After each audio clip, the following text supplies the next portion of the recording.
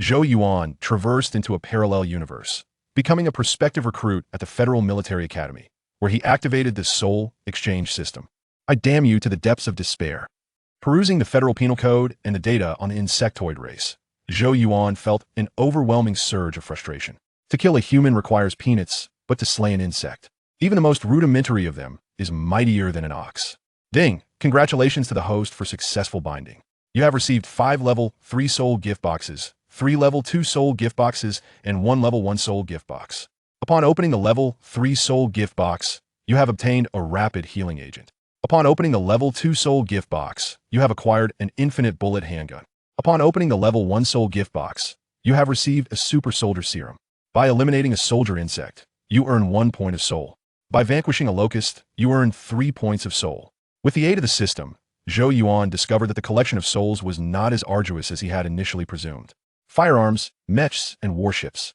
The dreams that once seemed unattainable in his previous life now appeared tantalizingly within reach. How splendid!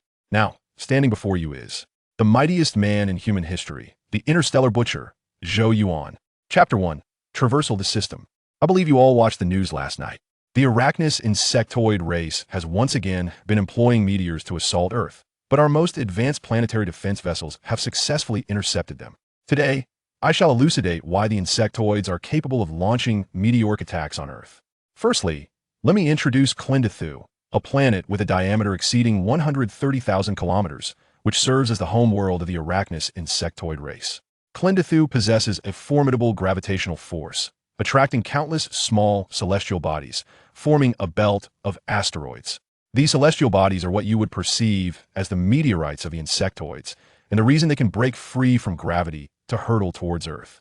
Good heavens! The lecturer spoke eloquently from the podium, while Zhou Yuan sat restlessly in his seat. He had traversed worlds. Just 5 minutes prior, he had opened his eyes to find himself in this realm. Initially, he believed it to be a mere dream, but after a moment of contemplation, he realized that dreams seldom feel this real.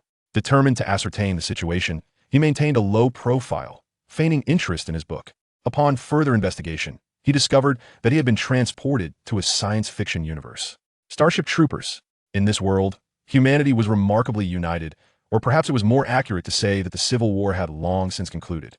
2 centuries prior, humanity had instigated a global nuclear conflict. In the wake of the nuclear war, human civilization suffered catastrophic losses, leaving Earth itself riddled with scars. Originally, nearly 10 billion inhabitants remained, but after that cataclysm, fewer than 3 billion survived. There were no victors. All had suffered defeat. Consequently, nations reached an accord, forming a peace federation. They temporarily ceased hostilities to focus on recovery. Perhaps due to the nuclear war birthing new elements and directions, human technology entered a period of rapid advancement post-conflict, breaking through numerous constraints. Controlled nuclear fusion devices, controllable energy weapons, and controlled antimatter, among others. With the emergence of these technologies, humanity liberated itself from Earth's constraints, embarking on the era of interstellar travel. The onset of the interstellar age signified the commencement of a new resource war, and international relations grew tense once more. Until a decade ago, the precarious Federation unexpectedly coalesced into unity once more.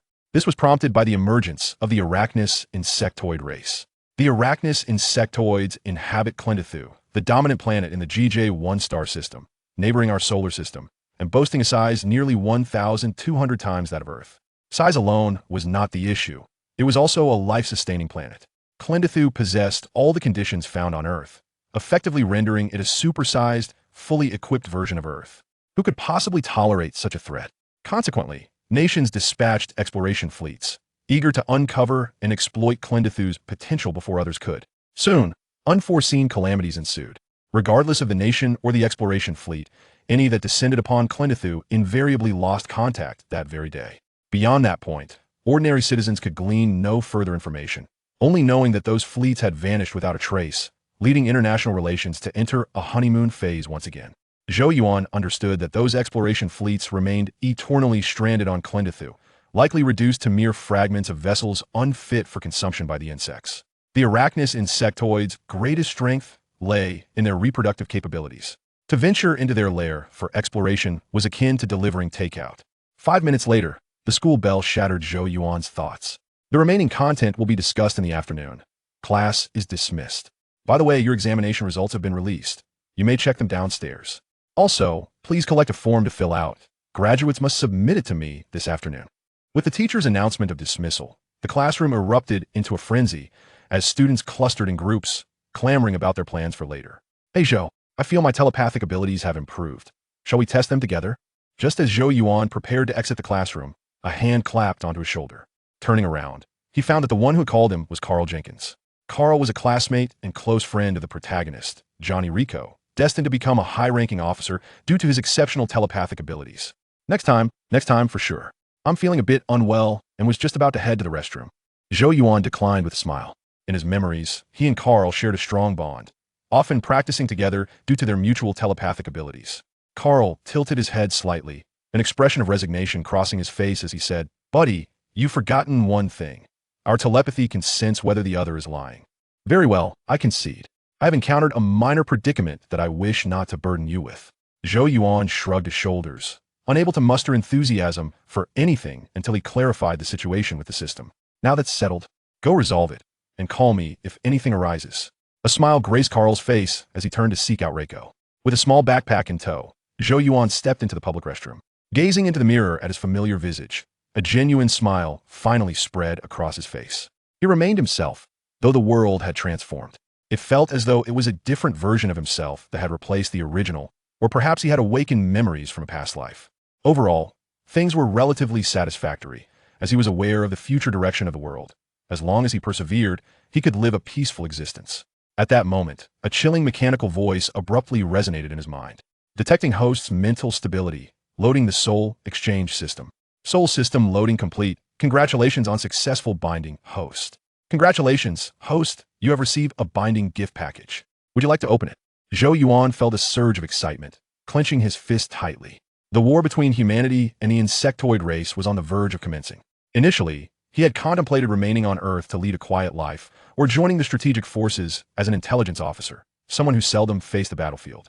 However, with the advent of the system, perhaps it was time to revise his ambitions, such as aspiring to become a federal senator or a commander of a cosmic fortress, wielding the power to determine the fate of entire planets. Ding, opening the binding gift package. Acquired 5 level 3 soul gift boxes, 3 level 2 soul gift boxes, 1 level 1 soul gift box, and 1 variable string ring. Level 3 soul gift box can yield 1 random level 3 item. Level 2 soul gift box can yield 1 random 2. Level 1 soul gift box can. Variable string ring contains an isolated high-dimensional space for storage. Impressive. Zhou Yuan glanced at the descriptions of the gift boxes and ring, his eyes lighting up with excitement. The gift boxes promised a myriad of technological marvels, with higher-level boxes yielding superior items. The variable string ring could be likened to a spatial ring, housing a cubic space nearly 5 meters on each side, approximately 100 cubic meters in volume. System, open all gift boxes. Without a moment's hesitation, Zhou Yuan unsealed all 8 gift boxes. Whether indulging in games or navigating life, he had never adhered to a conservative approach of saving money. Generating wealth was his style. Moreover, with graduation looming, the path ahead would likely hinge on what these gift boxes could provide. Opening level 3 soul gift box. Acquired rapid healing agent *1. Opening level 3 soul gift box. Acquired M82S anti-material sniper rifle *1. Opening level 3 soul gift box. Acquired. Opening level 2 soul gift box. Acquired infinite bullet S500 revolver *1. Opening level 2 soul gift box. Acquired. Opening level 1 soul gift box. Acquired Super Soldier Serum *1. Splendid. Observing the contents yielded from the gift boxes, Zhou Yuan felt an immense sense of relief. The items from the 8 boxes were all quite favorable. Level 3, 3 medical agents, 1 grenade, 1 heavy sniper rifle. Level 2, 1 infinite bullet revolver, 1 full wrap bulletproof vest, 1 box of restorative cigars. Level 1, Super Soldier Serum. The medical agents required no further explanation. They were emergency treatment supplies for the battlefield, capable of addressing minor to moderate injuries and prolonging survival in the face of severe wounds. The grenade and heavy sniper rifle were nothing particularly extraordinary, merely conventional weapons of a relatively new model. The infinite bullet S500 revolver was remarkable, capable of taking down an adult elephant with a single shot, let alone with infinite ammunition. The full wrap bulletproof vest was also a commendable item, resembling a winter thermal undergarment, noted for its ability to withstand fire from fully automatic rifles. However, Given that humanity's adversaries were insects, even the lowest-tier soldier insects could pierce starship alloys with their pincers, rendering the bulletproof vest likely only effective against grazes. He particularly favored the restorative cigars, with a box containing 30 sticks, allowing for one to be consumed each day, providing both mental and physical rejuvenation. Lastly, among the 8 gift boxes, the most precious item was the Super Soldier Serum. Upon use, it could enhance all physical capabilities of the user, increasing brain utilization and unlocking human potential to its pinnacle. This serum, designated as SSS, was familiar to him, reminiscent of a prop from science fiction film. Captain America? Zhou Yuan's lips curled into a grin as he suddenly chuckled. Regardless of its origins, what mattered was its efficacy. After using this serum, he could ensure his survival even on the battlefield, for he could at least guarantee that he would outrun others. After inspecting the items from the gift boxes, Zhou Yuan departed the public restroom and made his way to the dining hall. The system offered numerous functionalities, currently categorized as personal, achievements, store, titles, quests. However, he could only access personal at the moment, with the other panels grayed out and inaccessible for the time being. Host, Zhou Yuan. Identity, 18-year-old male human, senior high school student. Attributes, strength 0.9, agility 1.1, endurance 0.9, defense 0.8, self-healing 0.8, skills 0.6, brain function 1.7. Skills, rapid memory, rapid learning. Items, Super Soldier Serum, infinite bullet S500, full wrap bulletproof vest. Soul points, 0. This constituted his current personal panel, where aside from a commendable brain function rate, the other attributes were not particularly impressive, categorizing him as healthy and robust. The final soul point was crucial for utilizing the system. Soul points, currency used for purchasing system items, obtainable through slaying life forms, with a value contingent on the strength of the life form. The explanation was straightforward and blunt. This was the gateway to the game, slaying monsters to level up. The arachnous insect was the ideal foe, yet hunting insects was no simple feat. He planned to use the Super Soldier Serum at night and, depending on its effects, decide on his future course. If the serum proved sufficiently potent, he would join the mobile forces as an infantryman, quickly finding himself on the battlefield to accumulate soul points. However, if the serum did not meet expectations, he would encounter complications. The Human Federation comprises 3 military branches: mobile forces, starship forces, and strategic forces. The mobile forces consist of infantry, allowing high school graduates to enlist, after which they undergo a 1-month training period before being assigned to combat units. The starship forces differ from the strategic forces. To enter the starship forces, one must first apply to the Starship Academy for a 3-year flight training program. Even after graduating, one may not necessarily pilot Starship, as starting with the most basic transport vessels would be a challenge, requiring one to begin as a bridge crew member. The strategic forces do not necessitate prior attendance at a strategic academy, yet promotions are even more arduous than in the Starship forces. Once enlisted, one might have to receive calls for several years, and may not encounter opportunities to engage in combat with insects throughout their lifetime, rendering it unsuitable for him at this moment of exceptional potential. Therefore, he sincerely hoped that the Super Soldier Serum would prove to be remarkably effective. If so, he could save years of time and directly serve as an infantryman to accumulate soul points. Chapter 3. Seize the Glory. After a brief moment of sustenance, Zhou Yuan composed himself and made his way back to the academic building. The senior class had completed their graduation examinations, and today marked the day for the announcement of results. Graduates were required to fill out enlistment application forms based on their assessment scores or forego enlistment to seek employment independently. At the foot of the teaching building, a bustling crowd had gathered. Numerous graduates congregated, encircling the college's public screen to check their assessment results. Clap, clap, clap. Rico, well done. It seems I have a companion now. Rico, we can try out for the Blue Demon team together. The mobile troops are also appealing. I've heard the members are quite cool. Before Zhou Yuan could approach, he heard a wave of applause and laughter emanating from the crowd. Shortly thereafter, the public screen illuminated with 2 lines of bold text. Johnny Rico, average score, 35. Recommendation 1, join the mobile troops. Recommendation 2, become a rugby player. Hey, turn that off, Rico exclaimed, visibly flustered, as he hurriedly disabled the magnification feature on the screen. He hailed from a wealthy family, affluent enough to indulge in interstellar travel daily. His poor grades would not jeopardize his future. However, wealth bore no relation to personal pride. He was not the type to flaunt his subpar academic performance as a badge of honor. Poor grades were undeniably embarrassing, especially with his girlfriend watching nearby. Truly impressive, Rico, Zhou Yuan mused from the fringes of the crowd, a smile gradually forming at the corners of his mouth. Johnny Rico, an affable scion of immense wealth, the protagonist of the original Starship Trooper universe, and a future general of the Federal Mobile Troops. Carmen Ibanez, currently Rico's girlfriend, would ultimately sever ties with him, eventually becoming the captain of a fleet within the Federal Starship Corps. Through Carl's connections, Zhou Yuan had maintained a favorable relationship with both Rico and Carmen. "Buddy, have you resolved your troubles?" Suddenly, Zhou Yuan felt a familiar pat on his shoulder. "Let me guess, the future General Minister of the Federal Strategic Forces, Carl Jenkins?" Zhou Yuan did not turn around but closed his eyes, stroking his chin with a smile. "Yes, Zhou, your telepathic abilities are becoming increasingly astute, even envisioning the future." Carl raised an eyebrow, playfully wrapping his arm around Zhou Yuan's neck. "Kid, I suggest you show me a bit more respect. You are currently addressing the future head of the Federation, the ruler of the cosmos, the nightmare of the arachnid species, and the greatest man in human history." Zhou Yuan elbowed him backward and then turned to lock Carl's head beneath his arm. All right, let go of me. I can't breathe." Khan squeaked, hastily patting Zhou Yuan's arm. "I hardly exerted any force." Zhou Yuan chuckled, shoving Carl away. Speaking of which, Carl was indeed a prodigy. His telepathic talent was exceptionally strong. He had been recruited by the strategic forces during his freshman year and would report directly upon graduation. In his middle age, Carl would be capable of interstellar telepathic communication, brainwashing arachnids, manipulating objects with psychic power, and delivering telekinetic blows that would obliterate an arachnid's head. Truly explosive strength. If his telepathy was rated at 80 points, then Carl's would undoubtedly score 200, a peak beyond human capability. However, times had changed. With the advent of enhancements, all talents were rendered insignificant. Whatever others could achieve, he could as well. What others cannot achieve, he still could. "Let us proceed. It's our turn." After a brief exchange, Carl nudged Zhou Yuan toward the public screen.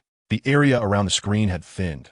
Those who needed to check their results had done so, and there was no longer a queue, allowing the two to swiftly view their scores.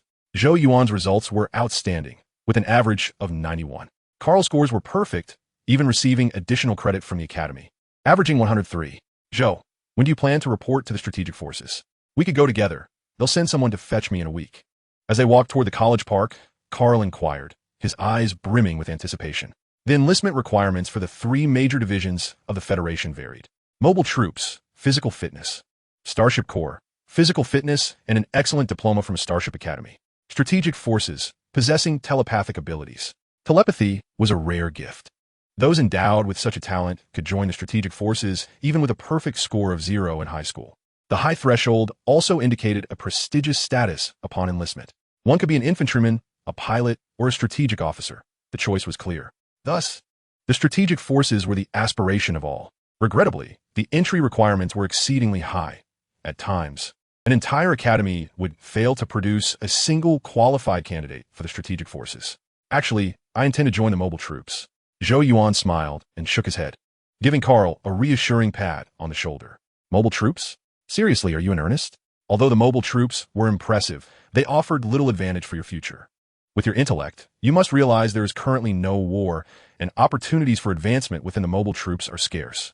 Upon hearing Zhou Yuan's words, Carl halted abruptly, gazing at him in astonishment, as if he were witnessing a rare phenomenon. Indeed, it was a rare phenomenon. To forsake the most promising position of a strategic officer for the role of a mobile infantryman? Yet his telepathy informed him that Zhou Yuan's demeanor was remarkably calm, suggesting he was speaking the truth. "The internship period for strategic forces is excessively lengthy. I do not wish to squander time merely answering calls.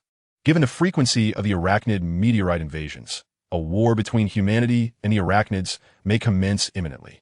Therefore, I aspire to join the mobile troops, to witness the true arachnids, to experience the real world, and to seize the glory that is rightfully mine.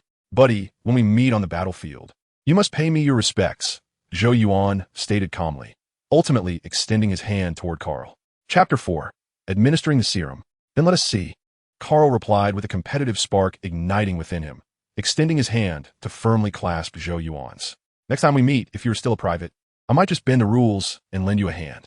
Upon hearing Zhou Yuan's unwavering affirmation, a long-lost sense of rivalry surged within Carl, and he vigorously shook Zhou Yuan's hand. "Next time we meet?" The next encounter would be the day after tomorrow at the graduation ball. They had yet to officially enlist. "Oh, foolish Carl." Zhou Yuan laughed heartily, ruffling Carl's hair with a sense of pride. "Indeed, my intellect surpasses yours. Once the graduation assessment results were released, they would officially graduate. Today, they would fill out their future plans, prepare for a day tomorrow, and attend the graduation ball the day after, collect their diplomas, and then part ways. Blast it, Carl exclaimed in frustration, swatting Zhou Yuan's hand away from his head and giving him the finger. Good luck. The future is yours. Zhou Yuan raised his thumb in a mockingly grand manner and then dashed toward the college park. That line should have been mine. Carl shouted, Zhou, I assure you. If you continue to be so arrogant, once you enter the mobile troops, the veterans will teach you a harsh lesson. Carl felt as though he had experienced a crushing defeat even before enlisting, growing increasingly frustrated as he chased after Zhou Yuan. At 3 o'clock in the afternoon, Zhou Yuan's final class at the academy came to an end. After exchanging greetings with Carl and Rico, Zhou Yuan returned home early. This afternoon, an indoor rugby match was set to take place, serving as the finals of the College Cup, with Rico as the captain of one of the teams. Eager to return home to inject the Super Soldier Serum, Zhou Yuan made an excuse to decline the invitation to watch the game. After a brisk 20-minute jog, Zhou Yuan arrived at his residence. The original Zhou Yuan's parents were both geologists who had relocated to South America for work. Tragically, they perished in a work-related accident when he was in middle school. Having grown accustomed to life here and fearing unfamiliar environments, he continued his studies with the assistance of the consulate. Commencing his preparations, Zhou Yuan secured the doors and windows, extracting the Super Soldier Serum from its variable string casing. The plastic tube encased a glass vial containing a celestial blue liquid, which appeared quite exquisite. With a deep breath, Zhou Yuan undressed and, following the system's instructions, injected the serum into the nape of his neck. In the next moment, a warm sensation surged from the site of injection. This warmth quickly enveloped his head, limbs, torso, and heart, igniting a peculiar aching sensation akin to the aftermath of intense exercise, rendering him prone on the bed. Damn! Zhou Yuan groaned, his limbs convulsing uncontrollably. The once pleasant warmth had escalated to a searing heat, threatening to dissolve him. His mind was a blank slate devoid of thoughts, save for the burning sensation that confirmed his consciousness. As the burning intensified and the pain grew more acute, a fog enveloped him, leading him into a complete loss of awareness. Zhou Yuan was unaware of how long he had been asleep.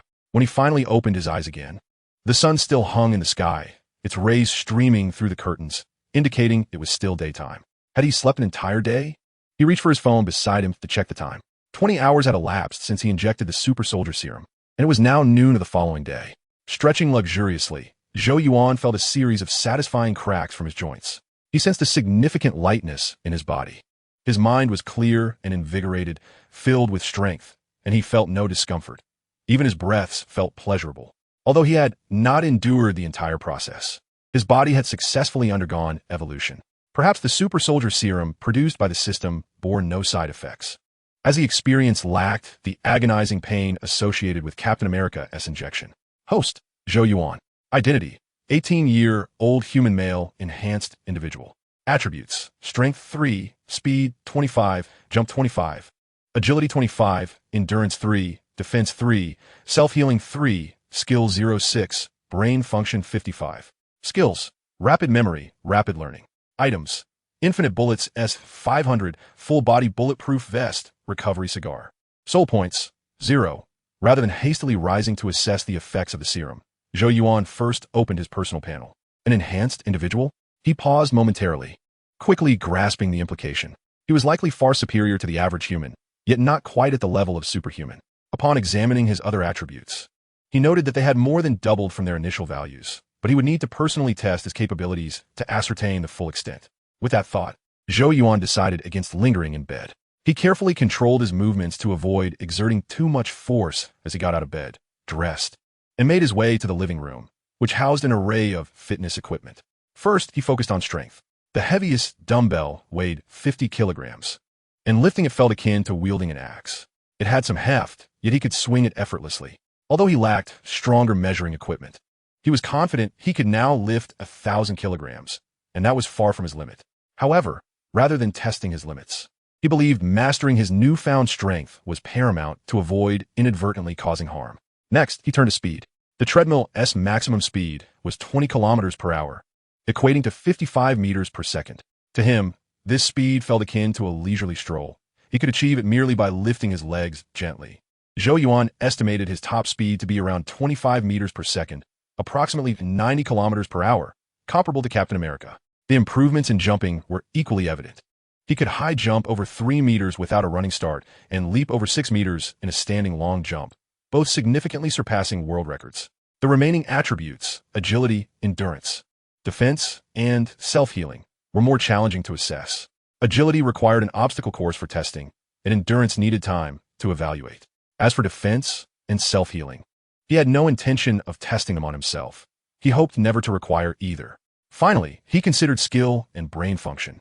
Skills encompass combat techniques, shooting skills, and driving abilities, all of which required practice over time. Brain function pertained to memory, learning capabilities, and telepathy. Most did not require testing, as proficiency in telepathy would suffice.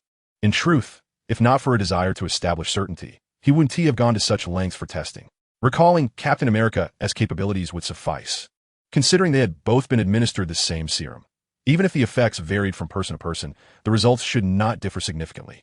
Chapter 5. Let Zarelek. The following day, Zhou Yuan ventured out in the afternoon after purchasing a new suit, heading toward the academy. The Super Soldier Serum had vastly enhanced his physical attributes, even increasing his height. Previously standing at 178 meters, he had shot up to 185 meters, rendering his old clothes ill-fitting. Zhou, over here. Upon arriving at the school gate, Zhou Yuan heard his name being called. Carl, Rico, Carmen, and Diz were waiting for him. Diz, also a classmate, had long harbored a crush on Rico, her outgoing and straightforward personality allowing her to get along with everyone, including Zhou Yuan. You all arrived quite early, Zhou Yuan waved, approaching them and performing a peace sign gesture. It's you who's late. Carl rolled his eyes. The dance started at noon. I reminded you 4 times. Yet you still missed lunch. Perhaps you could explain why there was only an impatient grunt on the line when I called. Really? Perhaps your phone is malfunctioning. Zhou Yuan replied with feigned surprise, then disregarded Carl and Johnny, turning to Carmen and Diz, saying softly, Ladies, you both look increasingly radiant. Forgive my rudeness. Your beauty is so dazzling that I find myself at a loss for words. Thankfully, the term beautiful barely does you justice. May I have the honor of inviting you both for afternoon tea? My associates, Carl and Rico, will ensure everything is arranged. Of course.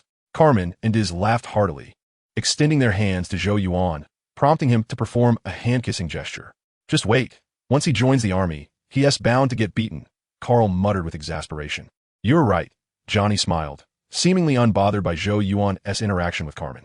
This was partly because Zhou Yuan had been careful not to actually kiss Carmen's hand, and also because they had known each other for 4 years and were quite familiar with one another. Wait a minute, Zhou. Have you grown taller? Johnny suddenly realized something was amiss and inquired with curiosity. After all, today is the graduation ball.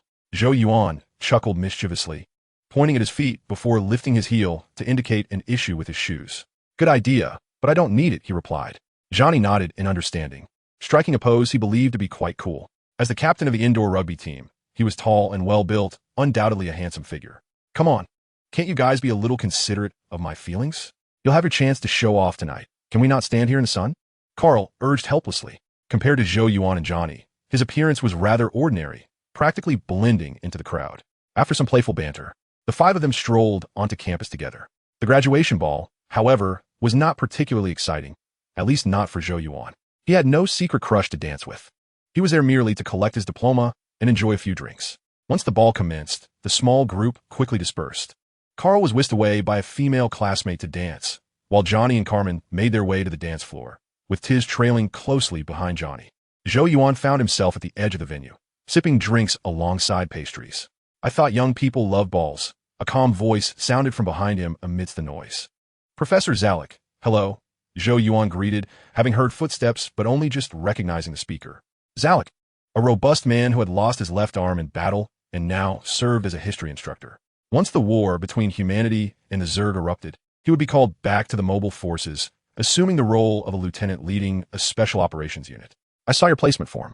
You possess telepathic abilities. Why not choose the strategic forces? Zalek inquired, his expression impassive as he sat beside Zhou Yuan. Lately, there have been more and more reports of Zerg meteors attacking Earth. I have a feeling war is imminent. Remaining in the rear is not my ambition. I lack that kind of vision. I only wish to confront the Zerg head-on or be torn apart by them. Zhou Yuan took a sip of his drink, meeting Zalek's gaze. The Zerg meteors referred to asteroids. Among the arachnid Zergs, there exists a type capable of launching plasma cannons from their tails, known as the giant plasma bugs. The plasma cannons they fire possess immense power, capable of piercing through planetary atmospheres and even attacking nearby asteroid belts. When an asteroid is struck by a plasma cannon, it is immediately propelled out of the planet's gravitational field, with some fortuitously heading towards Earth. Torn apart by Zerd? Zalek finally smiled, stroking his severed left arm and chuckling. I wouldn't recommend that. Shattering Zerg is fine, but being torn apart by them is something else entirely, and it truly hurts. With that, Zalek downed a glass of whiskey in one gulp and turned to leave, leaving behind two remarks. Rookie, I hope your bones are as tough as your mouth. Fight tooth and nail to survive. Only those who endure until the end can be called real men. Is that it? Zhou Yuan was momentarily taken aback, but did not dwell on it. Zalek had always been like this, seldom engaging with students outside of class. So it was already a blessing to exchange a few words. Chapter 6, Enlisting. Bang, bang, bang. Zhou Yuan repeatedly squeezed the trigger, obliterating the head of a humanoid paper target 50 meters away. Kid, you're truly a genius. The shooting coach, Morgan, gently applauded, singing Zhou Yuan's praises. In just a week, Zhou Yuan had transformed from a novice who had never even touched a gun into a sharpshooter with impeccable accuracy. I've never encountered such a talented pupil before. I'm fortunate to have met an exceptional shooting coach, Zhou Yuan said, handing the pistol back to Morgan with a satisfied smile. A week had passed since the graduation ball, and in that time, he had not wasted a single day, specifically seeking out the shooting club and the combat club to hire professional instructors. Supported by his remarkable learning ability, he quickly grasped the skills, mastering them in just a few days. It's a good thing this is your last class. Otherwise, I wouldn't know what else to teach you. By the way, you're enlisting tomorrow, right? I'm certain you'll become the squad leader of the new recruits, Morgan remarked. Having come from the mobile forces, he recognized Zhou Yuan's potential to make a name for himself there. Let us hope so, Zhou Yuan shrugged, feeling a sense of anticipation for his upcoming military career. His placement form had been approved, and 3 days prior, he received the enlistment letter, essentially the admission notice for the mobile forces. Yet, despite the approval, formal registration was still required, and that was scheduled for tomorrow. He needed to bring various documents to the recruitment center in the city center to register. Reiko and Carmen would accompany him.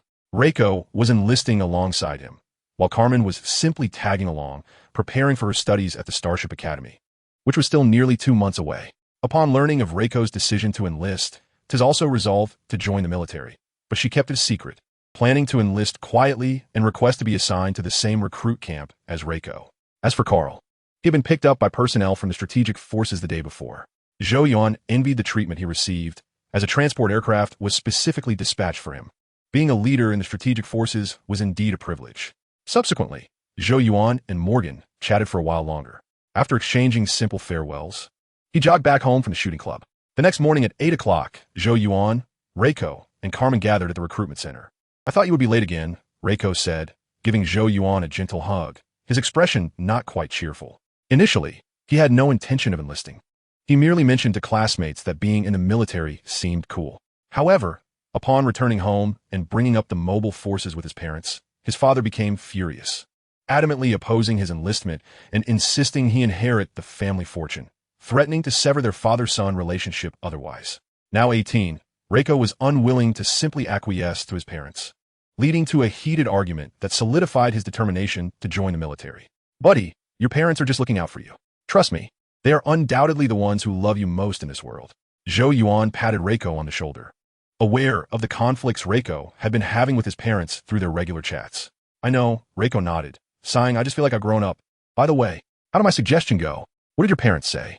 After offering some words of consolation, Zhou Yuan abruptly changed the subject. Reiko, I think that 1T work, he replied somewhat exasperatedly, recalling Zhou Yuan's suggestion for him to persuade his parents to go on a vacation. He said that once they're in a good mood, they won't be angry anymore. I don't want your opinion, I want mine. You should trust those wiser than you instead of using your foolish thoughts to dismiss my wisdom, Zhou Yuan stated condescendingly, lifting his chin. His suggestion for Reiko to encourage his parents to travel stemmed mainly from the fact that Reiko's hometown was in Buenos Aires, the capital of Argentina. A celestial event of cataclysmic proportions looms on the horizon, as a Tyranid meteor is set to collide with the Earth in the near future. As a loyal companion to Reiko, it is only fitting that he extends his assistance. Having previously encountered Reiko's parents, who are remarkably generous and amiable elders, known for bestowing gifts upon him during festive occasions, it would be remiss not to offer aid in such dire circumstances. Whether this act of kindness will impede Rico's determination to pursue a military career and ascend to the ranks of a general in the mobile forces is a matter of little consequence. For the narrative has already begun to shift since his arrival in this world. Thus, there is no need for excessive contemplation. One must act with integrity. A clear conscience is paramount. I swear, you are truly insufferable. Rico, with an air of exasperation, delivered a playful punch to Zhou Yuan. Yet he silently vowed to remember this moment. Indeed, why should I question the judgment of one far more astute than myself? The trio did not linger long at the recruitment center's entrance, exchanging a few casual remarks before stepping inside. Although the hour was still early, the interior of the recruitment center was already teeming with individuals.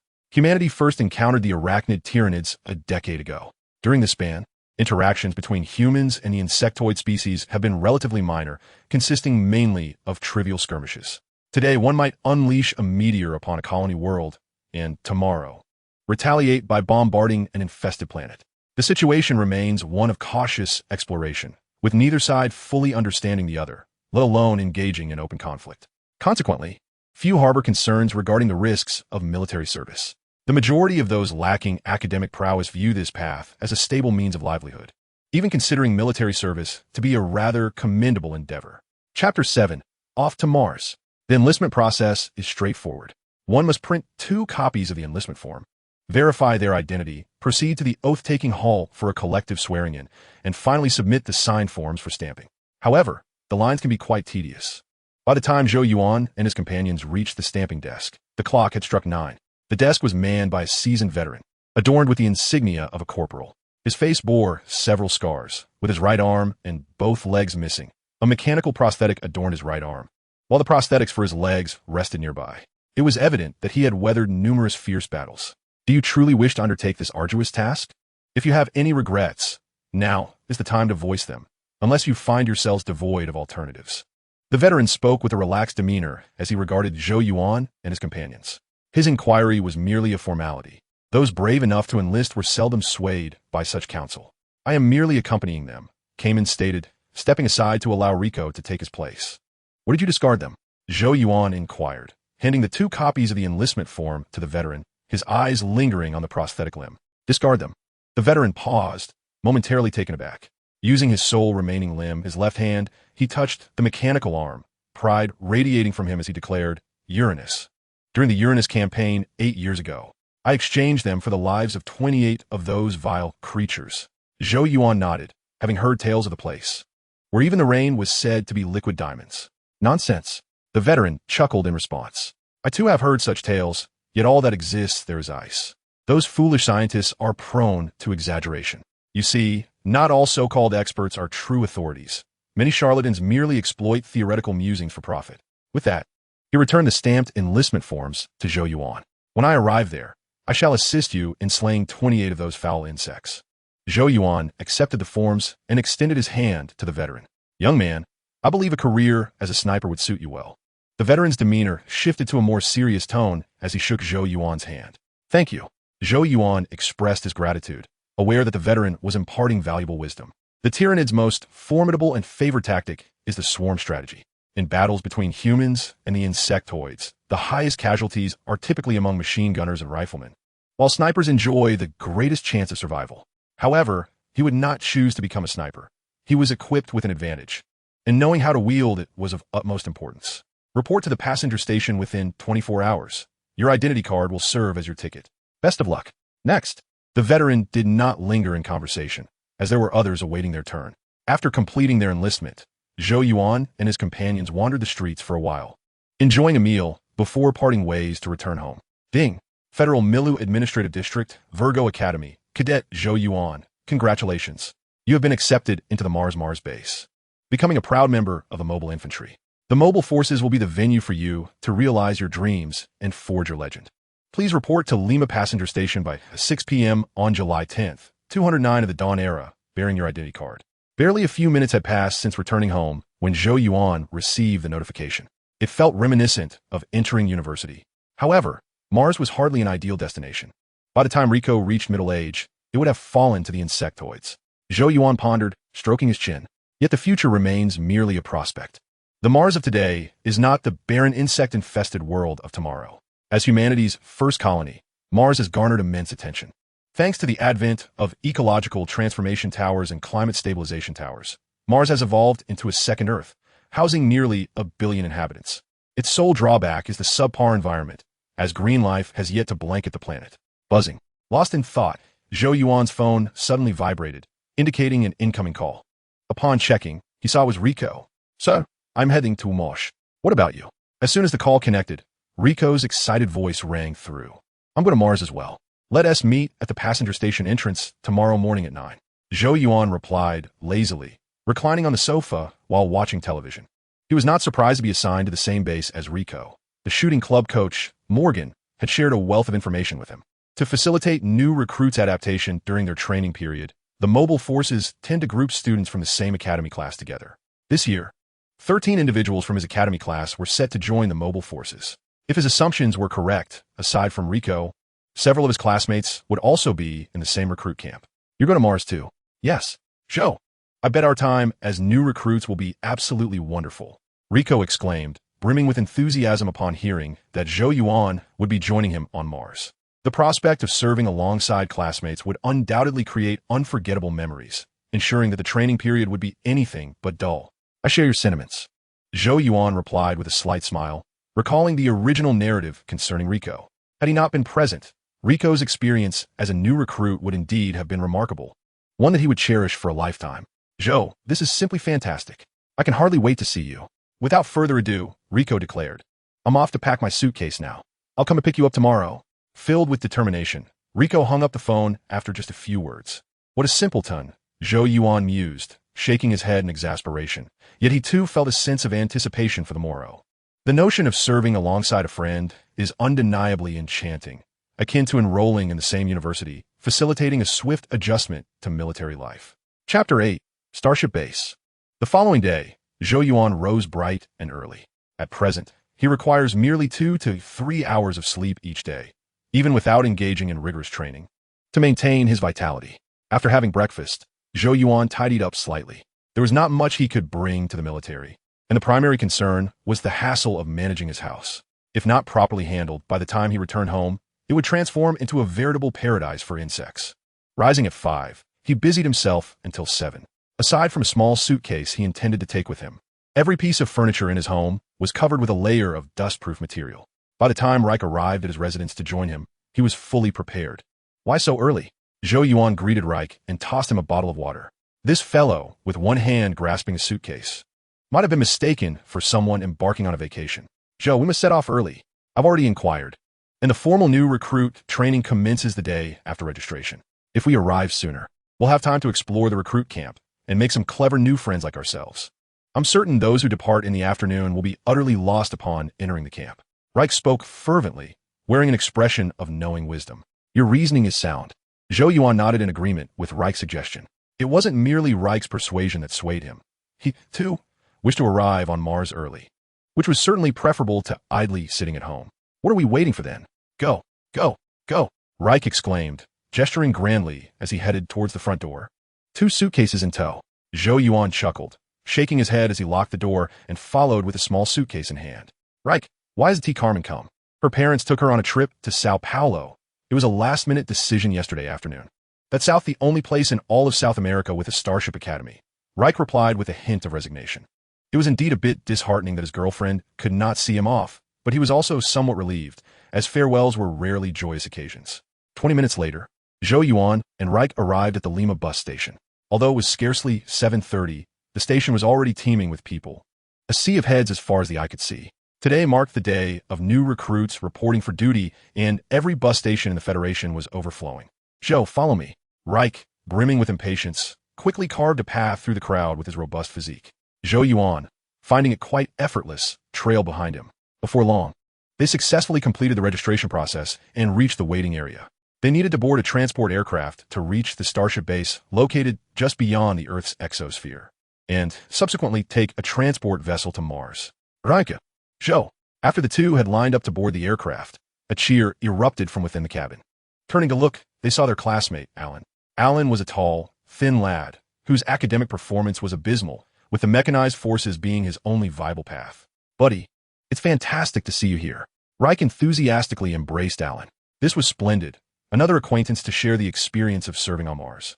And they could gather during their free time. Zhou Yuan was not particularly close to Alan, merely exchanging greetings. Listen up, rookies. I'll say this only once. We will be taking off in 2 minutes, so sit down and fasten your seatbelts. As the cabin filled with newcomers, an announcement echoed through the air.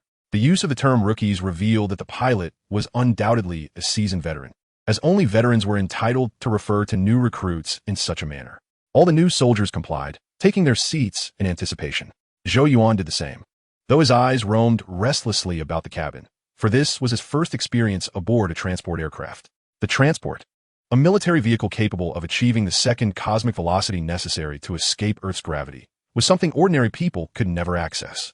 Its exterior was unremarkable, resembling a matchbox with wings, equipped with an energy shield generator on top and energy thrusters surrounding and beneath it. Once he ascended to a high-ranking position within the mechanized forces and possessed his own mode of transportation, he would undoubtedly make significant modifications.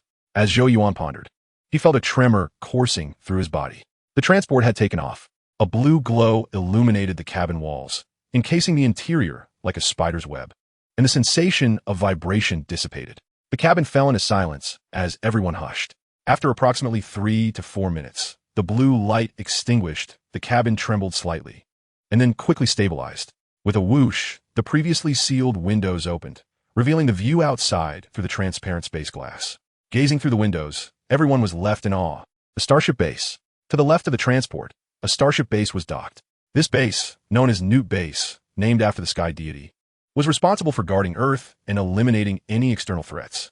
Its overall structure resembled a circular ring, with numerous connecting bases, resembling an intricately hollowed-out, colossal UFO.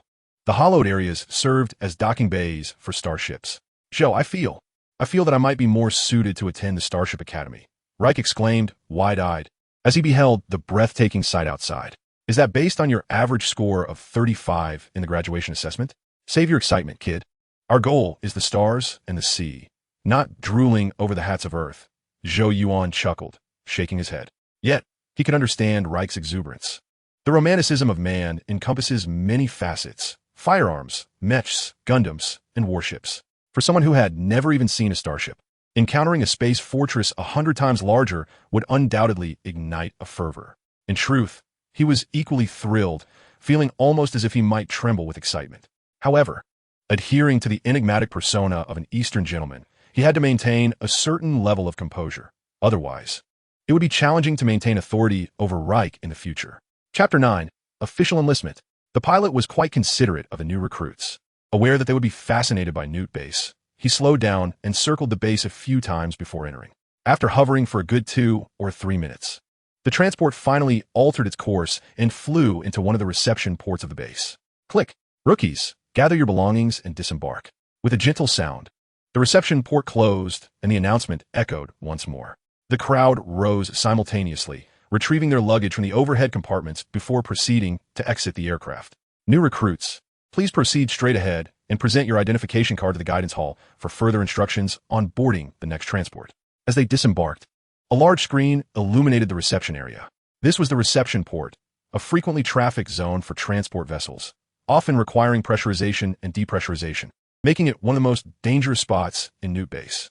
Therefore, there were no guiding personnel present, only a few technical staff clad in full protective gear on duty. Under the urging of the transport pilot, the new recruits moved forward, heading towards the large door on the side of the reception port. After passing through 2 sealed protective doors, they arrived at the guidance hall. The subsequent steps were straightforward. Check in, find their way, board, and finally, take the transport to the starship. However, the waiting time in the middle was somewhat prolonged.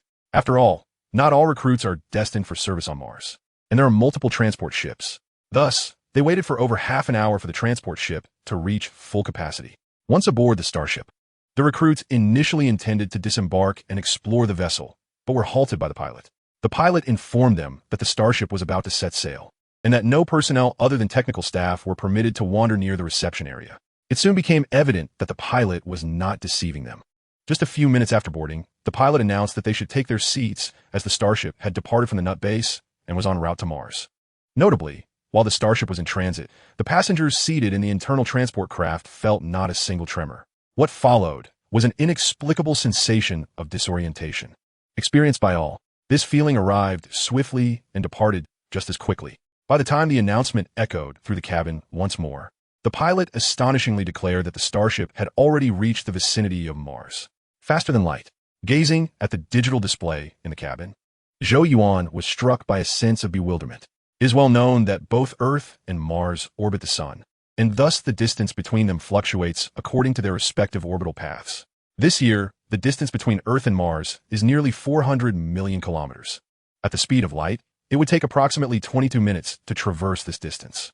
Yet, only 4 minutes had elapsed, clearly indicating that the starship had engaged in faster-than-light travel, potentially involving a quantum jump along the way. What a disheartening experience, Zhou Yuan mused, lamenting that his inaugural interstellar journey and first experience of faster-than-light travel had concluded so hastily. Moreover, the Federation truly seemed miserly. They possessed a technology known as the antimatter field generator, which, once activated, could create an anti-static field that neutralizes the adverse effects of faster-than-light travel, liberating individuals from the constraints of time. It appeared that only the bridge area was equipped with this generator. Zhou, have we arrived? As the transport craft detached from the starship and began its descent toward Mars, Reich appeared utterly bewildered, still struggling to acclimate.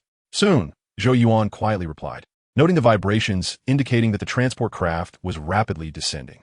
After approximately 3 minutes of stillness, the transport craft finally landed. Under the guidance of 2 pilots, the group disembarked, arriving at a vast playground. The playground was significantly larger than the Academy sports field, surrounded by a towering wall, with a ring of large space capsules at its base. These capsules served as rudimentary housing, easily disassembled and erected, akin to military tents. New recruits, quiet down, one of the pilots bellowed, capturing everyone's attention as he pointed to the southern end of the playground. Look over there. The largest capsule is the work hall. Now, everyone head to the work hall to collect your recruit manuals and daily necessities. Use the information in the recruit manual to find your assigned dormitory. An instructor will visit your dormitory at 8 o'clock this evening. Until then, you may roam freely. Your identification cards will also serve as access cards. By the way, there are 10 recruit camps here. If you're not assigned to this camp, seek a guide to direct you to your designated recruit camp. The pilot's instructions were clear, and the recruits comprehended, collectively making their way to the work hall. In just 10 minutes, they entered and exited. Damn it, I clearly had no contraband, yet they confiscated my belongings. Upon leaving the work hall and searching for their dormitory along the camp's walls, Reich wore a disgruntled expression. He had brought 2 large suitcases, ultimately retrieving only 2 sets of undergarments, as the rest had been seized. Wisdom is humanity's most precious asset, Zhou Yuan remarked with a smirk, patting his own small suitcase. He was perplexed by Reich's oversight. Despite his inquiries, he had neglected to ascertain what items were permissible in the military. Perhaps Reich had harbored a sense of false hope. Bringing along shower gel, shampoo, toothpaste, even pillows and blankets, did he consider the military to be a summer camp? Brother, don't take it too hard, Alan interjected, flipping through the recruit manual with a serious expression. It states here that the military will provide us with daily necessities, which will be placed on our beds. He felt fortunate to have encountered Reich and Zhou Yuan after leaving Earth, especially since they were now assigned to the same recruit camp and class. Previously, he had worried about being bullied within the recruit camp, but now he felt reassured. All right, stop acting like a child. Let us wrap this up and grab lunch. Then we can explore the recruit camp this afternoon, Zhou Yuan advised, giving Reich's shoulder a reassuring pat. He had already spotted their dormitory. The 3 of them were assigned to Class 3 of Recruit Camp 1, so they merely needed to locate their accommodations. Chapter 10. Restoring the Cigars. The dormitory in the military was quite decent. The interior resembled a tunnel, with bunk beds arranged in 2 rows against the walls. There were a total of 32 beds, each accompanied by a bedside table.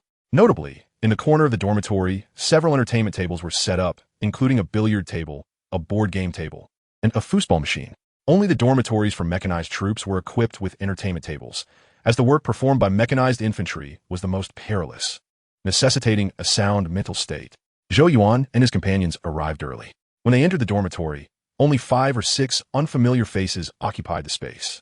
Let us get organized first, Zhou Yuan suggested, surveying the area as he walked to the right side. In the military, bed assignments are not determined by who arrives first. Each bed is marked with a nameplate indicating its assigned occupant. His bed was located towards the rear right, a relatively good spot, as it was distanced from both the entrance and the entertainment tables, ensuring a quieter environment for rest. The bed was already filled with items, including military uniforms and other daily necessities. Hey, Zhou, Alan, come check this out. Reich suddenly called out, mid-organizing. What is it? Zhou Yuan replied without turning around, still focused on his task. This nameplate says Paul Marshall. I think he might be the Paul we know. Reich exclaimed, a smile lighting up his face with excitement. Paul was a high school classmate of both him and Zhou Yuan. Spending the recruit period with 3 classmates? That would be fantastic. Really? Alan echoed excitedly, rushing over to Reich's side. I guess we'll find out soon. While Reich and Alan engaged in conversation, Zhou Yuan had already completed his organization, even changed into his training uniform, and laid back on his bed while lighting a cigar. Where did you get that cigar? Reich and Alan's attention was immediately captured by Zhou Yuan as they rushed to his bedside, their mouths watering. I hid it before entering the work hall, Zhou Yuan replied, generously pulling out 2 restorative cigars from beneath his pillow and offering one to each of them. The cigar box contained a total of 30 restorative cigars. As long as the box did not contain 30 cigars, one would be restored each day until it was replenished. Since acquiring the restorative cigars, he had already taken 10, leaving the box at 29 cigars. He smoked a total of 3 cigars, distributed 2, and retained 34 for himself. Cool. Zhou, you are truly a genius, exclaimed Reich and Alan as they picked up the cigar cutter and lighter from the nightstand. Smoking was not officially prohibited in the army. In fact, there was a counter in the dining hall selling cigarettes. The only outright ban was on alcohol, which new recruits were strictly forbidden to touch, lest they face corporal punishment. Nevertheless, considering the unspoken rules, it was advisable for new recruits to abstain from smoking altogether. If a recruit were to be caught smoking by a veteran or an instructor, they would receive their special brand of attention, and being caught with hidden cigarettes would be no different. At that moment, Zhou Yuan noticed the 6 early arriving recruits watching him. Reich and Alan. 2 of them even licked their lips, seemingly craving a smoke. Perhaps due to the rarity of cigars in the recruit camp and their unfamiliarity with one another, they hesitated to approach and ask for one. Would you like some? I only have 3 left. You can each have half. Zhou Yuan smiled, pulling out 3 more cigars from beneath his pillow and waving them toward them. Of course, he did not actually hide the cigars under his pillow. It was merely a ruse, as he had retrieved them from his variable string jet. Thanks, brother. I'm Kevin. Feel free to reach out to me if you need anything. The 6 of them approached, fist-bumping Zhou Yuan in gratitude, all harboring a favorable impression of him. Just call me Zhou, he replied with a cheerful nod, unperturbed by the dwindling supply of cigars. Ambitious to ascend to the highest echelons, social connections were of paramount importance to him. Among these 6 individuals, one could very well become a general. Even if none did, it was inconsequential, given the negligible cost involved. Cigars had a revitalizing effect. Yet the rigors of training for new recruits were hardly taxing enough to diminish even a fraction of his energy. However, since they were a renewable resource and he had no immediate need for them, offering a few as a gesture of goodwill was a prudent move. And collecting a few followers was certainly advantageous. Zhou, this cigar feels a bit strange. I feel completely invigorated. Did you perhaps add marijuana to it? Reich suddenly set down his cigar, his expression peculiar. As a semi-professional football player, he had always been averse to such substances, as they would cause muscle relaxation, balance deterioration, and even mental decline, potentially leading to dual personalities. This substance was more potent than alcohol, and even veterans were advised against it, lest they face punishment. Do you think I would smuggle contraband into the barracks? If you don't want it, just give it to Kevin. This contains rare, ancient herbal medicine, known for its restorative properties. You couldn't buy it even if you had the money. Zhou Yuan rolled his eyes. Is it really that good? Reich's eyes lit up, and he took another deep puff. Indeed, he felt more alert, completely relaxed, yet still mentally sharp. This was certainly not the effect achievable by prohibited substances. For a time, the dormitory fell into a tranquil silence, punctuated only by the occasional sound of exhalation. However, this calm did not last long, as new arrivals soon appeared. Upon seeing 9 individuals smoking cigars in the dormitory, the newcomers briefly thought they had wandered into the wrong room, nearly frightened by the sight of veteran smoking. Eager to establish his personal social network, Zhou Yuan warmly welcomed the newcomers, offering one of his cigars to them. His restorative cigars were standard-sized, capable of burning for 70 to 80 minutes, even when left to smolder, providing ample enjoyment for several individuals. By the time lunch rolled around, all 6 cigars had been consumed, and the number of occupants in the dormitory had swelled to 15. At this juncture, the affable Zhou Yuan had subtly emerged as the leader of this small group. He was quite pleased with this development. At 18, young men and women possess relatively few reservations and can easily forge connections. Yes, I did not misspeak. Youthful men and women. The recruit dormitory was co-ed, and even the bathrooms had been fitted with communal showers to alleviate queuing issues. Of course, this was not mandatory. Both male and female soldiers could submit requests to transfer to same-sex accommodations. However, not everyone opted for such transfers. From another perspective, men are drawn to beautiful women, and women are equally attracted to dashing men. Some open-minded women are entirely unconcerned about sharing a room with men, even harboring thoughts of collecting experiences. Zhou Yuan had heard numerous rumors about life in the barracks from Morgan. Chapter 11. Instructor Sim, New System Features. After lunch, Zhou Yuan took the lead in exploring the military camp. The shops, recreational rooms, gymnasium, and library were all present, albeit with strict management regulations. The privileges of new recruits were limited, and many areas were off-limits to them. As it was their first exposure to military life, all the new recruits were thrilled, finding everything here to be so novel. It was not until after dinner that they gradually returned to the dormitory. By the end of the afternoon, the dormitory was filled to capacity. With 30 people and 32 beds, the 2 unassigned beds likely reserved for instructors. At this moment, all 30 individuals were in the dormitory, clustered in groups of 3 to 5, engaging in idle chatter.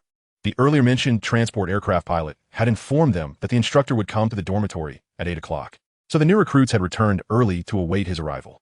Among the 30, Zhou Yuan was the most popular, following the cigars.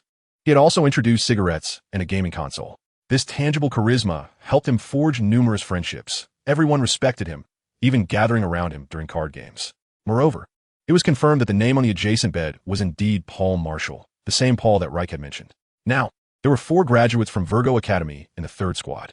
Bang! As 8 o'clock approached, the door was forcefully knocked upon. Sweethearts, gather around. A commanding voice boomed as a tall, imposing figure stepped into the dormitory. The instructor for the 3rd squad was a sergeant, a burly Caucasian standing over 6 feet tall, with muscles visible even beneath his uniform. Salute, sir. Zhou Yuan quietly reminded the new recruits beside him, prompting them to rise and salute. One person initiated the gesture, and the others followed suit. Though their salutes were somewhat chaotic, they managed to convey a semblance of decorum. From this day forth, I will be your instructor.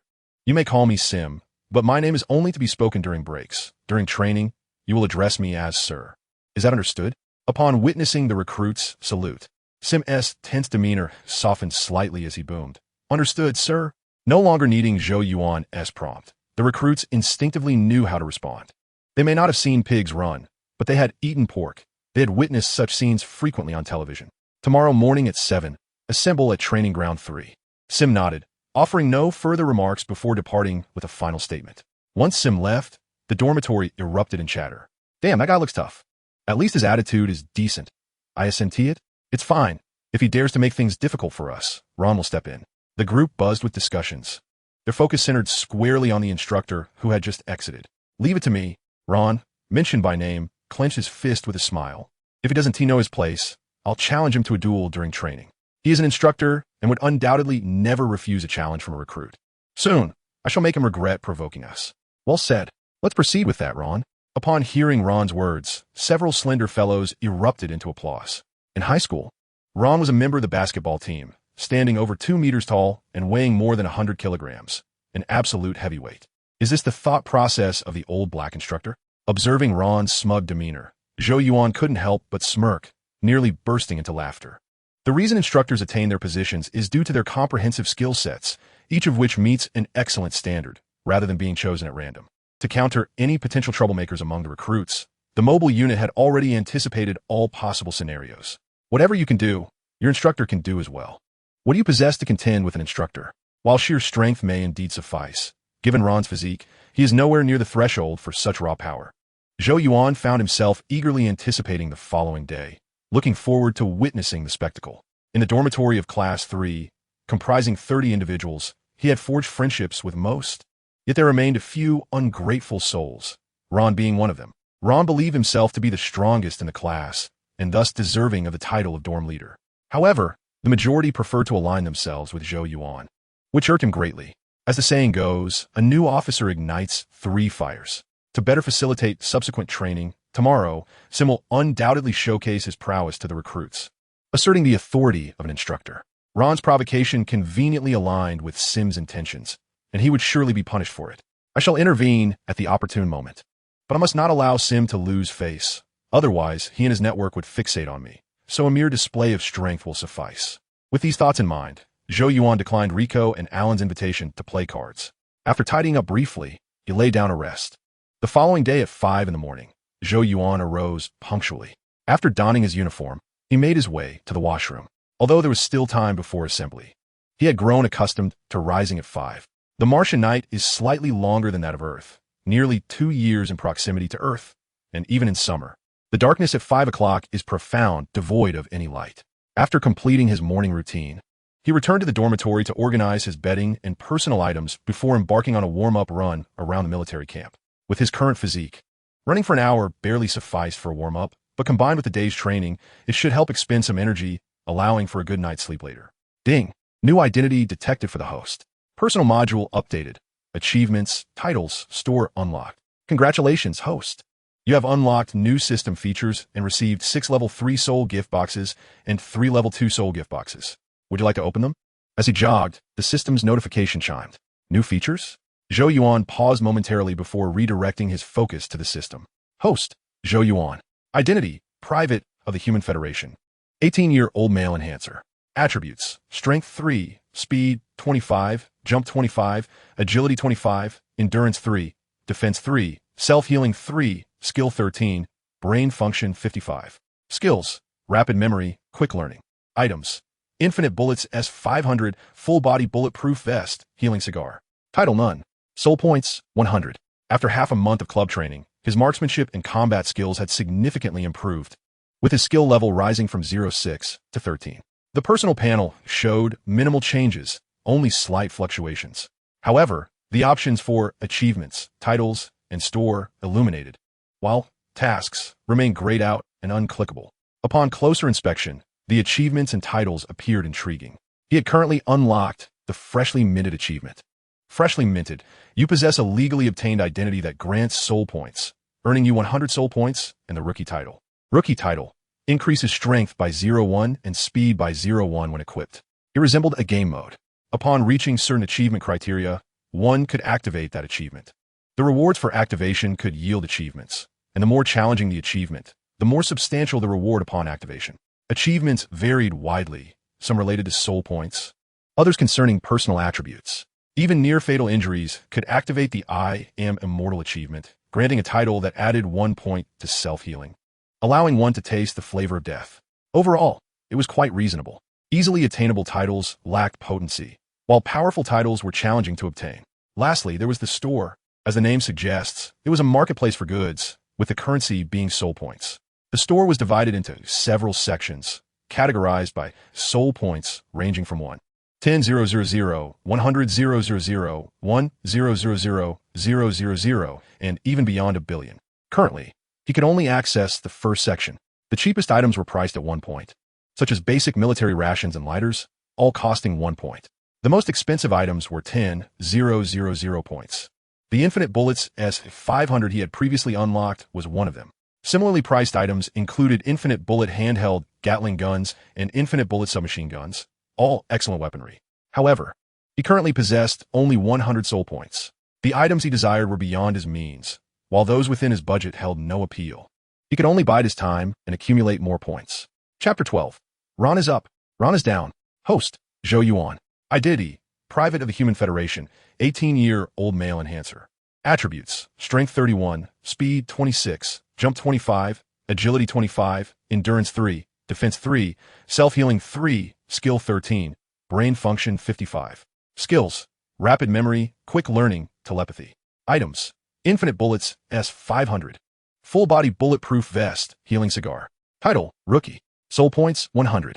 After clarifying the new functions, Zhou Yuan did not dwell on them for long, as his pockets were emptier than his face. Equipping the rookie title, Zhou Yuan glanced at his panel once more. The panel refreshed again, this time not only updating attributes, but also adding a telepathy skill to the skills list.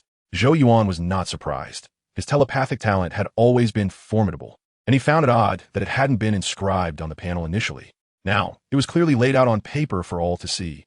System. Open all gift boxes. Next, Zhou Yuan shifted his attention to the gift boxes. Earlier, when unlocking the new features, the system had gifted him 6 level 2 soul gift boxes and 3 level 3 soul gift boxes.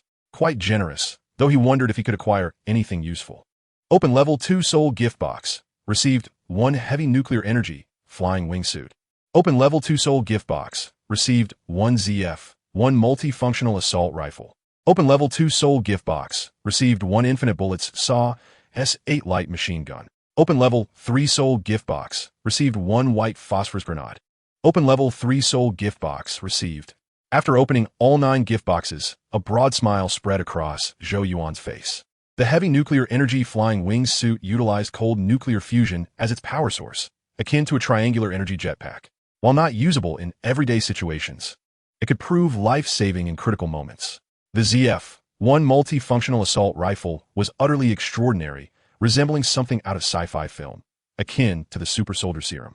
The titanium magazine boasts a capacity of 3,000 rounds, equipped with miniature rockets, explosive arrows, flamethrowers, cryogenic devices, and net launchers. Furthermore, it possesses a memory function, ensuring that all bullets strike the same location as the first shot. The infinite ammunition of the SAW and the S8 light machine gun is familiar to him. It is merely a more advanced version of the Big Pineapple machine gun, now endowed with boundless ammunition. He felt a sense of satisfaction with the items obtained from 3 secondary gift boxes. However, the tertiary gift boxes fell short, yielding only conventional weaponry, a white phosphorus grenade, 2 healing agents, and 3 distinct models of rifles. Better than nothing, he thought, as he prepared to store them in the variable string ring. Alas! In the midst of his revelry, Zhou Yuan suddenly sighed. According to the established patterns, unlocking a new feature would yield 1 secondary gift box and 2 tertiary gift boxes. Yet the only unclaimed feature left was mission. In other words, the novice benefits now amounted to merely 1 secondary gift box and 2 tertiary gift boxes. Such fortunate occurrences may not arise again. Any desired items would necessitate slaying pests and earning soul points to purchase from the marketplace. He decided to count his blessings. Zhou Yuan chuckled at himself. He had already acquired ample rewards from the system. Even if the system were to vanish now, he possessed the capability to thrive in this world, with the confidence to ascend step by step to greater heights. One must forge their own path. Fervor and self-assurance are indispensable. Zhou Yuan onward. After approximately an hour and a half of warm-up, he concluded his exercises, enjoyed a hearty breakfast, and proceeded to training ground number 3. The first recruit camp housed 10 new recruit classes, and each training ground spanned the size of a professional basketball court. By the time Zhou Yuan arrived, over 20 individuals were already assembled in the training area, ready for the entirety of the group to convene. Clearly, no one dared to arrive late on the first day of training. As the clock approached 7, Sim arrived, clutching a teaching baton under his arm. Sim's expression was exceedingly grave, exuding an aura of intimidation that unsettled most of the new recruits upon his arrival. Damn it, you lot can't even stand at attention properly? I'll give you 10 seconds to form 3 rows, tall ones to the right.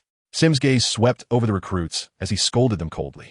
Upon hearing Sim's command, everyone sprang into action, positioning themselves as instructed. In truth, the recruits had already organized themselves prior to Sim's arrival, having observed the adjacent class assemble and emulating their formation. See position? Zhou Yuan mused internally as the new lineup took shape. Standing in the front row, his height of 185 meters rendered him merely average within the ranks. Positioned centrally and facing Sim directly, the sensation felt peculiar, akin to facing a lectern during class, rather uncomfortable. From now on, this is how you'll stand. Seeing him arced, nodding slightly as he observed the ranks finally align. Holding his teaching baton, he paced before the new recruits, his gaze fixed on their faces, instilling considerable pressure upon them. Many of you perceive enlisting as merely a means to pass the time. But let me make this clear. That is impossible. Not everyone can endure to the end. Not everyone can become a true motorized infantryman. The reason is simple. You lack strength. With that, a smile crept across Sim's lips. He discarded his baton and jacket onto the ground beside him and stepped forward to address the recruits directly. Tell me, does anyone in my class consider themselves strong? Sir, I believe I am, came the familiar voice of Ron. Excitement rippled through the recruits as they turned to see Ron, who had raised his hand from the back row, their eyes alight with anticipation. Go for it, Ron. Teach that arrogant instructor a lesson. Go get him, buddy. Zhou Yuan silently cheered for Ron. The formidable Ron, in the eyes of the recruits, was swiftly subdued by the demonic instructor, only for the mysterious Eastern individual to emerge, matching the instructor blow for blow. Not only did this earn the instructor's respect, but it also salvaged the recruit's pride. It was a flawless script. Good. Come on, kid. Set an example for them. Sim beckoned Ron, his smile growing ever brighter. Yes, sir, Ron enthusiastically replied, stepping out of formation and charging towards him with a fist raised. In terms of physical prowess, he was undeniably top tier. Had it not been for his crude technique, he might have been a professional basketball player. Crack. In the midst of the recruits' eager anticipation, two sounds erupted simultaneously. Both were Ron's. One was the sound of a bone fracturing, the other a cry of agony. As Ron lunged at Sim, the instructor merely extended his right hand, effortlessly bending Ron's arm and flipping him to the ground. With a slight twist, Ron's forearm fractured, the grotesque angle visible for all to see. God, Jesus! Gasps of horror filled the ranks as many recruits turned away, unable to bear the sight of Ron in such distress. That's it. Just like that. Only Zhou Yuan maintained a smile, watching the writhing Ron on the ground with amusement. Kid, you took my smoke and didn't give me face. This is the consequence. Chapter 13. Confronting the Instructor. Sim appeared quite pleased with the recruit's reaction. A smile graced his face as he clapped his hands and inquired of Ron. Kid, are you all right? I'm fine, sir. However, it seems my arm is broken, sir. Ron replied, clutching the fracture with his left hand, intending to curse but stifling his words in light of the excruciating pain. Ultimately, he could only endure the agony and respond obediently. Indeed, it's broken. I'll grant you a half-hour break. Sim nodded with a smile, signaling to two medics nearby, who promptly came to carry Ron away. In this era, a fracture was hardly a grave injury. Once the bone was reset and secured with an exoskeletal healing liquid, he could resume activity within 10 minutes and heal completely within 2 to 3 days. Then, Sim turned his attention back to the recruits and declared loudly, "Who's next?" He performed this ritual every year. The fresh recruits were all brash young boys, and he needed to demonstrate his strength to quell any unruly spirits. The recruits fell into a hushed silence. Ron was the tallest and strongest in Class 3, yet he had been defeated by Sim with a single move, and his arm was now broken. In the eyes of the majority, Sim had transformed into a demonic instructor, and few would dare to challenge him. "I want to give it a try, sir." After a brief pause, seeing no one else step forward, Zhou Yuan finally spoke up. Now was the perfect moment. What you all hesitate to do, I shall undertake. The one you fear to confront, I shall face. Kid, you've proven that my class isn't filled with cowards. Come on. Sim expressed his satisfaction at the willingness to challenge him. At least his soldiers possessed some courage. Yes, sir. Zhou Yuan stepped out of formation, positioning himself 3 meters in front of Sim. Professional? Sim's pupils narrowed, his expression becoming serious as he prepared for the encounter. Before him stood a newcomer, not particularly tall, yet his short hair and slightly wheat-colored skin lent him an air of exceptional vigor and robustness. Though merely employing basic close combat techniques, he exuded a subtle sense of pressure upon assuming an offensive stance. "Show me your capabilities," Sim beckoned, to which the response was, "Prepare to witness." With a forceful push of his foot against the ground, Zhou Yuan charged forward. Despite exerting less than half of his strength, his speed appeared astonishingly rapid to onlookers. Bang! As an instructor, Sim was well-versed in combat skills. Even under Zhou Yuan's deliberately restrained attack, he anticipated the maneuver, blocking Zhou Yuan's punch with his left arm and retaliating with a kick. Zhou Yuan, quick to react, raised his left knee to collide with Sim's foot, forcing him to stumble back. The recruits widened their eyes in astonishment. While their abilities were lacking, their perception was keen. In just 2 exchanges, they discerned that Zhou Yuan held the upper hand. Damn it, I was careless. This kid is formidable. If I do not take this seriously, I might lose. Sim retreated a few steps, his expression turning serious as he gauged Zhou Yuan's strength. Zhou Yuan surpassed him in both power and speed, and even his physique was sturdier. Victory would hinge on technique. After exchanging glances for a few seconds, both struck simultaneously, though neither employed overt techniques. Has he altered his strategy? Zhou Yuan pondered, having realized Sim's intent. No longer willing to clash head-on, Sim began to maneuver around him, transitioning from military combat to freestyle sparring. I too must adapt my tactics. Zhou Yuan grinned, willingly extending his arm for Sim to strike. In this sparring match, he could not afford to win. Humans are emotional beings, and this leads to social dynamics being ever-present. Today was a day for the instructor to assert authority over the recruits, and anyone daring to disrupt would undoubtedly find themselves in the instructor's crosshairs. While it was possible to catch the attention of higher-ranking officers, Zhou Yuan was still a recruit and had to comply with the instructor's directives. Who knows how vast a coach's network might be? One could never tell when a colonel or general might appear and salute his instructor. However, not winning did not equate to an inevitable defeat. A slight disadvantage resulting in a draw could suffice. Sim could maintain his authoritative presence while achieving his goal of asserting dominance over the recruits. Zhou Yuan could deepen the impression of the third-class leader among his fellow recruits and simultaneously gain the instructor's approval, a win-win situation. With this thought in mind, Zhou Yuan and Sim exchanged blows for several more rounds. As the encounters progressed, Zhou Yuan found himself pushed back repeatedly. Yet, due to his wild fighting style, observers found his performance exhilarating, perceiving that he had only narrowly lost. "Well done, kid, but this is where it ends. I cannot devote all my time to you," Sim exclaimed excitedly, stepping closer to Zhou Yuan once more. He had come to understand that this recruit was a physical specimen with explosive potential, though lacking in technique, marking him as an individual of great promise. Bang! As Sim unleashed a kick, Zhou Yuan stumbled back, ultimately landing on the ground. Damn it, I almost won. Nevertheless, Sim was indeed an instructor. If he were not formidable, he would not have been tasked with training recruits. Zhou was far superior to Ron, who was merely a taller softy. Witnessing Zhou Yuan's defeat, the recruits murmured in disappointment. At the outset, they had believed Zhou Yuan would triumph. "Are you hurt?" Sim inquired, his mood buoyant as he ignored the murmurs from the recruits and extended a hand to help Zhou Yuan up. "I'm fine, sir. Your combat skills are impressive. I hope to receive further guidance from you next time, sir," Zhou Yuan replied, his spirits dampened as he shook his head. "No problem, fall back in line." Sim nodded approvingly and then turned to the recruits, calling out, "Who's next?"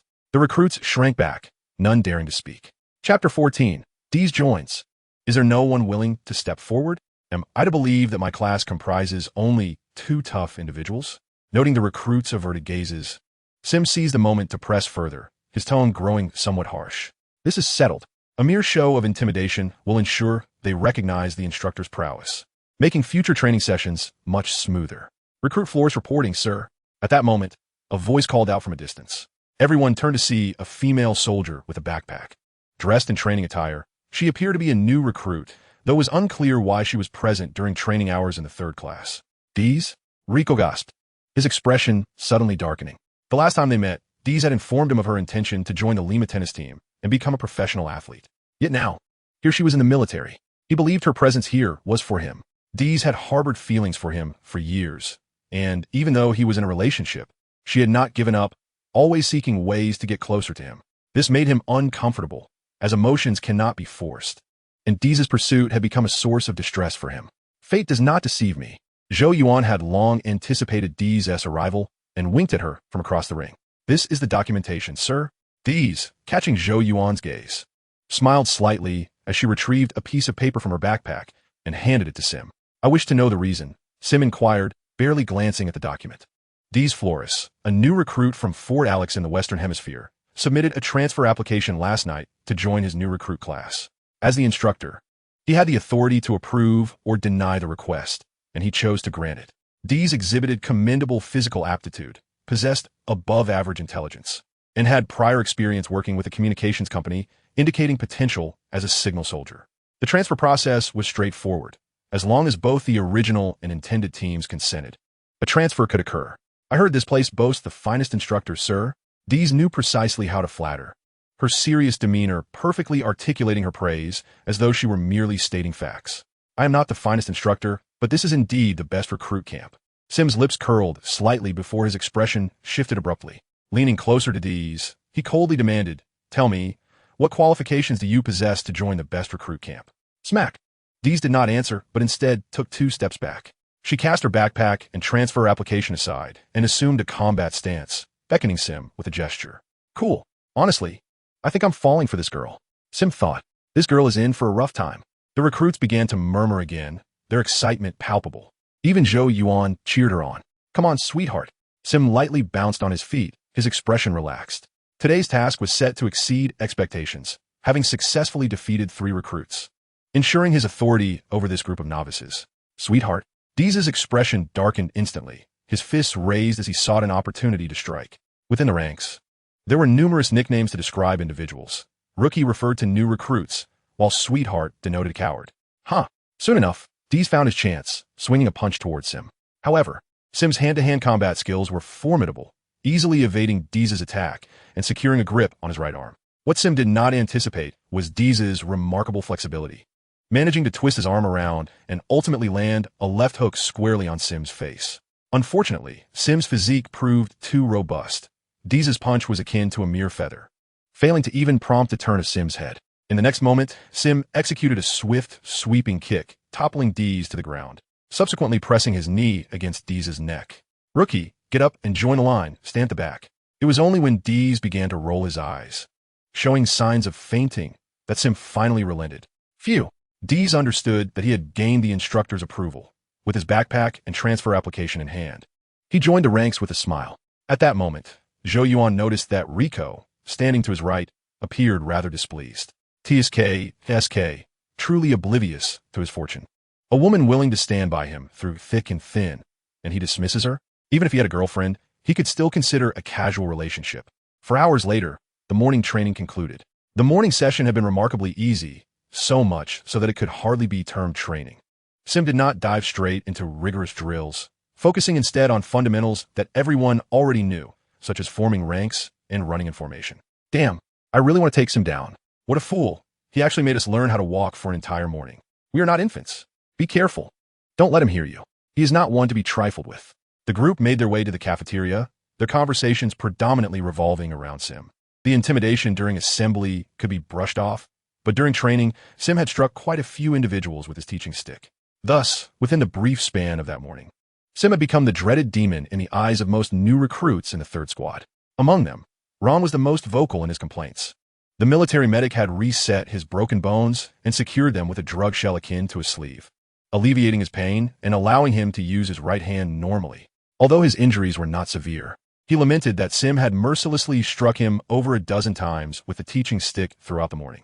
If you want to take him down, just go to the work hall. If you can manage it, Kevin scoffed at Ron, while simultaneously praising Zhou Yuan. Hearing Kevin's words, the others nodded in agreement. One was a braggart who belittled others, while the other was well-liked and genuinely capable. The disparity in their strengths was crystal clear. Damn it! Ron was infuriated by Kevin's mockery, but his anger flared and subsided swiftly. After a quiet curse, he fell silent. Upon returning to the squad, he learned of the events that transpired during his absence. That short-statured Zhou Yuan, standing at 185 centimeters, had managed to hold his own against that bastard Sim for an extended period. He surely was not Zhou Yuan's match. That foul-mouthed Kevin seemed to be Zhou Yuan's subordinate. It was better not to provoke him unnecessarily. Kevin, just drop it. Just as Ron was fuming with indignation, Zhou Yuan stepped forward. He approached Ron, patting him on the shoulder, and addressed Kevin. "We will become comrades we can entrust our lives to." Ron was simply too direct. Although this manner of speaking could sometimes be off-putting, it epitomized the essence of masculinity. "Trust me, we'll be friends. In order to combat Sim, we need everyone's strength. Join me, Ron. Bring your talents under my command." Chapter 15. The Leader of Squad 3. Looking at Zhou Yuan's warm smile, Ron suddenly felt a twinge of guilt. A sense of shame washed over him, as he perceived himself as a shameless traitor.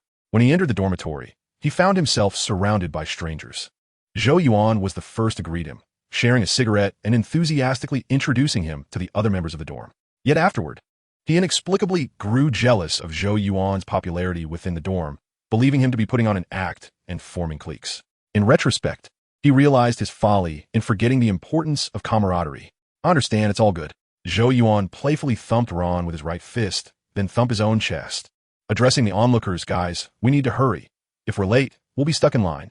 Okay, let us go." The crowd echoed in agreement, rallying around Zhou Yuan as they made their way to the cafeteria. Following the earlier incident, they all believed that Zhou Yuan was a trustworthy individual, and befriending him would be advantageous. If Zhou Yuan were to know their thoughts, he would surely commend them. "Indeed, I am Zhou, the gentleman." It must be said, at the age of 18, the social circle is easily established, and finding a romantic partner is not a daunting task. Unfortunately, he had awakened to this realization too late in his previous life. At 18, he was solely engrossed in video games, missing out on countless opportunities. The new recruits of Squad 3 arrived at the cafeteria a bit later than intended. However, the cafeteria was spacious, with numerous tables, accommodating 300 to 500 individuals without issue. Damn it, here comes the same disgusting food again. I am certain that the cooks at the recruit camp are Indian. As the line for food progressed, numerous complaints echoed within the queue. The culinary offerings at the recruit camp were notoriously poor. It wouldn't be entirely accurate to label the food as bad. Rather, the presentation of the dishes was abysmal. All the meals resembled a sort of modeling clay, and not the good kind. Green vegetable mush, brownish-yellow beef paste, yellow corn puree, and so on. Everything was just slop, accompanied by a pile of bread slices. Not only did it look unappetizing, but the taste was equally atrocious, leaving a bitter aftertaste, leaving one to wonder if some dubious nutritional supplement had been added. Even Zhou Yuan, who typically had a modest appetite, found the food intolerable, gritting his teeth to swallow it down. Fortunately, he had his own secret stash. His variable arcane ring possessed an internal space where time did not flow. Thus, prior to enlisting, he had prepared an ample supply of fine food and drink within the ring, specifically to counter situations like this. Of course, indulging in such luxuries had to be done discreetly. It wasn't that he was stingy, but rather that food and drink were not like cigarettes, as they could not be explained once brought out and had to be enjoyed alone. Zhou, over here. By the time Zhou Yuan had filled his plate, Rico had already secured a table. Beside him sat Paul and Alan, forming what could now be humorously referred to as the Hogwarts table. My mistake. I'm at the Virgo Academy table. Can you stomach this, Mr. Rich Kid? Zhou Yuan teased as he took his seat. This is nothing, Rico shrugged nonchalantly. As an athlete, I assure you that the nutritional meals are far worse than this. It's only natural you wouldn't know. Not everyone is privileged enough to join the school team and receive invitations from professional clubs before graduation. By the way, Zhou, what is the story behind your combat skills? Upon hearing Rico broach the subject, Paul and Alan perked up, their gazes fixed on Zhou Yuan. They had known Zhou Yuan for 4 years, merely aware that he possessed the rare ability of telepathy, yet oblivious to his remarkable combat skills. Such prowess, of course, was honed through relentless practice. When I first entered high school, I joined both the shooting and fighting clubs, thus gaining a 4-year head start over you all. Zhou Yuan casually gestured with his hand, indicating the number 4. Boys, what are you discussing? Suddenly, Zhou Yuan heard his voice from behind. Paul and Alan nodded in acknowledgement, but Rico turned away, the earlier smile fading from his face. We were talking about this morning's events. If you had arrived 5 minutes earlier, you would have witnessed my sparring session with Sim. Zhou Yuan turned around, resting his chin on a fist. Maggie informed me, and I did not anticipate your prowess. Dude, seize the moment. The girls in class are quite interested in you, especially Maggie. She plans to sneak in your bed tonight. Rico, is this seat taken? Diz tapped Zhou Yuan on the shoulder and moved beside Rico. This seat belongs to Kevin. Rico continued eating, not lifting his gaze, his tone dismissive, observing his demeanor. Paul and Alan averted their eyes, refraining from interrupting the conversation between Diz and Rico. As for Zhou Yuan, his attention was entirely captured by Diz's earlier remark. Maggie plans to sneak into my bed tonight? Zhou Yuan shuddered. Maggie was a girl no taller than 5'7", yet weighing nearly 150 pounds. Casual conversation was acceptable, but anything beyond that was out of the question. When it came time for sleep, one must keep one eye open and the other closed. Kevin? The scene shifted back to Diz and Rico, who turned his head to find Kevin sitting at the adjacent table. Rico's excuse was rather flimsy. Taking a deep breath, Diz quietly inquired, Rico, what is troubling you? What is troubling me? I enlisted in the army, and you insisted on joining, even transferring to my class. Now you ask me what is wrong? Rico seemed somewhat agitated, fixing his gaze on Diz. Geez. Diz inhaled deeply, wishing to explain, yet the words faltered on his lips. After all, Rico was not entirely incorrect. Perhaps she had placed pressure on Rico, but some things could only be attained through relentless pursuit. After a moment of silence, Diz departed with a somewhat somber expression. Rico, what is love? If you believe you love Carmen, would you be willing to sacrifice everything for her? Upon seeing Diz leave, Zhou Yuan shook his head and turned to Rico. Rico paused, then nodded. Yes, I would forsake everything for Carmen, even without my parents' support. The answer was clear. She harbored deep feelings for him, perhaps even love. Zhou Yuan shrugged and raised his hands. She has given up the prospect of becoming a promising professional tennis player to follow you into the military. Do you truly think her parents would support that? Do you believe infantry holds more promise than a professional athlete? Do you think she will survive on the battlefield? Chapter 16. The second phase of training is about to commence. Rico was taken aback, his spoon clattering down as he felt an inexplicable heaviness in his heart, unsure whether it was guilt or something else. Setting aside the fact that Diz had feelings for him, he recognized her as a perfect friend, always ready to lend support when needed. Zhou, what do you think? After a brief contemplation, Rico looked up, seeking Zhou Yuan's opinion. Zhou Yuan nodded in satisfaction, snapping his fingers. Finally, you have abandoned your foolish, I think. I believe you should apologize to Diz. If her infatuation troubles you, this could be a chance to clear the air. Relationships are not solely romantic. Friendships are equally vital. Even if it's just for your own peace of mind, it is absolutely worthwhile to have that conversation with her. A friendly tip. Diz is headed towards the cafeteria exit. If you finish your meal promptly, her dormitory would provide an excellent venue for discussion. Thanks, man. Rico suddenly grasped the situation, taking his bread and rushing towards the cafeteria door. Zhou, you are truly a genius. Paul and Alan clapped lightly, gazing at Zhou Yuan in astonishment. In truth, they did not fully comprehend Zhou Yuan's words. They simply found his speech fluid and seemingly logical. Keep it low-key. I prefer not to attract attention. Zhou Yuan smirked, waving his hand dismissively. In matters of the heart, he was utterly clueless. Nonetheless, being ignorant did not hinder him. Anyone could engage in theoretical discussions. His current perspective on romance was straightforward. Pursue those he admired with unwavering determination, regardless of the method. If he did not encounter anyone he fancied, he was open to charming exchanges, viewing them as mere practice. Zhou, I need your help with something. Alan suddenly moved beside Zhou Yuan, whispering, if you're adept at charming girls, I would like you to teach me a few sweet nothings. You know Maggie? She has an impressive figure, and I find myself quite interested in her, but I'm unsure how to ask her out for a meal. Maggie? Zhou Yuan shuddered instantly, goosebumps rising on his skin. Alan, standing at 6 feet tall and weighing less than 130 pounds, with Maggie, who stood no taller than 5 feet 7 and weighed nearly 150. This was a classic case of a slender pole embracing a robust tree. The imagery was far too vivid. After a 2-hour lunch break, training resumed. However, the first day of training could hardly be classified as genuine infantry training. It merely constituted an orientation. They stood in formation, toured various training grounds they would eventually frequent, and then ran laps until dismissal at 5 in the afternoon. Yet, everyone understood that this was merely the beginning. The new recruits had only 1 month of training, yet within that month, they were expected to cover a significant amount of ground: physical fitness, combat skills, tactics, marksmanship, and throwing techniques. The first half of the month would focus solely on physical training and combat, while the latter half would intensify with battlefield skills. With identical training hours, but an expanded curriculum, the difficulty level would escalate considerably. This was precisely why Sim mentioned that many would not endure until the end. Laggards, failures, and weaklings. These types would be entirely eliminated during the basic training period, leaving only those truly courageous and capable of facing the battlefield. As anticipated, the new recruits quickly discovered the harsh reality. On the second day of training, Sim began to ramp up the intensity. Any flaws in their formation were met with a heavy blow. If their endurance running slowed, they received another strike. Anyone who made a mistake on the first day faced punishment, and Sim did not hold back.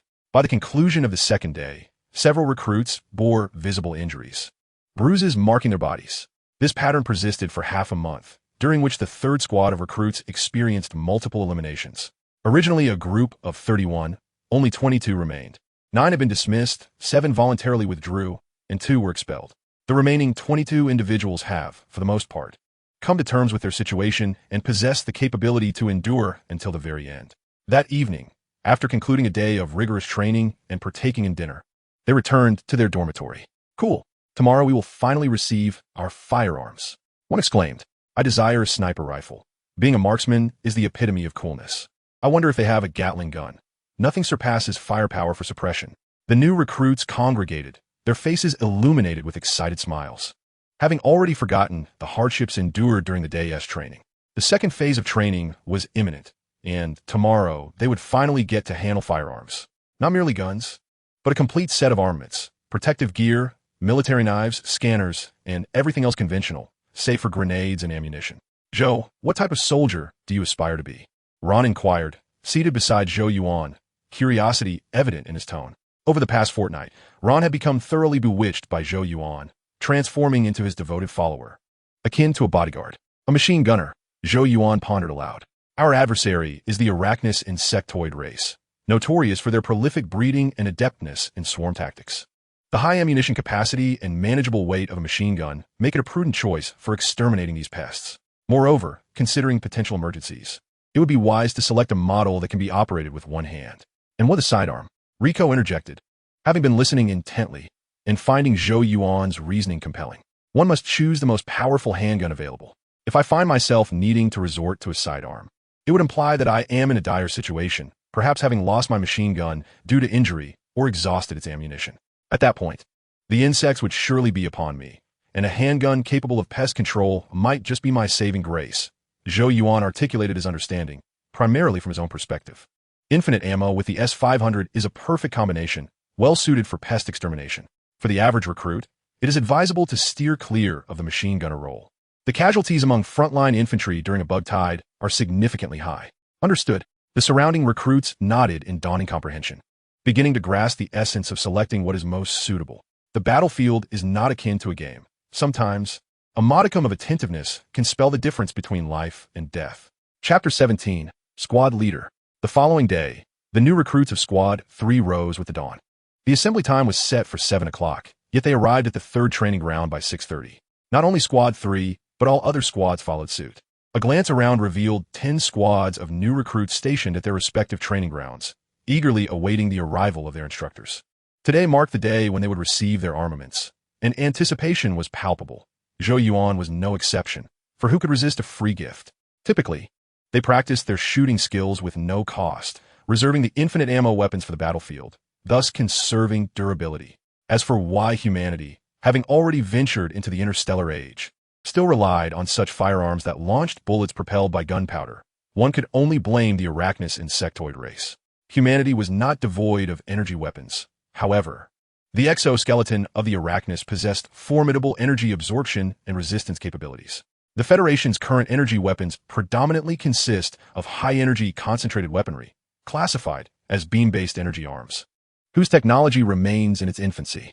Therefore, compared to the yet-to-be-matured and costly energy weapons, the economical and mass-producible gunpowder arms are evidently more suited for pest extermination. The Federation has conducted numerous experiments. A single high-energy laser cannon can eradicate merely 1,000 insects, relying largely on kinetic explosion shockwaves and debris. In contrast, the same expenditure on gunpowder weapons can eliminate at least 10,000 pests. Such a disparity in cost-effectiveness would incite the ire of many scientists. Until energy weapons with greater ranges are developed, gunpowder weaponry is unlikely to be rendered obsolete. Of course, not every gunpowder weapon can penetrate the arachnid exoskeleton. Small-caliber handguns and submachine guns are ineffective. However, compared to their magical resistance, their physical resistance is relatively lower, which can be considered a weakness. As everyone eagerly awaited, Sim finally arrived. "Zip it and follow me," he commanded, waving his hand towards the entrance of the recruit camp. "Go." The recruits lined up in 3 neat columns, trailing closely behind him. This base, known as Mars, is humanity's inaugural military installation on Mars, and currently the largest military base on the planet. Within the base, numerous camps exist, with the recruit camp being merely the tip of the iceberg. They were en route to the armory, positioned at the heart of the base, requiring a 10-minute ride from the recruit camp. "Wait for me in the vehicle," Sim instructed as they reached the armory. He exited first and inquired within. The armory was vast, resembling an endless expanse of steel, with queues at each entrance filled with new recruits awaiting their armaments alongside their instructors. "All right, everyone out of the vehicle." After a brief wait, Zhou Yuan spotted Sim gesturing for them to disembark. Under Sim's direction, the 22 recruits split into 2 teams and approached to register. Zhou Yuan, not in a hurry, positioned himself at the back of the line. "Kid, you know the drill." The staff member at the registration desk, engrossed in typing, motioned for Zhou Yuan to speak.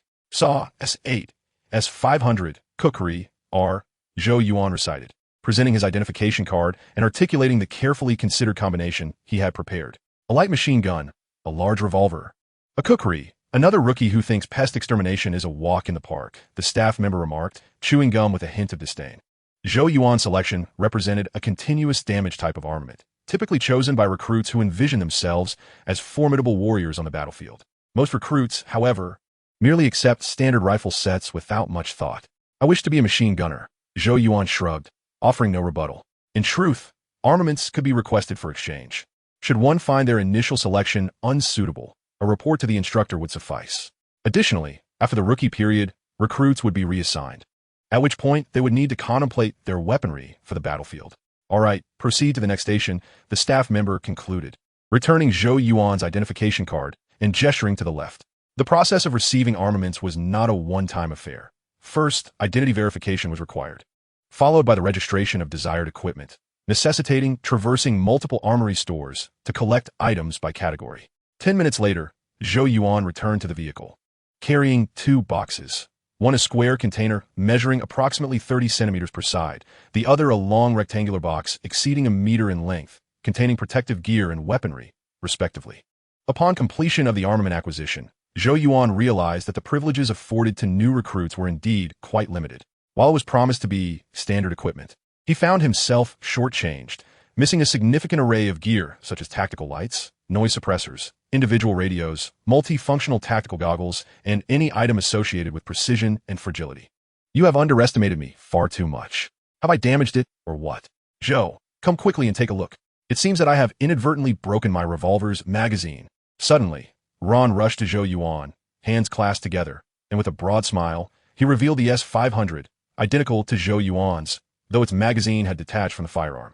Zhou Yuan was momentarily taken aback, his fists clenched and then relaxed, ultimately extending his hand in resignation. Do not worry, it is unharmed. First, press this button, then insert it, and finally release the button. It is precisely because of fools like Ron that the military refrains from issuing overly intricate equipment to new recruits. You are truly a genius, Ron exclaimed, cradling the reassembled S-500 with exuberance, before enthusiastically embracing Zhou Yuan and returning to his seat. You are quite the character, Zhou Yuan muttered, shaking his head helplessly with a sigh. Now, stop fiddling with that useless piece of scrap that doesn't even have ammunition. On a return journey to the new recruits camp, Simu abruptly stood up. Holding a tablet, he swiped through the screen, declaring, "Novices, your second phase of training commences today. Firearm tactics differ significantly from physical combat. You can no longer practice aimlessly as if you were headless flies. Henceforth, I will divide you into 3 small teams, and training will proceed in this team format." Upon hearing this, everyone instinctively straightened their posture. Today marked their 17th day of enlistment, and throughout this time, they had caught wind of numerous rumors. The only news significant enough for the instructor to announce after the recruits had received their arms was the designation of several recruits as team leaders and the appointment of a singular squad leader. Clearly, you all know what I am about to say, Simu observed as the gazes of many turned toward Zhou Yuan. He set down the tablet and moved from the passenger seat to the rear. Zhou, you're the squad leader, also serving as the team leader for Team 1. Right? You will lead Team 2, and ACE, you'll head Team 3. Chapter 18, Live Fire Training? Simu approached Zhou Yuan's seat first, giving his shoulder a supportive pat, then found Reich and Old, offering similar encouragement. Old A, known as ACE, had his full name as AC Levi. According to him, his father, a gambler, lost a game on the day he was born, which led to his name being AC, representing the top card at the gambling table. Zhou, well done. I knew Levi's performance would be exceptional. Simu continued, Reich, you have upheld the dignity of our football star ensemble. Upon hearing Simu's arrangements, everyone erupted in cheers, rushing to congratulate the 3 main characters. Setting aside interpersonal relationships, Zhou Yuan consistently ranked first in the class, never having lost in individual competitions against recruits from other classes, making him the strongest recruit in the number 1 camp. Reich followed as second, with Old A in third, with these 3 appointed as squad leader and team leaders. No one could contest the decision. Do not celebrate prematurely. My words are not yet finished, Simu remarked coolly, glancing at the trio who had garnered much attention. The positions of squad leader and team leader are not fixed. In my class, these roles belong solely to the strongest. Whoever can defeat the 3 of them shall take their place. Furthermore, starting today, the weakest among you will receive preferential treatment. And I presume you would not wish to discover what this privilege entails. As for the distribution of members among the 3 teams, I will inform you in the afternoon. His class could not become stagnant. Competitiveness was essential. However, whether the recruits comprehended his words remained uncertain. The titles of squad leader and team leader might carry prestige, but they were not positions one could simply seize. Half of the new recruit period had passed, akin to a semester in school. The gap between underachievers and top performers could not be bridged merely by effort. Their greater concern now was whether they would find themselves at the bottom during future assessments, thus experiencing Simu's preferential treatment. Upon returning to the number 1 new recruits camp, Simu granted the recruits a 10-minute break, allowing them to return to their dormitories to change into their gear. Seizing this time, he sought out 2 junior sergeant assistants and arranged for a truckload of folding tables to be brought in. Today, he intended to conduct training on the disassembly and assembly of firearms, ensuring that each recruit would fire a few rounds live. A task too cumbersome for one person to oversee alone. Before long, the recruits returned to the training ground, invigorated. Hey, after enduring half a month, we have finally awaited this day. I must take a picture after training to show my grandmother how I look now. God, this is so cool. All the recruits donned the gear they had just received, gingerly touching their weapons as if cherishing a precious treasure. Some recruits from better-off families had encountered various firearms prior to enlistment, but the equipment used by the mechanized units was unparalleled. Such weaponry was unattainable in ordinary clubs. For those recruits who had never handled firearms before, they were practically beside themselves with excitement, wishing to meld the equipment with their very beings.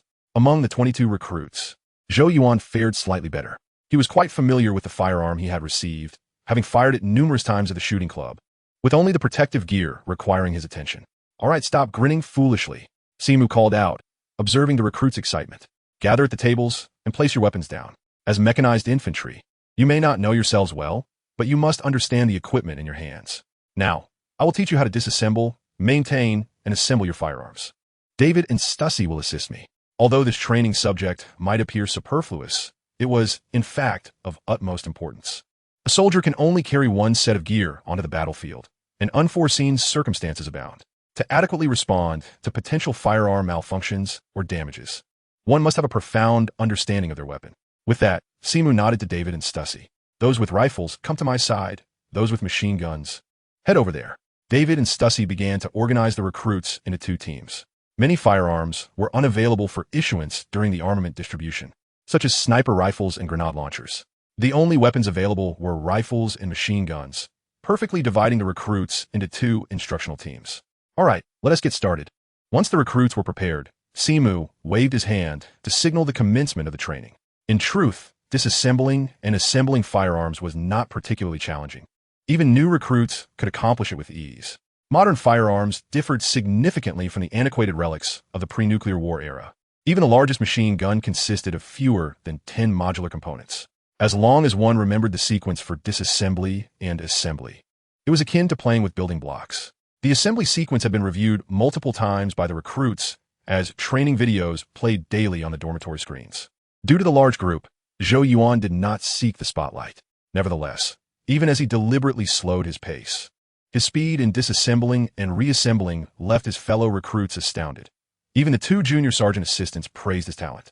Simu was quite pleased with Zhou Yuan, feeling that Zhou Yuan had brought him honor. The strongest recruit in No. 1 camp was indeed molded under his guidance. The training on disassembling and assembling firearms continued until 9 o'clock. After more than an hour of training, most of the recruits had become proficient in disassembling and assembling firearms, as the task was not particularly challenging. "All right, time to stop," Sim announced, waving his hand after the completion of another round of assembly. He turned to David and inquired, "Is everything ready over there?" "All set," David nodded in response. Sim gave a slight nod, stepped to the center of the 2 rows of folding tables, and declared loudly, "Shoulder your weapons. We shall now proceed to the live-fire range for actual shooting practice." "Yes. Awesome, we're going to shoot." The recruits erupted in excitement at Sim's words. Before receiving their arms, they had merely wished for the satisfaction of being armed, but now they yearned for the thrill of firing live ammunition. There's nothing quite like the exhilaration of handling real weapons. Suddenly, Sim's expression darkened. He swiftly approached Clancy and kicked him to the ground. The surrounding recruits were startled into silence, standing frozen in place. "Are you an idiot? Didn't the recruit's manual state this? Unless it's an exercise at no time, regardless of whether your weapon is loaded or not, is it permissible to point your firearm at a fellow comrade?" Sim crouched down, grabbing Clancy by the collar and berating him. The others realized the gravity of the situation. The muzzle of a firearm must never be pointed at a person to prevent accidental discharges. Such incidents have occurred throughout history, and to avoid them, it is essential to develop the habit of not directing the muzzle toward a companion. "If anyone else does this, I will break their hands, understood?" After imparting this lesson to Clancy, Sim spoke sternly. "Understood." The recruits chorused, adjusting their weapons to point toward the ground. "Very well, let us proceed." Sim nodded in satisfaction and led the way toward the entrance of the recruit camp. He felt fortunate. Every time he intended to warn the trainees, there was always an unwise recruit who provided him with the opportunity to do so, making his job significantly easier. Upon arriving at the live-fire range, the recruits' excitement diminished considerably. For Sim, the term live-fire practice merely referred to allowing them to experience the sensation of firing a weapon. Each rifleman was allotted only 1 magazine containing 50 rounds. The machine gunners fared even worse, receiving no magazine at all, just a temporary belt of ammunition with 100 rounds. As for the handgun ammunition, each was given 10 rounds. With such a paltry amount of ammunition, it barely sufficed to fill the gaps between their teeth. In full auto mode, they could expend it all within 3 seconds. "Sir, this ammunition is far too scarce. I believe it will hardly support our training, sir." After receiving their ammunition, several recruits cautiously approached Sim with their concerns. "Shut up," he barked. "Are you out of your mind, or am I?" Giving more bullets to novices who have never fired live rounds is absurd. Gather around. I will demonstrate first, and then you may load and shoot. Sim reprimanded the complaining recruits, then took a rifle from his assistant and positioned himself at the shooting station. This row was designated for rifle shooting, while the machine gun shooting station was to the right. Observe the position of my thumb. This button is the safety catch, and you can only shoot when the safety is disengaged. Next to the safety is the mode switch, which has yellow and red settings, representing the firing modes of the weapon. Sim spent a full 5 minutes explaining the shooting precautions and sharing his personal shooting experiences.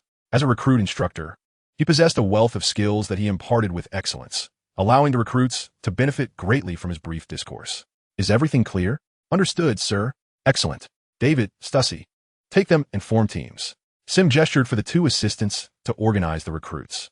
The rifle and machine gun shooting needed to be conducted separately and under the supervision of the two assistants. As for his decision to allow the recruits to experience live-fire shooting before the training commenced, he had his reasons. While all individuals are created equal, they are not equal in capability. From the moment of birth, many aspects of a person's life are predetermined, including their innate talents. Some individuals, regardless of their efforts, cannot surpass their limitations, while others can effortlessly break through barriers upon engagement. This is the essence of inherent talent. He wanted to observe whether any of his recruits possessed extraordinary shooting aptitude. Bang! As live-fire shooting commenced, the range became a cacophony of sound, the sharp cracks of gunfire merging into a chaotic din. The first round of shooting was dismal. Neither the rifle nor the machine gun teams achieved commendable results. There was no need to count the rings. They merely needed to tally how many rounds hit the target. Even at just 100 meters, if the distance were increased to 200 or 300 meters or more, the recruits would likely hit the target only once or twice with 10 rounds. However, this was to be expected. It was the first live-fire experience for the recruits. Simply hitting the target was a success. After all, where do we find so many sharpshooters in the world? Damn it, I'm certain there is something wrong with this rifle. There is not enough ammunition. Otherwise, I would have hit the 10 ring. The first batch of recruits to step down from their positions wore embarrassed expressions, desperately seeking excuses. They had assumed they would perform admirably and rush to be the first to shoot, only to be met with a harsh dose of reality. This was one of the 3 great illusions of life. I can always do it. I am not ordinary. As time passed, it was finally Zhou Yuan's turn, and he found himself in the last group. Although the rifle and machine gun targets were different, the initial live-fire experience was more about feeling than strict rules. They could choose between single shot and automatic mode. Zhou, it's your turn. I bet Zhou will hit the target 50 times. Not necessarily. I acknowledge that Zhou excels in close combat, but firearms and combat are 2 distinct realms. The recruits murmured among themselves, though there were 3 individuals in this group. All eyes were on Zhou Yuan. They had a good rapport with him and hoped he would achieve a commendable score. Yet they also wished he wouldn't perform too well, as that would only widen the gap between them. You may begin. David inspected the firearms of the 3 and waved his hand to signal the start of shooting. As Zhou Yuan took aim and went prone, everyone instinctively held their breath. Even Sim moved behind Zhou Yuan, raising his binoculars. He was eager to gauge Zhou Yuan's shooting talent. With excellent physical fitness and combat intelligence, if he possessed shooting talent as well, he would indeed be the epitome of a versatile soldier. Bang! The next moment, Zhou Yuan fired. He initially opted for single-shot mode and, after a few attempts, switched to full auto mode. What a genius! Sim exclaimed, observing the target from 100 meters away, increasingly astonished. When Zhou Yuan shot in single mode, his scores consistently landed in the 9 and 10 rings. Even in full auto mode, none of his rounds missed the target, with the lowest score being 5 rings. After expending 100 rounds, Zhou Yuan had created a gaping hole in the center of the large target designated for recruits. Seeing, I fear he may have nothing left to teach him. I've reviewed the records. This kid possesses a form of telepathy with exceptionally high intelligence and learning capability. Stussy and David stood flanking Sim, engaged in hushed whispers. Aside from this inconsequential chatter, do you have anything of substance to share? Sim rolled his eyes. He knew full well the capabilities of the class leader he had appointed. At that moment, Zhou Yuan found himself surrounded by the new recruits. They took turns congratulating him with enthusiastic high fives, their eyes glimmering as if they had encountered an extraterrestrial being. The target, 100 meters away, appeared somewhat distant to the naked eye, yet they could still discern the hole punched through it quite clearly. All right, take your positions. After the new recruits cheered for a brief moment, Sim stepped in to restore order, leaving Zhou Yuan behind. Kid, have you practiced? Sim inquired quietly, his keen eye recognizing that Zhou Yuan had undergone professional shooting training. Of course, this could not overshadow Zhou Yuan's innate talent. Many young men had fired weapons before enlisting, yet few achieved commendable results in the military. Yes, sir, I am a member of a shooting club, and my coach informed me that my scores would be record-breaking even within the military. Zhou Yuan replied directly, devoid of any hint of modesty. One must be humble when the occasion calls for it, yet assertive when the situation demands. Being overly agreeable does not bode well in the military. In truth, he hadn't even exerted his full strength during the earlier shooting session. Had he truly applied force to stabilize his aim, he could have easily scored a perfect 10, with perhaps just a few nines at most. Records are not merely spoken of, they are achieved. I will elevate your privileges. Meet me here after dinner, Sim said, his eyes narrowing with a slight smile, clearly in good spirits. Perhaps he should enlist the other instructors from the new recruit battalions for a series of more formal competitions. Yes, sir. Zhou Yuan's eyes brightened, and he promptly returned to formation. Excellent. Sim was preparing to provide him with special training. Although his strength did not necessitate remedial classes, gaining the instructor's recognition was always advantageous. Chapter 20. Becoming the Desired One. 5 minutes later, Sim led the third squad back to the basic training grounds. By this time, the new recruits had begun to grumble, particularly those assigned to machine guns, as Sim required them to carry their arms during physical training. This marked the second phase of training, where the same amount of time was dedicated to more challenging exercises designed to extract every ounce of strength from the recruits. By the end of the day's training, more than half of the 22 recruits lay incapacitated in the dormitory, too exhausted even to eat. Zhou, you're truly a monster, Old A remarked as he observed Zhou Yuan preparing to shower without taking a break. Although Zhou Yuan was indeed the class leader, there were others vying for the position, with Old A being particularly keen on dethroning him. However, after today's events, he was utterly convinced. Facing an opponent devoid of weaknesses left no possibility for defeat. This was the advantage of early adaptation. I had exposure to various forms of training before enlisting, and my instructors were all seasoned veterans. Zhou Yuan shrugged and smiled, always offering this explanation for his displayed talents. Moreover, it was not an extraordinary matter.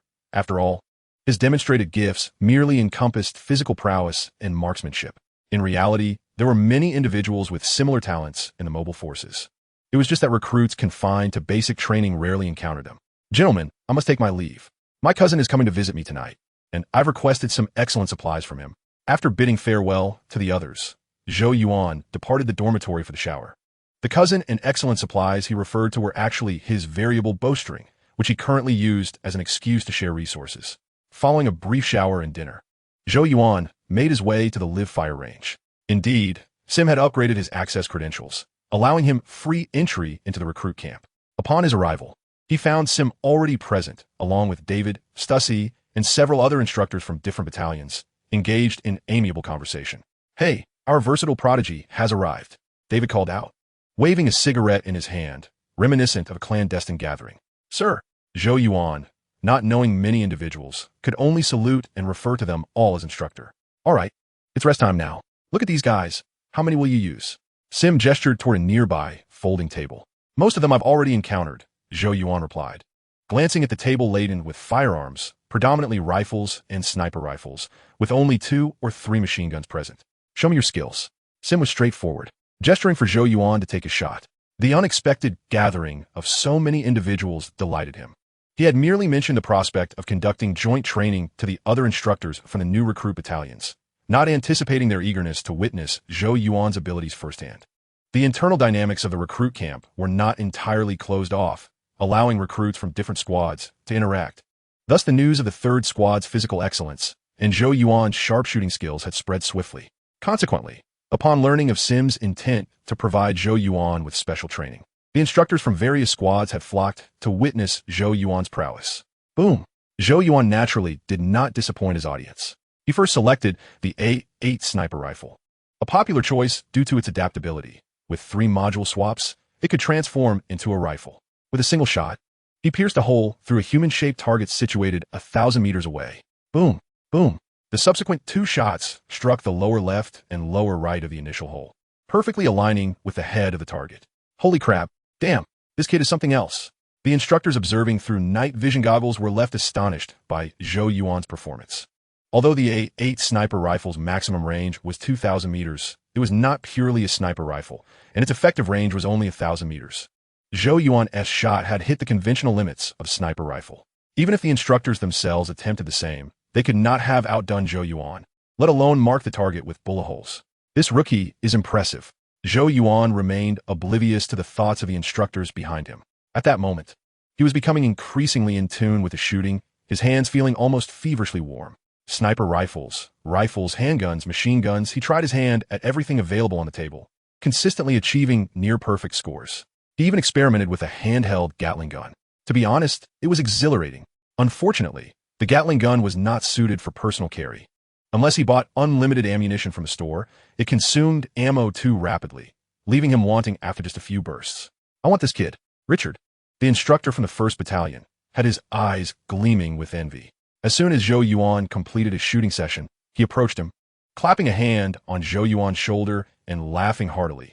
Kid, I'm certain you could seamlessly transition into a special operations unit once your recruit term concludes. Indeed, aside from the conventional forces at Mars base, there were numerous special operations units, and he was the deputy commander of one such team. The instructors at the recruit camp are not permanently assigned to their roles. Typically, they're drawn from various military units and officer working groups, selected for their comprehensive skill sets and temporarily assigned for a month. Richard, get away from me, Sim exclaimed, shoving Richard aside with evident displeasure. He was acutely aware of Richard's intentions and was certain that everyone had set their sights on Zhou Yuan, an all-capable infantryman. Who wouldn't he be enamored by such a prospect? The thought gnawed at him. As a member of the officer working group, he was entirely unable to lead a team into battle. And even suggesting a base was a formidable task. Sim, relax a bit. We merely wish to encourage the newcomers, chimed Instructor Joe from Class 2, smiling as he pushed past Sim to address Zhou Yuan. Kid, I trust you are familiar with the mechanized units. They even have missiles. Surrounded by so many instructors, Zhou Yuan felt momentarily flustered. He understood that after showcasing his abilities, he would attract considerable attention, but he had not anticipated being so immediately coveted.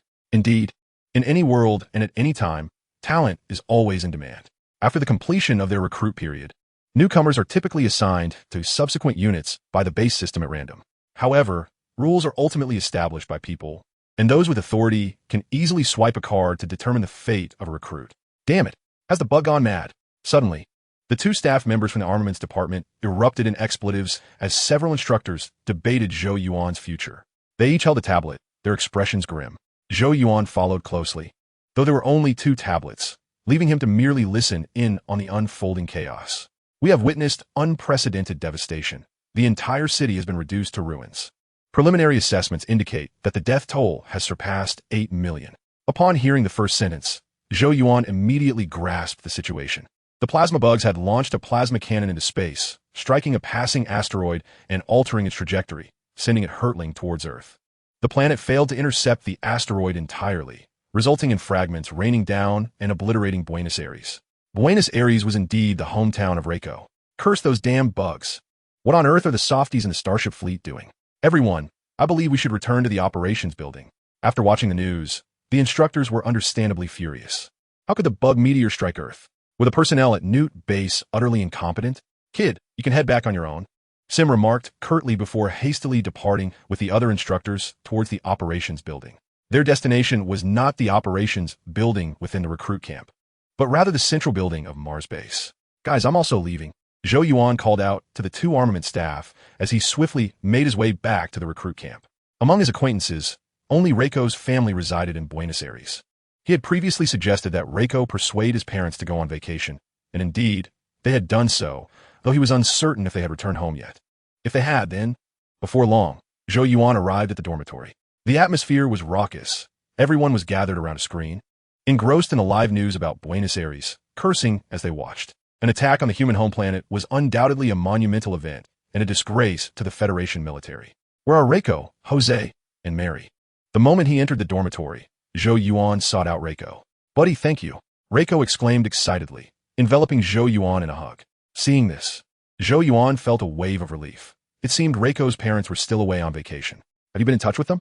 Zhou Yuan inquired, pushing Reiko away slightly to ask about the specifics. Yes, Reiko nodded vigorously, his excitement palpable. I was terrified at first, but then there was an announcement that the network at the recruit camp would be open tonight. I called them right away, and they followed me to Mars after learning I was here. Now, they're at the life park behind the base. By the way, they mentioned they'd come to see us in a couple of days. If there's anything you want to eat, it's best to call them now. Thank goodness. Zhou Yuan sighed in relief as he returned to his bed.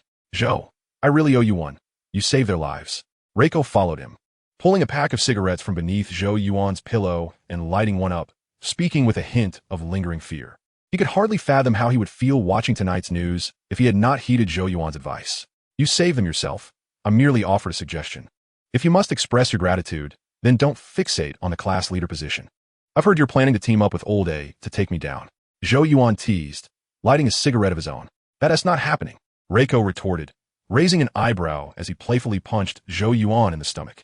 The class leader is mine. Just wait. Huh, foolish Johnny Reiko. Didn't you realize I was joking? Even if you teamed up with Old A, you wouldn't stand a chance against me. Damn it. The class leader is being changed tomorrow. After a brief bout of playful banter, Reiko turned his attention back to the news. Zhou Yuan also activated the screen beside his bed to delve deeper into the details of the attack on Earth. The Federation's official statement was rather formal. They claimed that Newt Base had indeed detected the asteroid, but due to its colossal size, they were unable to destroy it in one go. Consequently, several faster fragments slipped through, leading to the catastrophe. Zhou Yuan was skeptical of this account. It was well known that Newt Base was a Starship facility, a bastion of Earth's defense housing 10 interstellar fleets, boasting formidable combat capabilities. In the original narrative, no detailed explanation was provided, leaving him uncertain about the specifics. Yet, there had to be something amiss. The asteroid's velocity was indeed swift. Initially propelled by the plasma cannon, it would subsequently be influenced by Earth's and the Sun's gravitational pull, easily reaching speeds of 100 kilometers per second. However, for humanity, such speeds were hardly insurmountable. Intercepting it should have been relatively straightforward. The asteroid size, on the other hand, remained ambiguous. It was well known that even in the asteroid belt of Jupiter, there existed bodies nearly 1,000 kilometers in diameter, while the moon itself measured less than 3,500 kilometers. If an asteroid the size of Small Moon were to collide with Earth, it was uncertain whether Newt Base could successfully thwart it. However, this raised another question. How could such a massive asteroid possibly be propelled by mere plasma cannons? Thus, the matter was undeniably complex. It could be that the asteroid housed plasma bugs, or perhaps it was a miscalculation on the part of the interstellar fleet. There were many possibilities. Nevertheless, this issue was of little consequence to him, as he was merely a rookie who had yet to complete his training period. It was unlikely that he would be called to the battlefield for a counterattack. Sighing in regret, Zhou Yuan turned his gaze to his personal panel. Host, Zhou Yuan. Identity, third-class private of the Human Federation, 18-year-old male, enhanced human. Attributes, strength 32, speed 27, jump 25, agility 25, stamina 3, defense 3, self-healing 32, skill 14, brain function 56. Skills, rapid memory, quick learning, telepathy. Equipment, heavy atomic flight wingsuit, ZF, assault rifle, infinite ammo saw. Title, perseverance, which enhances strength by 0.2, speed by 0.2, and self-healing by 0.2. Soul points, 100. Over the past fortnight, his attributes have increased slightly. However, only skill and brain function can be considered improvements, while the rest rely on titles. The title has progressed from rookie to perseverance, a designation bestowed for continuous training, with more advanced titles yet to come. Alas, it remains of little practical use. If he were to step onto the battlefield now, he would undoubtedly wreak havoc, rendering any insect opposition futile. However, that moment is drawing near. His training period is almost over. What transpired during the night, however, deserves his attention. The insect infestation on Mars is not severe. Thus, the subsequent assignment to a specific unit is crucial. Some units engage in constant insect extermination, while others scarcely encounter them. Perhaps he could inquire with Sim about which unit performs the most perilous tasks. Chapter 22. The Dawn of War. At 9 o'clock that evening, the Federation announced its follow-up action plan regarding the Buenos Aires destruction incident. A direct counteroffensive against the Arachnus insect race was initiated alongside an assault on their home planet, Clindasu, to eradicate them entirely. Yet, while such intentions were declared, the feasibility remains another matter entirely. Clindasu is located far from Earth, with countless insect planets interspersed along the route, and the plasma cannons in the linear trajectory are as dense as a fishing net. To instigate chaos in the insect's homeland, it is imperative to first cleanse the insect planets along the way. Otherwise, the interstellar fleet would be unable to advance. The following day, training resumed as usual. However, due to the Buenos Aires destruction incident, the training regimen for the new recruits underwent modifications. There was a marked reduction in physical training, replaced by an increase in live-fire exercises. Everyone could surmise that war was imminent. Once the training period concluded, this cohort of new recruits would likely soon encounter the insects. Andy, keep your gun pointed forward. Do not turn back with the muzzle. Archie, steady your weapon. Do not let it waver. Beside the laser simulation training ground, Zhou Yuan brandished a teaching baton, vociferating instructions to the trainees. Since becoming the squad leader, his responsibilities had significantly multiplied. He was relieved of much of the training, assuming the role of Sim's third assistant instructor, dedicating his time to supervising the new recruits' training. Typically, a squad leader would not possess such authority, but he was an exception. Sim had deemed him no longer in need of basic training. Zhou Yuan found this arrangement quite satisfactory. The knowledge gleaned from a new recruit camp offered him little assistance at this stage. It was far more beneficial to assist Sim in managing the recruits, allowing him to learn a great deal from an observational perspective, particularly during the current laser simulation exercises. Engaging in combat and observing others in action are entirely disparate experiences. While one's own tactical execution may lack depth in real time, observing others generates a plethora of tactical ideas.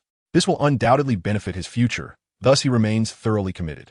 During his supervision, Reiko became his primary focus. In the original narrative, as squad leader, Reiko made a grave error that inadvertently led to the fatal injury of a new recruit. Given their amicable relationship, Zhou Yuan was determined to prevent such a tragedy from recurring. Kid, I hear you're eager to slay some insects? After another round of simulations concluded, Sim signaled for the recruits to take a 10-minute break before approaching Zhou Yuan. Yes, Commander. I yearn to obliterate the insects head-on or be torn apart by them.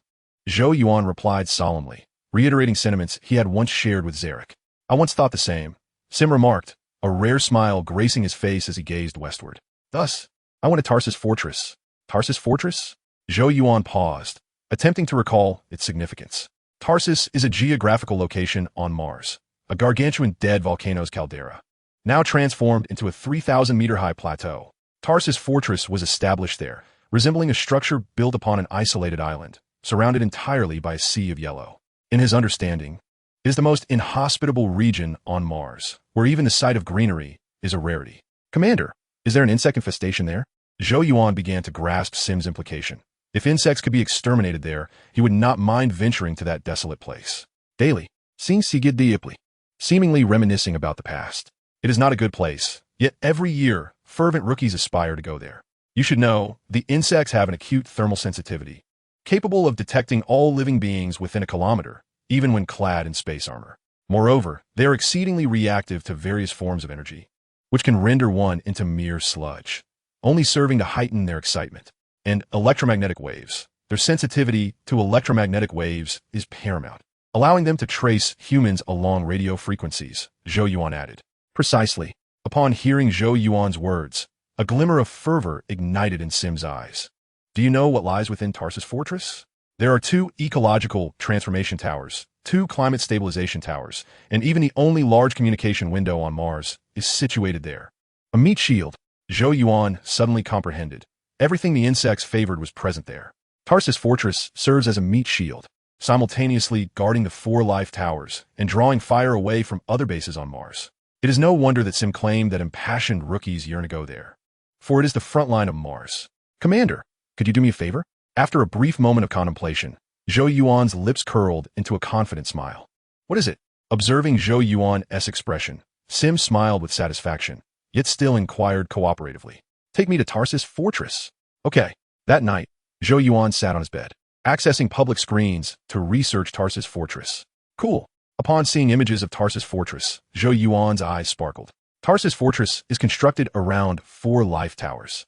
The 4 towers rise majestically within the Tarsus caldera, encircled by a myriad of steel buildings, enclosing the entire caldera. At first glance, it indeed resembles a steel bastion that has sprouted from the caldera, with no cover in sight. Only an expansive high-altitude plain. Zhou Yuan could vividly envision the chaos during an insect infestation. Tarsus Fortress stands guard over the 4 life towers, with waves of insects surging from all directions. As far as the eye can see, only insects abound. This sensation, any man would aspire to reach Tarsus Fortress. Zhou Yuan clenched his fist resolutely, his indecision dissipated. He was determined to go to Tarsus Fortress. While infantry divisions and special operations units are commendable, waiting for the insects to come knocking is far simpler than seeking them out. He truly owed a debt of gratitude to Sim. Although the training period spans merely a month, once he surpasses the new recruit camp, he would transition into a genuine mechanized infantryman. However, as a newcomer, he would still have to contend with the fact that the subsequent units would not allow him to charge into battle immediately, lest he become a burden to the seasoned veterans. After being assigned to their units, the daily routine for the new recruits predominantly revolves around training. However, unlike their initial days as recruits, they now possess the qualification to engage in combat, though they are only deployed to the battlefield in urgent situations. At forward bases such as Tarsus Fortress, which frequently engages in battles against the bugs, personnel reinforcements are typically selected from seasoned veterans. New recruits are simply not dispatched there. Sleep. After a brief surge of excitement, Zhou Yuan entered a state of anticipation as he drifted off to slumber. The sooner he fell asleep, the sooner tomorrow would arrive. Chapter 23. The end of the rookie phase. Time, like a fleeting stallion, raced by. In the blink of an eye, the rookie phase had reached its final day. During this period, Zhou Yuan had enjoyed a relatively easy time, with his only responsibilities being assisting Sim. The much-anticipated joint training that Sim had been yearning for never materialized. The other instructors, well aware of Zhou Yuan's prowess, would never agree to such training. No one relishes the prospect of defeat. Moreover, the Buenos Aires catastrophe also contributed to this situation. The Federation had initiated an offensive plan against the bug race, and all instructors were focused on intensifying the training of the recruits, leaving no time for competitions. It is noteworthy that 4 more individuals had departed from Class 3, leaving only 18 remaining. The 4 who left were not eliminated, but had chosen to withdraw voluntarily. They were terrified at the mere mention of war, having applied to exit on the night of the Buenos Aires catastrophe. Nevertheless, no one looked down upon them, as their intention in joining the mobile forces was merely to earn a living. After all, humanity had coexisted with the bugs for many years without significant conflict. The promised war had been awaited for a full decade without a rival. Had the Buenos Aires catastrophe occurred a mere half-month earlier, it is likely that only a handful of these untested recruits would have remained. The 18 steadfast individuals would receive notifications regarding their assignments tomorrow, officially becoming true mobile infantry. As the final day of training for the rookies concluded, everyone returned to the dormitory, their faces marked by a hint of reluctance. Having shared a month in the rookie camp, even sworn rivals had forged friendships through training, creating deep bonds of camaraderie. Now, as their parting approached, an uncomfortable feeling lingered in their hearts. Typically, during such moments of silence, Zhou Yuan would step in to lighten the mood. Yet today, he found himself at a loss for words, as he too felt a twinge of discomfort. Once separated, who knew when they would meet again? Perhaps some of them would never cross paths again in their lifetimes. Come help out. Just as the atmosphere began to grow heavy, Sim's voice echoed from outside. Let's take a look. Zhou Yuan rose from his bed and led Ron and Kevin over. Upon reaching the door, they found Sim driving a small military jeep with a trunk filled with 8 large crates. The markings indicated they were not weapons crates, but rather supply boxes. The cafeteria is serving drinks today, free of charge, Sim announced with a smile, before entering the dormitory to rally assistance. Let's get to work. Zhou Yuan beckoned Ron and Kevin to unload the cargo, while the others helped carry it into the dormitory. Upon hearing Sim's announcement of no restrictions on alcohol, excitement spread among the recruits. Drinking in the military was no trivial matter. Perhaps only the rookies enjoyed such privileges, celebrating their graduation from the rookie phase. Opening the crates revealed Sim's flair for enjoyment, as he had arranged a splendid assortment of beverages and copious snacks, ample enough to last them until midnight. Newbies, dig in. Drink as much as you can, eat as much as you can. If it's not enough, you can go back for more. Sim bellowed with gusto. Yes. The recruits erupted in cheers, eagerly diving into the feast before them. Not all new recruits were adept at drinking, but even those who abstained could indulge in the delectable spread, which far surpassed their usual rations. Seeing the recruits reveling in joy, Sim inwardly sighed. After year upon year of serving as an instructor and bidding farewell to countless recruits, this moment was always the most poignant for him. While the rookies prepared to face peril, he, as a seasoned veteran, was consigned to remain in the safest place on Mars, an utter disgrace. He truly did not wish to continue this way. Perhaps it was time to find a way to the battlefield. Thanks, Commander, Zhou Yuan said, raising a bottle of Baijiu as he sat beside Sim, giving him a light nudge on the shoulder. Sim had brought several bottles of Baijiu, and being the only Chinese recruit in the class, it was evident that he had prepared them specifically for Zhou Yuan. Kid, That's not how you drink. Sim rolled his eyes as he watched Zhou Yuan gulping down the baijiu. Don't end up in the infirmary before you even hit the battlefield. It's all right. My tolerance is quite good. I've been drinking since I was little, Zhou Yuan replied nonchalantly, shaking his head. His cellular regeneration was rapid, and his metabolism far exceeded that of an average person. Getting drunk was an exceedingly difficult feat, prompting him to indulge himself. He wished to drink heartily today, rest tomorrow, and then head to Tarsus Fortress the day after. Let us see who can hold their liquor better. With Zhou Yuan's declaration, Sim adjusted his demeanor and opened a bottle of whiskey to drink with him. In no time, the Class 3 dormitory was filled with warmth once more. With alcohol to lift their spirits, smiles adorned every face as they shared their most beautiful aspirations for the future. Some, with lower tolerance, found themselves intoxicated after just a few sips. Some sprawled on the floor, some wept openly, while others acted foolishly, but they were quickly subdued. At that moment, Zhou Yuan experienced a profound sense of fulfillment. Each recruit, before indulging in their drinks, had raised a toast to him, expressing their gratitude for his continual care. Not all recruits possessed wealth like Rico. Some came from families in dire straits, unable to afford a smoke or a snack. Zhou Yuan had provided them with what they desired while also respecting their dignity, which was why they had always supported him. This recognition brought Zhou Yuan immense satisfaction. Being toasted by multiple recruits at the table was, in itself, a mark of success. The next time he drank, he hoped to be honored not by privates, but by a cadre of officers of at least sergeant rank. The ranks within the three major forces of the Federation were uniform, spanning from private to general. Classified as follows: Private 3rd Class, Private 2nd Class, Private 1st Class, Corporal, Sergeant, Staff Sergeant, 2nd Lieutenant, 1st Lieutenant, Captain, Major, Lieutenant Colonel, Colonel, Brigadier General, Major General, and General. Notably, generals were further divided into star ranks, with 1 star being the lowest and 5 stars the highest, conferring greater authority with each ascending rank. For instance, the Marshal of the Mobile Forces, the Aerospace Command of the Star Fleet, and the Strategic Brain of the Strategic Forces all held the rank of 5-star general. Above them was the head of state, a leader elected by the soldiers of all 3 major forces, not counted among military ranks. The head of state was replaced every 10 years, with any member of the 3 forces eligible to run for the position.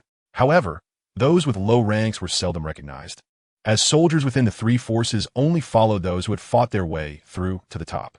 Zhou Yuan was currently a Private 3rd Class, but in 2 days, he will be promoted to Private 2nd Class. All new recruits began as Private 3rd Class, and upon leaving the rookie camp, they would automatically be elevated to Private 2nd Class. Chapter 24. Journey to Tarsus Fortress. The following day, Zhou Yuan awakened from his slumber, stretching luxuriously as he glanced at the time, astonished to find it was already 2 in the afternoon. However, this was to be expected, as he and his comrades had indulged in revelry from dusk until the break of dawn the previous night. Rising at 2 o'clock made him the earliest to stir in the dormitory. Indeed, a rare moment of relaxation proved beneficial, offering a sleep far more refreshing than usual. Ding! As he began tidying up his dormitory, the public screen beside the door illuminated. Zhou Yuan paused momentarily in surprise before hastening towards the screen. Upon opening it, he discovered the information regarding the deployment of new recruits, with the assignments of the 18 members of his squad clearly displayed. After swiping a few times, he located his own assignment. As anticipated, with the assistance of Sim, he had been assigned to the Tarsus Fortress, specifically to the 3rd Squad of the Western Defense Force. The Tarsus Fortress boasted a total of 4 base defense units, each designated for the 4 cardinal directions, tasked with safeguarding the respective front lines. Examining the assignments of his peers, he noted that among the 17 others, 11 remained at the Mars base, while 6 were dispatched to Sailor S Canyon. Sailor S Canyon was hardly a desirable location, featuring a vast gorge 4 million meters long and 7,000 meters deep, with the Sailor base precariously perched at its edge. Once a mining area, its environment was even less hospitable than that of the Tarsus Plateau, though it offered a semblance of safety by avoiding flank attacks. An exhilarating new chapter of life was about to commence. With the assurance of his assignment to Tarsus Fortress, Zhou Yuan felt a wave of relief wash over him. After casually tidying his dormitory, he made his way to the dining hall. Upon returning to his dormitory, he found that his roommates had awakened. Aside from a few who appeared relatively lively, the majority seemed dazed, as if roused from a deep slumber. At that moment, they were all gathered around the public screen, perusing their deployment information. Those fortunate enough to remain at the Mars base were elated, having grown accustomed to their surroundings and spared the ordeal of another unfamiliar journey. Only 7 individuals were set to depart. Zhou Yuan was heading to Tarsus alone, while Reiko, Old A, and Ditz, along with 3 others, were bound for Sailor S Canyon. Boss, you're off to the volcanic highlands. Zhou, have you seen the information? Their surprise was palpable. It was indeed peculiar that Zhou was the only one assigned to Tarsus Fortress. They quickly gathered around him, engaging in animated discussions about the unusual distribution of assignments. Guys, I had Sim assist me with my application. Tarsus Fortress is a hot spot for exterminating bugs, and that's precisely why I enlisted. It's a perfect fit for me. Zhou Yuan disclosed the truth without reservation. Good grief. It can be done this way too. Had I known, I would have sought Sim's help as well. Staying here is far preferable to going to Sailor S Canyon. The revelation left everyone astonished, realizing they had missed an opportunity. Had it been possible to apply for their preferred locations, they would have eagerly done so. Have you noticed something? Old A interjected unexpectedly. Deployments are assigned based on performance. The best scores went to the Highlands, while the lowest remained at Mars. The middle tier includes myself, Reiko, Ditz, Ron, Jamie, and Wilson, all heading to the canyon. Therefore, it's not a matter of personal preference. Zhou is an exception, as no base would refuse an outstanding recruit. Old A stated matter-of-factly, his fingers counting off the names. Once Old A's words resonated, the atmosphere turned awkward, particularly for those who had been clamoring to seek Sim's assistance moments earlier, now rendered speechless. Come on, can't you tell we were just joking around? After a brief chat in the dormitory, at Zhou Yuan's suggestion, the group decided to venture out and visit. The first new recruit camp housed a total of 10 camps, and their squad maintained a good rapport with several others, allowing them to gather information. Zhou Yuan was eager to ascertain how many individuals had been assigned to Tarsus Fortress, hoping to travel together on the transport plane the following day. To his delight, he discovered that among the 10 new recruit squads, 7 individuals had been allocated to Tarsus Fortress, and intriguingly, all were squad leaders from their respective groups. Something felt amiss. However, as he walked back to the dormitory, Zhou Yuan furrowed his brow. While it was not unusual for 7 individuals to be assigned to Tarsus Fortress, it was peculiar that all 7 had been placed within the 3rd Squad of the Western Defense Force. How could a frontline unit possibly accommodate so many new recruits at once? No matter how competent, new squad leaders were merely fledgling novices in the eyes of seasoned veterans. With 7 recruits per camp and 10 camps in total, that amounted to 70 new recruits, not to mention the numerous veterans already stationed there. Perhaps the 3rd Squad of the Western Defense Force had recently experienced significant casualties? Zhou Yuan was intensely curious. Yet his clearance was insufficient to access military networks for further information. He would have to wait until reaching his destination to inquire further. The next day, the first new recruit camp was bustling with an unusually high number of individuals, designated as the assembly point for all departing recruits. Nearly 1,000 gathered on the parade ground, with a row of transport planes awaiting them. Although a tinge of reluctance lingered, this was a necessary rite of passage. Zhou Yuan did not feel particularly lonely, as 6 companions stood by his side, all heading to Tarsus Fortress with him. Take care, and let us drink together again next time. One by one, Reiko and the others embraced Zhou Yuan, offering their well wishes. After spending the previous afternoon gathering information about Tarsus Fortress, they were now aware of the perilous nature of the location. I will, and I wish you all the best as well, Zhou Yuan replied with a smile. He then nodded towards Sim, who stood a short distance away. Though Sim appeared intimidating, he harbored a gentle spirit, having not greeted anyone but remaining still, his eyes slightly glistening. Zhou, it's time for us to depart. Just as Zhou Yuan finished bidding farewell, the squad leader, Blake, reminded him that their transport plane was ready for takeoff. Okay, Zhou Yuan acknowledged, waving goodbye once more before stepping aboard. Once seated, he glanced around the transport plane, which accommodated 30 individuals, most of whom were unfamiliar faces. However, judging by their unchanged insignias, they too were fresh recruits, likely destined to become future comrades. Welcome aboard this flight, novices. I'm your pilot, Miller, and I will be taking you to hell. Before long, the transport aircraft descended, and the announcement echoed through the cabin. That's exactly what I'm looking for, Zhou Yuan thought, narrowing his eyes as a surge of motivation coursed through him. Chapter 25, The Insectoid Zombie Siege. As the transport plane soared into the sky, the pilot opened the protective shutters. Zhou Yuan, seated by the window, gazed out at the scenery. There wasn't much to behold. Once they distanced themselves from the Mars base, the surface revealed a desolate landscape, devoid of greenery, with only shades of yellow visible. Such was Mars. The residential areas were somewhat hospitable, while the rest remained barren wasteland. Bugs. After flying a short distance, Zhou Yuan's eyes lit up. He spotted numerous insects from high above. The swarms appeared like clusters of ants, tiny black dots meandering across the landscape. Occasionally, one can still observe numerous bombarded zones, teeming with the carcasses of insects and missile craters, presenting a scene of desolation. The first sight of these insects filled Zhou Yuan with exhilaration.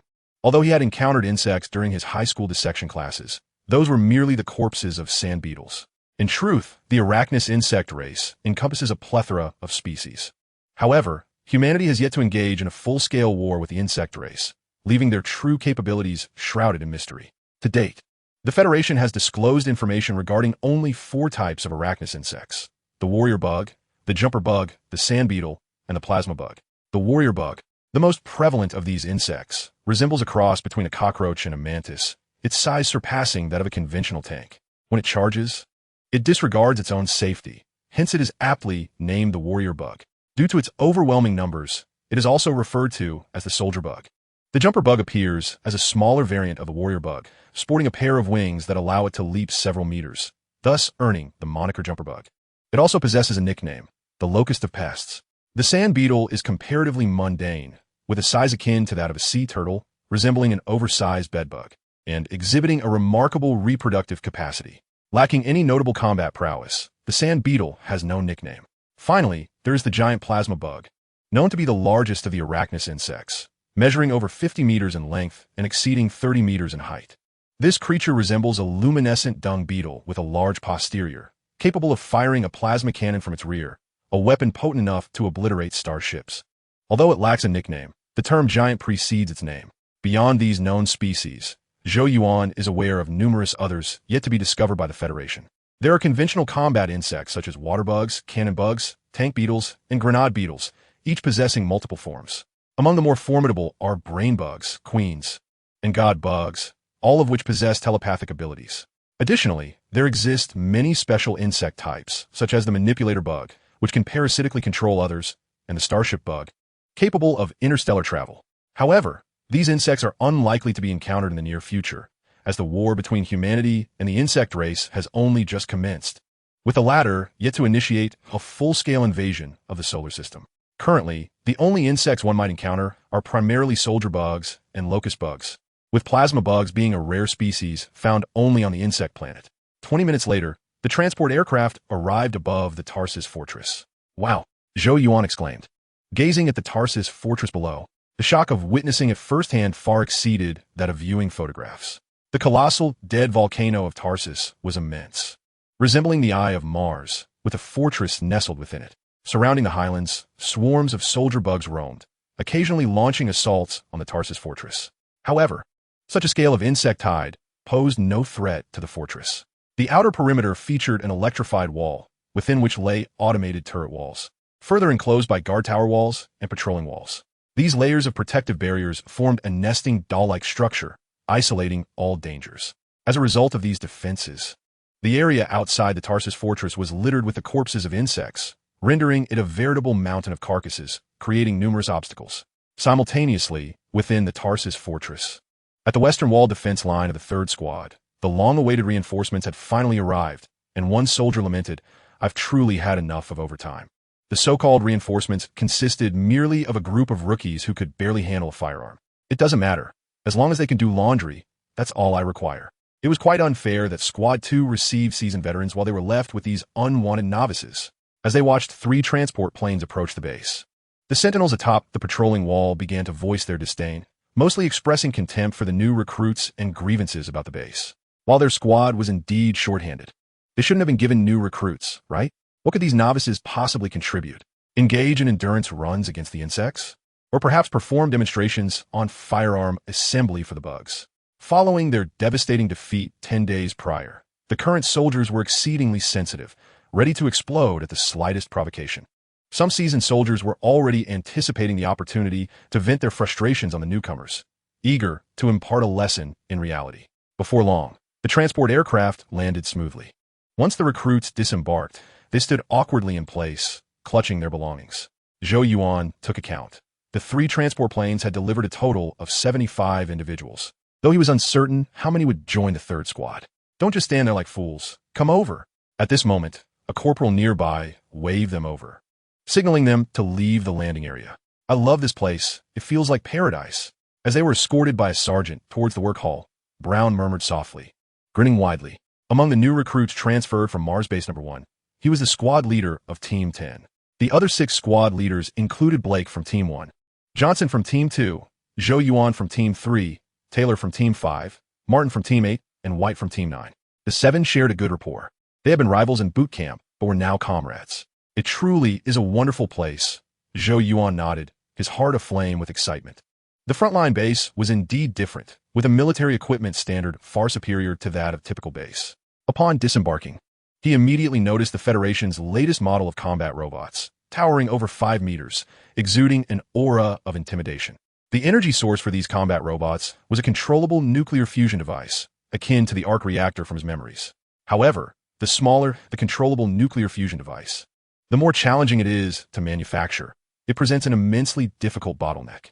The Federation's current technology can only produce devices the size of a suitcase. Thus, anything equipped with a controllable nuclear fusion device is bound to be a formidable machine.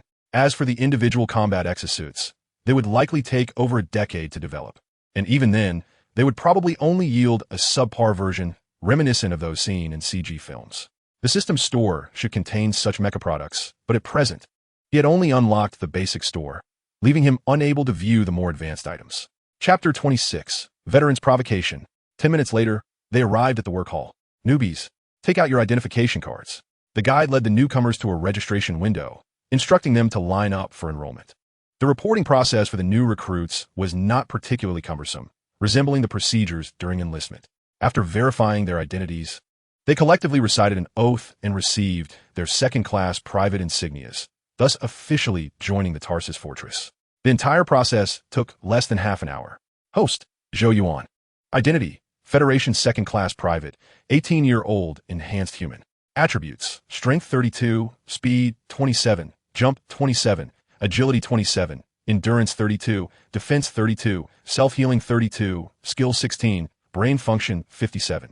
Skills, rapid memory, rapid learning, telepathy. Items, heavy atomic flight suit, ZF-1 rifle, infinite bullet saw. Title, fitness enthusiast, all attributes 0. 2.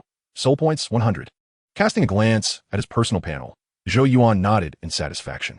Aside from the change in rank, his title had shifted from perseverance to fitness enthusiast, with the attribute boost changing from 3 attributes 0.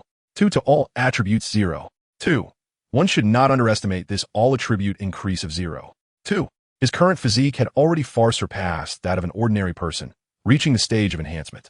If left to his own devices, he would hardly improve his attributes by even a fraction over the course of a year, as the enhancements bestowed by the Super Soldier Serum have already reached their zenith. Unless more advanced strengthening serums become available in the future, he will have no choice but to rely on upgrading his title to bolster his physical prowess. After completing the program, the guide led the group to the residential area of the Western Army. According to him, the defense forces of the Western Army consist of 5 units, each designated by a squadron name, with 300 personnel in each unit, totaling 1,500 members. Of course, the defense forces are solely responsible for the city's protection. This does not imply that the entire Western Army comprises merely 1,500 individuals. Here we are. This area features 5 rows of living quarters, arranged from left to right as Squad 1 through Squad 5, with the working hall and dining facilities located on the left and the armory on the right. New recruits, the remainder of the journey is yours to traverse. The guide remarked, offering a final piece of advice to speak softly upon entering the living quarters, as the Western Army personnel have recently been in a rather foul mood. After this brief introduction, the guide departed. Seriously? He just leaves us like this? One recruit exclaimed, exasperated. This place is enormous. Are we supposed to find our way on our own? With the guide gone, the 75 new recruits immediately erupted into a cacophony of complaints, lamenting the guide's irresponsibility and the fortress's apparent disdain for them. Is there anyone from Squad 3 here? We can stick together and report in after we settle down. Observing the commotion, Zhou Yuan raised his hand and called out, determined to establish a social network on his first day at Tarsus Fortress. Few could be more approachable than 18-year-olds. Hey bro, I'm from Squad 3. Upon hearing Zhou Yuan, several individuals from diverse backgrounds approached, enthusiastically greeting him with fist bumps and shoulder slaps. Me too, we can team up. Is there anyone from Squad 2? A chain reaction ensued as others began to vocalize their squad affiliations in search of comrades. Though many viewed 18 as the threshold of adulthood, the truth remained that these youths were not yet fully mature. often lacking strong independence. Merely being abandoned by the guide instilled a sense of panic in them, leaving them unsure of how to proceed. Zhou Yuan's suggestion greatly alleviated their anxiety, restoring a semblance of calm. This is quite the crowd. After 2 minutes, Zhou Yuan counted heads and was astonished. The 75 recruits had divided into 4 groups heading to the residential area's working hall. 5 are bound for Squad 2, 6 for Squad 4, 8 for Squad 5, and not a single soul was headed to Squad 1. The remaining 56 were all destined for Squad 3, which was supposed to comprise 200 personnel. It was evident that the recent losses for Squad 3 had been severe. After collecting their daily necessities, the recruits began to search for their dormitories. The dormitories here resembled those of the training camp, appearing as semi-cylindrical space pods, albeit significantly larger, akin to a dual-lane tunnel. In less than 5 minutes, Zhou Yuan located his dormitory. The accommodations for the 5 squadrons were neatly arranged and separated, with Squad 3's dormitory situated in the middle row, consisting of 3 pods. Despite the limited number of 3 pods, each had ample space, with partitions allowing for around 100 occupants comfortably. Squad 3 comprised 3 operational teams, and the new recruits were evenly distributed, with each team welcoming 18 or 19 members. Once they formed groups, the recruits exchanged greetings before heading to their respective dormitories. Ding! Zhou Yuan, leading the way, used his identity card to unlock the door to his pod. As soon as he opened the door, an unpleasant odor, mingled with the scent of smoke, assaulted his senses, causing him to wrinkle his brow. Oh, our sweet darling has arrived. Everyone, wake up and welcome our new recruit, boomed a voice from within the dormitory, where a multitude of individuals stirred. Zhou Yuan stepped inside and surveyed the space. To his surprise, a large number of veterans occupied the dormitory, perhaps due to a rotation system among the 3 operational teams. Most of the veterans were asleep, with only a handful awake and gathered around a card table. However, upon the newcomers' arrival, their attention shifted, rousing several sleeping veterans. The atmosphere in the dormitory transformed as dozens of eyes turned toward the new recruits, the veterans' gazes decidedly unfriendly, akin to those preparing for a brawl. All right, everyone, let us get moving, Zhou Yuan said, ignoring the veteran's hostile stares as he began searching for a bunk. This behavior was typical in his understanding. It was customary for veterans to seek opportunities to assert their dominance over newcomers. Bunk 8. Zhou Yuan's bed was conveniently located near the entrance. A couple of steps brought him to it. Just as he was about to place his pillow and blanket down, a veteran in the adjacent bunk spat onto his bed, smirking provocatively. Sweetheart, perhaps you're unaware, but this bed is where I keep my shoes. If you wish to sleep here, I suggest you clean it first. The veteran, a tall and burly individual, regarded Zhou Yuan with palpable disdain, his tone dripping with contempt. Buddy, I advise you not to stir up trouble. Now, clean up the mess you've made, or I will withdraw my respect for veterans, Zhou Yuan replied, his expression unchanging as he faced the veteran. The man reminded him of an earlier version of Ron, who, though simple-minded, would never stoop to such malice. Chapter 27. All down, be good in the future. Wow, did you all hear that? This rookie is telling me not to cause trouble. I'm starting to like him, the veteran exclaimed mockingly. Let me tell you, that's how Easterners are. They love to say, I suggest you don't do that, or you'll see my true colors. Hearing Zhou Yuan's words, the veteran named more jumped down from his bunk and began to circle Zhou Yuan. Looks like this rookie thinks he can take you on more. Enough talk. Teach him the rules around here. The veterans, indeed provoked by more, began to jeer, completely disregarding Zhou Yuan. Meanwhile, the new recruits shrank back, huddled at the entrance, hesitant to speak. Only 6 among them recognized Zhou Yuan, while they were on friendly terms. It was close enough to endure a beating together. They believed that offending veterans was ill-advised. Enduring a day of humiliation was preferable to becoming a long-term punching bag. Kid, you've lost the privilege of sleeping on this bed. Now, let me show you how to respect veterans. After relishing the cheers typically reserved for a celebrity, Moore rolled his shoulders and reached out to grab Zhou Yuan. Crack! Just as Moore extended his hand, Zhou Yuan's expression turned icy, and he retaliated with lightning speed. In the blink of an eye, Moore's hand was twisted into a dislocated position, resembling a gnarled tree root. Bang! But didn't he end there? Zhou Yuan flung Moore's arm aside and pressed his left hand against the back of his neck, forcefully slamming Moore's face onto the bed. Damn it, kid! What have you done? This shocking scene left the veterans in the dormitory stunned, and even the new recruits were momentarily speechless. What began as a traditional initiation for newcomers had escalated dramatically. Kid, I'll kill you, under the watchful gaze of all. Moore found himself utterly infuriated after being bested by a newcomer. Although the dislocation of his fingers was excruciating, it was a pain he could endure as a seasoned soldier. He swung his left hand backward, attempting to strike the hand that Yuan had pressed against the nape of his neck. However, no matter how fiercely he hit, Yuan's grip remained unyielding. "I warned you. It would be wise to refrain from causing trouble," Yuan stated coolly, then exerted a gentle force, flinging more aside. Damn it! Damn it! More! Now completely deranged with rage, scrambled back to his feet and charged at Yuan with a heavy kick. "You had better calm down." Yuan slightly turned to the side, delivering a powerful punch to Moore's abdomen, followed swiftly by a precise strike to the back of his neck, rendering Moore unconscious in an instant. "Shall we call it a day? What do you think?" Yuan remarked as he pushed Moore onto the adjacent bunk, casting a sweeping glance over the veteran soldiers. "Newbie, do not let your arrogance cloud your judgment. I find your proposal rather unimpressive." Under the chilling scrutiny of Yuan's indifferent gaze, the veterans trembled inexplicably, though they quickly steeled themselves. They had encountered many brash rookies before. Yet what did it matter? This was the dormitory, the domain of the veterans, with over 60 of them present. The veterans closest to Yuan exchanged glances and rose, moving toward him. "That is why I often say, I prefer my own perspective over yours," Yuan sighed, abruptly shifting into a combat stance, opting for preemptive action. With a resounding crack and a boom, the sounds of collision echoed as Yuan took down several veterans, each opponent dispatched with a single punch or kick. To avoid inflicting serious harm, he deliberately restrained his strength, ensuring that those struck merely suffered minor injuries. Within mere seconds, numerous figures lay sprawled at his feet. Who shall be next? Yuan suddenly adopted a somewhat audacious demeanor, beckoning to the onlookers among the veterans.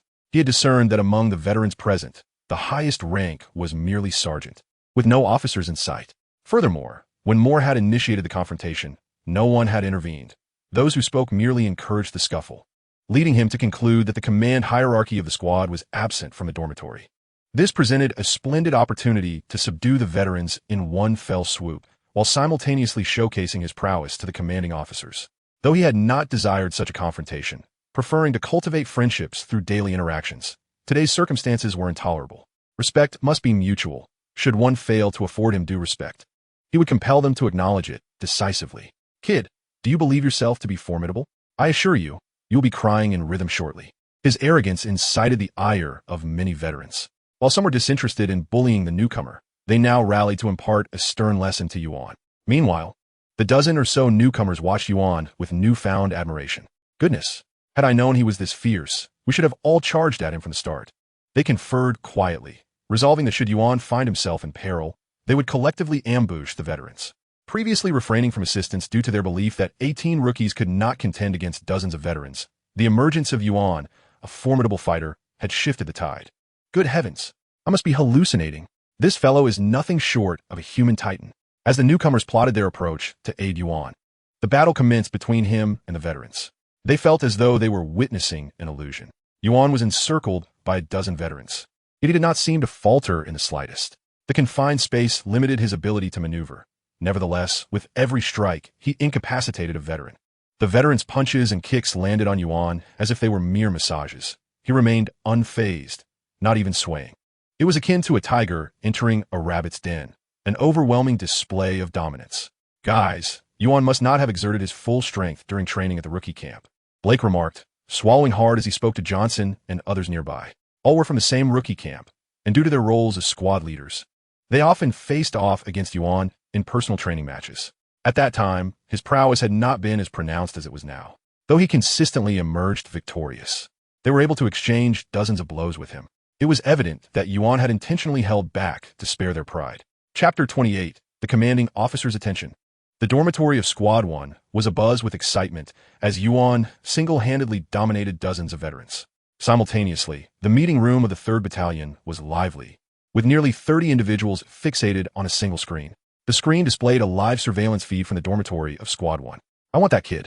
He should join 2nd Squad. No, 5th Squad is where he truly belongs. Boss, let him come to 3rd Squad. It's full of old-timers and could use some fresh blood." The meeting room was rife with noise, the majority engaged in heated debate.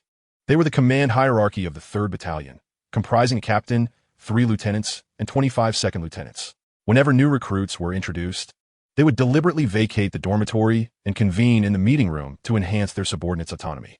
The objective was simple: to identify any promising candidates among the newcomers. Today, they had indeed uncovered a gem, albeit one whose tenacity surpassed their expectations, igniting fierce competition among them. No one wished to miss the opportunity to have Yuan under their command. Boss, this kid is impressive, ISNT. Simmons was right. This is the strongest rookie I have ever encountered. Turner, the squad leader of Squad 1, wore a grin that threatened to split his face. He had not anticipated that the exceptional rookie Simmons spoke of would be this formidable. In terms of close-quarters combat, Yuan was undoubtedly the strongest in the 3rd Battalion, capable of enduring a barrage of blows without faltering. Furthermore, Simmons had informed him that Yuan excelled in both marksmanship and combat. An all-rounder like him was a rare find. Indeed, quite remarkable, replied Campbell. The captain of the 3rd Battalion, his keen eyes fixed on the screen, filled with deep admiration. After a moment of contemplation, he gradually rose and stated, Turner, assign him a squad. Let's see if he possesses the capability to lead. So soon? Turner blinked in disbelief, finding it hard to accept. It was unprecedented for a newcomer to be appointed directly as a squad leader. The others fell silent, among the nearly 30 individuals present. The vast majority were squad leaders themselves. Now, a newcomer was to be placed on equal footing with him. They acknowledged Yuan's potential, yet wondered if such a decision was a tad too hasty. Campbell shook his head and spoke calmly. The 3rd squad requires transformation. We have just endured a devastating defeat, and I do not wish to experience a second. In my team, strength signifies everything. Those with greater power deserve more. When he was a private first class, he was assigned to the 8th squad, where the members allowed him to select from among the newcomers. Understood. Upon hearing Campbell's words, Turner immediately agreed. No one else voiced dissent, as the group leader's approval was paramount. Moreover, all 3 combat units had vacancies for squad leaders, so it was not as if they were encroaching upon anyone's position. The scene shifted back to the dormitory of the first group of the 3rd squad. The battle between Zhou Yuan and the veterans had concluded, resulting in a resounding victory for Zhou Yuan. The vanquished numbered nearly 50, either collapsed on the ground or writhing in pain. Come on, it was merely a prank that all newcomers endure. I faced it myself in the past. Don't be anxious. We do not wish to engage you. Several veterans raised their hands and cautiously approached Zhou Yuan, continuously attempting to reassure him, observing the familiar figures sprawled on the ground. Their expressions turned pale. This newcomer must be a monster. They had seen individuals with impressive physical abilities, but never one so extraordinary, capable of withstanding the blows of dozens and bringing them all to their knees. Rest assured, I am quite lucid. This matter ends here. Had it not been for more spitting insult, I would not have resorted to violence. After all, violence does not resolve issues. Zhou Yuan nodded expressionlessly, a sense of joy blooming within him. That fellow named Moore had inadvertently aided him, for henceforth, no veteran would dare to trouble him again. Furthermore, the exhilaration of the fight was undeniable. To be candid, he could not find such proficient sparring partners elsewhere. However, the dormitory was indeed not an ideal venue for combat, leaving him with numerous bruises and requiring a day's rest for recovery. Violence does not solve problems? We see you handled it quite well. The veterans were at a loss for words upon hearing Zhou Yuan's statement. This newcomer was truly exceptional. Fortunately, they had not intervened, or they would now be lying on the ground as well. What are you waiting for? After sheathing his demeanor of a cold-blooded killer, Zhou Yuan beckoned to the onlooking newcomers. Zhou, you are simply incredible. Your performance was like that of a superhero, exclaimed one of them. God, you are the most formidable fighter I have ever seen. The newcomers finally regained their composure and approached Zhou Yuan one by one to greet him. However, mindful of the veterans present, they refrained from discussing the earlier incident in detail, making light conversation before retreating to their respective bunks.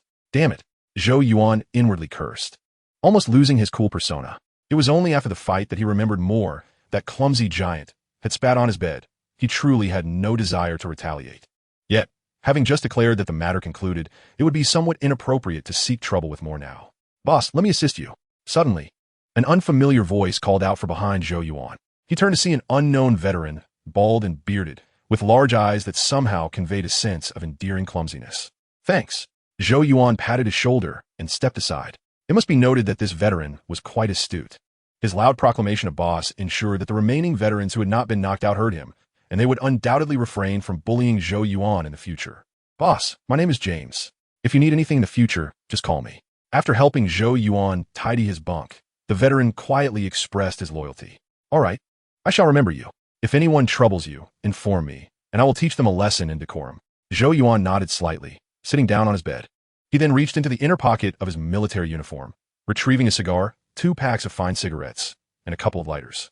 Lighting the cigar, he offered a pack of cigarettes to James. This is what a boss ought to do, exuding generosity and flair. Thank you, boss. James was elated.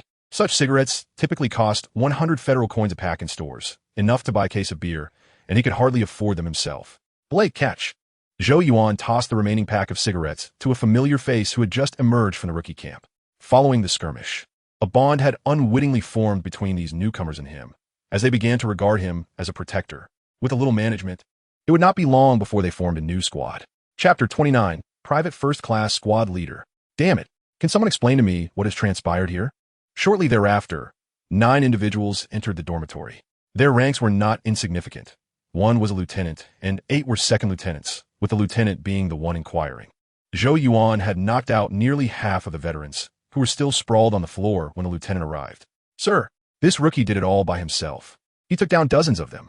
As soon as the lieutenant appeared, a veteran rushed forward to report. This veteran had not engaged Zhou Yuan in combat. He had merely observed the chaos from the sidelines. In truth, not many veterans enjoyed teaching newcomers. Initially, only a handful had been engaged in card games, while the rest were sleeping. After Zhou Yuan had taken down that handful, he had provoked the remaining veterans, leading to the ensuing brawl, with only a few veterans remaining unscathed. Those who had not fought Zhou Yuan were not disinterested.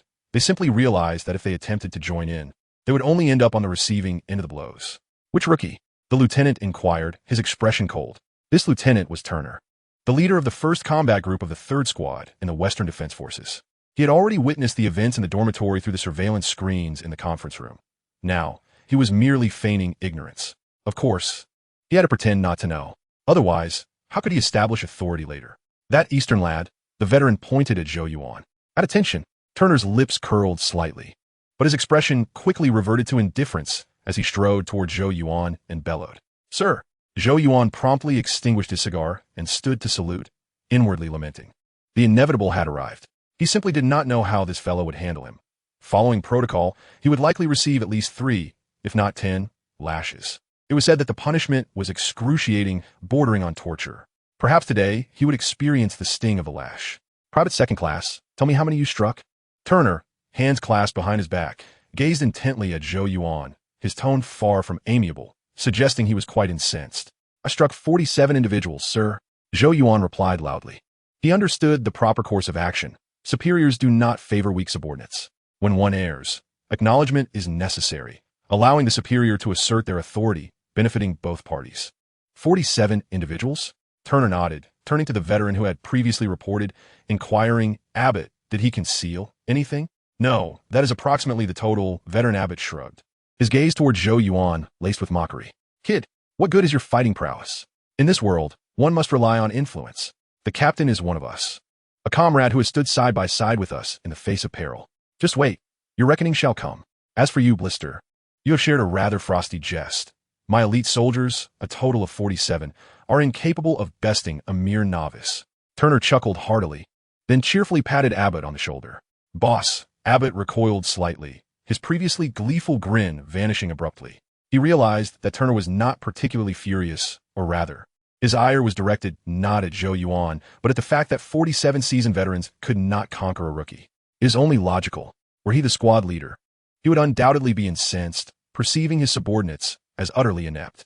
At that moment, the veterans who had endured Zhou Yuan's blows yet remained conscious managed to rise.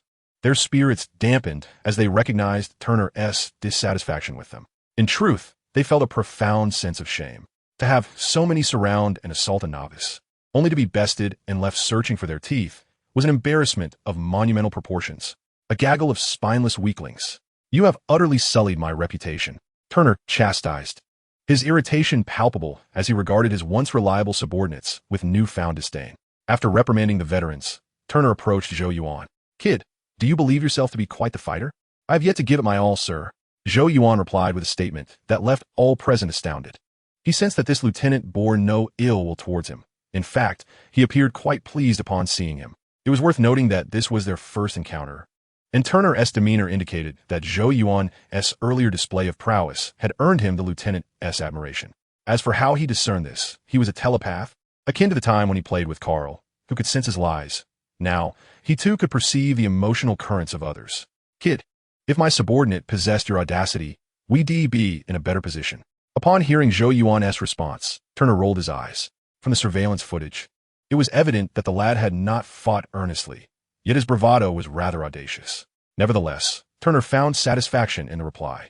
Rather than a mere braggart, he preferred a competent maverick, for this was a battlefield, and one could not slay bugs with mere words. I have an announcement to make, awaken them all. Turner did not engage Zhou Yuan further, gesturing for the others to rouse the veterans still lying on the ground. Andy, get up quickly. Lieutenant Turner is here. The alert individuals promptly sprang into action. Even the newly arrived recruits assisted. Zhou Yuan was particularly careful. These soldiers had merely fainted and had sustained no serious injuries. A few gentle slaps to their faces would suffice to wake them. Damn it, whereas that insufferable rookie. I'll have his head, boss. Upon awakening, the veterans immediately began to curse, evidently still eager to confront Zhou Yuan. However, upon seeing Turner, they fell silent, awaiting his judgment on the matter. I have no interest in playing house with you. Do not bring me your petty grievances. I am here to announce something, so listen closely. Turner seized Zhou Yuan's half-smoked cigar, placing it between his lips, casting his gaze over the assembly as he proclaimed, I trust you are all aware that both Team 4 and Team 8 are in need of a new squad leader. At this, the veterans buzzed with excitement, momentarily forgetting their prior humiliation at Zhou Yuan's hands. A soldier who does not aspire to be a general is no good soldier. Although merely a squad leader, it represents the first step forward. The newcomers, however, felt little. Recognizing that this was not their concern, they were mere spectators, content to listen. Team 4's squad leader shall be in Cairo. In the eager eyes of the veterans, Turner announced the first appointment. Just him. Zhou Yuan's gaze swept over the crowd, spotting a jubilant African-American raising his fist, with others nearby congratulating him. This must be in Cairo. He recalled this fellow, known for his thick skin, yet he had still fallen with a single punch. Team 8's squad leader is as Turner prepared to announce the second leader. He built suspense, elongating his tone. His eyes roamed the assembly before ultimately landing on Zhou Yuan. Rookie, Team 8 is yours. What? Zhou Yuan was momentarily stunned, rendered speechless. This should not be. He had just emerged from the rookie camp, his credentials far too scant to warrant such a position. Could it be that this leader truly valued strength over experience? Boss, you mean this rookie? Boss, he is merely a novice. The veterans' reactions were far more pronounced than Zhou Yuan's. This rookie had bested veterans on his first day, and now he was to be made a squad leader? Furthermore, among those present who had not previously slain their share of bugs. How could a rookie be placed above them? It was patently unfair. The newcomers mirrored Zhou Yuan's confusion, momentarily unable to process the situation. A rookie, and he was to become squad leader? Silence. I am informing you, not consulting you. Clearly, a rookie capable of conquering 47 veterans is far more suited to the role of leader than those who had been bested. Turner pointed accusatively into the void, declaring, if experience were the sole criterion for leadership, then the position of fortress commander should rightfully belong to old Eden, the 71-year-old in the cafeteria.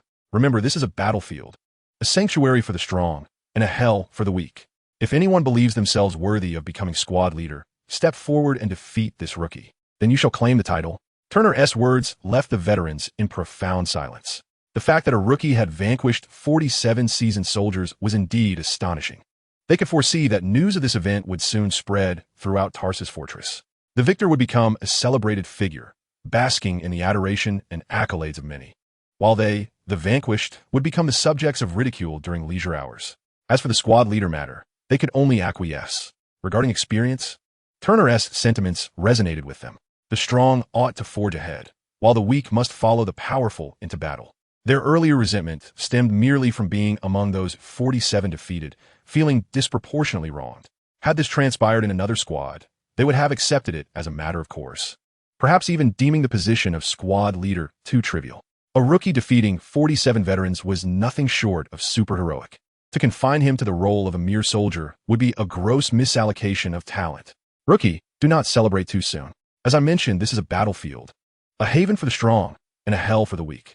I hope you can maintain your strength. Should you ever fall to weakness, then the position of squad leader will no longer be yours.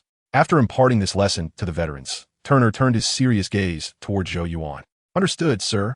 Zhou Yuan saluted, responding with conviction. Indeed, opportunities for soldiers often arise on the front lines, and he had certainly come to the right place at Tarsus Fortress. Seeing Zhou Yuan brimming with energy, neither arrogant nor retreating, Turner nodded in satisfaction and continued, I have cleared out teammate. Your squad members can be selected from the newcomers. Please submit the list to the work hall by 11 tonight. By the way, you have been promoted to Private First Class. When you go to the work hall, don't forget to collect your new shoulder insignia. As for the tasks assigned to teammate, you can check on the work tablet. The same applies to other teams with personnel vacancies. Finalize selections promptly to avoid disrupting tonight's duties. With that, Turner exited the dormitory, cigar in mouth.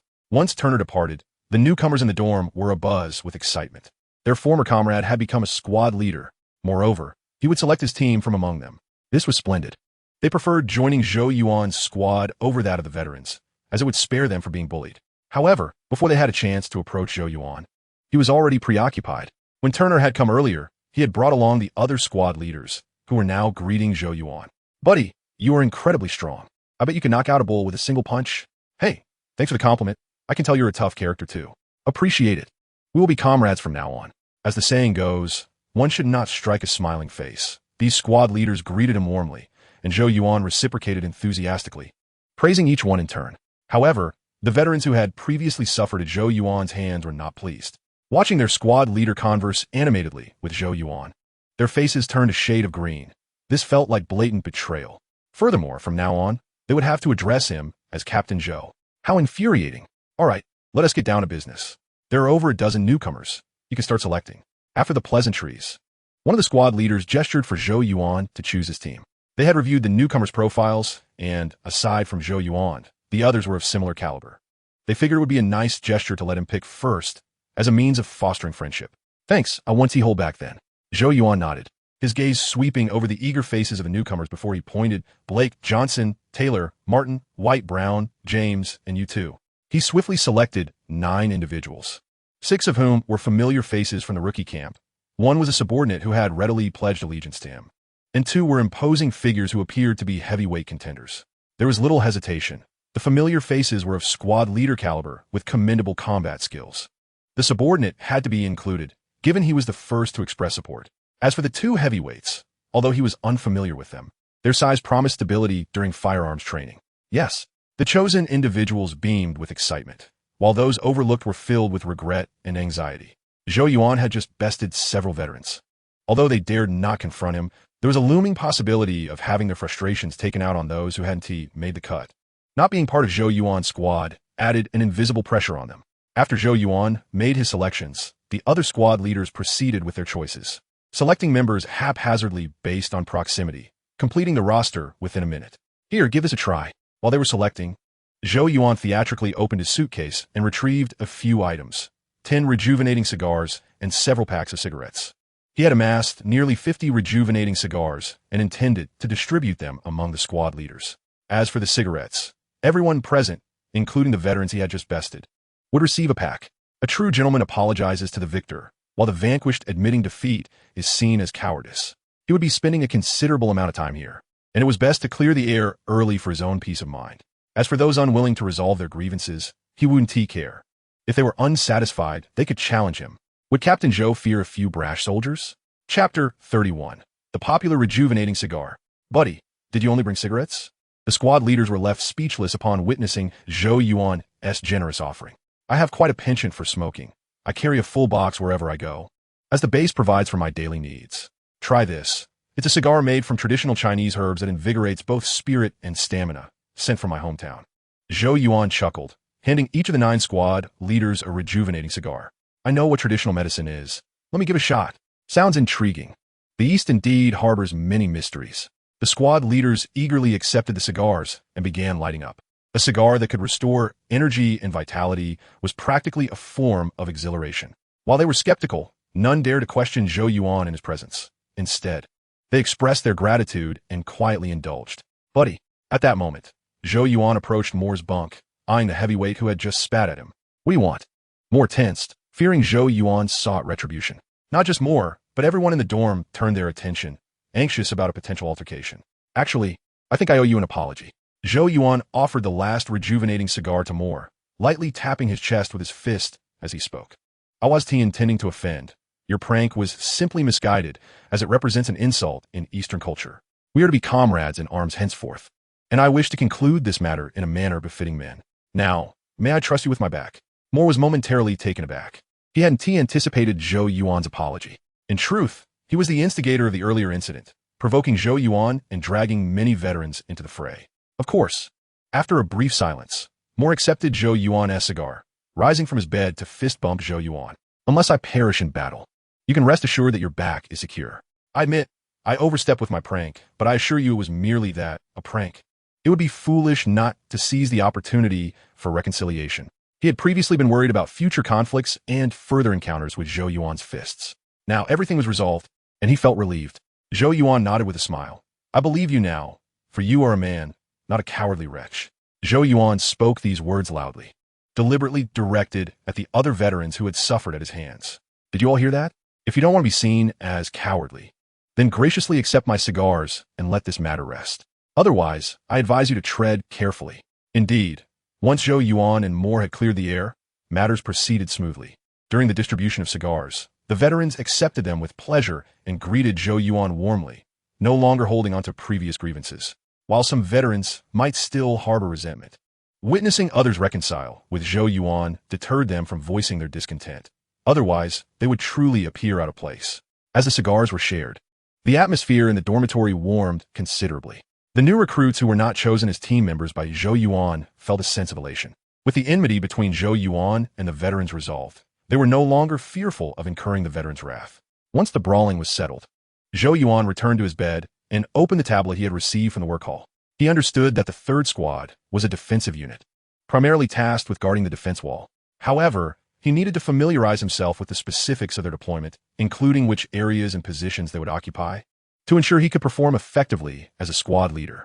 After a leisurely 5 minutes, Zhou Yuan set the tablet aside and reclined on his bed. The designation for the Western military is abbreviated as W, with its 5 squads numbered from W1 to W5, and the third squad referred to as W3.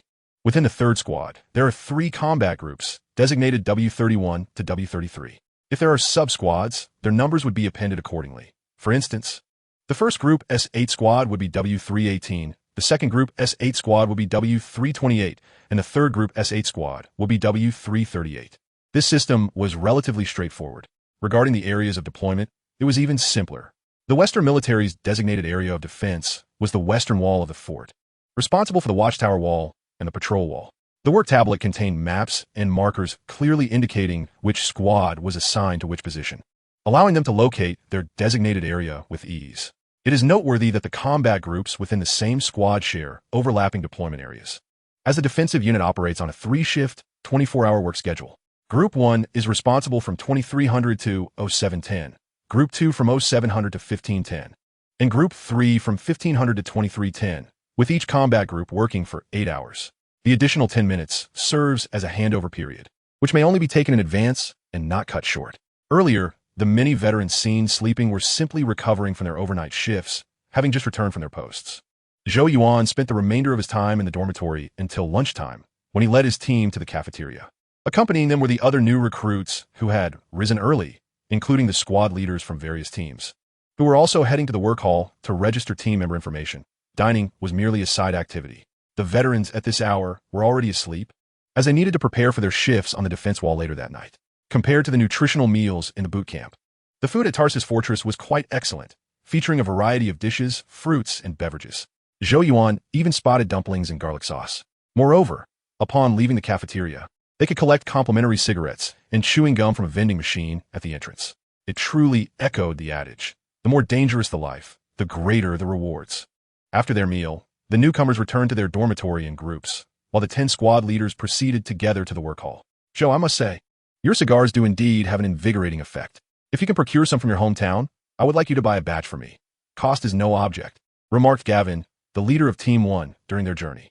He had only taken a few puffs, but was already convinced that Zhou Yuan was not exaggerating. The cigar had revitalized him, making him feel as if he had slept well. Upon hearing Gavin's words, the other squad leaders perked up, all glancing at Zhou Yuan. They had long wished to inquire about this matter, but hesitated earlier due to the crowded dormitory, wanting to avoid any overly forward individuals asking Zhou Yuan for favors. "This is not a commercial product. It was sent to me by a relative. Due to the rarity of the ancient herbal ingredients, mass production is impossible," and I only receive them sporadically. However, when my relative sends me more, I will share some with you. Zhou Yuan replied with a chuckle, reiterating his usual explanation. The regenerative cigars are indeed a renewable resource, but their rate of regeneration is exceedingly slow, only one per day, making it impossible to distribute them in large quantities. Therefore, he always emphasizes their rarity, occasionally presenting a few. Sharing such an exquisite item, I am indeed generous, am I not? Zhou Yuan continued with a hint of pride. I knew it. If this premium product were capable of mass production, it would have long since become the finest cigar in the world. Sighed Jean, the leader of Team 2, somewhat disappointed. If it were possible, he would have liked to purchase a batch from Zhou Yuan, as such items would be particularly beneficial during night shifts. Chapter 32. A Date with the Bugs. After receiving his new insignia and registering the team information, Zhou Yuan turned and headed towards the armory. This is standard procedure for mobile units. Upon joining a new division, one must register at the work hall and armory. Naturally, as a squad leader, he had the authority to assist his team members with their registration. The work hall primarily manages personnel, while the armory oversees the armaments utilized by these personnel. Taking the defensive unit as an example, once you register at the armory, you need not carry anything when heading to the defense wall. You can simply proceed there, as the armory staff will have already transported the weaponry to the wall and will conduct multiple checks and restocks daily. Should you wish to change your equipment from time to time, you can also visit the watchtower wall, where the armory staff has prepared spare armaments. This is merely in regard to the city defense armaments. In case of an urgent need to be deployed, the transport aircraft will directly fly to the residential area to collect personnel. You will still not need to retrieve any armaments yourself. The armory personnel will handle everything, preloading all the armaments you are authorized to access onto the transport aircraft. In Zhou Yuan's understanding, the armory functions as logistics, exceptionally efficient logistics. Once everything was sorted, Zhou Yuan returned to the dormitory, brimming with anticipation. Tonight, he would finally ascend the defense wall. He was eager to encounter the insects he had been thinking about. While seated in the transport aircraft that morning, he had observed an abundance of insects near Tarsus Fortress, so numerous that they repeatedly assaulted the electric grid wall. Consequently, he would be able to engage in combat tonight, and was certain he would slay many. With such thoughts, Zhou Yuan lay back on his bed with a smile, preparing to take a short nap to be fully invigorated for the night ahead. 5 minutes later, he awoke, a resigned expression crossing his face as he rubbed his eyes. This robust body was not solely a blessing. During times devoid of intense training, the abundant energy made it difficult for him to fall asleep. After a moment of contemplation, Zhou Yuan quietly rose from his bed and left the dormitory. Since he might be stationed at Tarsus Fortress for an extended period, he thought it prudent to explore the fortress while he had the chance. His exploration lasted 4 to 5 hours. Starship Fortress was vast, and by the end of the afternoon, Zhou Yuan had familiarized himself with much of the interior. Of course, there were many areas to which he did not have access. Although being a squad leader conferred a certain level of authority, this position had been a special promotion from the group leader, and his rank had yet to catch up with his privileges. Just after 6 o'clock, Zhou Yuan returned to the dormitory and called upon his team members to head to the cafeteria together. After finishing their meal, they would prepare for training. The defensive unit faced considerable challenges, as a rotating 3-shift system each month severely disrupted their circadian rhythms. Therefore, the fortress did not impose fixed training times. Instead, it allowed the squad leaders to arrange their own schedules. The third squad had decided on a 3-hour training session. For Group 1, this meant training from 1900 to 2200, followed by a shower and some rest before heading to the defense wall at 2300 for their shift. Once on the wall, it would be time for live-fire exercises. With insects swarming outside, they could engage as they pleased, although at that point it would be considered real combat rather than mere training. If one were to truly assess the situation, one could easily claim to have trained for 11 hours a day. 3 hours of physical training followed by an hour of rest. For Zhou Yuan, those 4 hours felt akin to an interminably long winter night, cold and drawn out.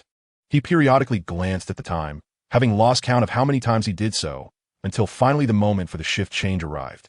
Gentlemen, follow me. As the team leader escorted the first group to the defensive wall, Zhou Yuan swiftly summoned his own squad, making haste to the area designated for the 8th squad. It wasn't only Zhou Yuan who was anxious, his teammates were equally eager. Having spent a month cooped up in a recruit camp, the opportunity to confront the pests was too tantalizing to ignore. Before long, they reached the defensive wall. The wall comprised 4 layers of defense: the patrol wall, the watchtower wall, the automated turret wall, and the automated electric fence wall. Under normal circumstances, when a massive tide of insects did not assault the fortress, Only the watchtower wall and the defensive wall required personnel to be stationed. These two walls were in remarkably close proximity. Viewed from above, they resembled railway tracks, interconnected by numerous junctions. It could be said to be a single wall, albeit with a row of watchtowers in front of the patrol wall. Well done, gentlemen. Upon their arrival at the station area, Zhou Yuan was immediately greeted by several individuals, the foremost being a second lieutenant. This second lieutenant was Harlan, the leader of the 8th Squad. He was exceptionally warm, embracing Zhou Yuan as soon as they met. His squad mates also greeted Zhou Yuan enthusiastically, leaving him somewhat bewildered. However, Zhou Yuan quickly regained his composure. It must have been due to the events of the morning. He had engaged in a scuffle with numerous veterans, and such an occurrence could hardly remain concealed. Those veterans who had endured the beating would remain silent, as it was a source of shame, while the new recruits, fearing the ire of the veterans, would also refrain from gossiping. Yet, those veterans who had not been involved were likely to treat the incident as a topic of conversation, sharing it with acquaintances. Before long, the news would spread like wildfire. For one person to defeat 47 others is an astonishing feat, one that would draw attention in any era, and, as the protagonist, Zhou Yuan was naturally in the spotlight. But having veterans teach newcomers a lesson is a rite of passage. We wish to see the newcomers' abilities and discern if there are any formidable characters among them. If you look up, you will notice miniature surveillance cameras atop the corridor. We witnessed the entire altercation this morning. Harlan leaned in closer to Zhou Yuan, speaking softly. Surveillance? Zhou Yuan furrowed his brow, his smile fading slightly. Do not worry. Only the squadron leader has the authority to activate the surveillance, and it is only turned on when a large influx of newcomers occurs. You know, invading others' privacy is a violation of federal law. Harlan chuckled, assuming Zhou Yuan was displeased about the surveillance. Actually, I am merely feeling a bit apprehensive. I fought a comrade right under the nose of the squadron leader. That is a serious offense. Zhou Yuan shrugged, his concern not being the surveillance itself, but his own lapse in vigilance. If he could overlook surveillance in the dormitory, he might also overlook an insect nest on the battlefield. The Super Soldier Serum is indeed remarkable, but does not grant him the ability to disregard the insect tide. Carelessness could cost him his life. Henceforth, he must cultivate a habit of meticulousness. Additionally, he now understood the truth. It was no wonder he had been promoted against the odds. The squad leaders and team leaders not stationed in the dormitory had all been summoned by the squadron leader to witness the spectacle. Chapter 33. First Kill. This is not a significant matter. When I first arrived here, an old veteran soiled the scarf my mother knitted for me, and I promptly broke his nose. Harlan winked at Zhou Yuan and then leaned in a whisper. What is your secret? How did you accomplish that? Zhou Yuan had defeated a total of 47 individuals. Although he had only faced 3 or 4 at a time due to space constraints, it was still quite an intimidating feat for soldiers trained professionally over long periods. Facing 3 or 4 opponents simultaneously could easily overwhelm anyone, even a champion of federal combat. Yet, Zhou Yuan had managed to consecutively defeat over a dozen of them. Perhaps it is a combination of talent and effort. If I were to share a secret, I would recommend that you engage in bridge training, as it greatly strengthens the neck and core muscles, enhancing your ability to withstand blows. If you persist for a year, a typical person's heavy punch will feel as soft as cotton to you. Zhou Yuan glanced around before quietly divulging his secret to Harlan. Go for it. I'm not misleading you. Tyson trained this way. Bridge training? Harlan's eyes widened, intrigued. He believed him, for he was indeed familiar with bridge training. Boxers from the era of Dawn used this method, transforming individuals into formidable shields. However, this training method was perilous. Improper form could result in neck and spinal injuries, leading it to be buried in history by the Federation. Buddy, please keep this confidential. You understand. Zhou Yuan patted Harlan's shoulder, wearing a mysterious expression. Rest assured, I am well aware of the rules, Harlan replied solemnly, nodding with an expression that conveyed his understanding. Following this exchange, Zhou Yuan and Harlan chatted for a short while longer before parting ways to attend to their respective duties. They needed to coordinate with the armaments department within 10 minutes. I see. Zhou Yuan waited alongside his squad mates, reflecting on Harlan's earlier words. He had inquired why the 3rd Squadron was receiving such an influx of newcomers. Since this matter was not confidential, Harlan had not concealed it from him. Not long ago, a significant incident occurred at Tarsus Fortress. A transport aircraft carrying a major general from the strategic forces was shot down by a plasma cannon fired by plasma insects while en route from Mars Base to Tarsus Fortress. Personnel from the strategic forces are already precious, and a major general is even more so. Consequently, Tarsus Fortress swiftly assembled a rescue team to head to the crash site. Due to time constraints, the fortress was unable to summon the Special Operations Forces and had to quickly assemble a nearby rescue team. This team was none other than the 3rd Squadron of the Western Defense Forces. As luck would have it, the entire 1st group stationed at the defensive wall was deployed to the crash site. By the time they arrived, the area was swarming with insects, and the transport aircraft was reduced to mere debris, with no communication signals in sight. Logically, in such a scenario, they could have retreated without engaging in a landing battle. However, who could overlook the fact that a major general from the strategic forces was aboard that transport aircraft? What if the situation upon landing was favorable, and the escort team managed to extricate the general? The subsequent events need not be elaborated upon.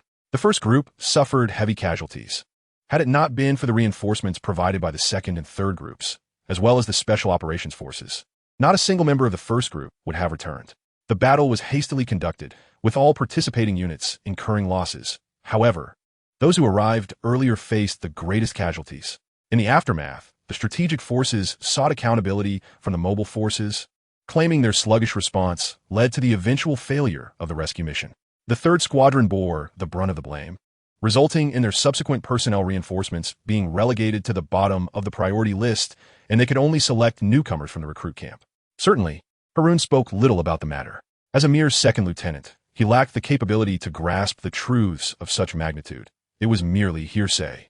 Overall, it aligned closely with Zhou Yuan's conjectures. The defense forces typically do not venture far from the fortress. The sudden influx of numerous new recruits today clearly indicated that they had encountered extraordinary circumstances, resulting in a significant loss of veteran soldiers. 10 minutes later, the handover with the armament department was completed. Harun departed the defensive wall with the personnel from Group 3, while Zhou Yuan began to station himself with the members of Group 1. Patrols were assigned to Sectors 2 through 5, while Sectors 6 through 10 would occupy the watchtowers, to be rotated after 4 hours. Keep your eyes wide open. If any swarms appear, notify me immediately, Zhou Yuan commanded as the team donned their full gear. He numbered the team from 1 to 10, with himself designated as number 1, facilitating task allocation. The defensive line assigned to the 8th Squad spanned merely 100 meters, comprising a short stretch of patrol wall and 5 watchtowers, half for patrolling and half for fixed observation. Understood, Commander. The team members were brimming with excitement. After saluting, they dispersed to their respective posts, leaving Zhou Yuan standing alone. Best to use the sniper rifle, he mused, momentarily hesitating before locating his subordinate, James, at the watchtower. There were indeed numerous soldier bugs assaulting the electrified wall, yet they were not congregating in swarms. Compared to his formidable pineapple machine gun, the sniper rifle was far more suited for the task at hand. Boss, are you planning to exterminate bugs? James inquired curiously upon noticing Zhou Yuan wielding a Barrett. I am here solely for the purpose of extermination. Zhou Yuan activated the night vision feature of his tactical goggles, chambered around, and aimed at the soldier bugs beyond the electrified wall. Bang! With a resounding gunfire, a soldier bug 200 meters away exploded, its head shattering into fragments. Awesome, boss! You blew its head off, James exclaimed, his excitement palpable as he raised his night vision binoculars. This was his first encounter with a living soldier bug, and witnessing its demise was an experience beyond words. James, don't just stand there. You have only 4 hours. You'll need to patrol after that. Zhou Yuan shot him a glance, urging him to fetch his firearm. James, a rather earnest young man with little assertiveness and a hint of timidity, had previously expressed concern about attracting attention with gunfire. Come on, this is a battlefield. Gunfire is everywhere. Who has the time to pay attention to you? It was truly a rarity to find such a bashful character in the midst of chaos. I'll give it a try. Encouraged by Zhou Yuan's words, James took a deep breath and retrieved a sniper rifle from nearby. Having finally ascended the defensive wall, he was eager to unleash his own firepower. Initially hesitant, feeling that newcomers ought to remain low-key and simply man their posts, he now felt liberated by Zhou Yuan's example. Excellent. Let us proceed with that. Zhou Yuan patted James on the shoulder and resumed aiming. However, before firing, he glanced at the system notifications. Chapter 34. The Hexagonal Warrior. Kill a soldier bug. Earn 1 soul point. Congratulations, host, for unlocking the first achievement. You may claim the title of Trial by Fire. Ding. Detected that the host has personally acquired soul points for the first time. Personal module update. Feature unlocked. Tasks. Congratulations, host, for unlocking a new system feature. You have received 2 level 3 soul gift boxes and 1 level 2 soul gift box. Do you wish to open them? 1 point. Zhou Yuan furrowed his brow, but quickly relaxed. While 1 soul point for a soldier bug was indeed meager, upon reflection, he realized that accumulating soul points was not particularly arduous. 8 hours equated to 480 minutes. Even if he could only kill 1 bug per minute, that would still yield 480 soul points in a single day, and a monthly total of 400 soul points at minimum. He was satisfied with that prospect and continued to explore further. The trial by fire title would enhance his skills by a mere 0.1, significantly inferior to his current title. However, the task panel intrigued him. According to the system's annotations, the task panel would randomly issue tasks daily, with rewards for their completion. Today, there are 3 tasks. 1. Gain 100 soul points. Reward, 50 soul points.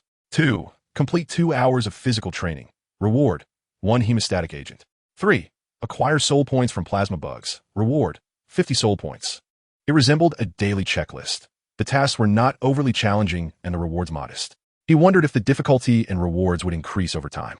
The current time was 23:20. There was no chance of completing the second task, and the third task was impossible. Plasma bugs would not venture into Tarsus Fortress to cause trouble. The first task, however, was feasible if he accelerated his pace. He could eliminate 100 soldier bugs within 40 minutes. He was not particularly impressed with this new feature. When the task rewards were low, he preferred not to be dictated by the system, opting instead to pursue his own inclinations. If he wished to engage, he would. If not, he would simply disregard it. As for the soul gift boxes, he planned to open them upon returning to the dormitory. For now, the pressing matter was exterminating bugs. Bang! With thoughts of the countless pieces of equipment available in the system store igniting his fervor, Zhou Yuan dispatched another soldier bug to the netherworld. Boss is truly formidable. James set aside the sniper rifle and picked up the night vision binoculars once more. While Zhou Yuan had been examining the system, James had managed to fire off 2 magazines, yet he discovered that shooting was not as straightforward as he had anticipated.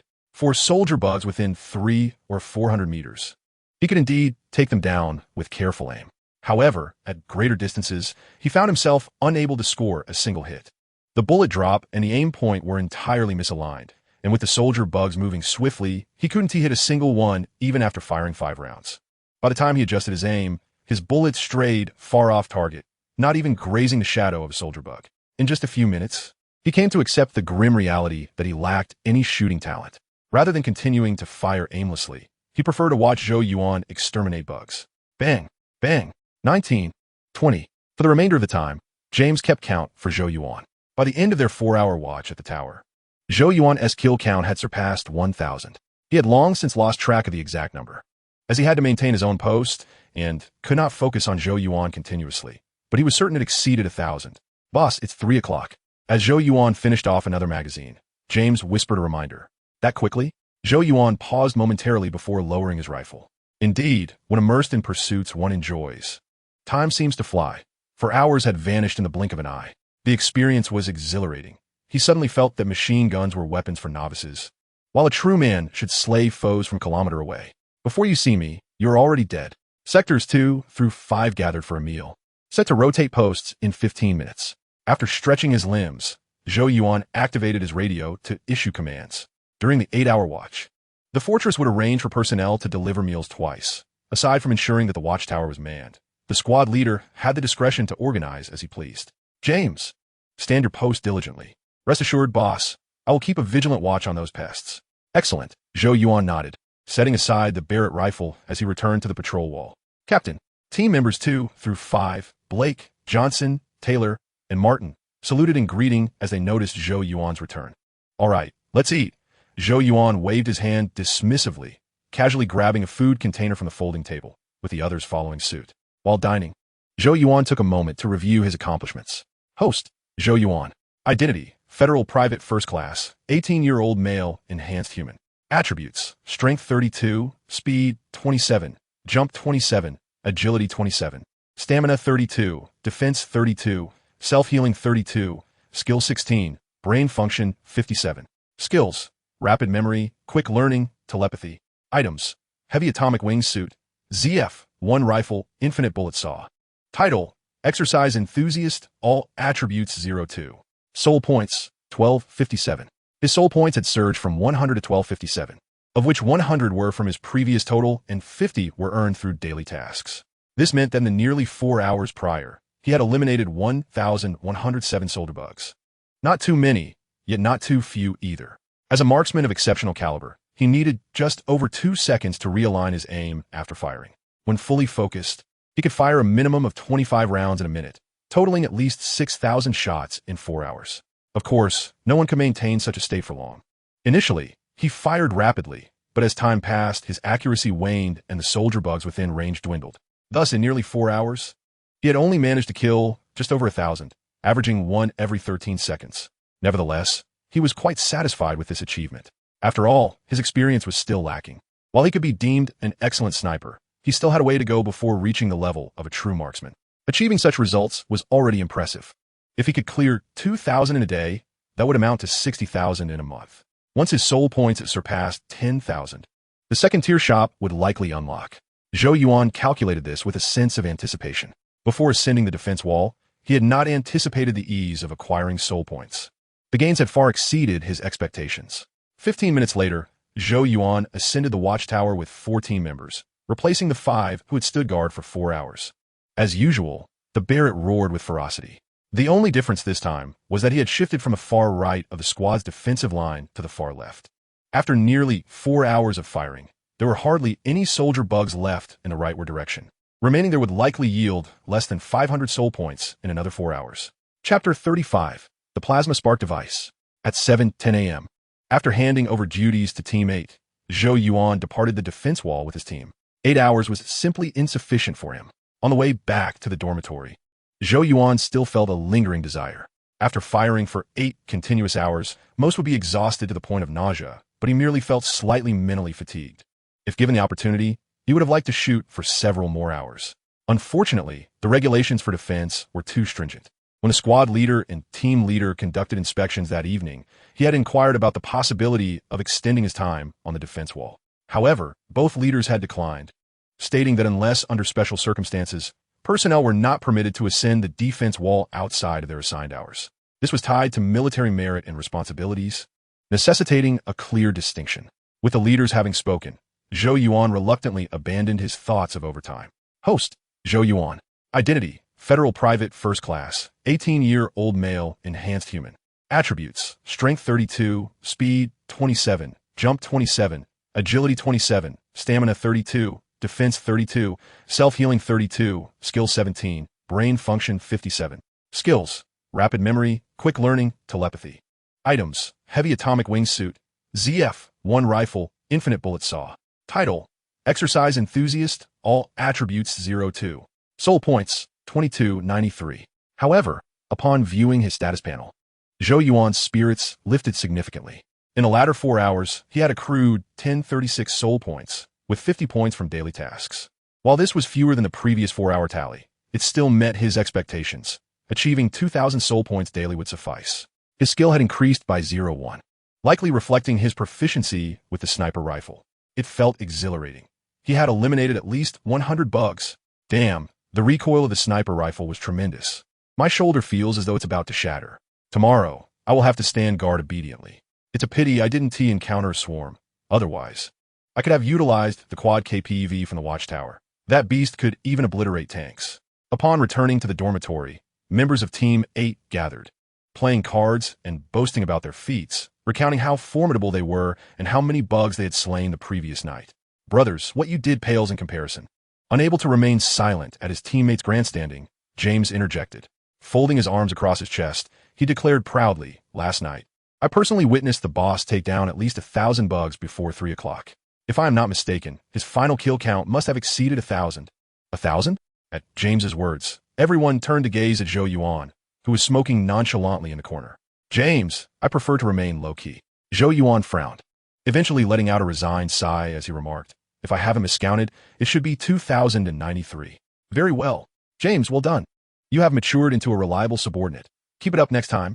2,093. The crowd gasped in astonishment, their eyes widening in disbelief at the unexpected figure. However, despite their surprise, they could understand.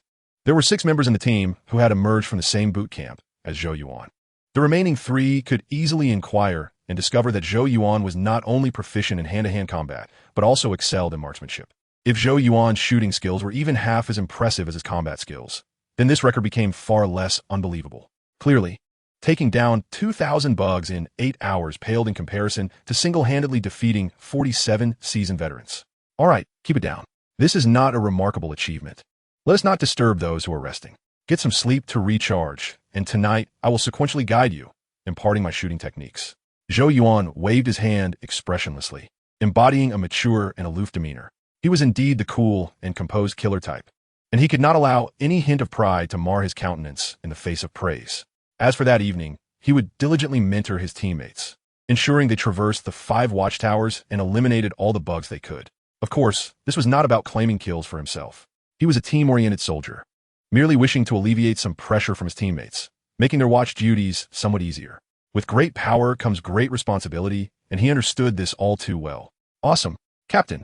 You truly are a monster. Seeing Zhou Yuan exude such calmness and confidence, his teammates felt a profound sense of security and lavished him with compliments.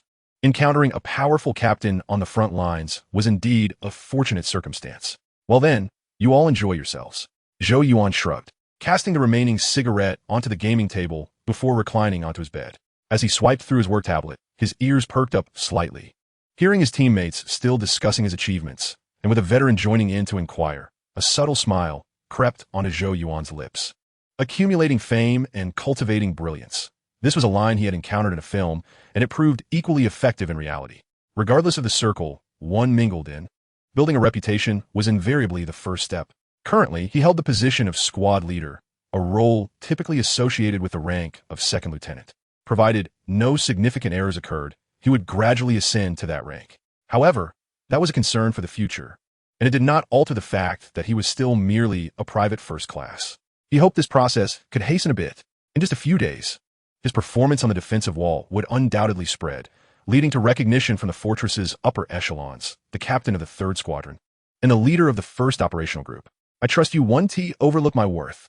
A hexagonal warrior like me, Captain Zhou, is undoubtedly a talent deserving of the Federation's vigorous cultivation. Oh no, such a line of thought seemed to belong solely to villains. Shaking his head, Zhou Yuan dispelled the thoughts swirling his mind and shifted his focus to the gift boxes. Last night, upon unlocking this function, the system had presented him with 3 gift boxes, one of level 2 and 2 of level 3. System, open all gift boxes. Opening level 2 soul gift box. Acquiring 1 micro plasma spark device. Opening level 3 soul gift box. Acquiring 1 high explosive grenade. Opening level 3 soul gift box. Acquiring 1 F3 light grenade launcher. What? Zhou Yuan was utterly astonished by the results. The latter 2 items were unremarkable, a powerful grenade and a grenade launcher loaded with incendiary rounds. However, the first item he remembered distinctly. The plasma spark was a creation from the land of light, the home of Ultraman, in a galaxy where Ultrastar resided. The sun was on the verge of extinction, prompting the scientists of Ultrastar to devise a synthetic sun. Upon its successful creation, it was dubbed the Plasma Spark Tower. However, prior to activation, it had been tampered with by the Baltan aliens, inadvertently transforming the Plasma Spark Tower into a life evolution tower. Under its illumination, all inhabitants of the land of light evolved into Ultramen, while other creatures morphed into monsters. What a wild imagination. After perusing the item description, Zhou Yuan couldn't help but chuckle softly.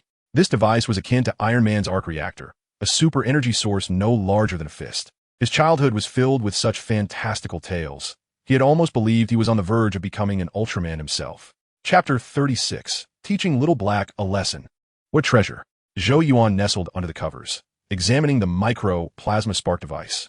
It resembled a crystal plaque, 3 centimeters thick and 10 centimeters wide, radiating a red glow with a circle of connection ports surrounding it. It was quite aesthetically pleasing. However, after a brief moment of admiration, he tucked it away. It was indeed valuable, but currently of no practical use. Given its size, it was evident that it could not be carried by larger units and was suitable only as a power source for small individual mechs. The fact that a level 2 gift box yielded such an item was an extraordinary stroke of luck. Yet, crafting a mech required an abundance of resources, foundational industrial machinery, cutting-edge technical expertise, and clandestine research facilities. Fulfilling all these criteria necessitated at least a major's authority, while he remained merely a private first class, unable even to secure a single room. Time for sleep. After pondering for a moment, Zhou Yuan shut his eyes and drifted off. Seizing the opportunity while his mind was somewhat fatigued, he quickly succumbed to slumber, Otherwise, he feared he'd become alert again shortly. Buzz. He was jolted awake after an unknown duration by the vibration of his work tablet. What on earth? Zhou Yuan nearly sprang up, but soon realized the commotion emanated from his device. Opening the tablet, he found a brief message notification. The communication window will open promptly at 0600 on August 15th. All units are to prepare for combat. A question mark appeared on Zhou Yuan's face. He did not comprehend the message. What on earth is happening? Scanning the room, he spotted a veteran who had yet to retire for the night. The time was noon, and there were few still awake in the dormitory. Only a handful remained. Hey, you know there's a large communication window in the fortress, right? The insects can sense the signals and trace them back to us. Typically, when we use the communication window to contact Earth, it's only open for a short while, allowing only nearby insects to find us.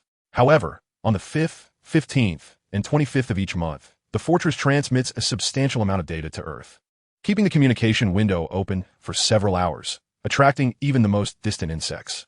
The veteran patiently explained to Zhou Yuan. Realization dawned on Zhou Yuan as he asked, so, does this mean there will be an insect tide assaulting the fortress the day after tomorrow? Exactly. The veteran nodded, continuing. The communication window opens at 6 a.m. and typically remains operational until noon, though it may close earlier or later. To counter the insect tide, all personnel must extend their duty time by 4 hours, ensuring that the defensive wall is always manned by double the usual number of soldiers. If the insect tide is especially large, the fortress may even dispatch mechanical units to assist us. In any case, there's no need for concern. We can handle it. By the way, there might be locusts. They're the real killers. Understood, thank you. Zhou Yuan expressed his gratitude, changed into his training uniform, and departed the dormitory. He hadn't anticipated this twist of fate, which turned out to be advantageous for him. The duty duration was extended from 8 to 12 hours, perfectly coinciding with the morning to noon insect tide, presenting an excellent opportunity to accumulate soul points. Today was the 13th. He planned to train vigorously throughout the afternoon and into the night, ensuring he would exhaust himself by the morning of the 14th. Then, he could sleep the entire day of the 14th and, in peak condition, face the insect tide from 11 p.m. on the 15th to 11 a.m. the following morning. A foolproof plan. At 4 p.m., at the obstacle course training ground. Damn it, a bunch of softies too afraid to step up, just hiding behind their snide remarks. Zhou Yuan concluded his training early, muttering curses under his breath. His achievements had been completely exposed, spreading everywhere. The rise in popularity was initially a good thing. Indeed, at first, people were praising him, lauding his prowess. Yet gradually, the detractors emerged. Groups of naysayers congregated, pointing and whispering about how his accomplishments were mere fabrications. Offering not a single word of praise, he initially contemplated confronting them, but reconsidered. After all, he couldn't very well say, I overheard your whispers from 10 meters away. This was the price of fame. Where there's light, shadows lurk. Forget it. Any publicity is good publicity. Just a bunch of jealous haters. Zhou Yuan shook his head and turned towards the training grounds entrance. Hey, sweetheart, not going to keep running? I heard Easterners only focus on physical training. Go on. Let us see how long you can run. At that moment, Zhou Yuan heard a chorus of taunts from behind him, causing him to halt mid-step. Fuck. Did you pick your words up from a toilet? Zhou Yuan abruptly turned around, raising his middle finger at the group of individuals who had spoken. This is entirely your own doing. Initially, he had considered showing some leniency and letting these spiteful dogs off the hook, but it appeared that such mercy was unwarranted. It was time to impart a painful lesson. Fuck, was that brat insulting us? Zhou Yuan's voice was loud enough for the few dark-skinned fellows to overhear, prompting them to huddle together and approach him. However, considering Zhou Yuan's formidable reputation, they merely cursed him verbally, too intimidated to act physically, and simply glared at him. Fuck you all. I'm cursing at you. Zhou Yuan shouted, his expression fierce as he stood right in front of them, pointing his finger and hurling insults.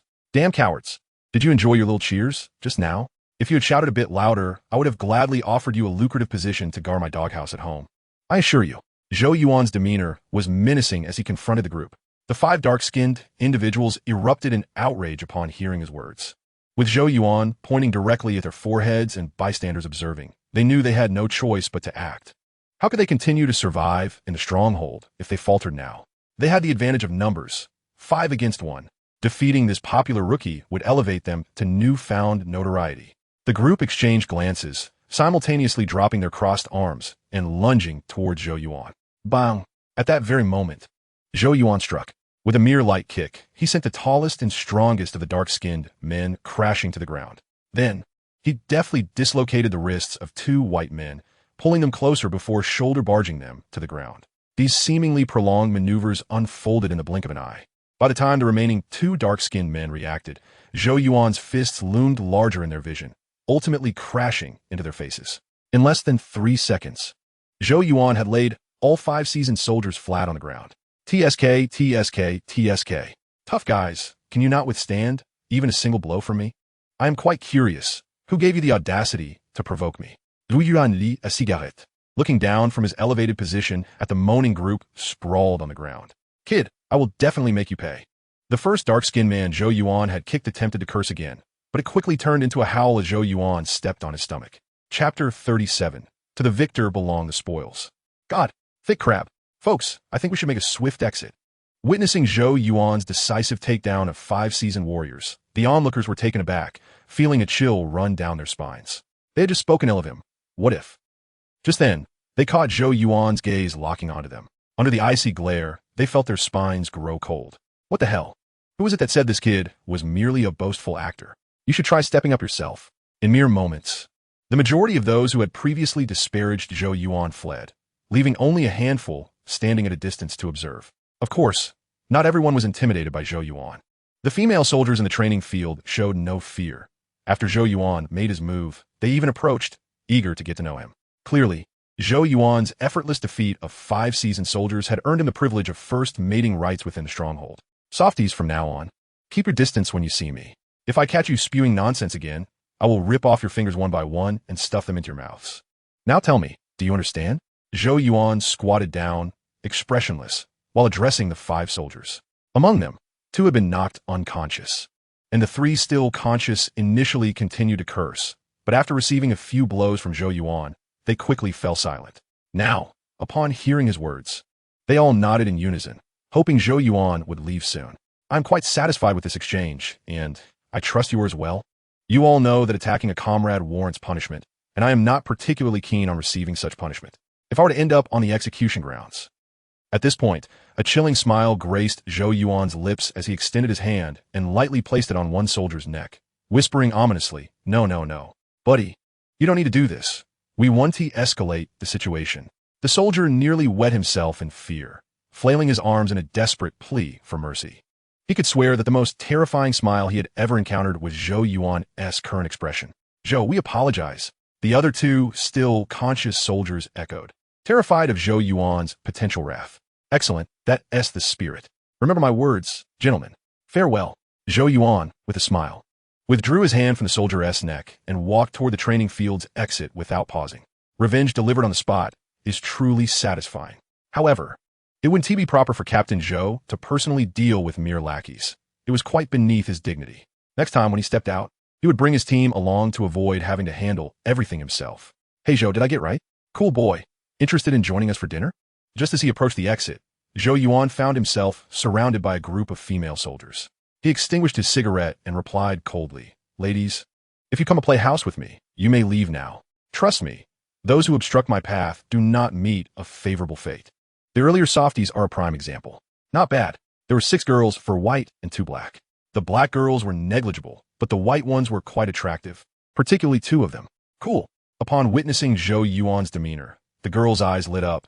This was precisely the kind of assertive statement a tough guy should make. "Zhou, you may be misunderstanding us. We merely wish to befriend you. If you are willing, we could chat about intriguing topics or engage in fascinating activities. At the very least, it would be more enjoyable than teaching softies a lesson. Wouldn't you agree?" The girls blinked flirtatiously, even playfully tracing their fingers along Zhou Yuan's shoulder, clearly making their intentions known. A commendable suggestion. I must be on the defensive wall by 7 p.m., so I cannot engage in lengthy conversations. However, if we are expedient, we might wrap things up before 7 p.m. Zhou Yuan crossed his arms, slightly lifting his chin as he regarded the 2 most beautiful girls. 3 hours? Upon hearing Zhou Yuan's words, the girl's eyes sparkled even brighter. The 2 he had noticed immediately abandoned their friends, seizing Zhou Yuan's hand and leading him towards the training field's exit. The remaining 4 stood there, their expressions sour. They knew full well that Zhou Yuan had no interest in them. This was their last chance, and it had slipped away. Fuck. Damn rookie. This scene was witnessed by the few dark-skinned soldiers who had just risen from the ground, their frustration palpable. Having just been defeated, they now saw Zhou Yuan being escorted by beautiful girls, and not just any girls, two stunning ones. Life was truly unfair. Should we report this to the boss? If we lodge a complaint, he will surely face at least 3 lashes, and I believe he should regret provoking us. One suggested a report, unable to swallow his indignation. Fuck, are you an idiot? The most robust and formidable veteran vehemently refuted, exclaiming, do you truly believe a mere few lashes of the whip could extinguish him? Have you forgotten the threat he poses? He insisted that the matter should end here. If anyone were to inquire, we would merely state that we are well acquainted, engaged only in training among friends. The fact that he can vanquish 47 individuals makes it entirely reasonable that we could not best him. In short, we are not merely being beaten, but rather participating in training. Upon hearing his words, the remaining 4 fell into a contemplative silence. Indeed, to avert any further attention from Zhou Yuan, this was the only course of action. After all, enduring a minor setback is a trivial price to pay compared to being pursued by a monster. At 6:30 in the evening, Zhou Yuan emerged from the communications dormitory, his hands clasped behind his head, exuding a sense of refreshment. The 2 young women, there were communications personnel, residing in a shared dormitory with 4 occupants, and their roommates were currently on duty in the operations hall, leaving the quarters vacant. The experience was quite pleasant, though the only drawback was his overwhelming prowess. It took him merely 2.5 hours to accomplish a single task, which for him was merely a warm-up and left him unfulfilled. Conversely, the 2 young women were utterly exhausted, struggling to keep pace with his kinetic energy, yet they managed to accommodate him once. By the end, their gazes toward him were almost yearning, encouraging him to visit frequently. Zhou Yuan casually agreed, not giving it much thought. Engaging in flirtation occasionally is acceptable, but it must not become a daily habit, lest it interfere with the critical business of exterminating insects. After hastily having a meal in the dining hall, Zhou Yuan made his way to the exclusive training ground of the 3rd Squad. Boss, the squad leader and group leader were present, seemingly with an announcement to make. As Zhou Yuan arrived, James approached him, speaking in hushed tones and gesturing toward the center of the training ground. Following his indication, Zhou Yuan saw squad leader Campbell and group leader Turner. For the impending insect tide, a fleeting thought crossed his mind, and he began to speculate. Typically, the squad leader and group leader do not train alongside the members, as they have access to more advanced indoor training facilities. The fact that both were present indicated they were likely to discuss matters pertaining to the situation on the 15th, Chapter 38, The Great Battle Approaches. I presume you have all received the short message notification. The communication window will officially open at 6 a.m. on August 15th. Newcomers may be unaware of what this entails, so I shall clarify your doubts and guide you on the next steps. Once the first group had assembled, squad leader Campbell finally spoke, confirming Zhou Yuan's suspicions. He elaborated on the impending insect tide. In essence, as the number of insects increases, so too must the number of defenders atop the walls. Each individual is required to extend their watch by an additional 4 hours, and both the squad leader and group leader must be present. This applies uniformly across the 4 defensive units. Should the scale of the insect tide be excessively vast, the fortress will deploy aerial forces and mechanized units for support. The squad leader spoke in great detail, concluding his address after a full 3 minutes. Following this announcement, training commenced promptly at 7 p.m. However, the squad leader reduced the originally scheduled 3 hours of physical training to just 2, with tomorrow's session entirely canceled to conserve energy for the insect tide. After 2 hours of physical training, Zhou Yuan returned to the dormitory for 2 hours before leading the team to the defensive wall for the handover with Group 3. Teammate. As per the usual protocol, patrols were assigned from positions 2 to 5, while positions 6 to 10 manned the watchtowers, with a rotation after 4 hours. With a grand gesture, Zhou Yuan commanded the team to disperse. Once the members were in position, he ascended the watchtower and picked up his sniper rifle. Tonight would follow the same pattern, as he prepared to shoot for 8 hours. However, during the second half of the rotation, he shifted his focus from merely exterminating insects. As he had mentioned in the morning, he shared shooting insights with his teammates, imparting all the knowledge he could verbally convey. Whether they grasped it was beyond his control. After all, talent cannot merely be compensated for by effort. Host, Zhou Yuan. Identity, Federal Private First Class, 18-year-old male, enhanced individual. Attributes, Strength 32, Speed 27, Jump 27, Agility 27, Endurance 32, Defense 32, Self-Healing 32, Skills 17, Brain Function 57. Skills, Rapid Memory, Quick Learning, Telepathy. Equipment, Heavy Atomic Wingsuit, ZF, 1 rifle, infinite bullet saw. Title, Training Enthusiast, all attributes increased by 0. 2. Soul points, 3753. Due to the time spent teaching, his insect extermination time was consequently diminished. Yesterday, he accrued nearly 2,200 soul points, yet today he fell short of even 1,500, a noticeable disparity. However, the cause was not solely the time spent instructing the squad. He found himself lacking enthusiasm and unable to concentrate. Throughout the night, he pondered what the upcoming insect tide would entail, as he had never witnessed one before. His curiosity piqued. Whatever he lacked in today as performance, he would compensate for tomorrow. Although he had not experienced an insect tide firsthand, he had certainly heard ample accounts. When the number of insects exceeds 10, it is termed a swarm. When it surpasses 10,000, it is referred to as a tide. Despite his ability to slay 2,000 insects in a night, the figure of 10,000 hardly seemed daunting. In the context of an insect tide, 10,000 refers to the minimum number of insects amassed in an offensive formation within one's line of sight. If slaying 2,000 insects over 8 hours is akin to a faucet running, then witnessing 10,000 insects at once would be like a dam bursting. Such scenarios are not comparable. When the tide arrives, he would man the watchtower, operating a quadruple KPV heavy machine gun. This weapon, over 2 centuries old, possesses enough firepower to take down aircraft and tanks alike, classified as a heavy anti-material firearm. Each bullet from the KPV delivers kinetic energy double that of a Barrett round, illustrating its ferocity. Moreover, compared to the antiquated models from over 200 years ago, the modern version is even more advanced, capable of obliterating a tank within a second of firing. Overall, it resembles 4 nearly 2-meter-long heavy machine guns amalgamated into a singular colossal Gatling, fixed for use atop the watchtower. Employing such a weapon against an insect tide would ensure that a single bullet could pierce through multiple foes. He predicted that tomorrow's yield would be measured in the thousands. After descending from the defensive wall, Zhou Yuan did not rush back to the dormitory. Instead, he turned toward the training ground, practicing from just past 7 until noon. Feeling utterly drained, he finally returned to the dormitory to sleep. He hoped to slumber until evening, so that upon waking, he could immediately return to the defensive wall. Alas, the super soldier blood surged through him vigorously, despite his fatigue. He could only manage 7 hours of sleep. Consequently, he sought out the 2 young women from the communications dormitory, engaging them in a physical competition. Time flew by swiftly during their activities. After 2 rounds, it was nearly 11 at night. Dressed and prepared, Zhou Yuan departed the communications dormitory, leaving behind the 2 young women who lay sound asleep in their beds. "Hey boss, Captain." By the time Zhou Yuan arrived at the defensive area, his team was already in position. "All right, let us go." Zhou Yuan nodded, leading them up to the defensive wall.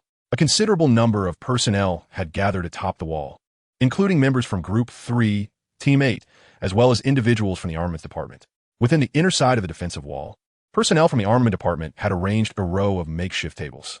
These tables were piled high with an assortment of firearms and ammunition, some of which were beyond his knowledge of model names. Members of Team 8 from Group 3 were also assisting in the organization. It seemed we might face a fierce battle come dawn. The impending swarm of insects was an unknown threat. As they beheld the arsenal, Zhou Yuan's comrades gulped nervously. Drawn by the large communication window, the insect horde would undoubtedly be significant. Otherwise, the Armament Department would not have transformed this place into an armory. "Zhou," Captain Harlan of Team 8 approached, pulling Zhou Yuan aside and speaking in hushed tones. "I need to remind you of something. Plasma insects will not ascend to the plateau. Only soldier insects and locusts will descend upon us. Soldier insects are not much of a concern, but you must exercise utmost caution with the locusts.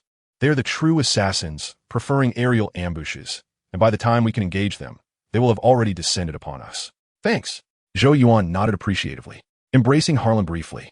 Indeed, locusts posed a far more formidable challenge compared to soldier insects.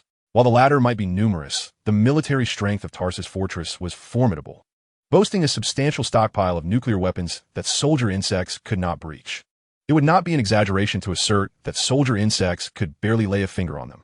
In contrast, locusts were airborne creatures, capable of speeds comparable to that of a peregrine falcon, reaching up to 100 meters per second during sprint. They prefer to swarm, and once unleashed, they would come in thousands. Moreover, they were astute, never engaging in direct confrontation with aerial units, instead selecting slower-moving adversaries for their attacks. Thus, the imperative was clear. The moment locusts were sighted, they must be fired upon. A mere moment of negligence could result in the loss of one's head. Chapter 39. The insect swarm approaches. All right, I must take my leave. Zhou, do not let your guard down. I shall see you in the daylight. After imparting his warning, Harlan hurried off with his team. They needed to rest swiftly to recuperate their energy, preparing to face the insect swarm with the utmost readiness. As a large communication window remained open, the duty times were set. Group 1 would stand guard from 23 to 11:10. Group 2 from 3 to 15:10, and Group 3 from 11 to 23:10. Typically, the communication window would remain open until midnight. This also indicated that at midnight, the insects would still be making their way towards Tarsus Fortress, suggesting that the swarm could persist until the afternoon. Each combat group would have to confront the insect horde, making their energy levels critically important. The usual protocol. Let us get to work. By the way, today's patrol is cancelled. Simply maintain your positions. Don't engage too fiercely. Save your strength for tomorrow morning.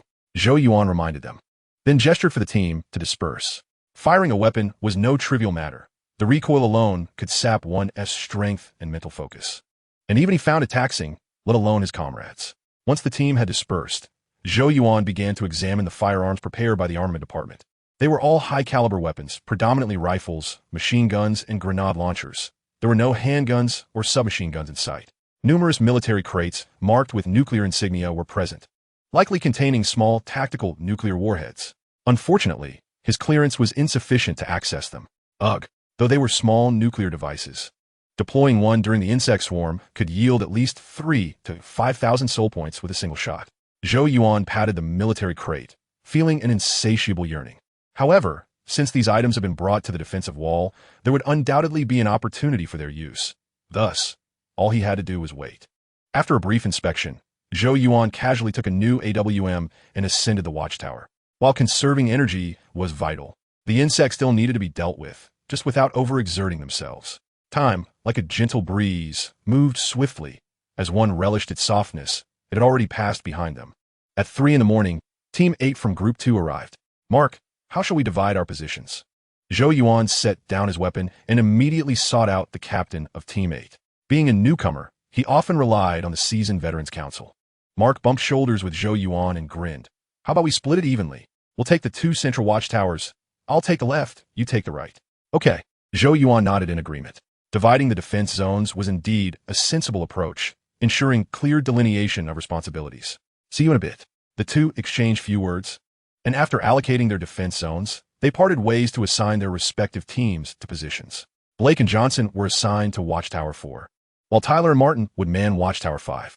The remaining members were to stand guard in place. If anything arises, I will notify you at once.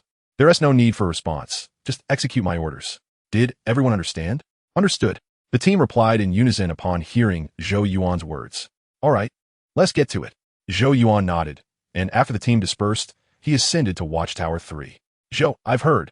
Mark was already stationed in the watchtower and approached Zhou Yuan as soon as he saw him, a mischievous expression on his face. He placed a hand on Zhou Yuan's shoulder and whispered, I've heard you know a lot of the female soldiers from the work hall? Indeed, what of it? Zhou Yuan nodded knowingly, feigning ignorance. There were many female soldiers in the army, with those from the Starship units being the most sought after, followed by communications and medical personnel. Compared to the muscular female infantry, these technical soldiers, who did not focus much on physical training, were viewed as goddesses by the male infantry. Buddy, you've become quite the celebrity. They say you pummeled 5 veterans over 2 female communication soldiers. This gossip is spreading like wildfire. However, that's not a concern. The higher-ups want to pay heed to soldiers brawling over women. What I want to say is, God, women love this kind of thing. They're all drawn to tough guys. I see myself as a tough guy too. Perhaps you could introduce me to a few? Mark winked at Zhou Yuan with an expression that implied a shared understanding. Zhou Yuan was momentarily taken aback by Mark's words. What a joke. He had been reprimanding Blackie the other day, yet somehow it had turned into a tale of jealousy over women. He understood how rumors could twist into something absurd, but this was pushing it. If such a rumor circulated, how would he ever approach the high-quality female soldiers from the Starship units? Leave it to me. After a moment's contemplation, Zhou Yuan smiled and patted Mark on the shoulder, saying, in a couple of days, I'll arrange a social gathering. After that, it'll be up to you. It was rare for someone of a squad leader-esque caliber to ask for his assistance. Whether he could deliver was secondary. He would first agree to it.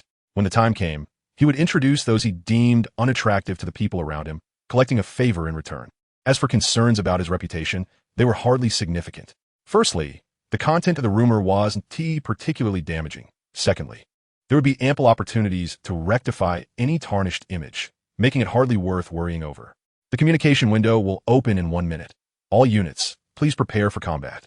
Zhou Yuan waited patiently until 6 o'clock arrived. The fortress entered a level 2 combat readiness state, and everyone received the news through their headsets. All right, comrades, prepare for battle. Remember what I said. If I issue a command, there's no need to respond. Execute immediately. Zhou Yuan promptly informed his team while preparing for combat. Mark, position nearby, similarly reminded his team through their headsets, his expression grave, clearly aware of the severity of the insect swarm. As the communication window opened, the insects surrounding Tarsus Fortress immediately stirred with excitement. They started as a scattered few, gradually amassing into dozens, and then surged in groups towards the defensive wall. However, such a modest swarm posed no significant threat to the fortifications. The electric fence alone was sufficient to handle them. By 6:10, the swarm had finally grown in size, transforming from dozens of small insects into swarms numbering in the hundreds of thousands. They were here. Zhou Yuan set aside his binoculars and sniper rifle, readying the quad-barrel KPV heavy machine gun. Through his optics, he discerned clearly that the insects outside the wall were merely the vanguard, with the main force still positioned 2 to 3 kilometers away. That area had already been completely overrun by soldier insects, morphing into a veritable sea of bugs. The soldier insects bore a striking resemblance to mantises, their scythe-like forelimbs resembling deadly blades, measuring over 5 meters in length and standing taller than 3 meters, akin to biomechanical mantis war machines. Countless colossal mantises congregated, resembling a black tide, completely enveloping the ochre expanse of the plateau, delivering an overwhelming visual impact. In that moment, Zhou Yuan felt a tremor in his limbs, his spirit becoming slightly buoyant. This was not fear, but exhilaration. His body and mind were in perfect harmony, releasing a surge of adrenaline as he yearned for action. Fully charged and invigorated, Captain Zhou was poised to strike at his zenith. Chapter 40, A Bountiful Harvest. Boom! The initial wave of insects swiftly approached the defensive wall, yet all were halted by the electric fence. The exoskeleton of the soldier insects could withstand temperatures exceeding 500 degrees Celsius. But the electrical current of the fence far surpassed that. Upon mere contact, the front lines of the swarm were charred to carbon. At that moment, a series of sonic booms echoed overhead. Looking up, he saw the fortress deploy its aerial forces. However, the target of the airborne units was not the soldier insects. They fanned out around the fortress, likely on guard against the Locust swarms. Zhou, prepare yourself. When the insect tide launched a direct assault on the fortress, the electric fence would be deactivated, leaving only the automated and manual barriers for defense. Mark pressed his hands on the controls of the quad-barrel KPV heavy machine gun, simultaneously reminding Zhou Yuan. The electric fence was a row of alloy columns capable of being raised or lowered, each as thick as a human thigh, generating high-voltage electric currents between them. While it could handle smaller swarms, an insect tide would breach it in under a minute, necessitating a descent underground. In contrast to the electric fence, the automated turret walls, machine gun nests, patrolling walls, and watchtowers constituted the true defensive strength of the fortress. All right, Zhou Yuan acknowledged, once again using his headset to alert his team. Listen up, comrades. Discard your damn sniper rifles and switch to high-damage firearms like machine guns and grenade launchers. Understood, Commander. Upon hearing his team's response, Zhou Yuan took a deep breath and activated the quad-barrel KPV heavy machine gun, poised to press the firing switch. In this brief moment, the vanguard of the insect tide had been entirely incinerated by the electric fence. The tide now approached to within less than a kilometer of the electric wall. Boom! Boom! Boom! The electric fence will deactivate in 10 seconds. Combat personnel, prepare for battle and follow the orders of your immediate superiors. Simultaneously, the fortress's broadcast and the sounds of the automated turrets firing erupted. The automated turrets were equipped with medium-sized rocket launchers, filled with antiquated TNT, while not overly powerful. The launchers fired volleys of dozens to hundreds of rockets, akin to a meteor shower, emphasizing sheer firepower. Boom! Boom! Boom! A salvo from the rocket launchers immediately inflicted severe damage on the insect tide.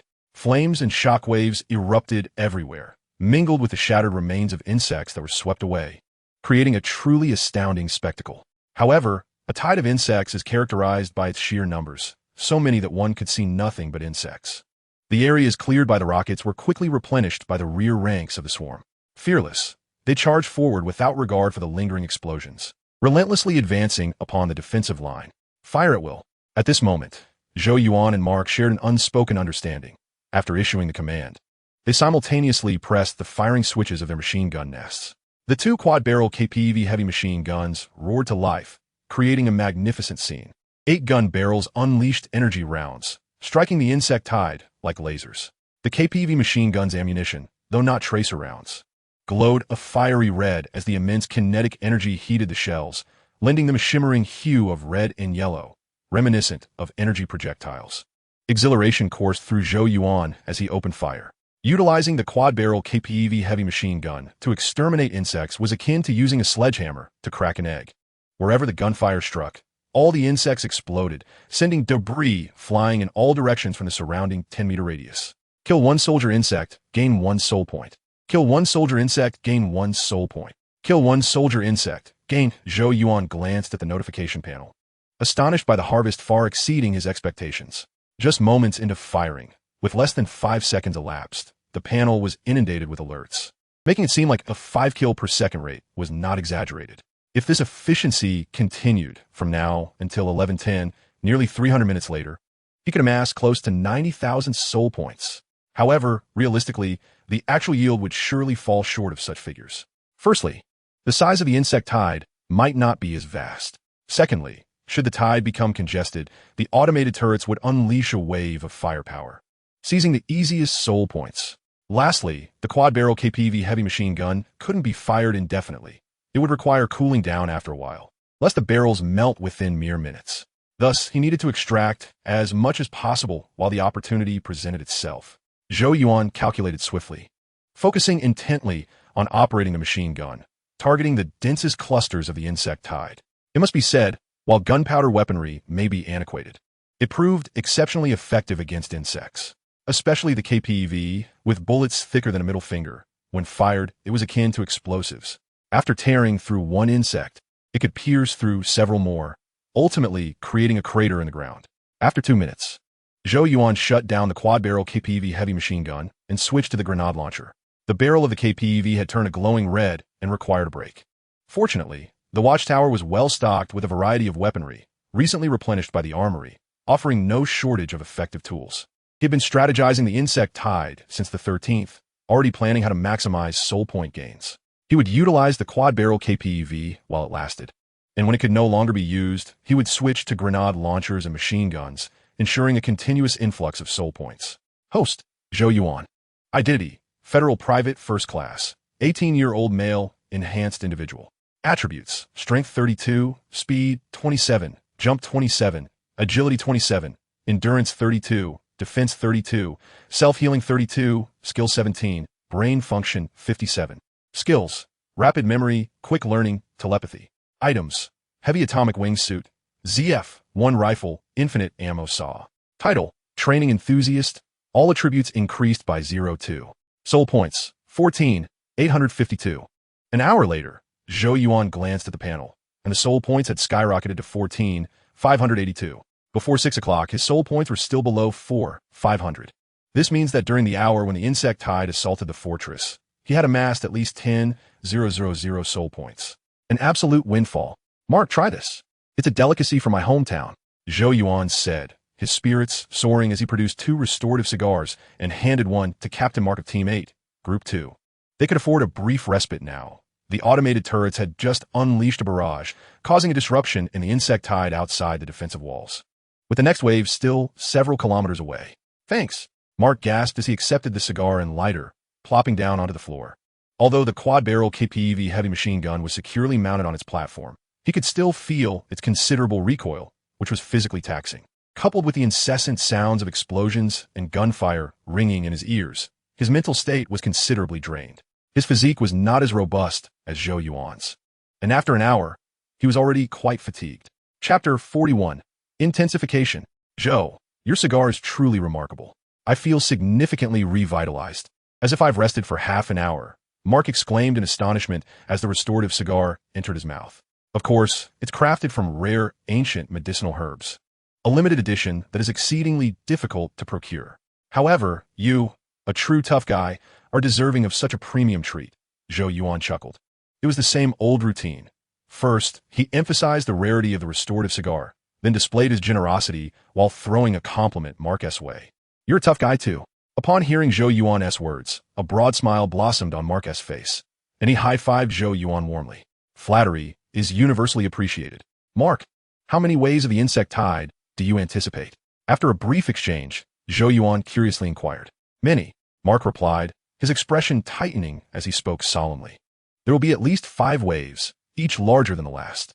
The previous wave consisted primarily of the insects that roamed the vicinity of the fortress. They arrived swiftly, but in smaller numbers, merely an appetizer, if you will. By around 9 o'clock, the distant insects will also be drawn in by the communication window, and that's when the real insect tide will commence. The defensive walls alone won't suffice to hold them back, which is why we require support from the aerial and mechanized units. Just wait and see. The scene will be unforgettable, with locusts darkening the skies and soldier insects carpeting the ground, leaving only darkness in your sight. I'm looking forward to it," Zhou Yuan said, his eyes narrowing slightly, excitement brewing within him. As he had surmised, the Tarsus fortress was indeed the right choice. Just the day before, he had spoken with Reiko. She and Old A were still at the sailor base, focusing on physical training, encountering only a few insects throughout the day. If entering a new recruit camp was akin to joining a regiment, then Reiko and her companions were in a major military district, starting from fundamental training. In contrast, he had directly joined a reconnaissance company on the border, which meant he was thrust into battle right away. After a brief 2-minute respite, the second wave of the insect tide arrived. This wave was slightly larger than the first, yet still not substantial enough to be considered the full-fledged tide Mark had described. The relentless swarm. Zhou Yuan reactivated the quad-barrel KPV heavy machine gun, reflecting on the situation. The Federation had once conducted a survey revealing that there were approximately 20 million insects on Mars. This figure represented the suppressed population. The special operations units of the fortress regularly ventured out to seek and bombard the insect tides.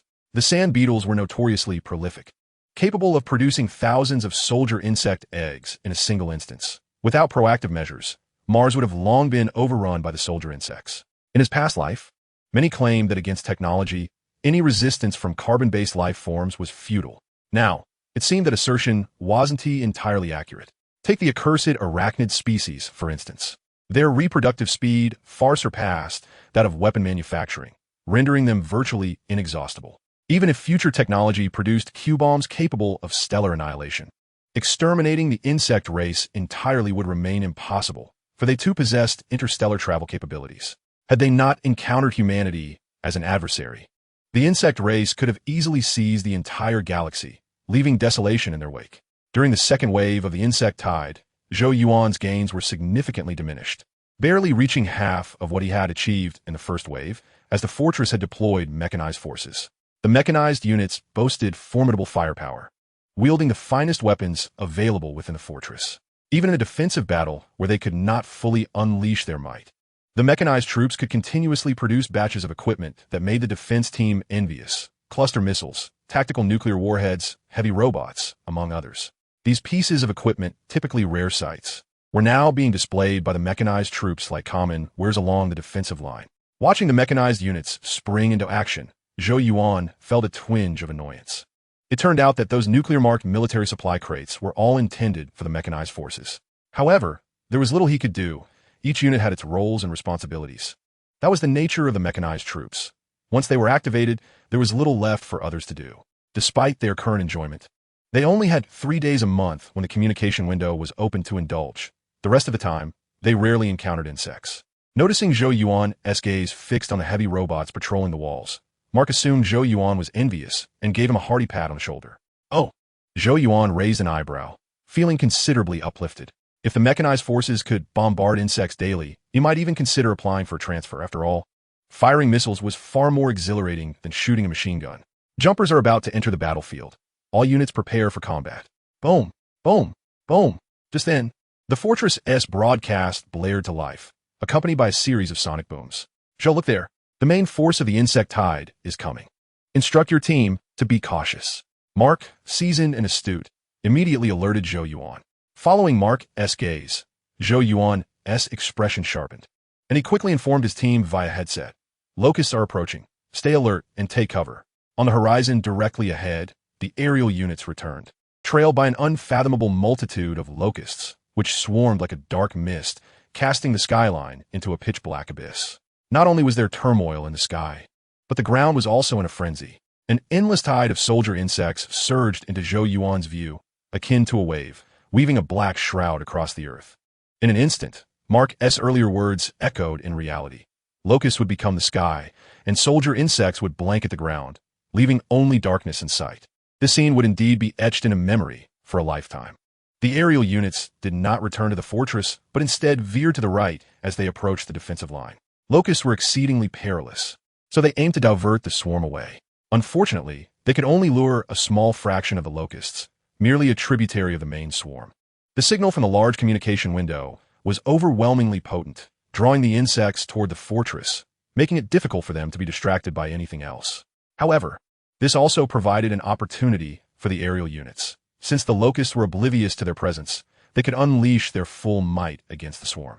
Missile after missile was launched, igniting the darkened sky shrouded by locusts. Explosions erupted everywhere, showering the area with fragments of fallen insects, resembling a spectacular meteor shower cascading down.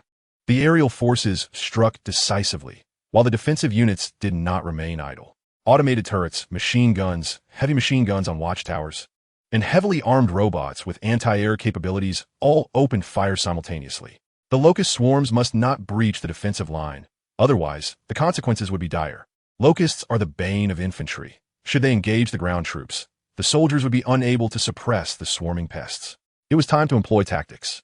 Chapter 42. Unwilling to be ordinary. Booming thunder. As the defensive forces held back the advancing locust swarms, the mechanized units sprang into action. They activated the missile vehicle stationed behind the patrol wall, compensating for the ground defense firepower that had been depleted in repelling the locusts. Rows upon rows of missile vehicles elevated their compartments, launching missiles skyward. Amidst the deafening roar, countless missiles ascended, piercing the clouds. In the next moment, the missiles abruptly halted high above, igniting and plummeting back to Earth, disintegrating mid-air into a multitude of radiant trails that cascaded downwards. Crystal missile. Zhou Yuan fixed his gaze on the luminous trails, his eyes ablaze with fervor. Previously, he believed himself sufficiently powerful, strong enough to evade even the tides of insects. Yet today, he realized he had overestimated his prowess. Not just he as a lone Captain America, but even 1,000 of him would be futile against the locust onslaught. Defeat was the only outcome. In light of his inability to enhance his physical capabilities and the temporary roadblock in pursuing a superhuman path, he must seek alternative avenues for strength. The impoverished rely on mutation, while the affluent depend on technology. Considering his current progress, he could amass at least 100,000 soul points within a month. Once the higher-tier marketplace opens, he could explore the availability of exoskeletons or similar equipment. After all, he needed to acquire at least one. With such mechanized gear, he could ensure his own survival. Booming thunder. As Zhou Yuan contemplated his future plans, the cluster missiles detonated. Hundreds, if not thousands, of small missiles plummeted from the sky, transforming into an endless expanse of dazzling light, engulfing the entire locust area. Flames and explosions erupted in succession, obliterating countless insects in an instant. There were no remnants, no debris. Everything within the blast radius was vaporized by the cluster munitions, leaving only flames in their wake. Such weaponry was beyond the capabilities of the mechanized units. Zhou Yuan's heart raced, his mouth nearly watering at the spectacle. Witnessing this, he began to formulate a preliminary vision for his future.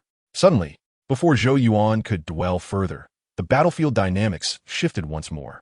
The fortress's anti-air capabilities were still lacking, unable to intercept the vast swarms of locusts entirely outside the defensive perimeter.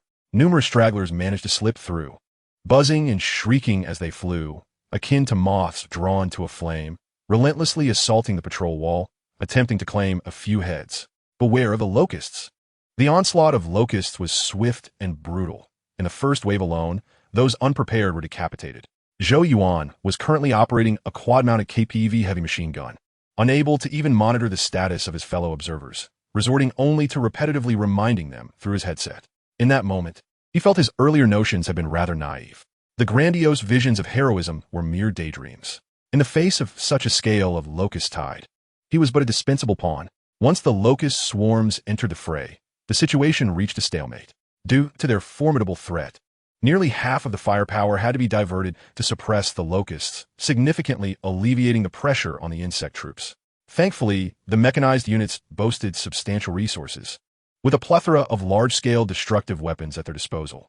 Otherwise, the insect forces might have overrun the defensive line. At this juncture, Zhou Yuan's soul point balance soared to 40,000. While this was ostensibly a positive development, his mood remained somber. All he could do was pull the trigger, alternating between the KPV heavy machine gun and the grenade launcher to decimate as many locusts as possible. Although he fought with fervor, the tasks he performed could easily be accomplished by any soldier on the defensive line, possessing strength far beyond that of an ordinary infantryman, yet relegated to performing tasks that any soldier could manage, left him feeling a sense of discontent. "Zhou, are you tired?" At that moment, Mark called out loudly. During the Locust assault, he and Zhou Yuan had been engaged in conversation, and now Zhou Yuan's sudden silence suggested he was likely fatigued. Somewhat. Zhou Yuan replied with a casual nod, his mind racing with thoughts. "Let us hold on a bit longer." Mark offered encouragement without further thought. It was nearly 10 o'clock. At 11:10, the third group would arrive to relieve the first. "Okay." Zhou Yuan inhaled deeply, dismissing his thoughts to focus on accruing soul points. Once immersed in activity, emotions diminished and idle worries faded. Time flew by, and before long, it was 11 o'clock. When the third group, Team 8, arrived to replace them, Zhou Yuan had yet to regain his composure. He felt numb all over, the cacophony of gunfire ringing in his ears, leaving him feeling weightless. Soon, the squad members gathered beneath the patrol wall. "Where's Brown?" Noticing one less member in the team, Zhou Yuan furrowed his brow, already suspecting the outcome. "The Locust got him." "I warned Brown, but the Locusts were too swift," White replied softly, his mood considerably low. He and Brown had been close friends, having played together daily in the rookie camp. Now, they were comrades in the Tarsus fortress. Little did he expect that after just a few days, Brown, an unyielding tough guy, had done everything a defender ought to. "Let us not mourn. Brown was a tough guy. His teammates shouldn't be soft," Zhou Yuan said succinctly, leading the team toward the dining hall. "First, we'll eat, then return to the dormitory for some rest. We'll be back on the defensive wall at 11. Deep down, he too felt a pang of sorrow. An entire squad of 18-year-olds had suffered casualties during their first Locust tide. It was a blow to everyone. Moreover, as the team leader, he felt the weight of responsibility as a caretaker for his comrades. Yet he found himself at a loss for words. After all, it was not he who had fallen in battle. Rather than uttering empty platitudes, it would be better to remain silent, allowing his teammates to process their emotions and confront the realities of the battlefield. The defensive forces. Stepping away from the defensive wall, Zhou Yuan cast a glance back. The battle raged on fiercely. Even from a distance, the sounds of gunfire were audible, and the ground trembled incessantly, as if it would never cease. Yet, inexplicably, a profound calm enveloped him. He felt no tension, an unsettling stillness contrasting sharply with the grave faces of his comrades and the surrounding atmosphere. He sensed a disconnection between himself and the defensive forces. While the defenders could indeed accrue numerous soul points, this lifestyle was not what he desired. With the aid of the system, his youthful fervor fueled a yearning for extraordinary experiences.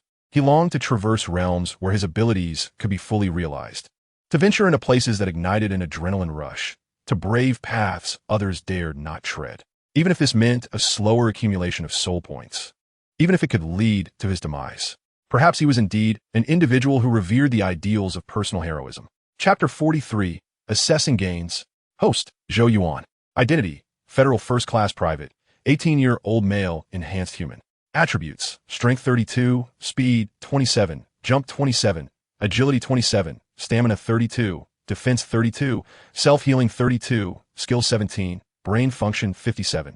Skills, Rapid Memory, Rapid Learning, Telepathy. Items, Heavy Atomic Wingsuit, ZF, 1 Rifle, Infinite Bullet Saw.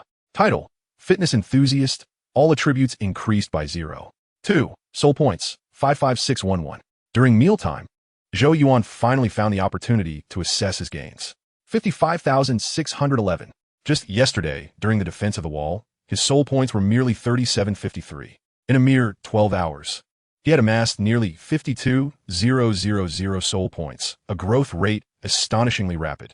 If this trend continues, with 3 waves of insect tides each month, he could accumulate at least 150,000 soul points.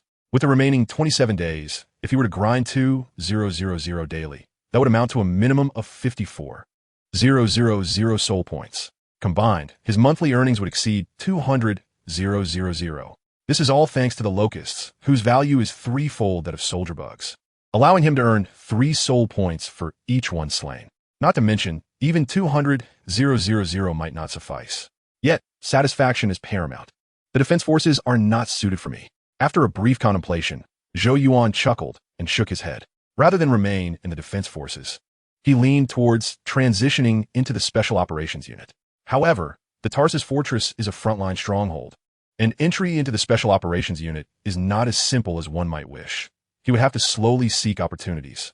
After reviewing his soul point balance, he turned his attention to the achievement panel.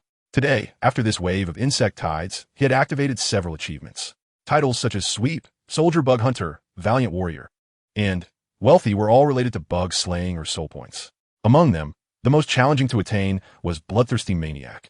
This achievement required the elimination of 10,000 soldier bugs, and upon completion, it would grant him the title of Bloodthirsty.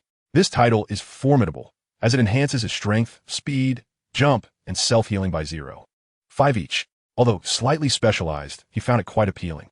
The first 3 attributes represented explosive power, while the last served as a means of survival, suiting him perfectly. Host, Zhou Yuan. Identity, Federal First Class Private, 18-year-old male, enhanced human.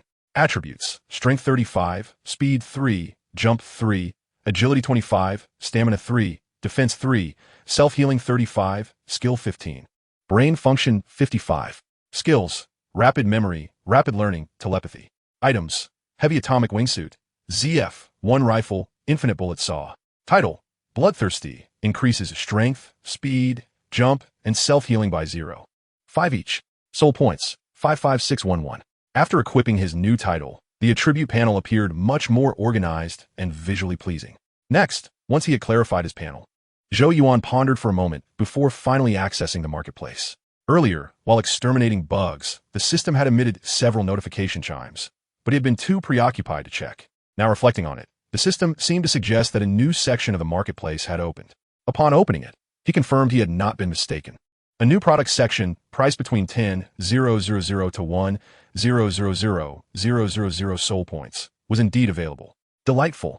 After surveying the offerings, Zhou Yuan's eyes sparkled with excitement.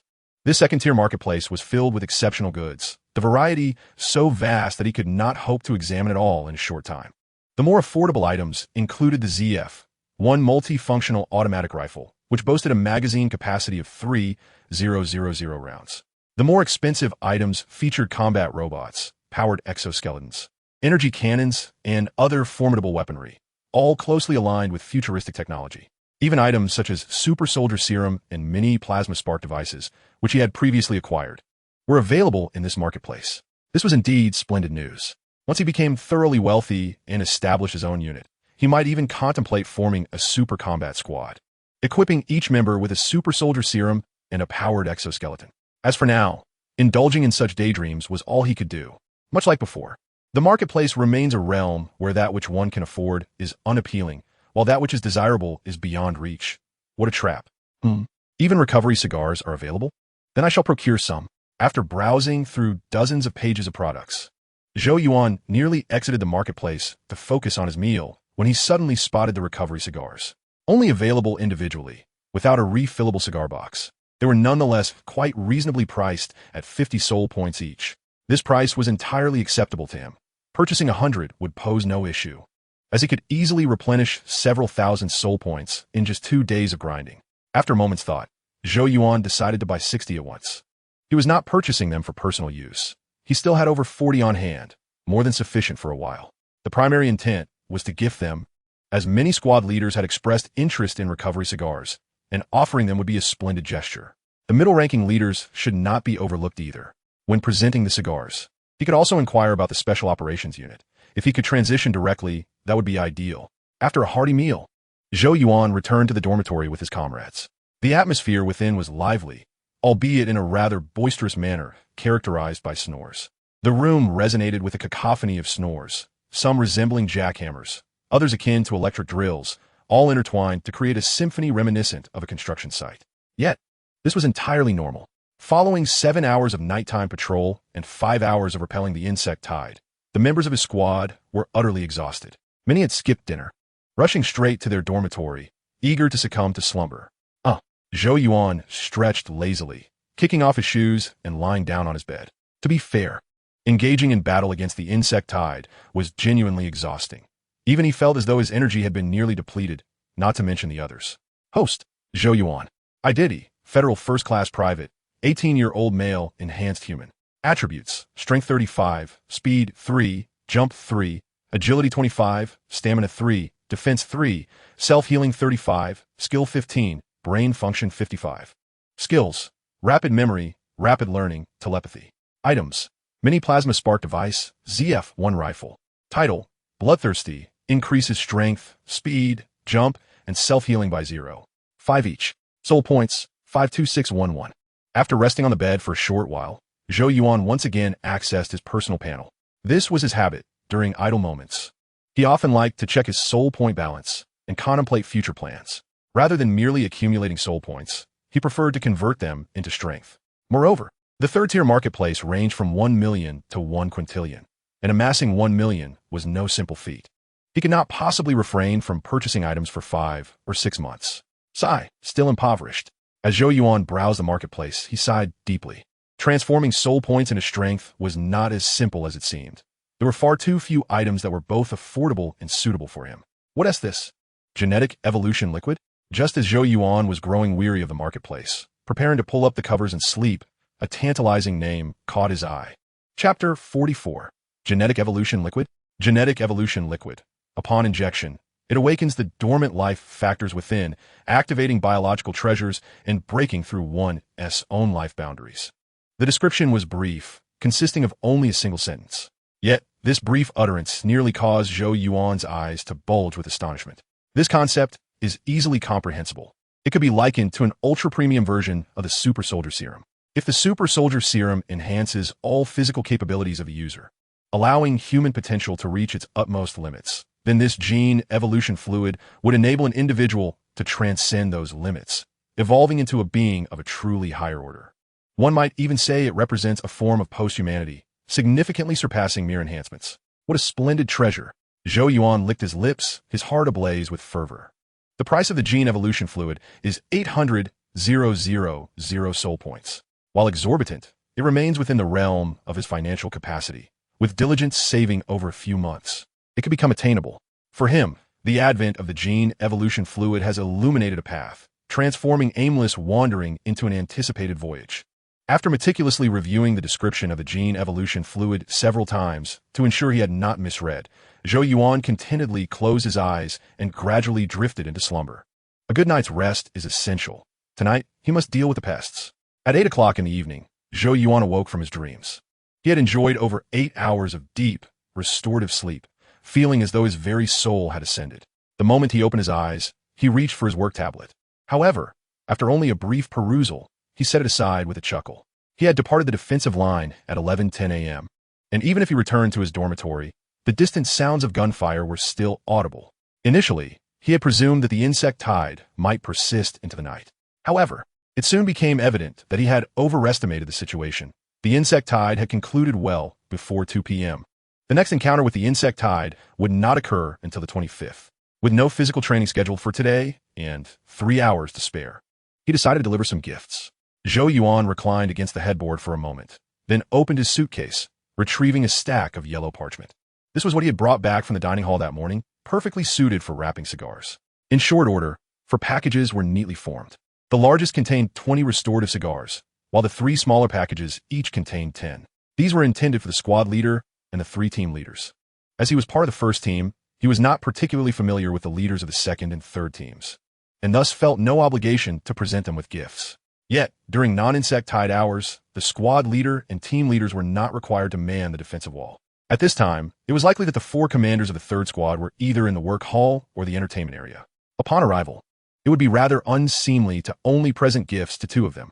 As for the team leaders in his own group, he could simply distribute a few cigars to each in the evening. He still had over 50 remaining.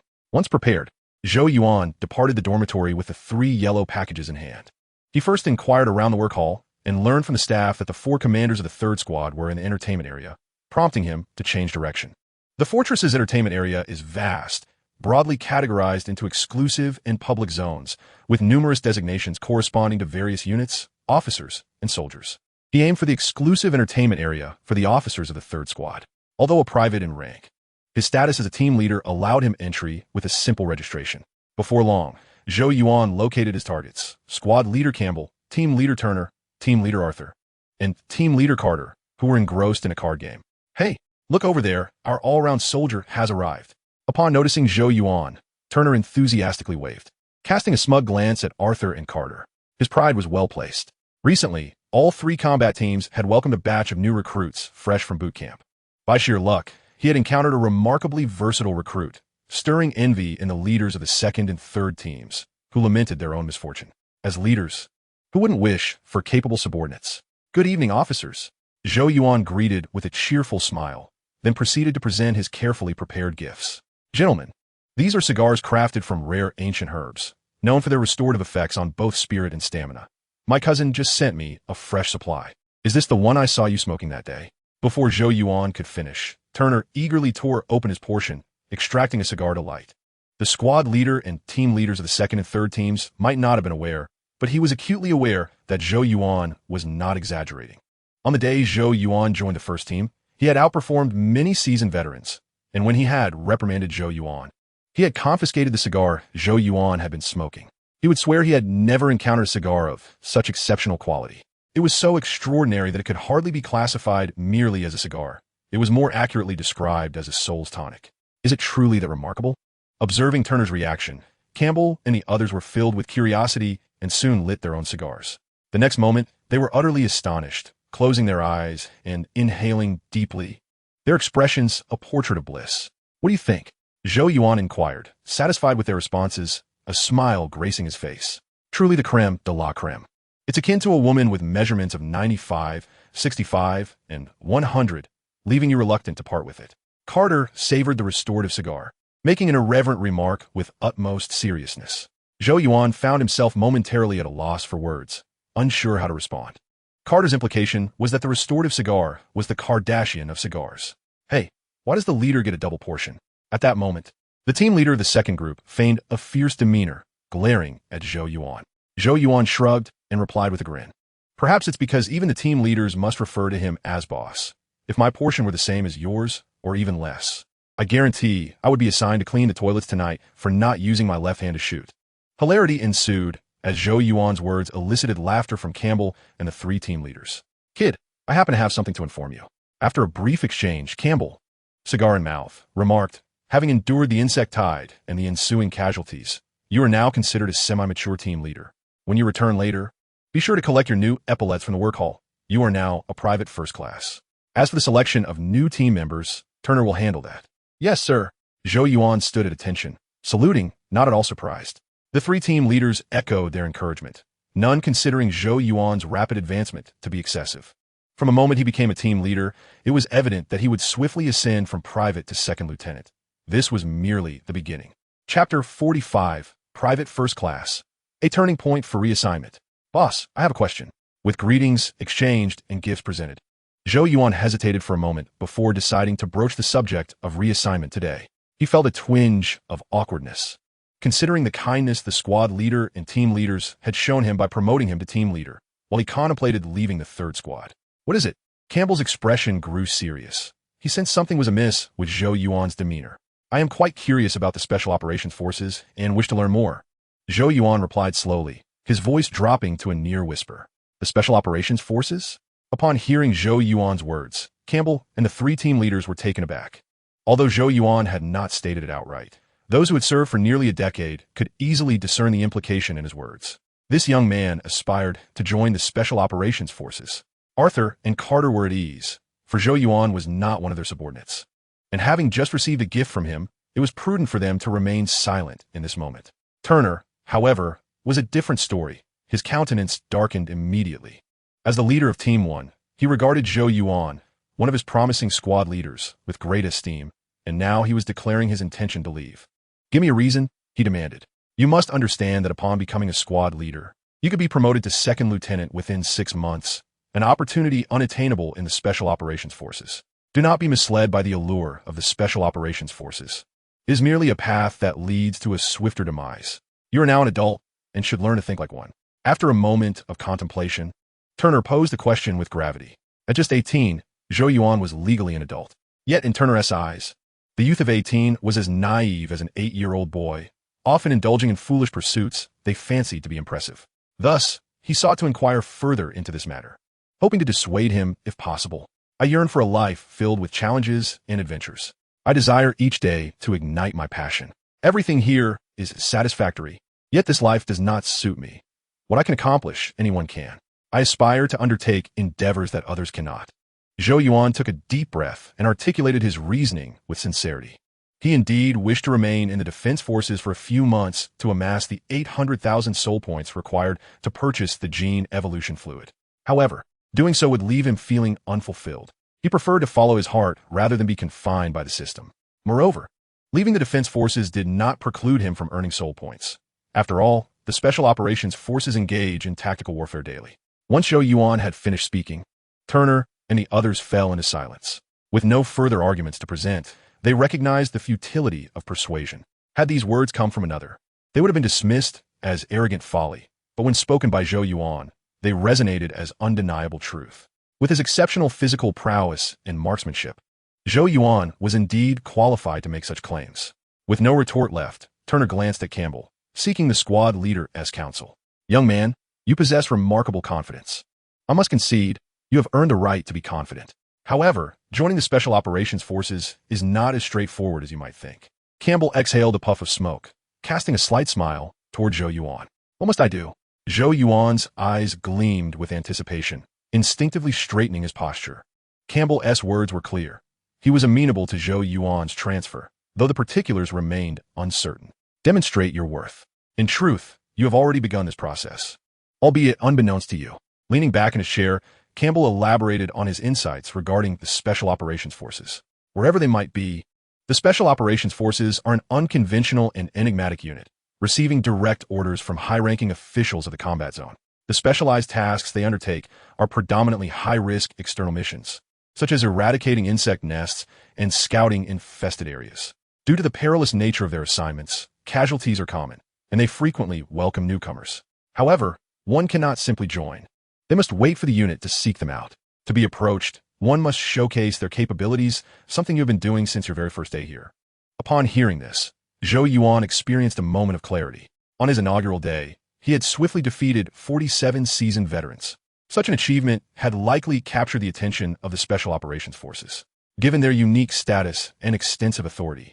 Uncovering the truth of the situation would be a trivial matter for them, and it was indeed possible that he might be selected in the future. Yet, the timeline of that future remained ambiguous. He could be chosen tomorrow or never at all. He preferred not to remain passive, but at present, it seemed there were no better options than to wait. Thus, he resolved to continue. Continue to be the versatile soldier you are. As long as the personnel of the Special Operations Forces are not fools, they will undoubtedly extend an invitation to you. With a wave of his hand, Campbell signaled for Zhou Yuan to take his leave. Yes, sir.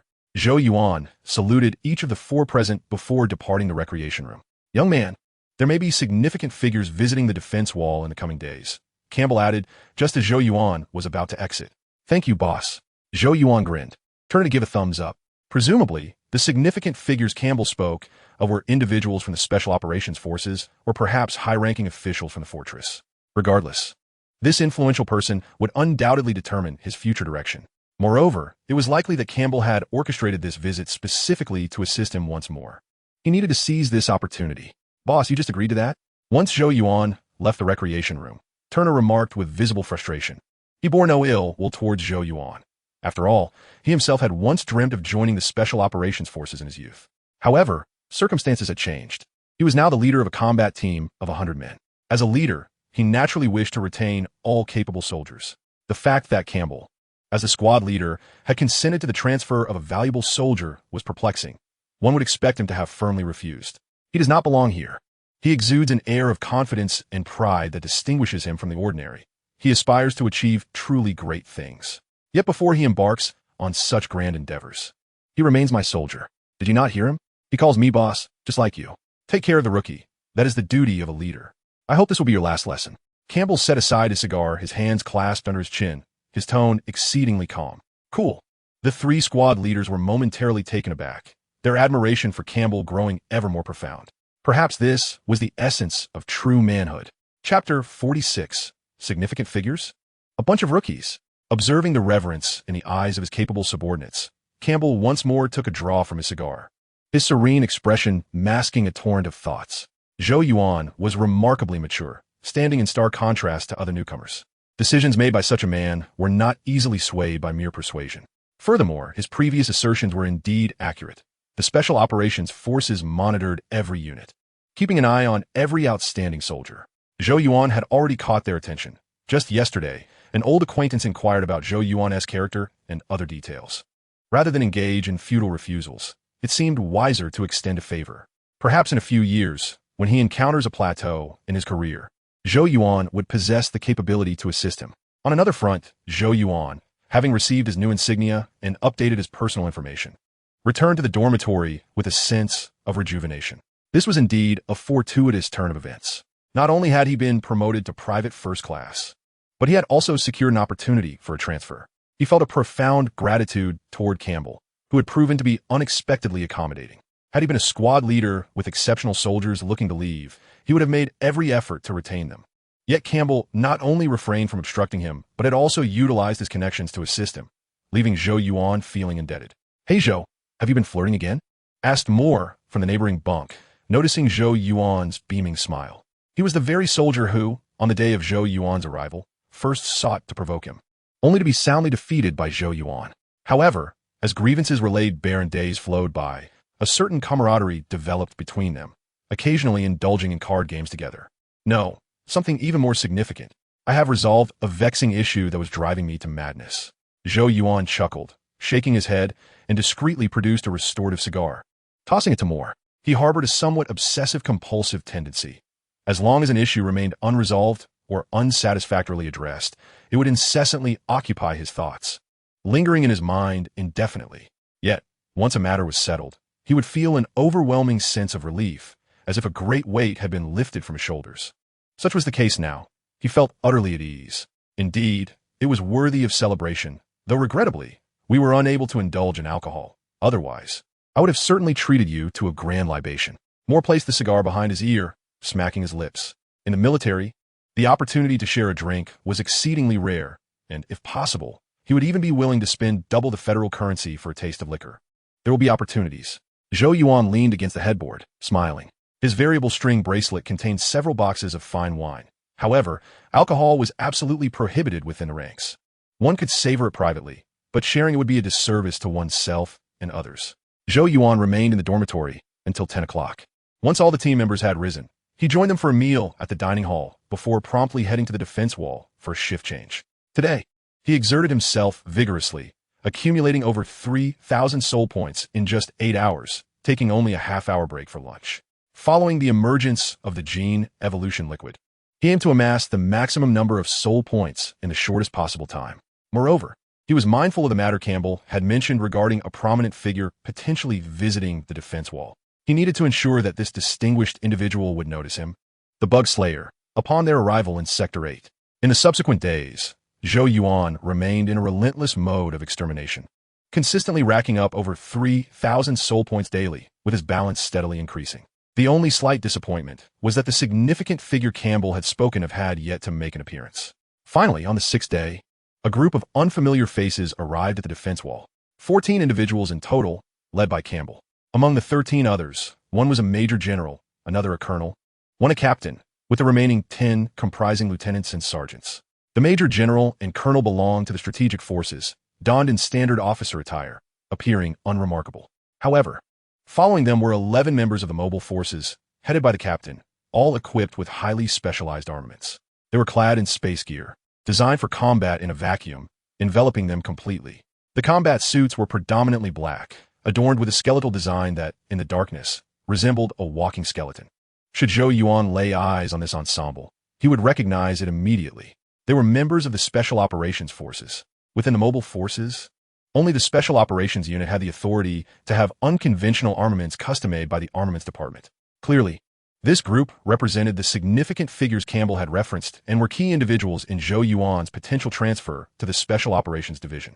Yet, to ensure his soul point balance surpassed 70,000, Zhou Yuan was currently engrossed in exterminating bugs, entirely oblivious to the happenings near the staircase of the defense wall. General, that is Zhou, my strongest soldier, Campbell indicated to the Major General while pointing at Zhou Yuan, who was stationed at the watchtower, a distance of over 20 meters away.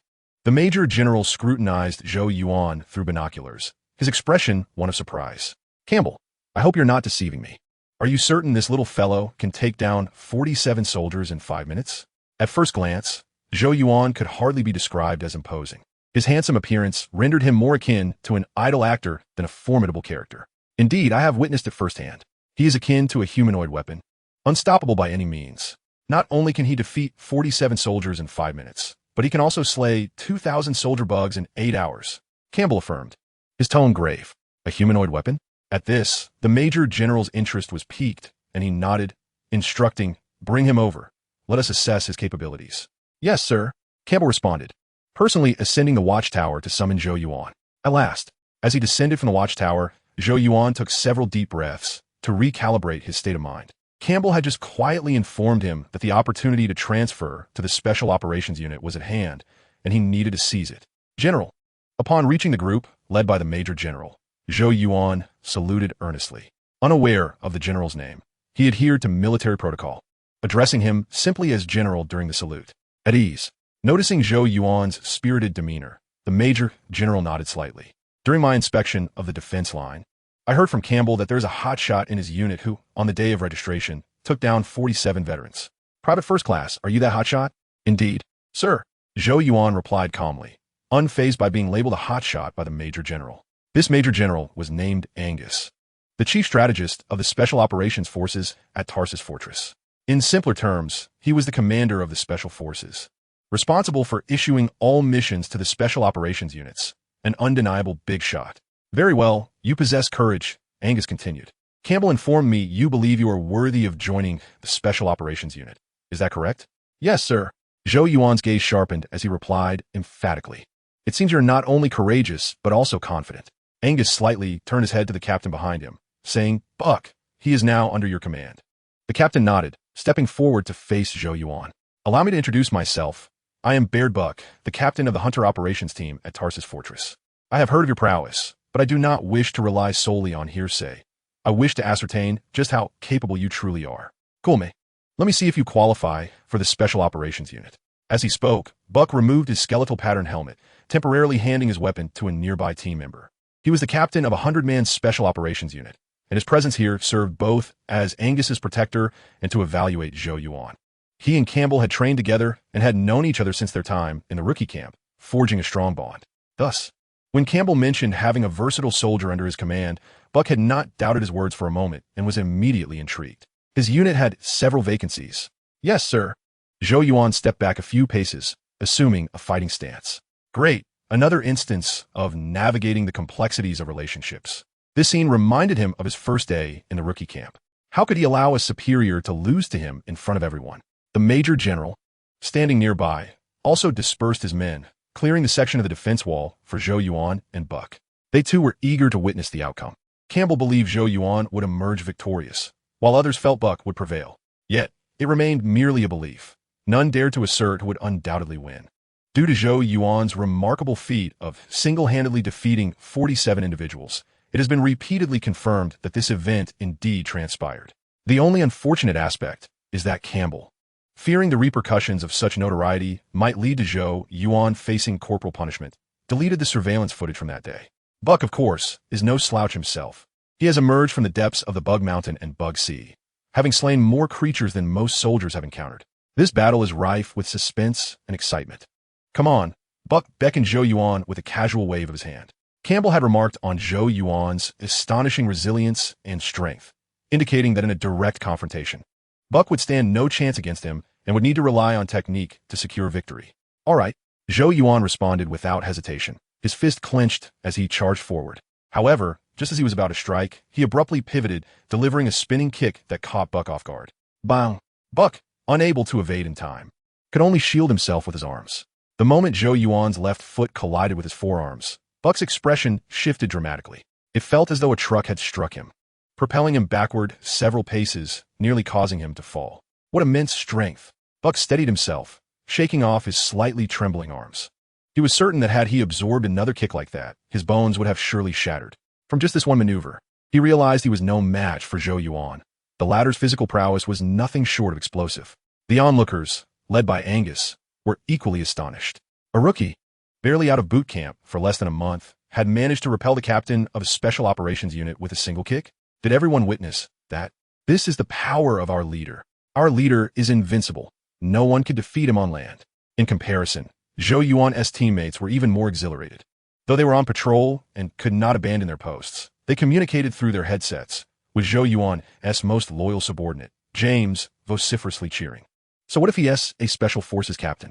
He just got schooled by our leader. At that moment, they were unaware that their leader would soon be departing from them, returning to Zhou Yuan and Buck after gaining the upper hand with that initial strike. Zhou Yuan did not afford Buck much time to react. He danced on his feet, sticking to Buck like a shadow, unleashing a flurry of powerful punches and kicks that soon had Buck thoroughly subdued. Though he had not defeated Buck outright, it was evident to all, Buck was doomed. Faced with Zhou Yuan, Buck felt as though he was a mere beetle underfoot, completely at the mercy of his opponent, with no chance of retaliation. What a monster! Buck lamented internally, realizing he had severely underestimated Zhou Yuan. The latter's physical capabilities were astonishing, as robust as a full-grown bull, rendering him an impossible target for an ordinary person to withstand. The only solace for Buck was Zhou Yuan's youth. At merely 18 years of age, Zhou Yuan exhibited a level of combat skill that was still developing, allowing Buck to persist without being entirely overpowered. Had Zhou Yuan possessed more refined fighting techniques, Buck feared he would have been toppled within 3 rounds. Campbell was indeed correct. This young man was exceptional. However, it was time to conclude this spectacle. Buck could not be allowed to lose to a novice. Yes, sir. Zhou Yuan promptly halted and stepped aside, feeling quite satisfied with his performance. Throughout the encounter, he had maintained the upper hand against Buck, and although he did not completely vanquish him, he had showcased his strength and talent. In the following moments, Zhou Yuan did not engage in further conversation with Angus. Angus led Buck and Campbell aside, speaking in hushed tones, which Zhou Yuan struggled to hear, though he caught fragments about fairness and qualifications.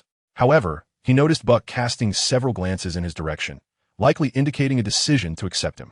2 minutes later, Angus and the others proceeded to the garrison of the 9th Squad, guided once again by Campbell, while Buck lingered behind for reasons unknown. Kid, did you give it your all? Buck inquired as he followed Zhou Yuan up the watchtower, hesitating momentarily before asking. It dawned on him that Zhou Yuan must have been holding back during their encounter. With such explosive physicality, how could he have consistently evaded all of Zhou Yuan's strikes? Damn, you truly are a monster. I feel much better now. Observing Zhou Yuan hesitatingly rub his nose, Buck instantly understood the answer. He let out a heavy sigh and patted Zhou Yuan on the shoulder. For a typical exceptional soldier, the journey from private to second lieutenant usually takes around 3 years, even with the opportunity to enter officer training camp.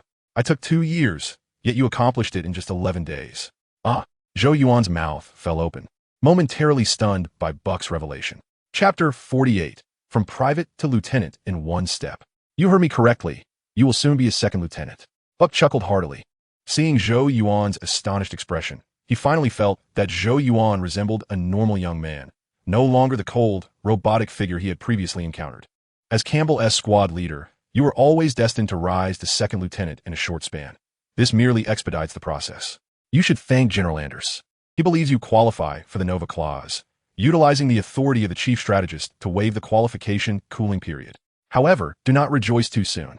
Advancing further will not be so simple, and you may very well face peril along the way. When can I report for duty? Zhou Yuan asked, momentarily stunned, suppressing his excitement as he inquired eagerly. The notion of ascending from private to lieutenant sounded extravagant, yet it had indeed occurred countless times within the ranks of the Federation forces. To illustrate, consider my old classmate, Rico. In the original timeline, during his first major battle, he sustained grave injuries on the battlefield. Fortuitously, he encountered the esteemed Professor Zarek, who led a rescue team to save Rico, allowing him to join Zarek's elite unit. The second time he participated in a major conflict, Rico single-handedly took down a tank beetle, resulting in his promotion from private to corporal under Zarek's command. Following Zarek's untimely demise, Rico surged from corporal directly to lieutenant, becoming the new commander of Zarek's unit. While Rico's ascent was aided by Carl, His achievements were pivotal. Otherwise, his comrades would not have followed him, nor would the strategic department have sanctioned his promotion. Opportunities abound, whether securing a top position in a military competition, breaking training records, or excelling on a battlefield. Each could propel one to great heights. Just recently, a group was dispatched to rescue a strategic unit's major. Had they succeeded, Turner would not merely be a lieutenant now. Campbell would be saluting him. He recalled that in the future, a true monstrosity would emerge within the Starship forces. A rather beautiful young woman, whose name he could no longer remember, had already ascended to the position of aerial command at the age of 26. A 5-star general at merely 26 years old. At that juncture, the combined age of the Rico trio exceeded 100 years, all of them holding high-ranking positions. Yet collectively, they fell short of a 5-star rank. In comparison to that prodigy, his rise from a private to a second lieutenant seemed trivial, almost as if one were to question his intellect. Rather than his promotion to second lieutenant, he was far more preoccupied with the prospect of joining the Special Operations Unit. This matter was beyond his purview, reliant on the strategic department's approval, but it should transpire within a few days, particularly given General Angus's orders. Buck shrugged his shoulders and said, "Okay." Zhou Yuan nodded, picked up the nearby Barrett, and commenced exterminating the insects. He could afford to wait a few days. And since today was the 21st, the fortress would reopen its communication window on the 25th, inviting another wave of insects. If he could engage in one more bout of insect elimination before joining the Special Operations Unit, it would be utterly perfect, truly a marvel. Observing Zhou Yuan at work, Buck chose not to depart, but instead stood by to watch. The more he observed, the more astonished he became. Unable to suppress the refrain he had repeated numerous times, Zhou Yuan was indeed a monster. Initially, it was manageable. Zhou Yuan's attack speed was approximately one shot every 5 seconds, a level of marksmanship that barely qualified as average within the Special Operations Unit. Yet, Zhou Yuan could maintain this efficiency indefinitely, minutes passing without the need to adjust his breathing, not a single bullet wasted. This was undoubtedly the caliber of a sharpshooter. With an explosive physique complemented by sharpshooter-level marksmanship, this individual was born to be a Special Forces soldier. Regrettably, his direct team was already at full capacity, and he could not easily replace those comrades who had fought alongside him through thick and thin. Otherwise, he would have certainly taken Zhou Yuan under his wing. Such a soldier was the stuff of dreams. Half an hour later, Buck exchanged pleasantries with Zhou Yuan before departing the watchtower. His team informed him that Major Angus's inspection had concluded, and he was required to escort the Major back to the operations hall. After Buck left, Zhou Yuan continued his extermination, maintaining his remarkable efficiency. He was not merely showcasing his marksmanship for Buck's benefit. He earnestly sought to accumulate more soul points. For the gene evolution liquid was simply irresistible. No one could refuse evolution. Host, Zhou Yuan. Identity, Federal Private First Class, 18-year-old male, enhanced human. Attributes, Strength 35, Speed 3, Jump 3, Agility 25, Endurance 3, Defense 3, Self-Healing 35, Skill 15, Brain Function 55. Skills, Rapid Memory, Quick Learning, Telepathy. Items, Heavy Atomic Flight Wingsuit, ZF-1 Rifle. Infinite Bullet Saw. Title, Bloodthirsty, increases Strength by 0. 5 Speed by 0. 5 Jump by 0. 5 Self-Healing by 0. 5 Soul Points, 71, 223. At 7:10 a.m., as Zhou Yuan descended from the defensive wall, a satisfied smile spread across his face. His soul points had surpassed 70,000, though he remained far from 800,000. Nonetheless, he had taken a significant step closer. "Boss, what happened last night?" "Captain, I too am curious. Did that obnoxious skeleton army come to disrupt things?" Before Zhou Yuan could examine the panel further, his team members began chattering excitedly. They had gleaned the general details of the previous night's events. The Special Operations Unit had arrived, and a captain had engaged Zhou Yuan in combat, ultimately losing to him. This was indeed big news. As Zhou Yuan's teammates, they felt a sense of pride. During their card games in the following days, this would surely be the topic of conversation. "Guys, I might be leaving the defense unit soon." Zhou Yuan hesitated for a moment, but resolved to share the truth with his teammates. This was not a secret that could be kept. While the new recruits might be unaware, the veterans certainly understood the implications, and a simple inquiry would reveal the truth. "What?" the team members exclaimed in unison, their faces a blend of shock and disbelief as they turned to Zhou Yuan. How could he, having just joined the 3rd Squad as a private team leader, and only recently promoted to Private First Class, suddenly be leaving? "Boss, are you going to the Special Operations Unit?" At that moment, James clapped his hands suddenly. "The Special Operations Unit? Upon hearing James's words, the team members quickly connected the dots.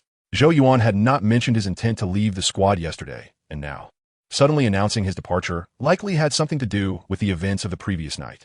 Perhaps the fight had been an invitation from a special operations unit. If that were the case, they could certainly understand. The Special Operations Unit was another designation for the elite forces. Joining meant becoming a special soldier. And what soldier would not aspire to such a role? They too would be unable to refuse such an opportunity. Indeed, I am heading to the Special Operations Unit. However, there is no need for concern. The squad leader will appoint a new team leader, and it will be someone from the first squad.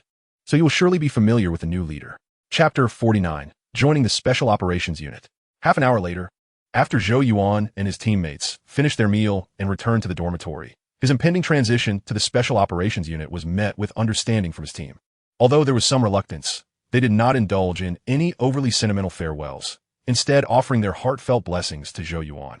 This was quite natural, for in truth, the bonds between Zhou Yuan and his teammates were not particularly deep. The sentiments were mutual. After all, they had spent a limited amount of time together, less than 2 months for the longest, and just a little over 10 days for the shortest. Genuine camaraderie born from life and death battles had yet to be forged. Thus, Zhou Yuan's departure would not significantly impact them. Upon returning to the dormitory, Zhou Yuan found himself surrounded by many. What had transpired the previous night was no secret. As Angus ascended the defensive wall, many had witnessed the event and surmised the truth. "Hey guys, you won't believe it. My boss is about to join the Special Forces." Zhou Yuan's team members eagerly shared the details, with James being the most animated, embellishing the tale of the previous night's events as if Zhou Yuan were destined for greatness. Upon hearing that Zhou Yuan was transitioning to the Special Operations Unit, the dormitory erupted in excitement. Many embraced Zhou Yuan in congratulations, applause echoing throughout the room. Such occurrences were not entirely unprecedented, yet they were rare.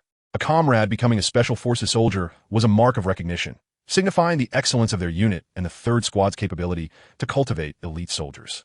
In the following days, Zhou Yuan awaited the Strategic Department's notification and the summons from the Special Operations Unit. By the 25th, he had endured the second wave of insects in his life, and while the promotion notification arrived that day, the summons had yet to materialize. When it came time for him to be replaced by the 3rd Squad, Zhou Yuan did not hurry to leave. He sought out the squad leader, Campbell, to inquire about Buck's situation. Upon asking, he discovered that the absence of the summons was not due to delays, but rather a temporary inability to issue it. Buck had led his team to the quarantine zone, engaged in a special mission, and therefore could not dispatch the summons to him. The quarantine zone referred to a planet ravaged severely by the insect plague, where humanity held no dominion, and the entire planet was a nest of insects. Upon hearing this, Zhou Yuan felt an overwhelming sense of regret. He too wished to venture into the quarantine zone, had Buck taken him away that fateful night. He would now be residing there. Fortunately, the swarm of insects provided some solace, as today he had accumulated over 50,000 soul points, somewhat alleviating his disappointment at not being able to enter the quarantine zone. After receiving his lieutenant insignia and returning to his dormitory, Zhou Yuan lay on his bed, his mind consumed with thoughts of the transfer. He was uncertain when Buck would return. While waiting from the 22nd to the 25th seemed trivial, the stretch from the 25th to the 5th proved arduous, especially during the days devoid of insect swarms, which were exceedingly difficult to endure. Host, Zhou Yuan. Identity, Federal Lieutenant. 18-year-old male, enhanced human. Attributes, Strength 35, Speed 3, Jump 3, Agility 25, Stamina 3, Defense 3, Self-Healing 35, Skill 15, Brain Function 55. Skills, Rapid Memory, Rapid Learning, Telepathy. Items, Heavy Atomic Flight Wingsuit, ZF, 1 Rifle, Infinite Bullet Saw. Title, Bloodthirsty, increases 0. 5 Strength 0. 5 Speed 0. 5 Jump 0. 5 Self-Healing. Soul Points 130. 392. After languishing on his bed for a while, Zhou Yuan opened his panel to begin organizing his gains. During these past few days of waiting, his soul points had surged by nearly 60,000. The vast majority accrued from today's insect swarm. Berserker. It sounded quite formidable. After calculating his remaining soul points, Zhou Yuan murmured to himself and opened the achievement panel. Halfway through the insect swarm battle today, he had activated several new achievements: Berserker, Mogul, Trial, Warrior, Warrior's Curse, among others. The most notable was Berserker, an upgraded achievement of Bloodthirsty Maniac, granting him the title of Berserker. When equipped, it would enhance his strength, speed, jump, and self-healing by 1 each. The remaining achievements bore little significance. Mogul was tied to his soul point balance, rewarding him with a small sum of soul points. Trial was a series of achievements rewarding titles for defeating various types of insects. The more he killed, the better the title, of which he was merely at the beginning. Curse also rewarded titles, but with a mocking nature. When equipped, it would transform him into a large communication window. Such a title was tantamount to a death sentence for him at present, though it might prove invaluable in the future. Host, Zhou Yuan. Identity, Federal Lieutenant. 18-year-old male, enhanced human. Attributes, Strength 4, Speed 35, Jump 35, Agility 25, Stamina 3, Defense 3, Self-Healing 4, Skill 15, Brain Function 55. Skills, Rapid Memory, Rapid Learning, Telepathy. Items, Miniature Plasma Spark Device, Heavy Atomic Flight Wingsuit, Infinite Bullet Saw. Title, Berserker, increases 1 Strength, 1 Speed, 1 Jump, 1 Self-Healing. Soul Points, 130, 392. Yesterday he was Captain Zhou, today he is Lieutenant Zhou, and tomorrow he shall be General Zhou. Glancing at the updated panel, Zhou Yuan smiled, feeling a sense of satisfaction as he drifted into slumber. Buzz. In the midst of his sleep, Zhou Yuan was roused by the vibration of his work tablet. Checking the time, he realized it was only 3 in the afternoon. Most of the dorm occupants were asleep, with only a few awake and engaged in card games. It has arrived. Upon reading the content of the message, Zhou Yuan sprang from his bed, clenching his fist with fervor. Tarsus Fortress, Western Army Defense Unit 3rd Squad. Lieutenant Zhou Yuan, your transfer application has been approved. Congratulations on becoming a member of the Tarsus Fortress Strategic Reaction Group, Hunter's Special Operations Unit. Please report to the registration hall on the 10th Underground level by 1800 hours on August 25th, 209 of the Dawn Era, bringing your identity card. He could join the Special Operations Unit. He was eager to go. Zhou Yuan quickly donned his military uniform and began packing his belongings. Over the past few days, everyone in his group had known about his impending departure. Farewells had been exchanged, and the leader had already selected his replacement. Thus, there was no need for further goodbyes. He could simply leave. Before departing, Zhou Yuan distributed a batch of cigars, 5 restorative cigars to each squad leader and 2 packs of cigarettes to each team member, placing them on their bedside tables as parting gifts. Zhou, are you leaving? Upon witnessing Zhou Yuan's actions, a few veteran soldiers engaged in card games approached him and inquired in hushed tones. Yes, the summons has arrived. Zhou Yuan nodded with a smile, embracing each of the veterans and finally distributing the last few restorative cigars he had on him. Take care, the casualty rate in the Special Operations Unit is quite high. Zhou, congratulations, not everyone can become a Special Forces soldier. I will, and I wish you all the best. After a brief farewell amid well wishes and reminders, Zhou Yuan departed from the dormitory of his group, heading towards the next chapter of his life. Chapter 50, Lieutenant Zhou reports. Strategic Zone Number 1. Strategic Zone Number 1. Damn it, this cursed place is truly hard to find. Upon leaving the dormitory, Zhou Yuan made his way to the central area of the fortress, seeking out Strategic Zone Number 1. Departing at 3 in the afternoon, it was nearly 4 when he finally located the entrance to Strategic Zone Number 1. This zone lay underground, with only a row of elevator halls visible on the surface. When he initially arrived at Tarsus Fortress, he had explored many areas, but Strategic Zone Number 1 was not among them due to his insufficient clearance. To enter Strategic Zone Number 1, one needed at least lieutenant-level clearance or special authorization. Looking around, he noticed that the lowest military rank present was sergeant. Officers in higher ranks were abundant. During his search for directions, he even encountered a major general. This was Strategic Zone Number 1, the heart of Tarsus Fortress. Lieutenant Zhou, this is now your domain. Taking a deep breath, Zhou Yuan entered the elevator, heading to the 10th underground level.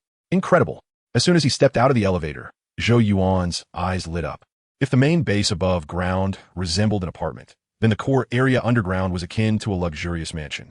Just the work hall on this level appeared as large as a stadium. Everywhere he looked, there was an abundance of alloy and dazzling lights, with heavily armed robots patrolling and electronic devices employing holographic projection technology. The technological ambience was overwhelming. Hello, registration please. Zhou Yuan approached a work desk and presented his identity card. ID verification complete.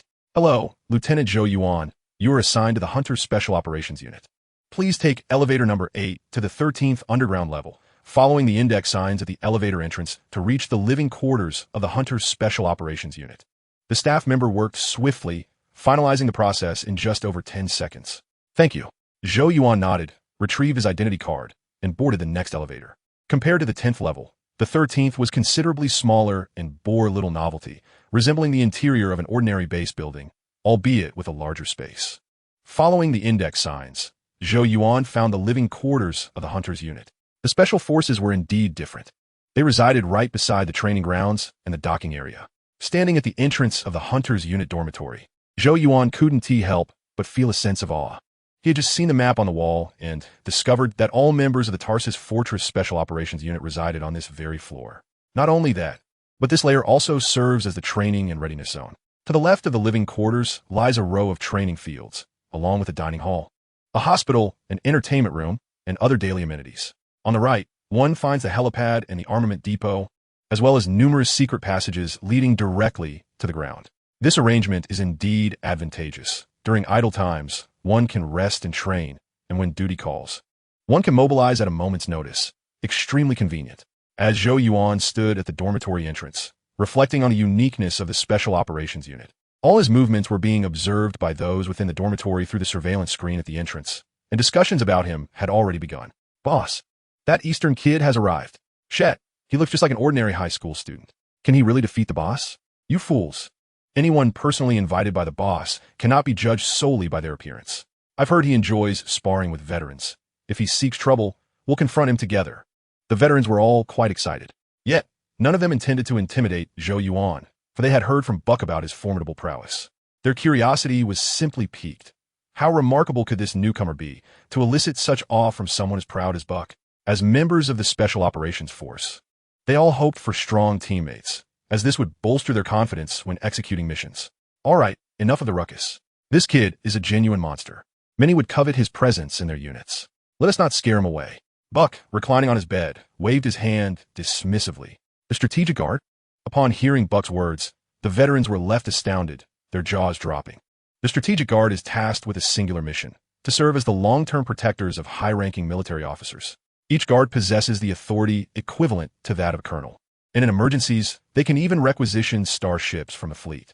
In terms of significance, the rank of the Strategic Guard far exceeds that of the Special Operations Unit, and by a considerable margin. Historically, new recruits for the Strategic Guard have been selected from within the ranks of the Special Operations Force. Only the elite among the elite, the best of the best, are deemed worthy to serve as a general's protector. For these specialized troops, becoming a member of the Strategic Guard is the pinnacle of honor, a testament to the trust bestowed upon them by the upper echelons of the Federation. With this thought, they felt a pang of envy. A newcomer who had barely spent half a month in the fortress had already risen to the rank of second lieutenant and garnered the acknowledgement of the chief strategist. Truly, one must lament that comparisons can be both uplifting and demoralizing. However, Buck's remarks sparked a realization among them. Due to the recent incident involving a general's plane crash, the Strategic Guard had suffered significant losses and was likely in dire need of personnel. Perhaps they could gather some information and see if they might be selected for the Strategic Guard. Ding! At that moment, a green light flashed at the dormitory door, which then slid open. Instantly, the veterans within the dormitory fell silent, their gazes turning toward the entrance. Zhou Yuan, clad in military attire and carrying a suitcase, strode into the dormitory. In an effort to present himself as a seasoned soldier, he adopted the demeanor of a cold-blooded assassin once more. Upon entering, he halted in the corridor, locking eyes with each veteran observing him, his gaze icy and indifferent. It must be said, Zhou Yuan's piercing stare sent chills down the spines of many veterans, as if they were being scrutinized by a venomous serpent. This impression stemmed from Zhou Yuan's impressive track record, combined with Buck's praise, leading the members of the Hunter unit to preemptively regard him as someone not to be trifled with. Nevertheless, as Special Forces operatives, each possessed their own sense of pride and confidence. They could not be cowed by a mere glance from Zhou Yuan. After all, they were comrades now. Zhou Yuan was a newly joined teammate, a brother with whom they would fight side by side, not some formidable foe. There was no need for an atmosphere akin to a standoff between rival gangs. Zhou, come over here. Sensing the chilly atmosphere in the dormitory, Buck quickly called out, waving to Zhou Yuan. This kid is quite the icebox, but such a personality has its merits. At least he is far more reliable than other immature 18-year-olds. Second Lieutenant Zhou Yuan reporting in, sir. Zhou Yuan responded, walking up to Buck and saluting crisply. Good. From this day forth, you are under my command. Buck nodded approvingly, giving Zhou Yuan's shoulder a hearty pat. The Hunter unit had recently undertaken a significant mission, and the entire team had been sent to the quarantine zone. The task was completed flawlessly, Yet casualties had occurred, with even one member of Buck's direct team failing to return. Zhou Yuan, this monster, could be integrated into his elite squad. Although it may sound callous, what has transpired cannot be altered. However, future mishaps can certainly be prevented. As long as the combat effectiveness of the team remains formidable, unforeseen events can be swiftly resolved. Now let's lighten the mood. A few more newcomers will be arriving shortly, and I will assign you to teams then. Before that, I'll give you a tour of the Hunter unit and introduce you to your future comrades. Buck placed Zhou Yuan's suitcase on the empty bunk opposite him and began to show him around the dormitory. Such is the privilege of talent. Zhou Yuan followed closely behind Buck, knowing he would enjoy a comfortable life ahead. Buck had just mentioned that more newcomers would be arriving soon. If the history of the unit and introductions to its members were to be made, it would be simpler to do so all at once with the new arrivals, without the necessity of Buck, the captain, guiding him personally. Buck's decision to take him alone was a clear indication of his high expectations for Zhou Yuan. For the next half hour, Buck led Zhou Yuan on a tour of the dormitory, introducing him to the resting members of the team. During these greetings, Zhou Yuan shed his icy demeanor. His initial cold facade upon entering the dormitory was not meant to provoke or show off. Rather, it was to present himself as a soldier, to be regarded as an equal by the veterans, rather than as an inexperienced rookie. With Buck facilitating introductions, it was only natural for him to make a good impression on his teammates. As it turned out, his strategy was quite successful. None of the personnel considered him a novice. Moreover, with his improved attitude and enthusiastic greetings, his teammates relaxed, expressing their eagerness to fight alongside him. Having familiarized himself with the unit and his comrades, Zhou Yuan was led out of the dormitory by Buck. "Sir, are we heading to the armament depot?" Zhou Yuan inquired, noticing Buck directing him to the right side of the dormitory. "Indeed, you need to register your equipment. The Special Operations Unit differs from the ordinary infantry regiments. We can customize our armaments and additionally take a set with us. But you must be cautious. During non-mission periods, it's best not to load your firearms, as you might inadvertently injure yourself while sleeping." Buck explained with a smile, evidently taking pride in this privilege. "Understood." Zhou Yuan nodded, as he had already gathered some information on the matter from Turner beforehand. The Special Operations Unit is equipped with live ammunition, reportedly allowing soldiers to develop a deeper understanding of their weaponry and enhance their combat readiness. However, this armament is not intended for missions but rather for daily training. When deployed, personnel from the armory prepare new equipment aboard the transport aircraft, a standard practice across all units. Naturally, in the event of an urgent mission, should one find themselves in training gear, it is permissible to board the transport in such attire, as it is all genuine equipment. By the way, what code name do you wish to adopt? Some names are rather lengthy, taking a full 3 seconds to articulate, and your name isn't particularly easy to pronounce either. Thus, each individual requires a memorable moniker. I advise against selecting anything overly whimsical, for code names must be registered and inscribed upon the armament, becoming your new identity within the Hunter Corps. As they approached the armory, Buck suddenly inquired, "Codename, Slaughter." Zhou Yuan pondered for a moment before uttering a somewhat juvenile term.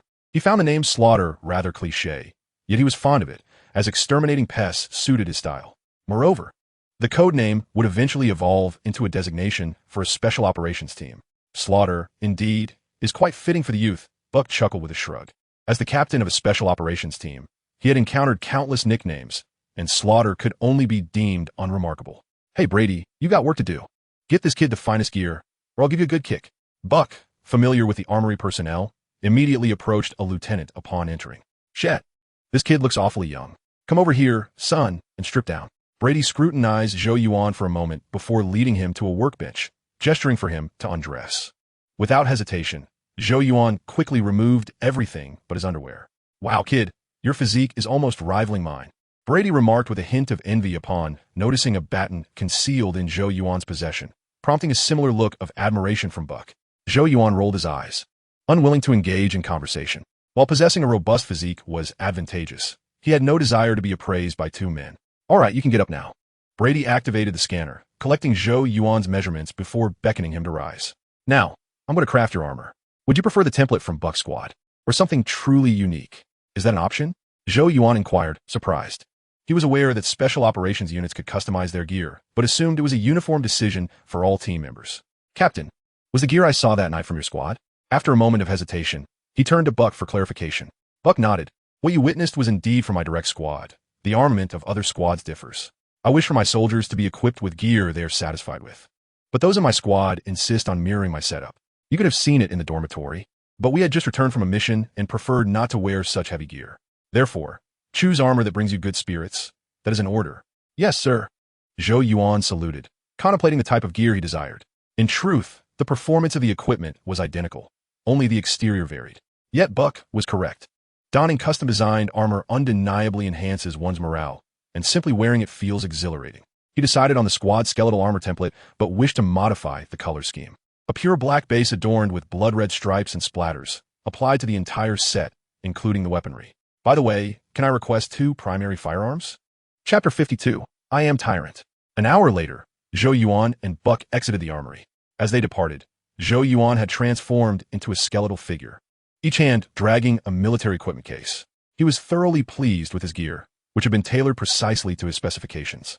He had acquired 2 sets of armor, one for conventional use and one for space operations, both featuring the black and red skeletal motif. Currently, he was adorned in the space armor, resembling a walking blood skeleton, exuding an aura of mystery and intimidation. Although the firearms could not be fashioned in a skeletal design, their color scheme harmonized perfectly with his attire. He chose a classic machine gun set, saw 8S 500 cookery, and the formidable Big Pineapple revolver. Additionally, he requested a Barrett sniper rifle, as his strength and stamina made carrying an extra weapon trivial.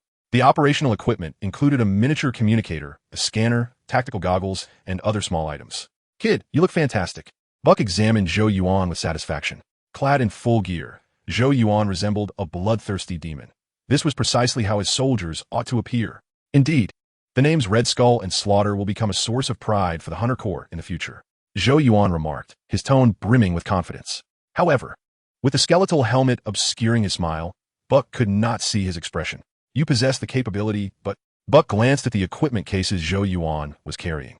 Testing the waters. Isn't that a bit heavy for you? The machine gun weighs 7 kilograms, the sniper rifle 4 kilograms, the handgun and dagger add another kilogram. That's already 12 kilograms, and that's just the weight of the empty ammunition. You've requested 10 medium machine gun ammunition belts, 2 revolver ammo shoulder bags, a sniper magazine belt, along with grenades and spare magazines. The combined weight of all these items exceeds 25 kilograms. When factoring in the space armor, you're looking at approximately 35 kilograms. In future missions, perhaps you might consider carrying less ammunition. After all, you are still primarily a demolitions expert. He felt Zhou Yuan was still too young. Engaging in a stamina run fully equipped was an entirely different matter than entering a battlefield burdened with such weight.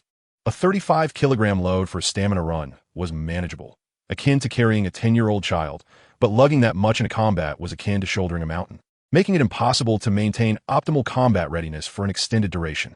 This weight is trivial for me. My physical prowess is considerable, and I believe you are well aware of that, Captain. Zhou Yuan shook his head, dismissing Buck's concerns. No joke. I am a man who has been injected with Super Soldier Serum and equipped with enhancements to my explosiveness. I simply do not want to seem overly extravagant. Otherwise, my fear of inadequate firepower will leave me unsatisfied with such a meager supply of ammunition on the battlefield. All right, you convinced me. Buck sighed with a wry smile. In that regard, it is true. Zhou Yuan is no ordinary individual. His explosive physical capabilities indeed qualify him to be a walking arsenal. 10 minutes later, Zhou Yuan and Buck returned to the dormitory. The atmosphere was lively, with veterans surrounding several unfamiliar faces who appeared somewhat apprehensive, seemingly the newcomers just reporting for duty. As Zhou Yuan and Buck returned, they immediately redirected the attention of the veterans from the newcomers to themselves. Cool. Shit. I feel like it's time for an upgrade in my gear. The veteran's eyes were instantly drawn to Zhou Yuan, or more specifically, to his striking armor. The black and red skeletal armor exuded an overwhelming aura of mystery and terror, brimming with lethal intent. Gentlemen, allow me to reintroduce. This fellow is Slaughter, the machine gunner of the first squad. Buck chuckled heartily, giving Zhou Yuan a friendly thump on the chest. Hey, tough guys, how's it going? A smile appeared beneath Zhou Yuan's skull helmet as he offered a salute to the familiar veterans. Slaughter, you look fantastic. Kid, though it may seem a tad impolite to say, your code name certainly rolls off the tongue far more smoothly than your real name. In response to Zhou Yuan's salute, the veterans reciprocated with nods of acknowledgement. All right, everyone, back to your posts. Today, we welcome 7 newcomers. Slaughter will be joining my direct squad, while the other 6 will be assigned elsewhere. Buck waved his hand to disperse the crowd, and then picked up a sheet of paper from the bed. Jet, This is your assault trooper. Hacker, your sniper has arrived. Superstar, you're in need of a medic who can also serve as a demolitions expert. As Buck pointed to each individual, he called out the codename of the squad leader, signaling them to escort the newcomers away. Incredible. While Buck organized the newcomers, Zhou Yuan had already shed his armor and changed back into his training attire. Sitting on the bed with a work tablet in hand, he bore a peculiar expression. The Hunter Corps comprised a total of 101 members. The first squad consisted of 11 individuals, while the other squads had 10 each, with the additional member in the first squad being Buck, the captain of the unit. He had been assigned to the first squad. The members of the first squad included Captain Hunter, the commander and scout, Lieutenant Wildboar, the assault trooper and guide, Lieutenant Great White Shark, the assault trooper and guide, Lieutenant Gasoline, the assault trooper and engineer, Lieutenant Steak, the medic and engineer, Sergeant Puff, the medic and communicator, Sergeant Hawk, the sniper and communicator, Sergeant Softy, the sniper and scout, Sergeant Storm, the machine gunner and demolitions expert, Sergeant Recycler, the machine gunner and demolitions expert, Lieutenant Slaughter, the machine gunner and demolitions expert. The positions were quite standard, with each member assigned a primary and a secondary role. Having two roles does not imply that each member is limited to only those two positions.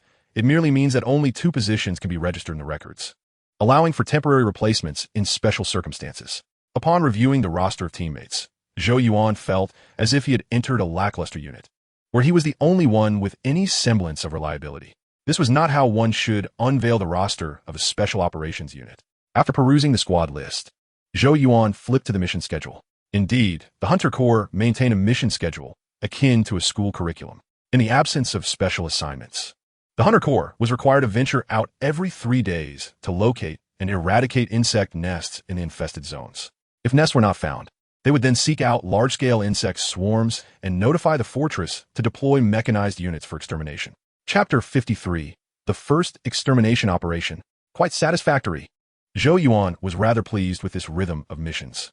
At least he could earn soul points every 3 days, and during special assignments, there would be no time for rest. It was either killing insects or en route to do so. His primary role was machine gunner, while Buck assigned him the secondary role of demolitions expert. The demolitions expert would be equipped with additional grenade launchers, high-energy explosives, tactical nuclear devices, and other formidable armaments during missions. This was also the reason Buck advised him against carrying too much ammunition, as he had to carry an abundance of equipment. However, for him, the more ammunition he carried, the more soul points he could accumulate, as long as he didn't wrap himself up like an immobile dumpling. The spoils from a single outing should amount to a considerable sum. Captain Zhou, let's go. Over the following 5 days, Zhou Yuan led a fulfilling life. As for why it was 5 days instead of 3, it was because the Hunter Corps had just completed a significant mission, earning them a 5-day leave. During these 5 days, Zhou Yuan remained on the 13th underground level, preoccupied with training and learning. The training subjects for the Hunter Corps were not numerous, totaling less than 7 hours on a full day. This was to prepare for any potential emergency missions, ensuring that training was not overly strenuous, allowing them to maintain their energy levels. Zhou Yuan primarily focused on learning. He studied battlefield first aid, communication security, equipment maintenance, and all other skills he could acquire, mastering the basics within just a few days. With a remarkable brain function rating of 55, he absorbed new knowledge swiftly and was able to apply what he learned effectively. He aspired to be well-rounded, so these skills could not be overlooked. Idleness was not an option. Enhancing oneself was far more beneficial. One never knew when such skills might come in handy. As the ancient said, skills do not weigh one down. While acquiring these skills, he unearthed a significant revelation. Currently, the Federation publicly acknowledged only 3 types of insects: soldier bugs, locusts, and plasma bugs. Yet, the Special Operations Units database contained nearly 20 types of insects, including various forms of each. Insects like tank beetles, grenade beetles, and pole scorpions have been discovered by the Federation several years prior. Additionally, there were peculiar insects such as spider bugs and plasma bugs, which even he, with prior knowledge of the plot, had never heard of. It could only be said that the thought processes of the Federation's higher-ups were quite unusual. Not only did they keep the populace in the dark, but they also concealed information from ordinary soldiers. Were they afraid that revealing the true combat prowess of the insect race would deter enlistment? He had thought himself well-informed and had gloatingly relished that confidence, only to realize he was the fool. On the 6th morning after joining the Hunter Corps, Zhou Yuan rose early, finishing breakfast before 5 a.m., and returned to his dormitory to prepare. Today, they would be heading out to exterminate insects, departing at 6. So he had risen early. His teammates were not late either, By the time everyone gathered at the boarding area, it was just past 5:30. Listen up. Buck strode to the front of the line and declared in a booming voice, "Today, we are heading to the graveyard. Squad leaders. Keep a close eye on your new recruits. Now, board the aircraft, suit up, and the transport will depart promptly at 6, arriving at the graveyard by 6:10. After Buck's announcement, each squad swiftly dispersed, boarding their respective transport aircraft under the guidance of their squad leaders. Zhou Yuan observed that 10 squads boarded 10 different aircraft. This indicated that today's operation was not deemed particularly dangerous. At least the intelligence suggested that the mission's risk was low, obviating the need to mobilize the entire unit's strength. Upon boarding the transport aircraft, Zhou Yuan found his designated seat. He opened the armory compartment overhead and began to don his gear. As he equipped himself, he also took note of the interior of the transport aircraft. The transport aircraft used by the Special Operations Unit differed significantly from ordinary ones. While a typical transport aircraft resembled a matchbox with wings, the aircraft utilized by the Special Operations Unit bore the appearance of a majestic eagle, with performance capabilities far superior to the former. Faster, more robust in defense, and with firepower that is tremendously potent, one could liken it to a formidable battle aircraft. It feels somewhat lighter. After donning his armament, Zhou Yuan lightly bounced twice. Today, he was clad in conventional gear, which is significantly lighter than the fully encompassing space armor. The combined weight of the conventional equipment, along with the machine gun set, ammunition box, and demolition kit, hovers just above 35 kilograms.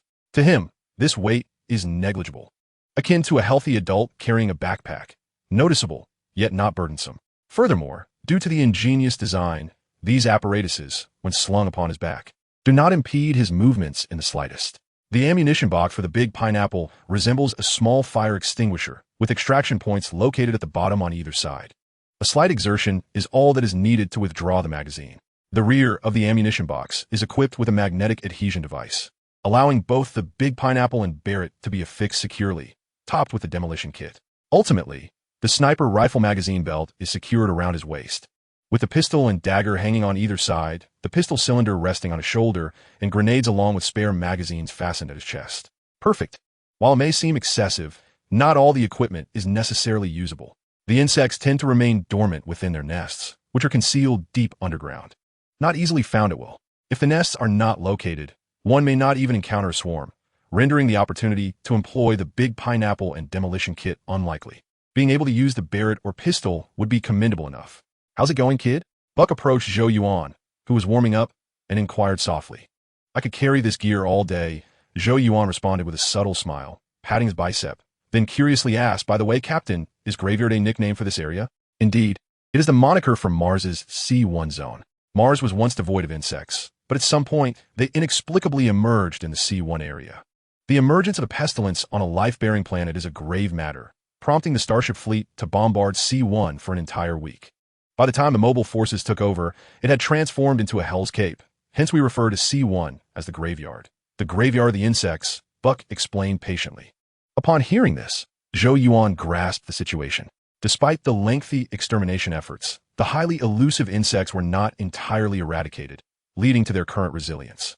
However, this was an inevitable circumstance.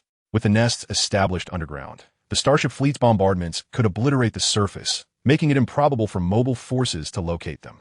Given the terrifying reproductive capabilities and burrowing skills of the insects, it wouldn't be long before a new nest was re-established beneath the surface.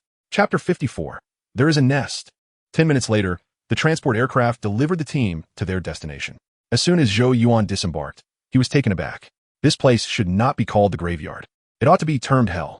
The C1 zone of Mars, once characterized by vast canyons that appeared as scars on the surface from above, had now vanished. In its place lay a barren plain, littered with numerous craters of varying sizes. An estimation of their numbers would suggest they far exceeded those on the moon. Additionally, the ground was strewn with the remains of insects. Most of these corpses were incomplete, either shattered or charred, resembling oversized weeds scattered across the plain. Judging by the extent of erosion from wind and sand, some corpses had perished long ago, while others appear to have died only days prior. It was likely the work of another specialized operational unit, as this was the first area on Mars to be infested with insects, warranting special attention. "All right, team. It's time to get to work. Wild Boar and Great White Shark will lead, Falcon and Softy will secure the flanks, Steak and Puff will cover our rear, and the rest will follow me. Demolition experts, prepare the tactical nuclear charges and obliterate the nest at the first opportunity. Buck commanded, gesturing for the operation to commence. The 11-member squad immediately dispersed into a diamond formation, cautiously advancing forward. "Sir, may I open fire?" Zhou Yuan inquired softly. Having removed the bearer from his back and approached Buck's side, he had just conducted a scan and detected numerous soldier insects nearby. The heat signature of these creatures is intense. They can detect humans from 200 to 300 meters away, and no space armor can conceal one from their thermal perception. However, human scanning devices are superior, capable of detecting insects from 500 meters. This presents a considerable advantage. Yet one must exercise caution regarding the number of insects engaged to avoid attracting too many. Feel free to engage if the swarm does not exceed 100. Just keep an eye out for any sudden appearances or disappearances of insects in the vicinity. Buck nodded, his expression relaxed. In truth, the most effective method for locating the nests is to eliminate most of the insects visible to you.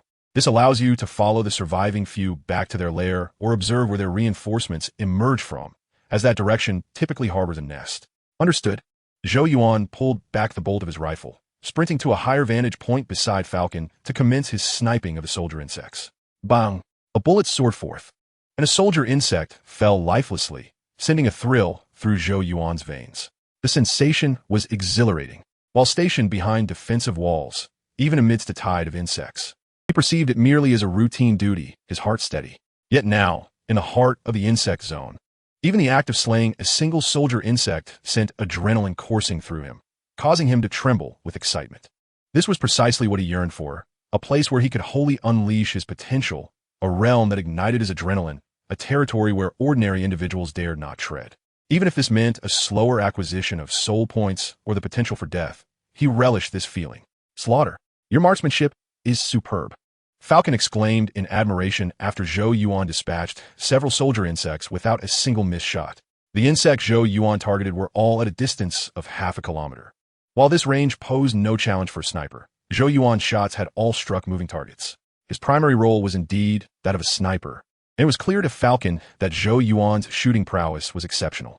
"Many have labeled me a prodigy, yet I do not share that sentiment. To gain more, one must first give more." Even in high school, I joined specialized shooting and combat clubs, receiving rigorous training from retired veterans. While my classmates were preoccupied with romance, I was immersed in relentless training. While they attended parties, I was still honing my skills. I dedicated all my extracurricular time to training. "And now is the moment to reap the rewards," Zhou Yuan stated, his expression stoic, his voice resonant with profound reflection. "It is decided, Falcon. Go forth. Spread these words. Let everyone know that I am not merely a product of talent. I simply exert more effort than all of you. Honestly, I'm starting to like you," Zhou Yuan added. Upon hearing Zhou Yuan's words, Falcon felt invigorated, clenching his fists as he replied, "You are right. Hard work deserves its rewards. You will undoubtedly achieve great things in the future." His words were not only directed at Zhou Yuan, but also served as a reminder to himself. In the ensuing hours, the squad steadily advanced toward the heart of Zone C1. The closer they drew to the center, the more they encountered swarms of insects, with one particularly overwhelming wave nearing 1,000. Fortunately, the squad was well equipped with ample ammunition, various mixed explosives, and grenades, including 10 tactical nuclear warheads. 1,000 insects posed little threat to the squad. It was not until noon that Buck ordered the team to halt for hydration and energy replenishment. The predictions of the aerial unit had proven accurate. The increasing number of insects ahead indicated the proximity of a nest, a sight unseen for over half a month. Buck, munching on a nutrient bar, spoke animatedly. The previous day, during their routine patrol, the aerial unit had stumbled upon a minor swarm of over 10,000 insects in the graveyard. Such a scale of infestation was not overly perilous, easily manageable with a single tactical nuclear strike. The aerial unit had dispatched that swarm with remarkable ease, gleaning vital intelligence in the process. The graveyard concealed a nest. It was known that soldier insects possessed a volatile temperament. When not engaged in combat with humans, they often fought amongst themselves. The gathering of over 10,000 soldier insects, not seeking trouble with the fortress nor battling one another, but rather circling a specific area, raised questions.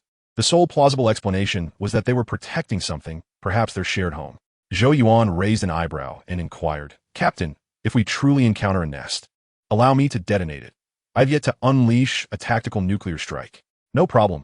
Feel free to blow it up, if possible. I hope we can discover several nests and utilize all 10 tactical nuclear warheads."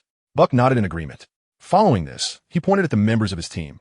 "Wild Boar, Great White Shark, Softy, you three will lead the way. Steak, Puff, Gasoline, you three maintain vigilance over the flanks and rear.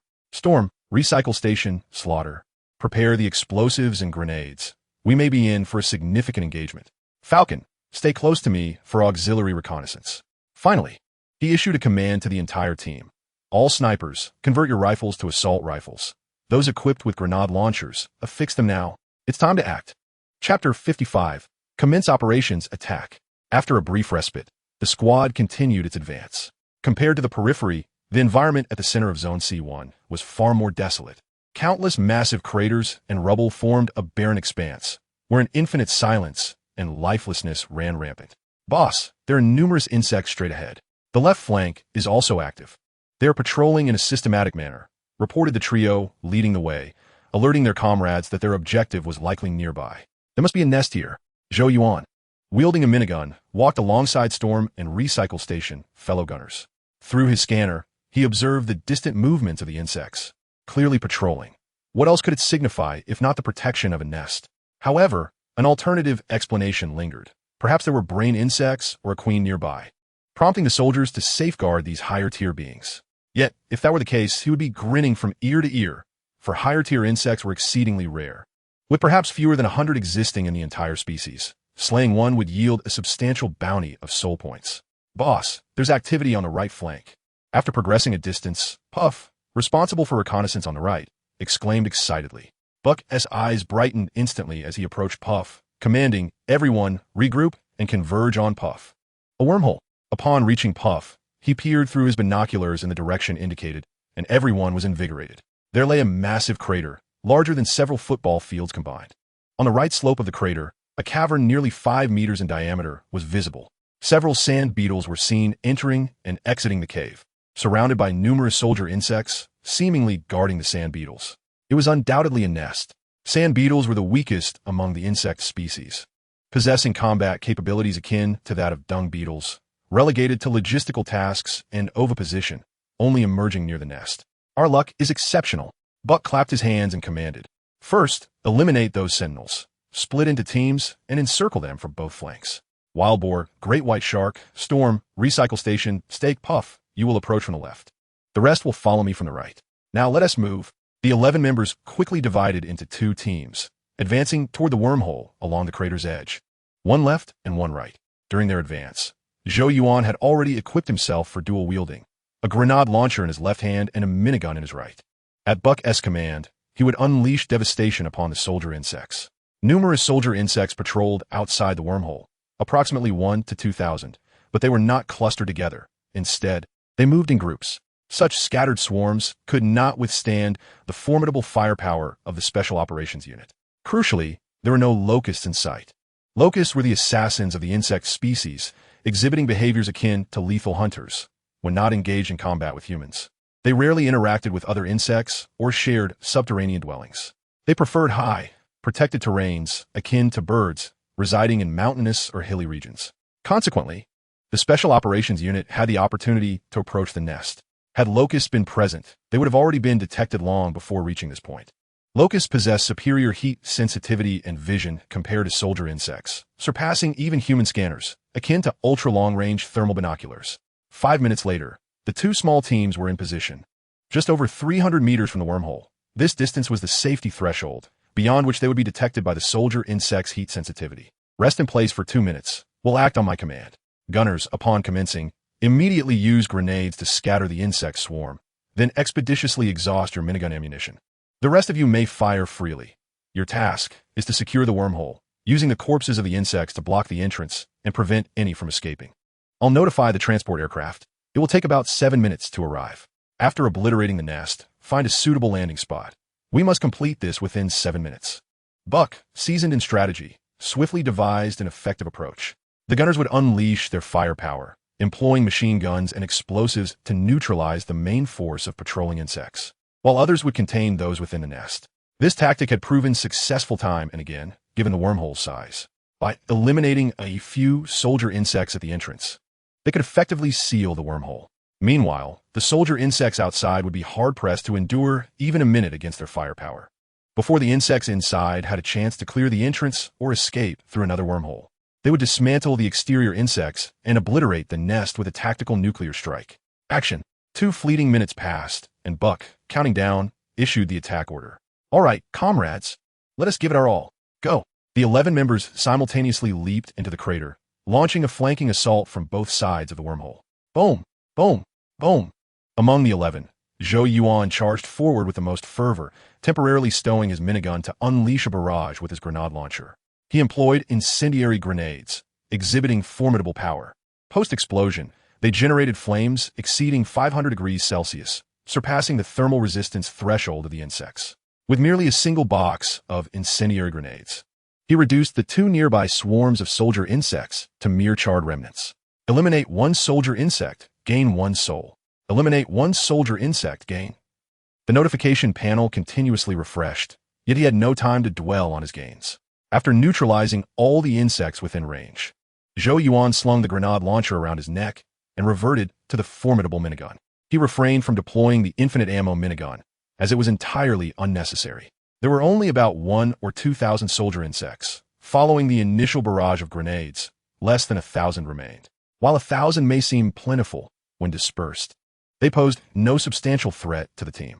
The squad attacked from above, wielding a significant advantage, with a combination of machine guns and rifles. Alongside an incessant barrage of grenades and mixed explosives, the remaining 1,000 soldier insects were swiftly overwhelmed. Accelerate the pace, suppress the firepower. Within 2 minutes, the 11 members converged at a position 100 meters from the wormhole. By this time, the surrounding insects had dwindled significantly. Though ferocious, they charged at the team with frenzied determination, yet could not withstand their unrelenting firepower. The 11 formed a line, their fingers never leaving the triggers, pressing forward against the last batch of patrolling insects towards the wormhole. This was the exhilarating sensation they craved. Zhou Yuan, who had just hurled 2 packets of mixed explosives, wore a broad smile. He had fallen in love with this lifestyle. Chapter 56, Tactical Nuke Launch. Massacre, prepare the tactical nuclear weapon. Remember to disable the detonation trigger and switch to a timed detonation, setting the timer for 1 minute. Buck shouted commands as the team took cover behind the retrieval station and storm. Understood. Zhou Yuan responded swiftly, retrieving the demolition box from behind. He had been quite aggressive earlier, utilizing most of his incendiary grenades and mixed explosives, leaving only the tactical nuke in the box. The tactical nuke had 3 detonation methods: remote control detonation, warhead trigger detonation, and time detonation. The remote control method was typically the most effective. However, the tactical nuke was equipped with an intelligent flight system capable of reaching the deepest recesses of the insect nest. Yet, excessive distance and thick surface layers could lead to the warhead failing to receive the signal, rendering it a dud. Consequently, remote control detonation was seldom employed, preserved solely for emergencies.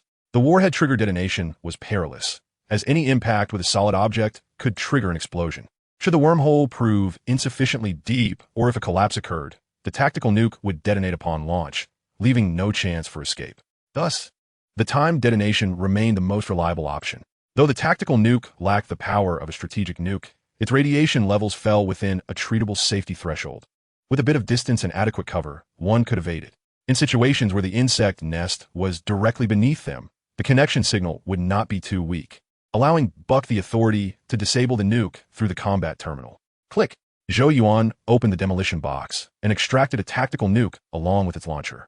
Externally, this equipment bore no significant resemblance to a standard RPG, even appearing smaller in size, rendering it difficult to fathom that such a device housed a nuclear weapon. Regrettably, only one could be fired. Buck had requested 10 tactical nukes in total, with 4 strapped to his own back. In hindsight, it was evident that Buck's rationale for such a quantity extended beyond merely obliterating the insect nest. It also served as a contingency against insect surges, acting as a final resort. Beep beep beep. After setting the detonation timer, Zhou Yuan loaded the tactical nuke into the launcher and shouted to Storm and the retrieval station. Go! Okay. Storm and the retrieval station were equally pragmatic, assisting Zhou Yuan with the demolition box before turning to flee. Whoosh! In the next instant, Zhou Yuan activated the timer and aimed the tactical nuke at the wormhole's crevice. The moment the nuke was launched, he began his retreat, not even glancing at its trajectory. This device possessed an intelligent flight system, adept at navigating its course. The wormhole lay on the slope to the right of the explosion pit. Thus, during the retreat, they needed to veer left. As Zhou Yuan initiated his withdrawal, Buck and the others, having left first, had already reached the edge of the explosion pit. They paused at the brink, providing covering fire for the three trailing behind. The skirmish from earlier had attracted an increasing number of nearby insects, perhaps drawn by the sounds of battle, or possibly due to insect from the nest emerging through a different wormhole. Even radio waves from their transport aircraft might have summoned them. Nevertheless, this was not a significant concern. Their speed exceeded that of the insects gathering, ensuring their escape before the insects amassed. Furthermore, with 9 tactical nukes remaining as a safeguard, they remained completely unfazed. Guys, my grandmother could outrun you. Zhou Yuan jested, his pace unrelenting. Even after expending considerable energy, he caught up with the retrieval station and Storm within 10 seconds. Damn! Storm and the retrieval station laughed, their speed subtly increasing. This was not a matter of them running slowly. They had exerted every ounce of their strength, while Zhou Yuan simply outpaced them. As the tactical nuke neared detonation, the three had safely retreated to the edge of the explosion pit. This was sufficient. The tactical nuke was buried 4 kilometers underground to the right, now a secure zone. Buck glanced at the combat terminal and signaled for Zhou Yuan and the others to halt. Boom! Just seconds after Buck's command, a deafening explosion echoed from afar. Zhou Yuan donned his tactical goggles and gazed towards the right. The surface there began to collapse, a spherical glow erupting from beneath, rapidly expanding before contracting instantaneously, culminating in a cataclysmic explosion. In that fleeting moment, he felt as though his breath had ceased, time itself stood still, and silence enveloped him, leaving only the visual spectacle of light. This was nuclear detonation. A tremor coursed through Zhou Yuan, awakening a profound sense of fear within him. This tactical nuke had been launched by him, aimed at the insect nest. Yet, as it detonated, he instinctively recoiled 2 steps, gripped by both astonishment and dread, as if the explosion had occurred within himself. He had viewed numerous videos of nuclear explosions, but witnessing it firsthand was an entirely different experience. It felt as though his very soul had been struck, leaving his mind in a void of emptiness. And this was merely a tactical nuke, its might inferior to many medium to large missiles crafted from mixed explosives. Boom! Boom! Boom! As the fission reaction commenced, energy began to be released. Since the tactical nuke detonated underground from a distance, Zhou Yuan could not perceive the shock waves generated by the nuclear explosion, only observing the surface activity. The ground seemed to come alive, vibrating rhythmically, akin to the heartbeat of the earth itself. The tremors escalated swiftly, intensifying in severity. Starting from the center of the nuclear explosion, the surrounding ground began to collapse in conjunction with the quaking. A continuous cascade of collapses ensued, reminiscent of a colossal subterranean worm unfurling its maw, delivering a striking visual impact. How does it feel? Observing Zhou Yuan fixated on the explosion's epicenter, Buck approached, cupping his ears. Remarkable. In that fleeting moment, I genuinely felt as though death was imminent. Zhou Yuan closed his eyes and shook his head, striving to recover from the shock. The explosion had originated deep underground, several kilometers away, sparing him from any direct effects, though the cacophony was deafening. The sound of a nuclear detonation possesses a distinct quality, akin to a muffled thunderclap, albeit louder and of prolonged duration. The first time I witnessed a nuclear explosion, I was so petrified that I collapsed to the ground. Consequently, I have always been baffled as to why humanity, 2 centuries ago, would initiate nuclear warfare. Were they unaware of the horrors of nuclear weapons? It is worth noting that they wielded genuine nuclear ordnance capable of causing atmospheric disturbances that encircled the globe multiple times. Buck spoke with a hint of trepidation, as if he had witnessed the true devastation of a high-yield nuclear bomb. Chapter 57. Retreat, and the wallet grows fatter. Damn, this nest of insects wasn't excavated deeply enough. My ears are still ringing from the explosion. At last, we have reaped some rewards today. I hope this afternoon proceeds as smoothly. Buck declared, Boss, I believe it's time for us to depart. We've obliterated the insects' home, and they appear quite incensed. After successfully detonating a nest, the team exhaled in relief. However, there was no time for celebration, as they had become the target of the insects. In all directions, particularly the right flank where the nest had been annihilated, 3 zones remained intact, teeming with insects. The commotion caused by the tactical nuclear explosion was so pronounced that it echoed for miles, audible even from a significant distance. The insects had now coalesced, advancing towards their location. Buck nodded, gesturing, evacuate immediately, seek a landing zone. The transport aircraft will arrive within 2 minutes. Go. The 11-member team sprang into action, running while searching for a suitable landing site. Finding such a site was no trivial task. The landscape was riddled with craters, the smallest of which rivaled the size of a basketball court, making it challenging to locate a flat expanse. As the 2 minutes elapsed, they had yet to identify an optimal location and instead encountered several swarms of insects. Fortunately, the team still had ammunition in reserve, and they managed to navigate the situation without incident. Ultimately, it was the pilot of the transport aircraft who identified a landing area, allowing the team to successfully evacuate. Once aboard, they peered through the protective windows at the ground below. The area they had traversed was now wholly occupied by soldier insects, their numbers nearing 10,000. Had the transport aircraft arrived even slightly later or failed to find a suitable landing spot, they would have been compelled to deploy another tactical nuclear bomb. "Steve, the Air Force has work to do," Buck remarked, casting a brief glance before dashing into the cockpit to instruct the pilot to notify the fortress. This was the chain reaction following the destruction of the nest. The insects that survived the blast or were merely buried would soon excavate to the surface, drawing nearby insects towards the commotion. Thus, a swarm would soon materialize, necessitating an aerial bombardment. After the pilot contacted the fortress, Buck returned to the cabin, clapping his hands. "Well done, everyone. Once we return, the drinks are on me." It was only 1 p.m., so the day was still young. However, apart from the tactical nuclear weapon, their other munitions had been nearly exhausted, prompting an early return to the fortress. "Yes, boss, I desire some fine red wine. I merely wish for beer. As long as there's no limit." Upon hearing this, the team erupted in cheers, applauding Buck. Zhou Yuan, taken aback, raised his hand and inquired, "Captain, are we allowed to drink?" "If I say so, then yes," Buck replied with a smirk, his tone brimming with pride. "Young man, that is the privilege of Special Operations Forces. We engage in what others cannot, and thus, we indulge in what others cannot."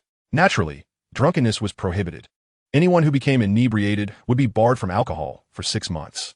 "By the way, you performed admirably today. Maintain this level of effort." "Okay."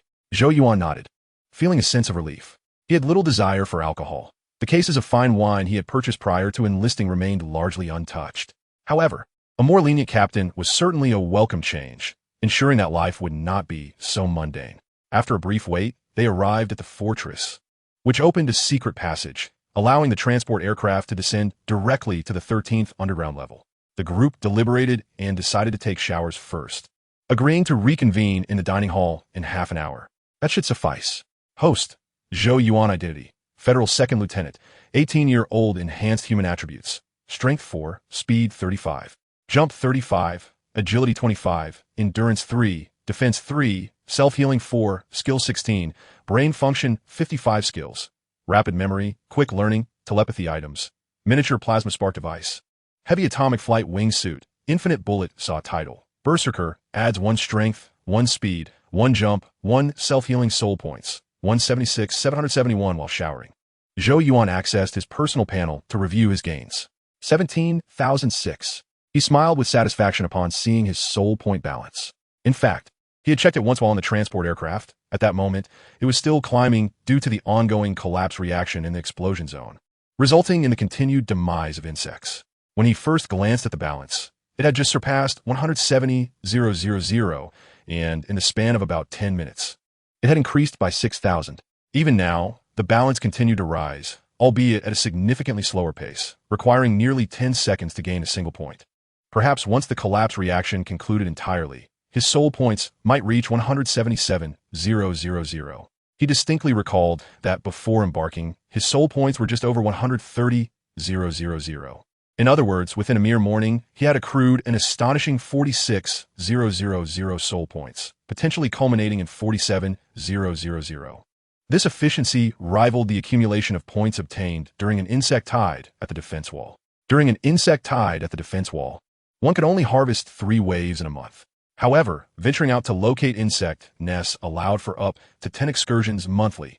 If he could find nests on 5 of those occasions, he could exceed a monthly income of 200,000, matching his earnings at the defense wall. Moreover, today's circumstances were merely a fortunate anomaly. They had expended their ammunition too rapidly. Otherwise, they could have continued searching for more nests, not limited to a single detonation per outing. Overall, he felt immense satisfaction, content with his current life and the unimpeded acquisition of soul points. Gene Evolution Liquid. Just wait, brother. I'll be with you soon. After closing his personal panel, Zhou Yuan opened the shop once more, invigorated with determination. He was genuinely curious about how formidable he would become after injecting the gene evolution liquid, especially considering he had already received the Super Soldier Serum. It should elevate him to an unimaginable level of strength. The phrase breaking through one's life limits may appear simple, yet it carries profound implications. For him, as a human, transcending the boundaries of life signifies surpassing limits, an evolution from humanity to a post-human state. It is not merely a matter of 112. It could very well be 115 or even 10. If one were to draw a comparison, it would be akin to a stone evolving into a grenade, utterly incomparable. Perhaps, after this evolution, the fatal flaws that currently afflict his body would no longer pose a threat. Moreover, his cognitive abilities would undoubtedly experience a remarkable enhancement, elevating his telepathic capabilities and potentially awakening new superpowers. Take, for instance, the middle-aged Carl from the original plotline. His psychokinesis, interstellar communication, insect manipulation, and mental detonation are all powers intricately linked to brain function, and he finds them utterly enticing. Chapter 58, A Different Life. Damn it, Carl, you wretched soul. As he pondered these thoughts, Zhou Yuan suddenly felt a wave of irritation wash over him. He toiled relentlessly to better himself, while that fellow Carl, with a mere flick of his talent, possesses game-breaking abilities that most could scarcely conceive. Meanwhile, on Earth, within the General Affairs Office of the St. Paul Strategic Intelligence Department. Achoo! Just as Carl poured himself a fresh cup of coffee, he was interrupted by a mighty sneeze, inadvertently spattering saliva into his drink. Damn it! Carl muttered under his breath, swapping out the cup to prepare a new brew. This was coffee requested by his superior, Private Carl.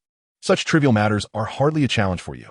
While brewing the coffee, Carl mumbled to himself, his tone brimming with confidence and excitement. After joining the strategic unit, he was immediately promoted to the rank of Private First Class, and just last week, he ascended to Corporal. Previously, he had been a private. This was no ordinary rank. A corporal is a status surpassing that of the lower ranks. It is important to note that he had only been part of the strategic unit for less than 2 months. Clearly, Carl Jenkins is destined to be a shining star in the strategic forces. I wonder how Zhou is faring. That guy hasn't even returned my emails.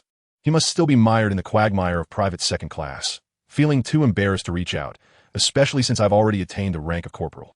The next time we meet, he must salute me. Carl moved swiftly, pouring himself a fresh cup of coffee. Outstanding. Carl Jenkins, you are truly a genius. He closed his eyes, inhaled the aroma, nodded in satisfaction, and then departed the General Affairs Office to deliver coffee to his superior. He was, after all, a busy man. After delivering his superior's coffee, he also needed to assist the assistant in procuring hamburgers. As Carl served tea and water to his commanding officer, Zhou Yuan had already finished his shower and arrived at the dining hall with his teammates. The other squads had yet to return, so only the 11 members of the first squad were present. Jerry, get them some drinks, put on my tab, and keep an eye on them. Don't let them drink too much. Buck, leading his team, approached the beverage area, greeted the vendor, and then addressed his teammates. I need to report to the chief strategist. You all go ahead and drink. Okay, see you later, boss. The group cheered, rushing into the beverage area to grab drinks. However, everyone was well aware that despite their proclamations of consuming copious amounts of alcohol, they only took a few cases of beer, leaving the hard liquor untouched. No one wished to become inebriated. No one dared to indulge excessively. An urgent mission could arise at any moment, and they could not afford to embark on a task while inebriated, as it could cost them their lives. Slaughter, come on. Show me your skills. Hawk sat beside Zhou Yuan, opening several bottles of beer, seemingly intent on imparting wisdom to him at the table. Just don't throw up on me. Zhou Yuan gave Hawk a thumbs up, brandishing a bottle of beer in a celebratory fashion. To him, beer was no different from plain water. The rate of alcohol absorption could not keep pace with his metabolism, no matter how much he drank. He would not become intoxicated. At most, he would feel a bit bloated. Good, just like that. Alcohol can wash away all negative states.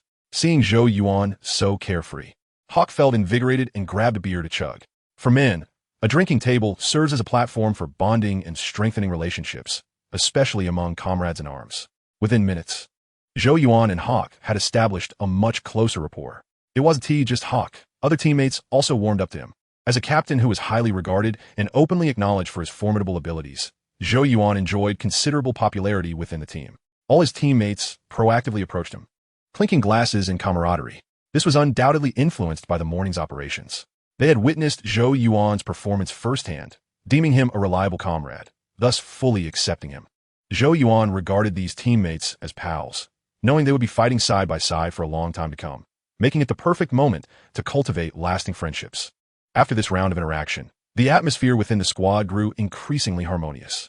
The following morning, Zhou Yuan awoke feeling refreshed, climbing out of bed. The previous day's gathering had continued from afternoon till evening, with everyone reveling in the festivities, and he was no exception. What began as mere drinking evolved into a reunion among old friends. They took turns sharing their experiences and tales, recounting the places they had visited, the bugs they had exterminated, and the high-difficulty missions they had undertaken. Zhou Yuan had only been in the mobile unit for a couple of months, and aside from the rumors of his penchant for challenging veterans, he had no stories of his own to share, relegating him to the role of the listener. However, he found the experience of listening to stories quite enjoyable, especially when they were authentic accounts. Before joining the Hunter unit, the members of the Hunter unit had all been top performers in their respective divisions, having achieved significant accomplishments. Since joining the Hunter unit, they had also accomplished remarkable feats. Zhou Yuan was genuinely interested in their experiences, listening intently for several hours without growing weary. However, today, he could finally share his own story. For the gathering had lasted late into the evening, prompting Buck to cancel the morning training session, granting him half a day of freedom. He planned to return and check on the former members of Team 8 from the 3rd Squad. The time for Team 8 to descend from the defense wall was 7:10, and it was just past 6 o'clock, so he still had time for a brief gathering. When he went, he would be fully equipped, donning his space armor. Returning in glory is akin to strutting in fine attire at night. He found this saying quite profound. Although his physique had been enhanced, his mindset had not yet reached a state of indifference to honor and disgrace. He felt a bit vain, but not arrogantly so. In truth, this mindset was quite commendable. Zhou Yuan wished to be an ordinary person rather than a selfless saint. Of course, this was his self-perception. Others might view him differently, but he could not control how others thought of him. He simply desired to live comfortably. Before long, Zhou Yuan was fully armed and departed his dormitory. He donned a complete set of protective gear and combat equipment, but he only carried a Barrett rifle. There were plenty of firearms available at the defense wall, but having a weapon in hand felt more substantial. He intended to go unarmed. Wait, he should bring a gift. Just as he was about to step into the elevator, Zhou Yuan turned back towards the dining hall. He decided to grab some yellow paper to wrap some cigars. First and foremost, Campbell and Turner have greatly favored him, consistently providing him with care. It would be remiss not to present them with a token of appreciation. Additionally, it is only fitting to extend a small gesture towards the other squad leaders and their respective teams. After all, this is the essence of camaraderie. In Chapter 59, Lieutenant Zhou arrives. Clear the way. Zhou Yuan first sought out Campbell and Turner before making his way to the garrison of Team 8. His arrival brought a lively atmosphere to the defensive wall. Boss, Siete, Zhou, your gear is absolutely stunning. Captain, I heard the Special Operations Forces are tasked with obliterating the bug nests. Zhou, my good brother, I can't believe you still remember us. No sooner had Zhou Yuan ascended the defensive wall than he found himself surrounded by a throng of eager faces. Not only were there his former teammates, but other squad leaders had also rushed over upon hearing the news, bombarding him with inquiries about his recent experiences. In truth, Zhou Yuan had spent less than a month in the 3rd Squad. Yet, during this brief span, he had transformed into something of a legend within the unit. Upon joining, he had single-handedly taken down 47 seasoned veterans, earning an exceptional promotion to squad leader. Just half a month later, he had remarkably ascended to the rank of 2nd lieutenant within the Special Forces.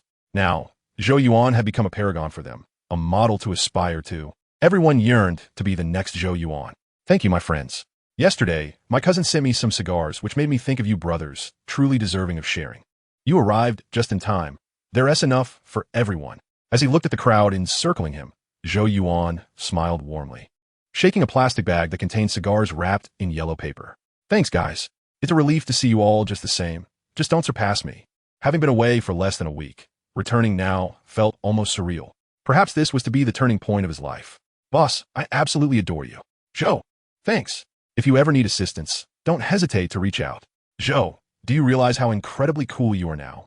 Cheers erupted as the crowd eagerly accepted the plastic bag from Zhou Yuan, retrieving the yellow-wrapped cigars to share among themselves. In truth, their joy stemmed not solely from the cigars. Though the restorative cigars were indeed effective, they were not yet regarded as essential life necessities. What truly delighted them was that Zhou Yuan had thought of them. In a moment of good fortune, he had instinctively chosen to share with them. What did this signify? It meant that Zhou Yuan considered them as brothers. He was the first teammate to return shortly after departing, still remembering them fondly. Such gestures of camaraderie deeply touched their hearts, almost bringing tears to their eyes. Don't be polite with me. We are brothers. observing the emotions reflected in their faces. Zhou Yuan clenched his right fist and tapped it against his heart, feeling triumphant. However, he suddenly felt akin to a villain, as his approach to establishing social connections mirrored that of Murong Fu, emphasizing a gentlemanly rapport. Well, as long as the outcome is favorable. Emulating Murong Fu might not be so bad after all. Yet, if he were to follow in Murong Fu's footsteps, he still lacked an A Zhu and an A Bai. Perhaps after gathering with the members of Team 1, he could swing by the communications soldiers' dormitory to see Dai Si and Judy for an exhilarating game of Ludo. Dai Si and Judy were the female communications soldiers he had met after a sparring session at the obstacle course. Zhou, I see you brought your gear. How about warming up here? After a brief gathering, the squad leaders returned to their garrisons, leaving only Team 8 behind. The new leader of Team 8, Susan, a sharpshooter, brandished a bear to the same model as Zhou Yuan's and gestured towards the wall beyond. Zhou Yuan's lips curled into a smile as he nodded. How about a quick 3-minute challenge? This was precisely what he had hoped for. Showing off in front of his old squad while also racking up some soul points was an opportunity he could not refuse. All right, Taylor, keep time for us. Upon Zhou Yuan's agreement, Susan beamed and waved to Taylor, who stood behind her. After becoming the leader of Team 8, she had heard her team members mention Zhou Yuan daily, with some still referring to him as captain and boss. While this did not lead her to harbor resentment towards Zhou Yuan, it certainly stirred discomfort within her. Hence, she sought a chance to challenge him. She was well aware of Zhou Yuan's exceptional marksmanship and his prowess with various firearms, understanding that victory was unlikely. Nonetheless, she was eager to give it a try. Winning would be splendid, but even a loss would be somewhat comforting, as it would affirm that the person her team praised could indeed surpass her in her area of expertise. Ready? 3, 2, 1, go. As Taylor pressed the timer, Zhou Yuan and Susan fired simultaneously. Bang, bang, beep. As Susan adjusted her aim to target the next soldier bug, Zhou Yuan's expression shifted, glancing at the combat device on his arm that was glowing red. The persistent red light on the combat device signified an urgent mission. All right, gentlemen, until next time. Zhou Yuan had no time for farewells, leaving only those words as he hastily descended from the defensive wall, leaving Team 8 in a state of bewilderment. All right, back to your duties. Watching Zhou Yuan's retreating figure, Susan signaled for her team to disperse and patrol, reflecting on the urgency of Zhou Yuan's departure, which clearly indicated he had received a special assignment. Hopefully, we will see him again. 3 minutes later, Zhou Yuan returned to the dormitory. The defensive wall was quite distant from the number 1 strategic zone, yet he had hastened his pace to make it back in time. Fortunately, he had not arrived too late. The dormitory was not yet filled. Buck had granted the team a lengthy break, and many had gone above ground to meet friends. It wasn't until the 5th minute that the personnel from the Hunter unit finally assembled. Emergency mission, we depart immediately. Buck waved his hand, leading everyone toward the boarding area while shouting, Gentlemen, we are headed to Pluto. Pluto? Zhou Yuan was taken aback, surprised by the announcement. Pluto, a diminutive dwarf planet composed of rock and ice, was in comparison as small as a marble beside Earth. This seemed rather peculiar. Pluto was currently situated in an orbit nearly 8 billion kilometers from Mars, an exceedingly distant location. 8 billion kilometers. At light speed, it would take several hours to traverse such a distance. Even utilizing a warp jump and tenfold faster-than-light travel would still require about 10 minutes. If it were an urgent mission, the quickest course of action would involve retrieving personnel from Saturn. Why would they deploy the Special Operations Forces from Mars? Was there some major incident occurring on Pluto? Chapter 60. The Fall of Pluto. Good heavens! Did the bug seize Pluto? Upon reaching the boarding area, Zhou Yuan discovered that his suspicions had been confirmed. Indeed, something significant had transpired on Pluto, and it was serious. The boarding area was teeming with personnel, not only from the Hunter unit, but also from the planetary forces, hurricane forces, and other elite special operations units. The simultaneous deployment of such a multitude of special operations units signals that the situation is decidedly grave. Go, go, go. Board the aircraft immediately. This time, the usually easygoing Buck adopted an unusually serious demeanor, nearly bellowing his orders. The 10 squads dispersed swiftly, boarding the transport aircraft at breakneck speed. Once he confirmed that all squads were aboard, Buck ascended onto the transport designated for Team 1. Gear up. We will board the Starship in 5 minutes. Arrive in the vicinity of Pluto in 16 minutes, and land on Pluto in 20 minutes. I will send you the mission details now. Each of you must scrutinize them upon donning your gear. Upon reviewing the mission details, Zhou Yuan's eyes widened in disbelief. Pluto had been utterly flattened by the swarm. Due to its inhospitable environment, great distance from the sun, and diminutive size, the Federation had not transformed Pluto into a colonial planet. Currently, Pluto serves merely as a forward observation post for monitoring the Zerg homeworld. It houses 38 observation stations, 15 mining facilities, and 3 research institutes. With a population exceeding 30,000, including a cadre of the Federation's foremost scientists. Just 10 minutes prior, Pluto had been breached. For reasons unknown, the Zerg had erupted into a massive uprising, coalescing into a colossal tide reminiscent of a migrating horde. Wherever the Zerg traversed, not a blade of grass remained. Human-inhabited zones bore the brunt of the onslaught. Preliminary estimates from the scientists at the Pluto Research Institute suggested that this wave of Zerg contained no fewer than 10 million individuals. After they dispatched a distress signal, the Federation lost all communication with them. Pluto was entirely cut off. A planet with a human presence had been forcibly overrun by the Zerg. This constituted a monumental crisis. In terms of strategic significance, the loss of Pluto far outweighed the devastation of Buenos Aires. Consequently, the Federation's leadership was incensed. They promptly issued a combat order, deploying 3 entire interstellar fleets. Beyond the observation stations, mining facilities, research institutes, and their surrounding areas, all other regions of Pluto would be bombarded. The mission of the Special Operations Units was to venture into the areas that had not been bombed and execute rescue operations. The difficulty and danger of this task were exceedingly high, as the Zerg in the bombarded regions would not remain passive. They would undoubtedly flee towards the safe zones, making it highly probable that the Special Operations Units would encounter the fleeing Zerg tide while executing their rescue mission. The tide of Zerg. Tactical nuclear weapons must be fully equipped. With this thought in mind, Zhou Yuan, now clad in his full combat gear, added an additional set of tactical nuclear weapons to his arsenal. Survival was paramount. Minutes later, the transport aircraft detached from the Starship and entered the space surrounding Pluto. "Oh my God, is the Starship fleet intent on reducing Pluto to a second moon?" exclaimed a voice within the cabin. Through the protective windows, they beheld the catastrophic scene on Pluto's surface. The planet, once comprised of rock and ice, had transformed into a miniature sun. Even from a distance, they could see explosions erupting continuously, with visible atmospheric shock waves sweeping across the globe. This was a strategic nuclear strike. The Federation was not holding back. "Check your equipment. We will be landing in 5 minutes. Our destination is Research Center 1 on Pluto, where 2 distinguished scientists, recipients of the Federation's Medal of Honor, are located. Our mission is to extract them. If they have perished, we must retrieve all data-storing instruments and equipment." Buck warned the team of the formidable challenges ahead.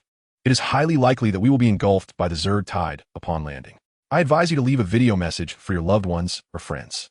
At that moment, the transport aircraft breached Pluto's exceedingly tenuous atmosphere, swiftly descending towards the surface. The impact from the strategic nuclear weapons was profound. Although the pilot had steered clear of the explosion zones, the aircraft was still buffeted by the shock waves generated by the detonations. The transport shook violently, and the cabin lights flickered ominously, as if the aircraft were on the brink of crashing. At this juncture, even Zhou Yuan felt a twinge of panic. He suddenly perceived that the gene evolution liquid was not as enticing as he had once thought. In the event of a crash, it was evident that the mech would be far more effective for survival. With 800,000 soul points, a formidable mech could be procured. "Good luck, everyone. I will be above you, and I will come to retrieve you at the first opportunity," Zhou Yuan mused, lost in thought until the pilot's announcement finally eased his anxious heart. He, General Zhou, must not perish before achieving victory. Go, go, go. We are less than a kilometer from Research Center 1. Activate the spaceborne pressure generators and run at full speed. Buck shouted as he opened the hatch, urging everyone forward while ordering the gunners to take point. There are Zerg outside, but not in great numbers. Zhou Yuan was the first to leap from the transport, assessing the situation around him.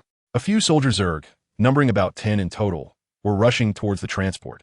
He swiftly dispatched them with a barrage from his weapon. Then, Zhou Yuan led the charge forward. The terrain resembled a small canyon, flanked by steep slopes, with the entrance to the canyon directly ahead. Research Center 1 lay within. They covered the short distance of 1 kilometer in less than half a minute. Had it not been for the Zerg obstructing their path, they could have run even faster. "Commander, the situation is dire.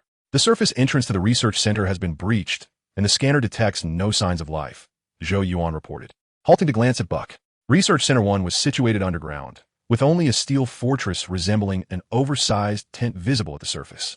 The condition of the fortress was precarious. It had collapsed significantly, with only flickering red lights and sparks illuminating the dark surroundings. Numerous bodies, both human and Zerg, littered the area. After scanning, Zhou Yuan confirmed that besides their 11-member team, there were no other living beings present. Chapter 61. The Rescue Mission. Kid, the scanner is not infallible. It can only penetrate 10 meters of rock, and the depth of the research center far exceeds that. Remember, this is your first lesson, Buck remarked, surveying the vicinity and then signaling with a wave of his hand. Wild boar and great white shark, search for an entrance. The rest of you, stand guard. In the next moment, the 11 members dispersed to execute their tasks. Zhou Yuan took up a defensive position with his weapon, an ominous premonition rising within him. This vantage point was advantageous for defense, with high slopes to their back and sides. Only the canyon entrance posed a potential entry for the Zerg. However, should an overwhelming number of Zerg arrive, they would find themselves trapped, unable to escape. Tactical nuclear weapons might serve as a last resort, but given the proximity to the canyon entrance, using them could harm themselves and complicate their retreat. They should be employed only if absolutely necessary. Boss, we got it. The elevator shaft is blocked by Zerg, but we can access the safe passage. After a brief moment of vigilance, the notification of wild boars echoed through the headphones. Excellent. Everyone gather. Buck led the group into the partially collapsed fortress, scrutinizing the staircase entrance littered with numerous insect corpses, and raised his fist. Soft egg and falcon. Remain here to guard this entrance. Report immediately if anything unusual occurs. The rest of you, follow me down. The staircase descended into the depths of the research center. Judging by the scenes within this secure passage, it appeared that the research center was not entirely overrun. With 300 mobile infantry stationed here, the number of soldier corpses they encountered was still under 100. Before the entrance was breached by the insects, they had a chance to escort the scientists to safety. As they entered the research center, Zhou Yuan, serving as the machine gunner, took the lead. The situation on the first underground level was dire, with the floor swept clean by insects, leaving no intact tiles, and dozens of corpses scattered about. Occasionally, sounds emanated from deeper within, suggesting that there might still be soldier insects lurking around. Massacre, ease up, and don't fire recklessly. I've scanned this level, it's quite safe. The recycler gently patted Zhou Yuan's shoulder and whispered. Don't heed his words.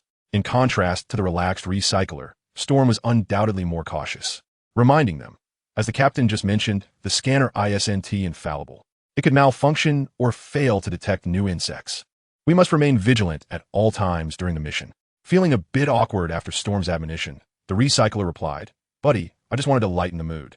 Massacre is new here and has never been in a place like this. I didn't want him to feel too much pressure. Thanks, I'll be careful. Zhou Yuan replied quietly, raising his hand to signal the team to halt. In the midst of their conversation, the three machine gunners had reached the end of the first underground level. Ahead lay the stairs leading to the second level.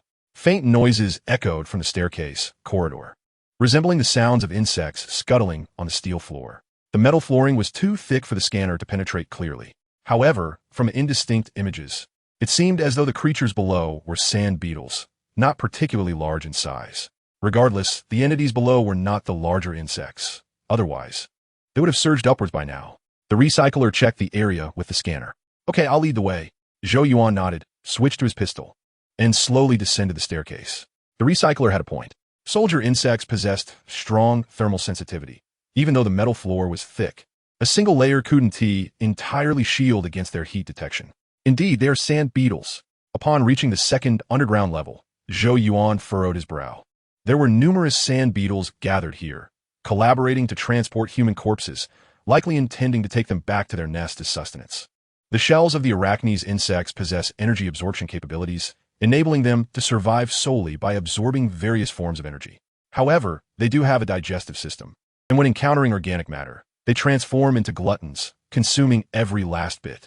Bang, bang, bang. Kill one sand beetle, gain 1 soul point. Kill one sand beetle, gain. After thoroughly inspecting the surrounding area and finding no soldier insects, without hesitation, Zhou Yuan eliminated the entire batch of sand beetles. This was his first encounter with sand beetles, and he was surprised to find that they yielded the same reward as soldier insects, 1 soul point each. Nonetheless, it was to be expected. Sand beetles were so weak that even a fruit knife could slay them, so receiving a soul point was a testament to the system's fairness. Let us hurry go. Buck arrived at the second level, surveyed the surroundings, and urged the team to quicken their pace. Sand beetles only handled reproduction and logistics.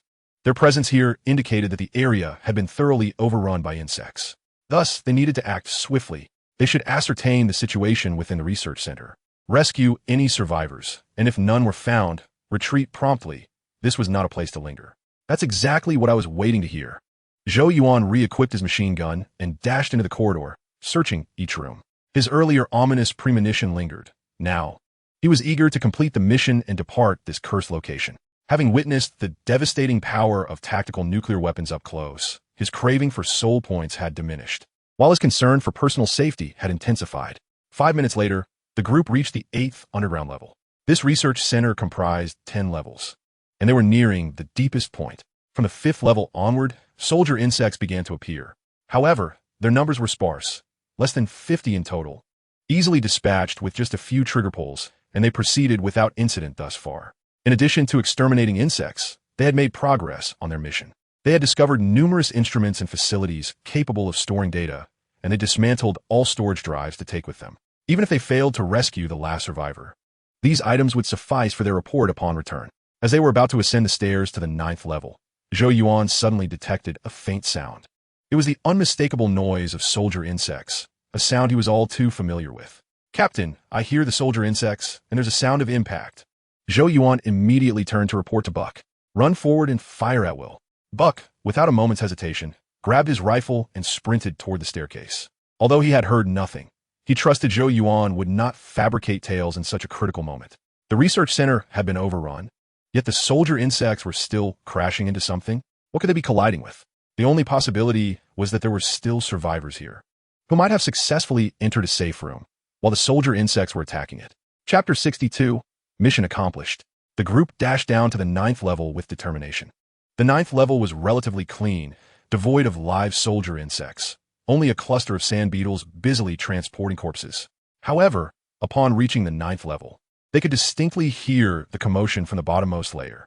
The cries of soldier insects echoed repeatedly. The sounds of steel clashing never ceased, and the rhythm intensified, akin to a drumbeat. Soon, the group ascended the staircase to the 10th level. This was also the final floor of Research Center Number 1. Top, top, top. As soon as they entered the 10th level, Zhou Yuan squeezed the trigger of his heavy machine gun. This floor was teeming with soldier insects, and there were dozens right at the staircase entrance. They were wreaking havoc, demolishing every instrument and piece of equipment in sight, even tearing down the walls as if they were mere curtains. Damn, so many insects! Storm and the recycler were taken aback, quickly suppressing the soldier insects with their firepower. Although nearly 100 soldier insects were present, they couldn't even touch a hair on them, appearing exaggeratedly intimidating within the confines of the room. With the firepower from behind bolstering their efforts, the visible soldier insects soon fell, lifeless. The group did not linger, navigating through the gaps between the insect corpses to exit the staircase. Open fire. Beyond the staircase lay the actual workspace, larger in scale and harboring even more concealed soldier insects. Before they could enter the workspace, the soldier insects, utilizing thermal detection, had already spotted them and were now charging en masse toward the staircase. Buck waved his hand, signaling the team to press forward. After all, it was an indoor space. No matter how vast it may seem, it was still limited.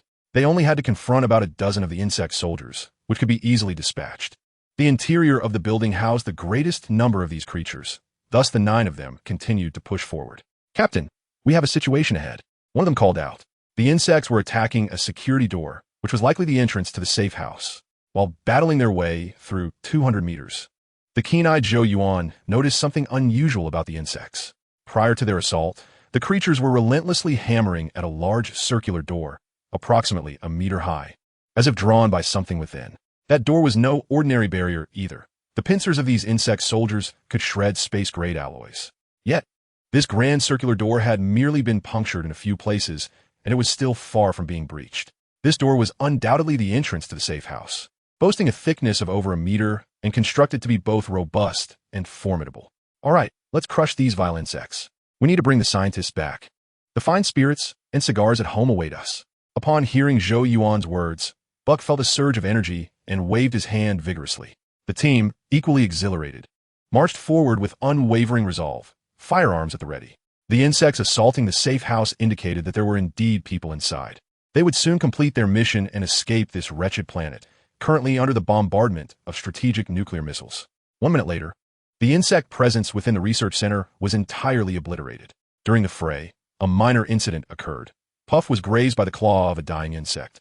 However, fortune was on her side. The creature was gravely injured, and its strike was imprecise, leaving merely a mark on her spacesuit. All right, it's time to reap our rewards. Once the insects were vanquished, Buck hastened to the security door, eager to open it. After several attempts, he discovered that it was not so simple. The controller outside had been ravaged by the insects, and even the surrounding surveillance had been utterly destroyed. There was not a single functional device or instrument. Given the security door's protective nature, the individuals inside were likely unaware of the turmoil outside, possibly believing themselves still besieged by the insects. Damn it, Buck muttered under his breath, kicking the door in frustration. He then relinquished his position to the team's engineer, for only they possessed the skills to repair such mechanisms. If they could not signal those inside about their arrival, it would spell disaster. Gasoline and steak. It's up to you. Okay. The engineer duo accepted the challenge and commenced attempts to repair the controller of the security door. The wiring was thoroughly damaged, and there were no spare lines. Even if they could find replacements here, it would take a minimum of half an hour. They needed to devise another solution. After examining the situation for a while, the two engineers shook their heads at Buck. Why not attempt to restore the surveillance? We could connect our combat device, allowing those inside to see us and even communicate with us, Zhou Yuan suggested tentatively. Excellent idea. The engineers exchanged glances and gave Zhou Yuan a thumbs up. As professional engineers, they were well aware of this method. Their earlier mention of a different approach was indeed this one. However, they hadn't anticipated that this young demolition expert would also grasp the intricacies of communication. In retrospect, it was evident that this individual was exceptionally versatile. Renowned for his formidable combat skills, he was revered by the captain. Even the sharpshooter Falcon acknowledged that he was worthy of joining the hunters solely based on his marksmanship. Now, he exhibited knowledge of engineering as well. Truly, the divine had dealt him an unfair hand. 3 minutes later, the engineers successfully completed their task. They had replaced the surveillance camera with their combat device. With a click, the device activated, and shortly thereafter, the security door trembled slightly before gradually swinging open, clearly indicating that those inside had witnessed the unfolding situation. Thank heavens, you finally arrived. Buck, the insects have destroyed our laboratory. Once the door was fully opened, 28 individuals emerged from within. Clad in full protective gear, 15 of them bore weapons, likely the defense personnel of the research center, while the others appeared to be researchers. Their spirits were notably low, several bore injuries, and their faces were as pale as parchment. Gentlemen, this is not the time for idle chatter. Pluto is currently under bombardment by Starship forces. Although this area is not a designated strike zone, we must remain vigilant for any insects seeking refuge from the bombardment. I need you to gather all the research data from the center as swiftly as possible and then evacuate with us, Buck stated, saluting before speaking in a grave tone. We're all here. At that moment, an elderly voice rang out. A scientist stepped forward, his visor stained with blood, obscuring his features. He extended a protective case towards Buck, gripping his hand tightly as he said, "Take this. It may grant humanity the power to combat the insect race and enable paralyzed patients to stand once more. Safeguard it. If necessary, you may abandon all of us. I am Anderson Morgan. Remember my words, Captain."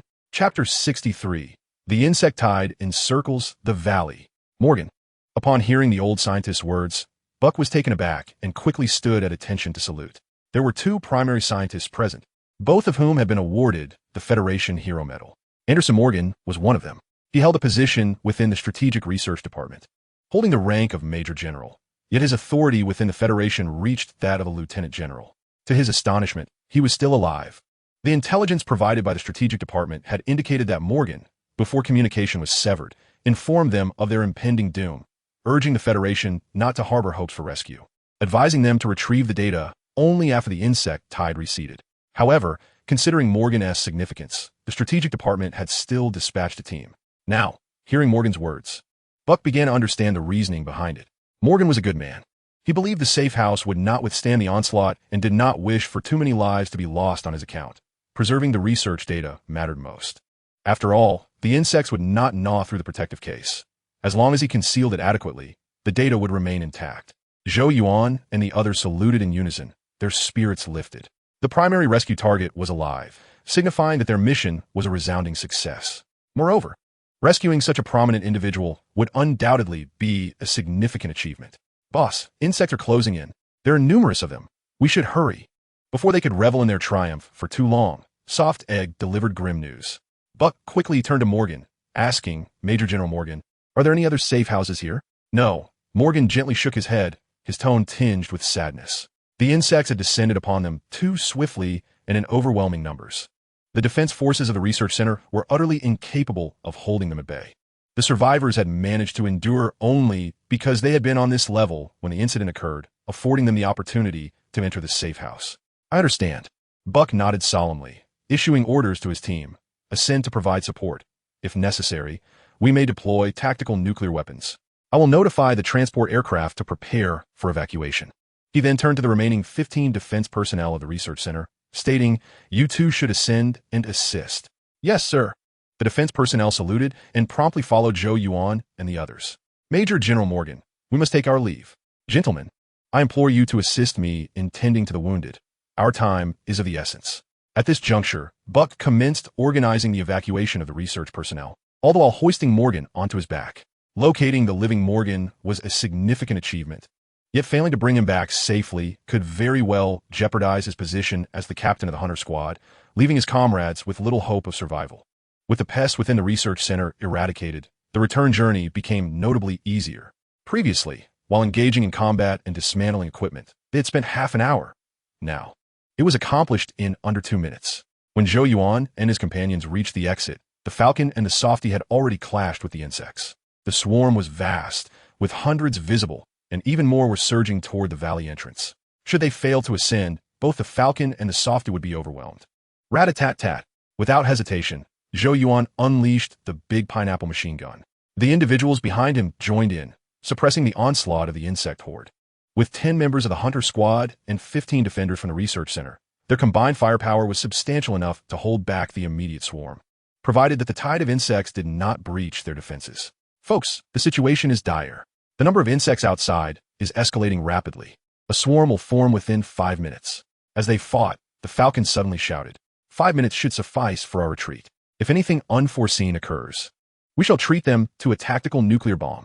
Zhou Yuan, with one hand braced on the big pineapple, peered through his scope at the valley entrance. Indeed, the insects were multiplying, and congestion within the swarm was evident. They appeared panicked, even attacking their own kind that obstructed their escape, likely terrified by the nuclear blasts from other regions. They were not targeting Zhou Yuan and his comrades. They merely obstructed the path of the fleeing insects. Folks, I'm preparing to deploy mixed explosives. After depleting a magazine of the big pineapple, Zhou Yuan stepped back, retreating to a position unseen by the others. While opening the demolition box, he stowed the big pineapple at his feet into a ring, retrieving the infinite ammo variant instead. It was time to let this contraption taste blood. He was unconcerned about his teammates discovering his secret, as this weapon was soul-bound to him. When he wielded it, it had limitless ammunition. For others, it would require a magazine change, making it entirely unnoticeable. Should anyone inquire, he would simply claim to be carrying a surplus of ammunition, which was a plausible explanation given his substantial load. Equipped with the infinite ammo big pineapple, Zhou Yuan felt an invigorating surge of confidence. Although it was the same model, he firmly believed the infinite ammo version was superior. Even the handling felt significantly improved. Perhaps this was what they referred to as a fear of inadequate firepower. Naturally, while unleashing the machine gun, he did not forget his earlier intentions and tossed several packets of mixed explosives into the swarm. These high-energy explosives were 3 times more powerful than antiquated TNT. When detonated amidst the insects, they would scatter them like petals. Since he had them, it was only logical to utilize them. How could one forego the opportunity to accrue soul points? Observing the insects shatter into fragments and the rapid refresh of his notification panel, Zhou Yuan felt immense satisfaction and turned to Storm and the recycler. Gentlemen, pass me the demolition box. I possess sufficient strength to hurl the explosives into the densest cluster of insects. All right, Storm and the recycler shouted back without looking, gesturing for Zhou Yuan to take them himself. Watch and learn. Zhou Yuan took their demolition boxes, arranged 3 of them side by side, alternating between the machine gun and mixed explosives, reveling in the exhilarating onslaught. Ladies and gentlemen, your hero has arrived. I advise you to hurry. There are at least 100,000 insects outside. After holding their ground for approximately 4 to 5 minutes, Steve piloted the transport aircraft over the valley, circling to locate a landing spot. First, find a place to land. The captain and the researchers are not yet out, Zhou Yuan replied, glancing back. The researchers were not as swift as they, and a few were injured, likely requiring additional time. Damn, insects on the right flank. Suddenly, Zhou Yuan caught a glimpse from the corner of his eye. A swarm of insects was scaling the steep slope on the right side of the valley, breaching their defenses. They were already struggling to maintain their front, and the arrival of more insects on the right would only exacerbate the pressure. Is it time to deploy the tactical nuclear bomb? Indeed, this was the moment. Zhou Yuan recalled Buck's earlier words, a smile forming on his lips. This was not merely for accruing soul points. As a team-oriented soldier, he simply wished to alleviate the imminent crisis. Chapter 64, Detonate. I shall detonate again. Gentlemen, I am launching the tactical nuclear bomb. Zhou Yuan shouted, loading a tactical nuclear bomb into the launcher, setting the detonation method to trigger upon impact. Be cautious, lest we be caught in the blast. We must throw the bomb outside. The valley will shield us from the shockwave. His teammates responded in unison, all agreeing to the immediate launch of the tactical nuclear bomb while cautioning Zhou Yuan. This was not a strike on an insect nest. Detonating a tactical nuclear bomb on the ground was perilous and could easily affect them. Fear not, I have calculated the distance, Zhou Yuan assured them, aiming the tactical nuclear bomb directly above the valley entrance. Whoosh! 3 seconds later, the tactical nuclear warhead ascended with a plume of smoke, swiftly soaring beyond the valley and reaching the high altitude outside, before plummeting rapidly. The tactical nuclear bomb had been launched. Prepare for the frontal shockwave, go. Zhou Yuan immediately lowered the launcher, gesturing for everyone to take cover, while he himself sought refuge behind the corpse of a soldier insect. Boom! Approximately 3 seconds later, the tactical nuclear bomb struck the ground, triggering a detonation. The atmosphere on Pluto was lamentably thin, and the surface pressure was equally low, creating a near-vacuum environment with minimal media for sound propagation.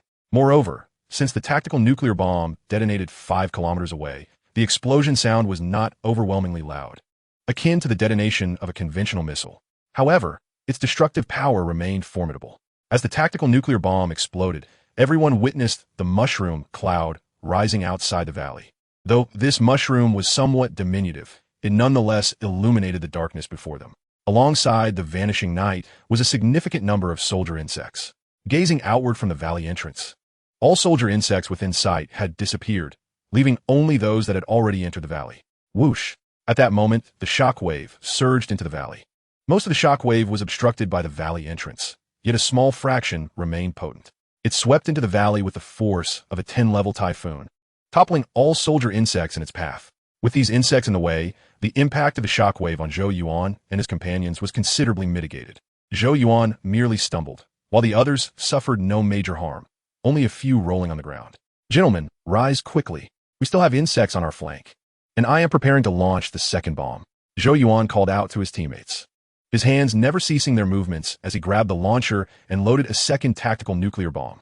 They had brought a total of 14 tactical nuclear bombs for this mission. Will they only fire one? Certainly not. Darkness has enveloped the earth, and they are in dire need of light. Let's take care of what lies within, while you handle the exterior. Unleash the nuclear warheads to obliterate these vile pests. Upon hearing that Zhou Yuan intended to launch tactical nuclear missiles, his comrades erupted in cheers, their spirits soaring. The swarm of insects was formidable, yet they possessed advantageous defensive terrain, the firepower of 15 defense soldiers, a cache of spare ammunition from the research center, and tactical nuclear missiles. Fear was absent from their hearts. Naturally, they could not remain in this stalemate for long. Time was of the essence. They needed to evacuate before exhausting their ammunition, or else it would be the end. Whoosh! Whoosh! As his teammates cleared the valley of insects, Zhou Yuan launched the second tactical nuclear missile, swiftly followed by a third. The targets were the left and right flanks. His intention was to annihilate all the insects surrounding the valley in one fell swoop. He could not see the situation outside, for the high slopes on either side towered 200 to 300 meters high, leaving him only to witness the mushroom clouds rising in the distance. Damn it! At that moment, a furious voice rang out behind Zhou Yuan. He turned to see Buck arriving with the research personnel, carrying Morgan on his back, nearly swept away by the vortex of the valley's explosive winds. Aside from a few injured researchers, the rest had scavenged numerous firearms along the way, opting to join the defensive line. They had all received shooting training. While their marksmanship and experience might not be exceptional, their combined firepower would still prove useful. Steve, where are you? Buck inquired as he set Morgan down and promptly contacted the transport helicopter pilot. Right behind you, landing in 5 seconds. While Zhou Yuan and the others held off the swarm, Steve had located a relatively flat landing spot right behind the entrance of the research center. If not for the overwhelming impact of the tactical nuclear missile shockwave, he would have already landed. Excellent. Consolidate the defensive line. Prepare for evacuation. Buck finally exhaled in relief, signaling everyone to gather around him for the protection of the researchers.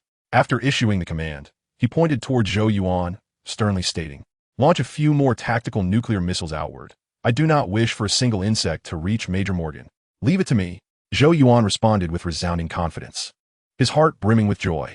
Initially thinking they would depart soon, he was pleasantly surprised at the prospect of launching additional tactical nuclear missiles. Very well. Since it was the captain's order, he would execute it. Whoosh, whoosh, whoosh. Once the transport helicopter successfully landed, Zhou Yuan fired 3 more tactical nuclear missiles into the valley. Considering the imminent ascent of the helicopter, he adjusted the altitude slightly, targeting areas further afield. The team's ammunition was still sufficient to deal with the visible insects. He merely needed to disrupt the strength of the swarm. All right, it's time to retreat. By this time, Buck had managed to get all the researchers aboard the transport helicopter. He cranked the microphone of his headset to maximum volume, shouting to his still-fighting teammates and defense soldiers. "Hurry, go, you leave first." 3 voices echoed simultaneously. Zhou Yuan, Storm, and Recovery Station urged everyone to retreat, choosing instead to cover their rear. Boom! At the sound of their words, the others turned to flee. However, they had barely taken a few steps when they abruptly halted. The ground between them and the transport helicopter began to tremble violently, as if struck by a pile driver. And it would not cease. The giant beetle was approaching. Zhou Yuan's pupils contracted as he nearly shouted. The others present clearly understood what a giant beetle was and quickly vacated the area, none daring to remain near the trembling ground. Boom! They barely managed to evade the impending danger when the ground erupted with a deafening roar. The frozen ice rock surface, once harder than steel, shattered like a delicate wafer. Fragments of rock and ice flying in all directions, replaced by an immense, dark shadow. That was the back of the tank beetle. Chapter 65. Soloing the tank beetle. Witness my might. The tank beetle is the heavy artillery of the insect race. An adult tank beetle measures over 20 meters in length and nearly 10 meters in height, resembling a dung beetle of whale-like proportions. Its massive form, formidable and resilient shell, and unparalleled tunneling capabilities, coupled with its extremely corrosive liquid capable of melting space alloys, make the tank beetle one of the most potent combatants among the arachnous insects, a bane for mechanized infantry. FCK. Eliminate it with utmost haste. The appearance of the tank beetle sent Buck into a frenzy, his expression twisting beneath his skull helmet. The tank beetle faced away from the transport helicopter, making its first target those still engaged in exterminating the soldier insects who had yet to board. There were 15 defense soldiers from the research center and his 10 comrades. The helicopter could ascend at any moment, yet he was loath to abandon his team. However, if they did not swiftly eliminate the tank beetle, as the commander of this operation, he had no choice. Damn it! Zhou Yuan cursed under his breath, feeling a pang of regret. The rescue mission differed from a combat operation. It emphasized speed and lightness, which is why the ordnance personnel had not included grenade sets in the demolition boxes. The explosives they had brought consisted solely of tactical nuclear missiles, mixed explosives, and grenades. The mixed explosives had already been entirely expended. Left with only tactical nuclear missiles and grenades, one being too powerful and the other too feeble, they found themselves in a rather awkward predicament. Wait, who said grenades can't take down a tank beetle? As he pondered, an image suddenly flashed in Zhou Yuan's mind. Guys, cover me. I have a plan to take it down. Zhou Yuan shouted to Storm and Recovery Station nearby, then sprinted towards the entrance of the research center's bunker. What does he intend to do? No time for questions, provide covering fire. Storm and Recovery Station hastily gathered the demolition boxes on the ground, joining their teammates in firing upon the tank beetle. The tank beetle's shell was thick, yet under the concentrated fire of so many, numerous small bullet dents began to appear on its surface. However, its immense size rendered these wounds akin to mere mosquito bites. Hiss! Just as it emerged from the ground, riddled with bullets, the tank beetle was incensed. It stomped heavily on the ground, raising its head high, a fiery red liquid seeping from the corners of its mouth. Ultra-high temperature corrosive liquid. Find cover. Observing the tank beetle's actions, everyone in its direct path vacated their positions, flanking the tank beetle on either side. Puff! However, the tank beetle's spraying speed was too swift. 2 defense soldiers, lacking sufficient combat experience and physical prowess, were caught directly in the path of the ultra-high temperature corrosive liquid. In an instant, they were dissolved. The corrosiveness of the ultra-high temperature liquid was so intense that even space alloys could not withstand it, let alone ordinary protective gear. Damn it, that is a massacre. Cease fire. The others intended to counterattack, but as they raised their weapons, they lowered them once more. They beheld Zhou Yuan first scale the top of the research center's entrance, and then leap high onto the back of the tank beetle. Although the space armor is bulletproof, it cannot withstand the force of impact. If they were to strike Zhou Yuan, he would be thrown off the back of the tank beetle. You're finished. However, under the gaze of the crowd, Zhou Yuan revealed a smile beneath his skull helmet. Bang, bang, bang. Zhou Yuan swiftly drew his S-500 revolver and emptied a magazine before the tank beetle could perceive the disturbance on its back. This sizable revolver, capable of taking down a full-grown elephant with a single shot, finally showcased its formidable allure. With merely 5 bullets fired, a crater the size of a bowl appeared on the beetle's back. Ding! In the next instant, Zhou Yuan removed 2 grenades from his chest, pulled the pins, and forcefully pressed them into the wound on the tank beetle's back. Thanks to Reiko, this maneuver was something he had learned from Reiko, who had ascended from a private to a sergeant using this very tactic. God, this scene left everyone present in awe of Zhou Yuan. This tactic was undeniably brilliant. At that moment, the tank beetle reacted, attempting to shake Zhou Yuan off its back by twisting its body. Yet this played perfectly into Zhou Yuan's hands. Utilizing the momentum from the beetle's movements, he leapt down from a height of 8 to 9 meters. Upon landing, he rolled behind the corpse of a soldier insect and spoke into his earpiece. It's about to explode. Beware of the superheated corrosive liquid. Within an adult tank beetle lies a corrosive liquid sac located at the tail. Although he had thrown the grenades on its back, it was wise to take precautions. Bang! After a brief moment of evasive action, a dull explosion resonated. The tank beetle collapsed, its head and midsection disintegrating into a myriad of colorful splatters of flesh and blood. Guys, we need to evacuate. Zhou Yuan had no time to ponder further. He switched to a machine gun and began exterminating the insects. From the moment the tank beetle appeared until its demise, although it seemed like much had transpired, the entire event had unfolded in under a minute. However, the soldier insects moved swiftly, and within this brief span, at least 1,000 had surged into the valley. The valley was now crowded with soldier insects. Save for the entrance to the research center. Go! Even without his urging, the others instinctively knew what to do. 20 or so individuals quickly regrouped, providing cover for one another as they retreated towards the transport aircraft. Storm, give me 2 tactical nuclear bombs. What a splendid idea. How about 4? An even better suggestion. As they retreated, Zhou Yuan also took 4 tactical nuclear bombs from Storm, setting a 1-minute countdown timer for each before casually tossing them to the ground. Steve, we're all set. Buck stood at the cockpit door, promptly notifying the pilot once everyone had boarded the cabin. Leave it to me. As the exclusive pilot for the special operations team, Steve was quite experienced and, in the next moment, lifted the transport aircraft off the ground. Once airborne, everyone breathed a sigh of relief, especially Buck. Kid, how did you pull that off? Buck approached Zhou Yuan and gave him a hearty pat on the shoulder. Thank goodness for Zhou Yuan. Otherwise, he would have had to return to Mars alone. I was executing orders, sir. You commanded us to eliminate it as swiftly as possible. And so I did. Zhou Yuan stood tall, offering a robust salute. Impressive. At Zhou Yuan's words, a chorus of admiration resonated within the cabin. A singular thought arose in everyone's minds. This is a true man. Chapter 66. Lieutenant, Brainbug, the perfect soldier. A perfect soldier should wield perfect weapons. Second Lieutenant, may I inquire your true name? Before Buck had a chance to respond, Morgan interjected. My name is Zhou, Major General Morgan. Zhou Yuan replied with a salute. Wow, it seems this name is quite popular in the East. I know many named Zhou, but I can assure you, you are the finest among them. Zhou, I will remember you. We shall meet again. Morgan appeared quite pleased, patting Zhou Yuan's hand gently like a mentor.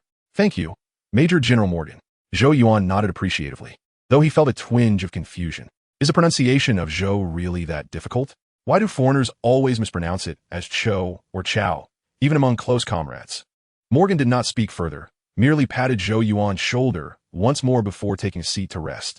Well done, Lieutenant. At that moment, Buck saluted Zhou Yuan and embraced him tightly. I'm a second lieutenant, Captain. Zhou Yuan's heart raced at Buck's words, though he still puzzled over the matter. Previously, I was. Buck removed his skull helmet, his face beaming with a smile. I will send the footage of what just transpired to Chief Angus. He'll take care of it. Wait, footage? Zhou Yuan licked his lips, excitement bubbling within him. If he could obtain a recording of the previous battle, he would be elated beyond measure, even willing to forego his promotion to lieutenant for it. He intended to share the footage with everyone he knew. Carl, Reiko, Diz Campbell, Turner. None would be excluded. Naturally, the transport ship was equipped with numerous recording devices. If Steve were to return alone today, he would need to use this footage to prove he hadn't abandoned them. By the way, you also taught me a lesson earlier. I assure you, I will watch that footage every day. Buck shrugged. Boss, I want a copy too. Sir, if possible, we would like one as well. We're set to depart once we board the starship. Slaughter, congratulations, you're about to become a lieutenant. Buck's words triggered a chain reaction within the cabin, with many requesting the battle footage from Zhou Yuan while simultaneously congratulating him. Battle footage. Zhou Yuan gratefully acknowledged their commendations, his mind fixated on the footage. Compared to the promotion to lieutenant, he was far more invested in the combat recording. His performance was undeniably spectacular. General Zhou, boundless in prowess, eternal through the ages, unifying the realm. Boom! Suddenly, Zhou Yuan, lost in reverie, was jolted back to reality by a series of explosions. He realized that the 4 tactical nuclear bombs had detonated. However, the transport aircraft was already soaring high, unaffected by the explosion, with the sound of the blasts hardly louder than that of the grenades. He couldn't help but wonder how many soul points he might accrue this time. Earlier, in his fervor to exterminate the insects, he had been solely focused on destruction, but now he recalled the soul points. He estimated that he had secured a mix of explosives equivalent to 4 people less worth, along with a full 10 tactical nuclear bombs. His initial assessment suggested a yield between 200,000 and 400,000 points. It was difficult to be precise, as 4 of the tactical nuclear bombs had overlapping effects, and he was uncertain how many had struck the tide of insects. The only ones he could be certain had hit were the 2 aimed at the valley entrance. Thus, he did not want to set his expectations too high, to avoid disappointment later. Of course, the uncertain 4 might have all landed among the insect tide, in which case the total could exceed 400,000 points. He intended to examine the harvest later, once he was aboard the starship. 3 minutes later, the transport vessel was received by the starship.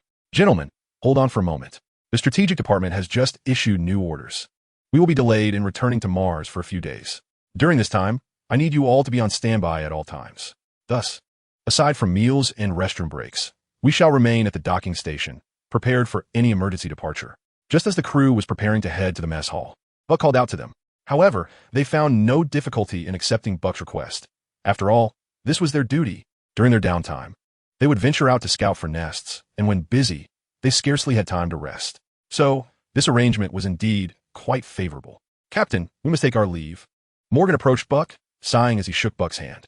The research center he oversaw was down to 13 personnel, including himself, alongside 13 defenders, a few of whom were injured. He needed to find the captain to arrange for medical matters. Very well, I wish you all the best. Buck nodded, personally escorting Morgan and the others out of the docking station before turning to wave at his team, exclaiming, I am absolutely famished. Aren't you all hungry? I'm so hungry I could eat a horse. I can't match your appetite. I'm merely hungry enough to devour a cow, came the response. The crew chuckled as they moved forward. They had arrived that morning without breakfast and had just endured a fierce battle, necessitating an energy replenishment. By the time they finished showering and dining, they returned to the docking station, and the clock read 10 o'clock. Captain, could you enlighten us on the findings of the strategic department? Upon reboarding the transport vessel, Zhou Yuan seated himself beside Buck and inquired softly. His voice was not loud, yet the keen ears of those present caught his words, and curious glances were cast towards Buck. Nearly 3 hours had elapsed since Pluto's fall, and one would expect that after such a duration, the necessary tasks would have been assigned. Why then were they still being held back? All right. Noticing the eager expressions of his team, Buck reluctantly nodded and said, You will learn eventually. It matters not to inform you beforehand. A team from Saturn was dispatched to rescue personnel at Mining Area 3, but by the time they arrived, there were no survivors. However, they discovered some peculiar corpses. The brains of those corpses had entirely vanished, each with a hole approximately 5 centimeters in diameter on the crown of their heads. The bodies were piled together, their expressions etched with sheer terror, as though something had drained their brains while they were still alive.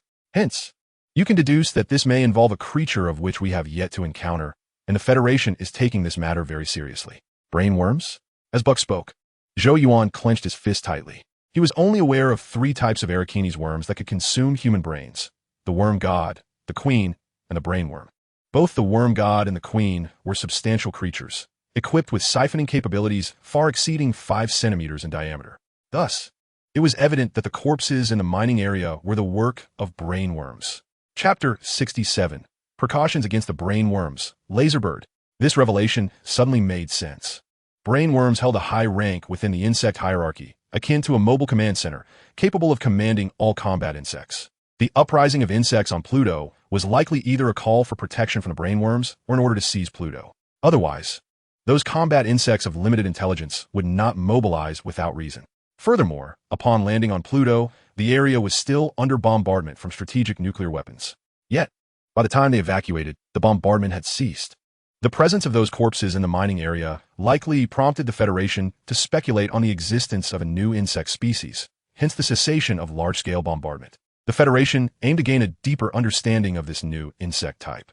A creature with psychic abilities potent enough to rival a peak cow must possess a significant number of soul points, perhaps around 100,000 or more.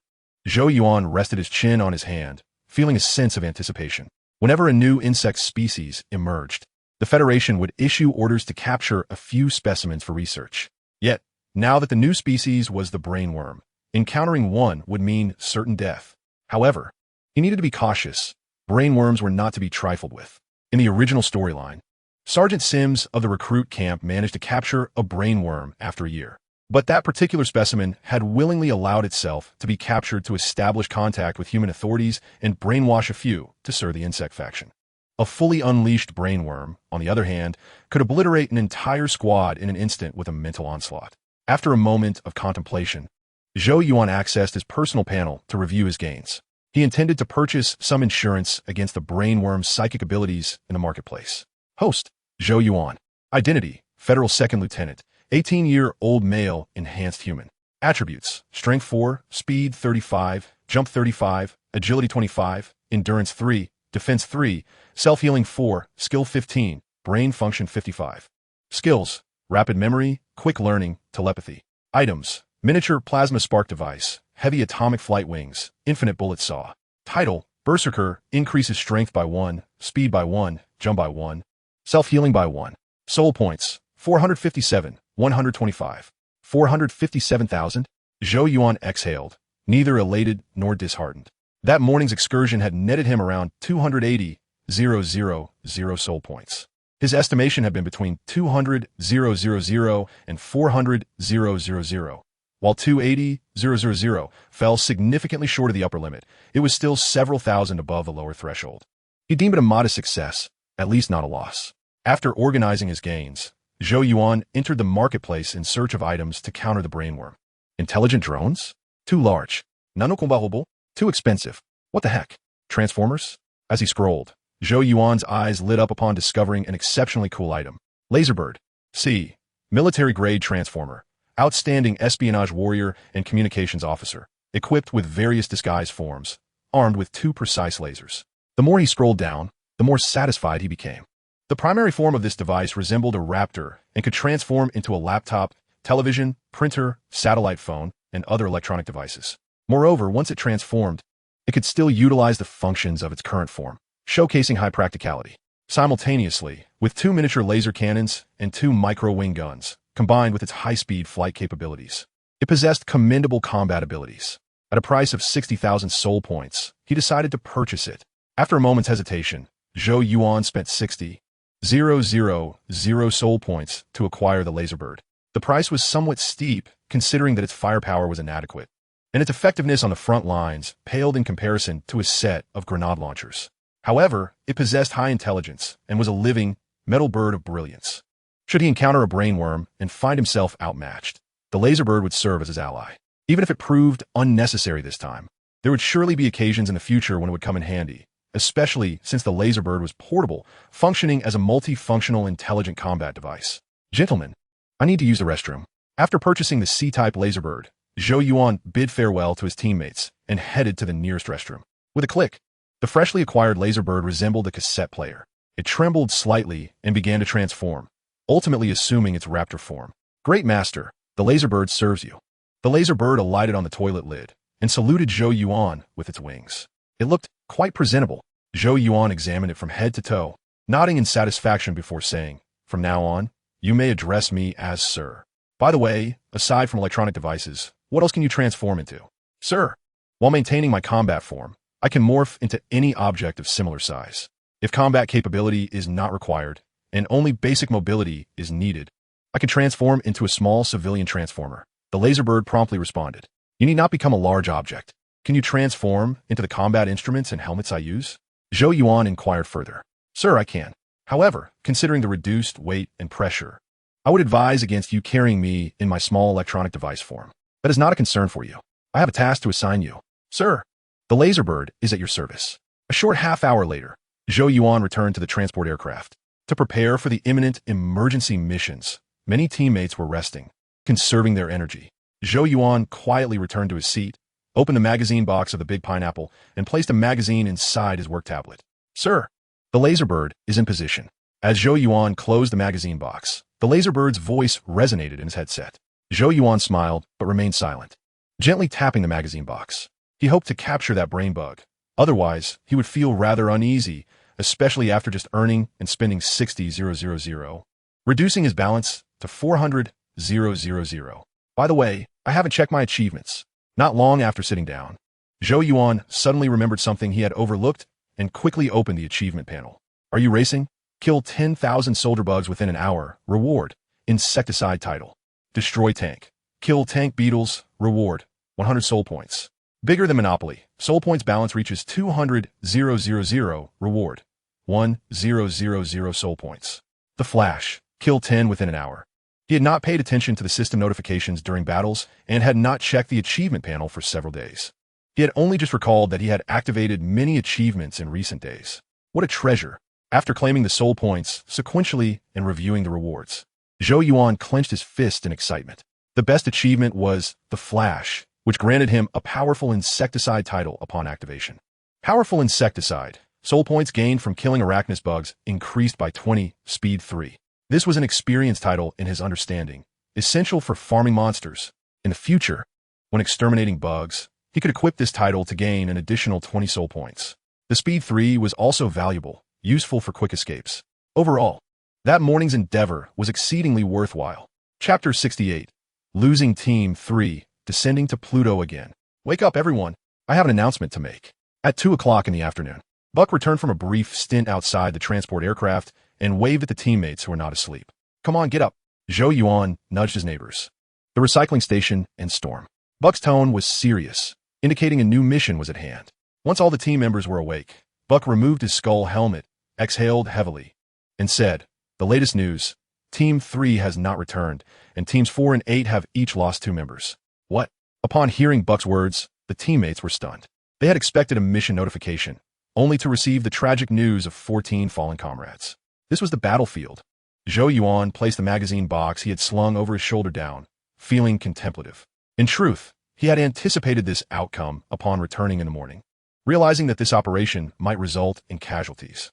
Just considering their team's earlier wave, had it fallen upon any of the other 9 small squads, they likely would not have emerged unscathed. Moreover, the battlefield situation was ever-changing, with worse scenarios lurking. Those who frequently walked by the river seldom escape getting their shoes wet. Tomorrow at 6 in the morning, we will head to Pluto again, aiming to capture a few of those new bugs that enjoy feasting on brains. The search area I applied for is Watchtower number 4, which is where Team 3 ventured this morning. So be vigilant while capturing bugs. If conditions permit, bring something back. Their families will need it. At this point, Buck raised his right hand in a mock toast gesture and said, to the heroes. To the next hero.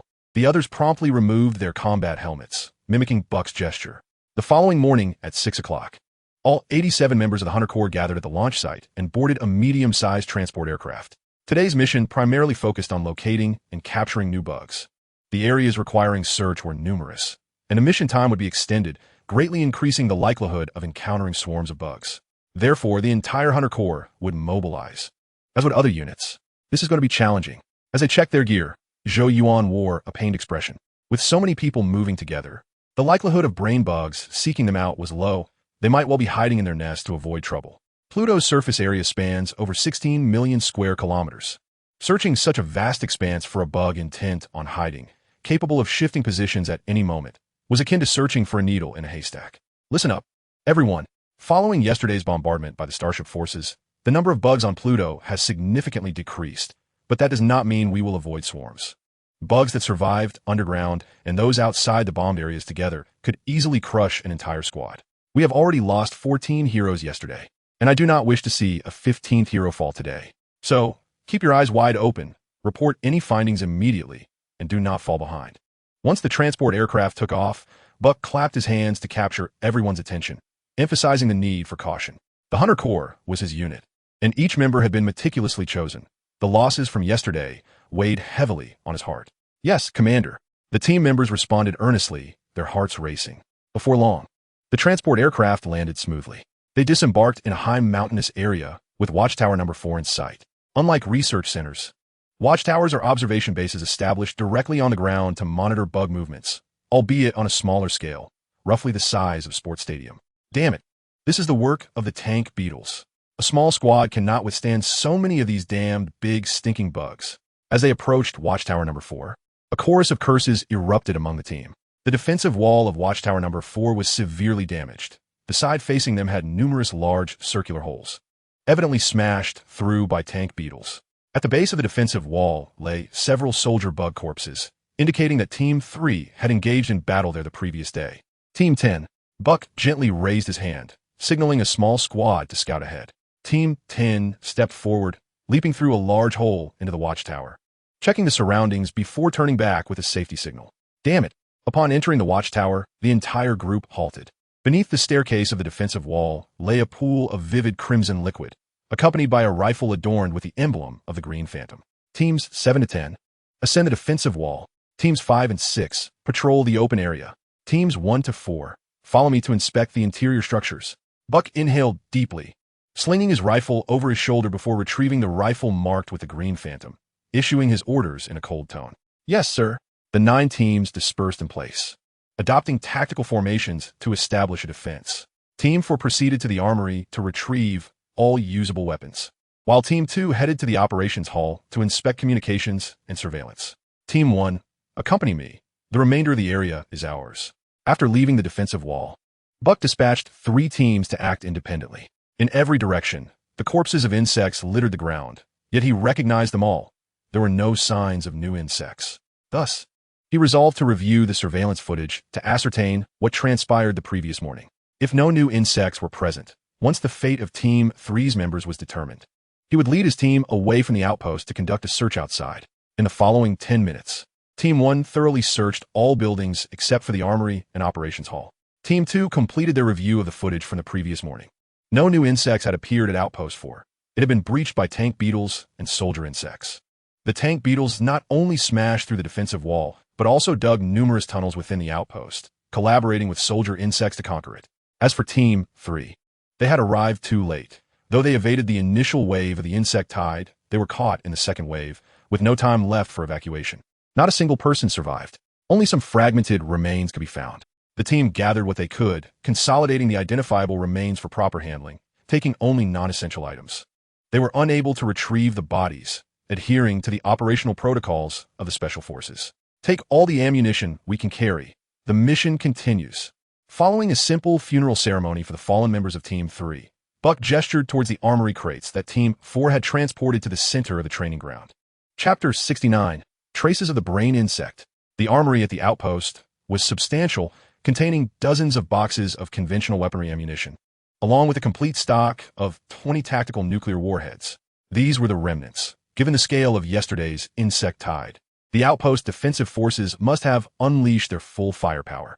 Had the outpost structural defenses not been so inadequate, allowing the tank beetles to create numerous breaches, this firepower would have sufficed for their retreat. Zhou Yuan chose not to take firearms or ammunition, but opted for the tactical nuclear warheads instead. He removed the plastic padding from the nuclear warhead crate and inserted 5 tactical nuclear warheads inside. The detonation conditions for the nuclear warheads were exceedingly stringent. Even a rifle's discharge would not trigger an explosion. At worst, it would result in a nuclear leak, and minor impacts were of no concern.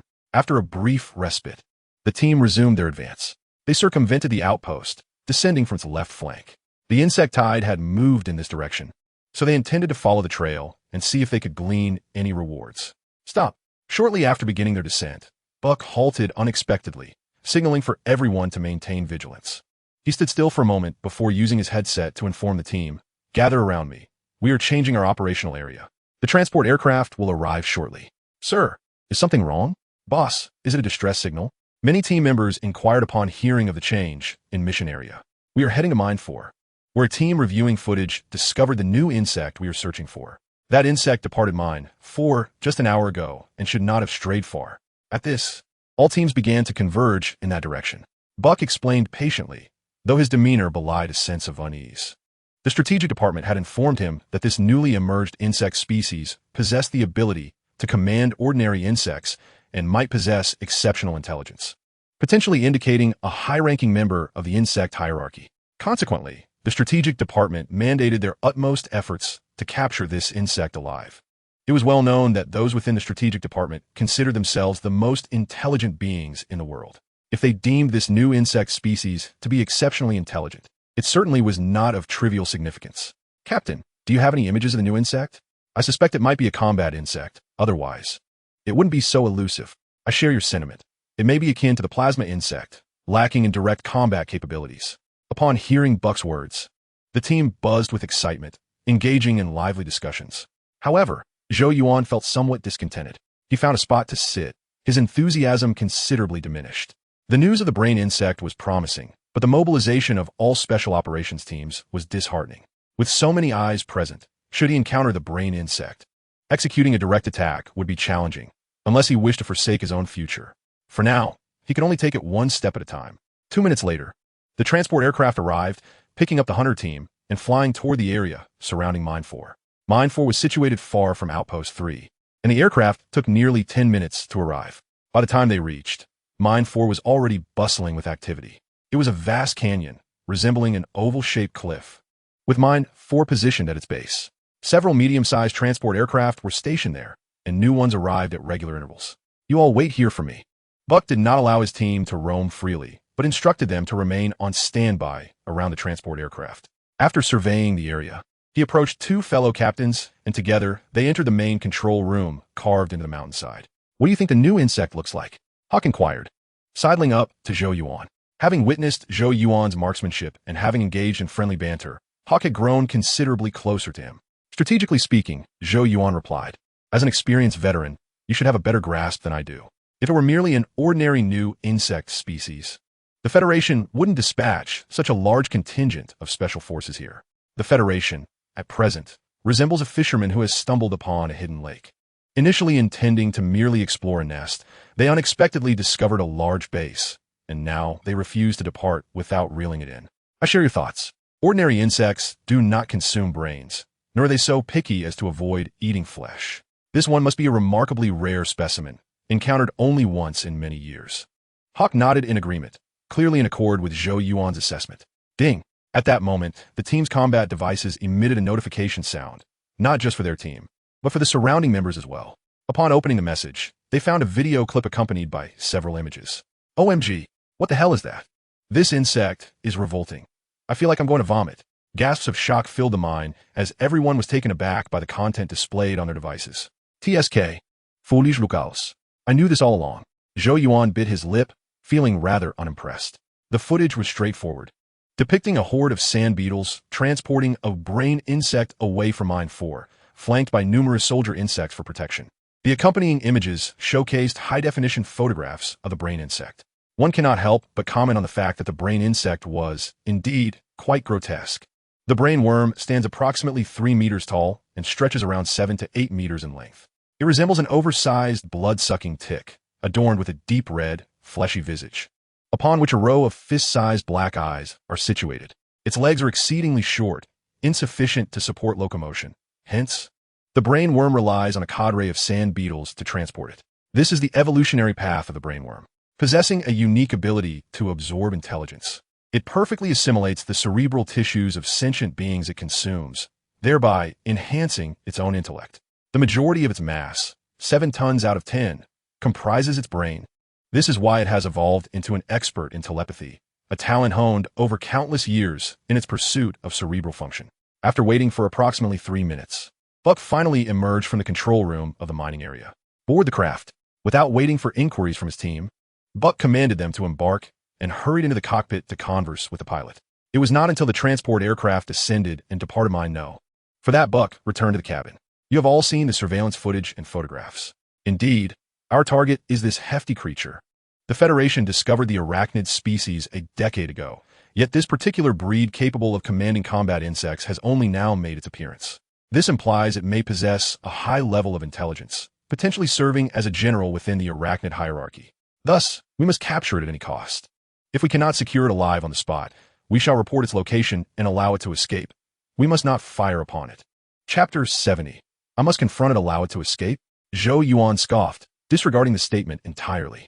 He might spare the brainworm, but whether the laserbirds would do the same remained uncertain. It depended on whether the brainworm's hide could withstand the onslaught of miniature laser cannons and rifles, and whether its mental explosive capabilities could be utilized against transformers. As long as no one discovers it, it remains a non-issue. Boss, are you suggesting that we cannot engage? Damn it. Has someone in the strategic department lost their mind? Captain, what if it attacks us? We cannot simply stand there and take it. Not only Zhou Yuan was skeptical, but even his teammates found it difficult to accept. The brainworm was accompanied by a throng of soldier insects. It was improbable to encounter them without conflict. If they hesitated to fire, how could they possibly fight back? Silence. Buck barked, his voice cutting through the air. This is an order. We are soldiers, and soldiers need only to execute commands. A hush fell over the cabin. Buck spoke the truth. After all, they were soldiers, members of a special operations unit, engaged in a perilous line of work. Observing the downcast expressions of his team, Buck sighed. I understand your difficulty in accepting this. As do I. However, an order is an order. That insect appears to lack combat prowess. We merely need to eliminate its entourage, being cautious not to eliminate it in the process. If the situation deteriorates, we can withdraw at any time, as long as we report the insect's location. Okay. Upon hearing this, the team finally exhaled in relief. They were not afraid, but rather felt that the constraints of this order would hinder their full potential during the operation. Prepare yourselves. Our destination is mine number 7, and we shall arrive shortly. Buck nodded, signaling everyone to check their armaments. The strategic department had calculated the potential location of the hefty creature based on its trajectory and speed. 17 special operations units dispersed in a surrounding formation centered around mine number 4, then turned back to converge and search. The hefty creature was undoubtedly within the search area. The question remained whether they would conduct a thorough enough search. Mine number 7 was established amidst rolling hills. The terrain was relatively flat, dotted with numerous low hills, resembling an exaggerated rock climbing wall. Upon reaching mine number 7, Buck commanded the squads to spread out in a straight line and search in reverse. Shet! As they passed a small hill, Zhou Yuan stumbled into a rocky pit, cursing under his breath. What is going on? Zhou Yuan, the machine gunner positioned in the center of the formation, drew the attention of many. The pressure generator is malfunctioning. I nearly got launched, he replied. There's no apparent fault. Just restart it, and don't worry about me. Zhou Yuan fiddled with his spacesuit and waved at the others. All right, let us change positions. If you can't fix it, speak up sooner, and we can swap out for a new one on the transport. It's no big deal. I'm already rebooting it. As he spoke, Beefsteak moved up to Zhou Yuan's former position, while Zhou Yuan lagged at the back. The formation could not afford to halt for one individual, though they did slightly reduce their pace. How about it sorted? Soon enough, Zhou Yuan rose from the ground and quickly rejoined the formation. After the team had traveled a short distance, a disturbance arose from the pit where Zhou Yuan had previously fallen. 2 red lights flickered to life on the ground, accompanied by faint cracking sounds. Sir, the laser bird is at your service. Simultaneously, a familiar voice echoed in Zhou Yuan's earpiece. Half an hour later, the team transitioned from a search advance to a full sprint, amplifying their speed to the maximum. Just 3 minutes prior, Balak received new intelligence. A unit had discovered an insect nest 3 kilometers east of mine number 4, currently under attack from a small-scale insect tide, and was calling for reinforcements. Typically, reinforcements would not be necessary, as each special operations unit consisted of 100 personnel. Even with potential casualties, their firepower would be sufficient to dispatch a small insect tide. The crucial point was that this particular insect tide was exceptionally savage, blocking any advance upon contact, determined not to allow proximity to the nest. Ordinary insect nests would not necessitate such desperate defense. Thus, they surmised that the new insect was likely hiding within the nest, leading them to disseminate the intelligence promptly. The strategic department took this information seriously, operating under the principle of better to apprehend the wrong than to let the right escape, and dispatched all nearby units to the nest vicinity. At their current pace, they would reach the combat zone within 5 minutes. There's an insect hole. After descending several hundred meters, the team's guide, Wild Boar, halted the unit. He pointed toward the 2 o'clock direction, where at the base of a hill lay a square, nearly circular insect hole, guarded by dozens of soldier insects on lookout. I believe we have reached our destination. Buck, utilizing his binoculars for a closer inspection, ordered prepare yourselves. We will charge directly into the nest. The subterranean area of the nest was extensive. Typically, there would only be one per region. Thus, the insect hole before them likely led to the nest, discovered by the unit calling for reinforcements, albeit through a different entrance. Go. With Buck's command, the 87 members of the unit surged forward in unison. The firepower of 87 individuals was formidable. Upon opening fire, they decimated the patrolling soldier insects outside the insect hole. The brainworm is here. During the approach, Zhou Yuan identified a troubling issue. Those soldier insects fortunate enough to escape death fled into the insect hole without a backward glance, as if they had coordinated their retreat in advance. Most likely to inform the brainworm. Squad 8, remain here and keep watch over this insect hole. Squads 9 and 10, disperse and search for other insect holes in the vicinity. The remaining squads, follow me inside. Upon reaching the entrance of the wormhole, Buck swiftly commanded his team of 6 squads to enter. Hiss! The nest was teeming with creatures. They had barely traversed a segment of the wormhole when they encountered a formidable swarm of soldier bugs. Gunners, take care of them. Buck leaned against the rocky wall and gestured for his comrades to allow the gunners an unobstructed line of fire. The wormhole's diameter was approximately 5 meters, a dimension insufficient for the soldier bugs to employ a tactic of overwhelming numbers. A mere 2 or 3 machine guns could annihilate this horde. Gentlemen, we should proceed with haste. More soldier bugs are approaching, and we must seize the hive point before their carcasses block our path. Zhou Yuan surged ahead, wielding a grenade launcher in one hand and a scanner in the other.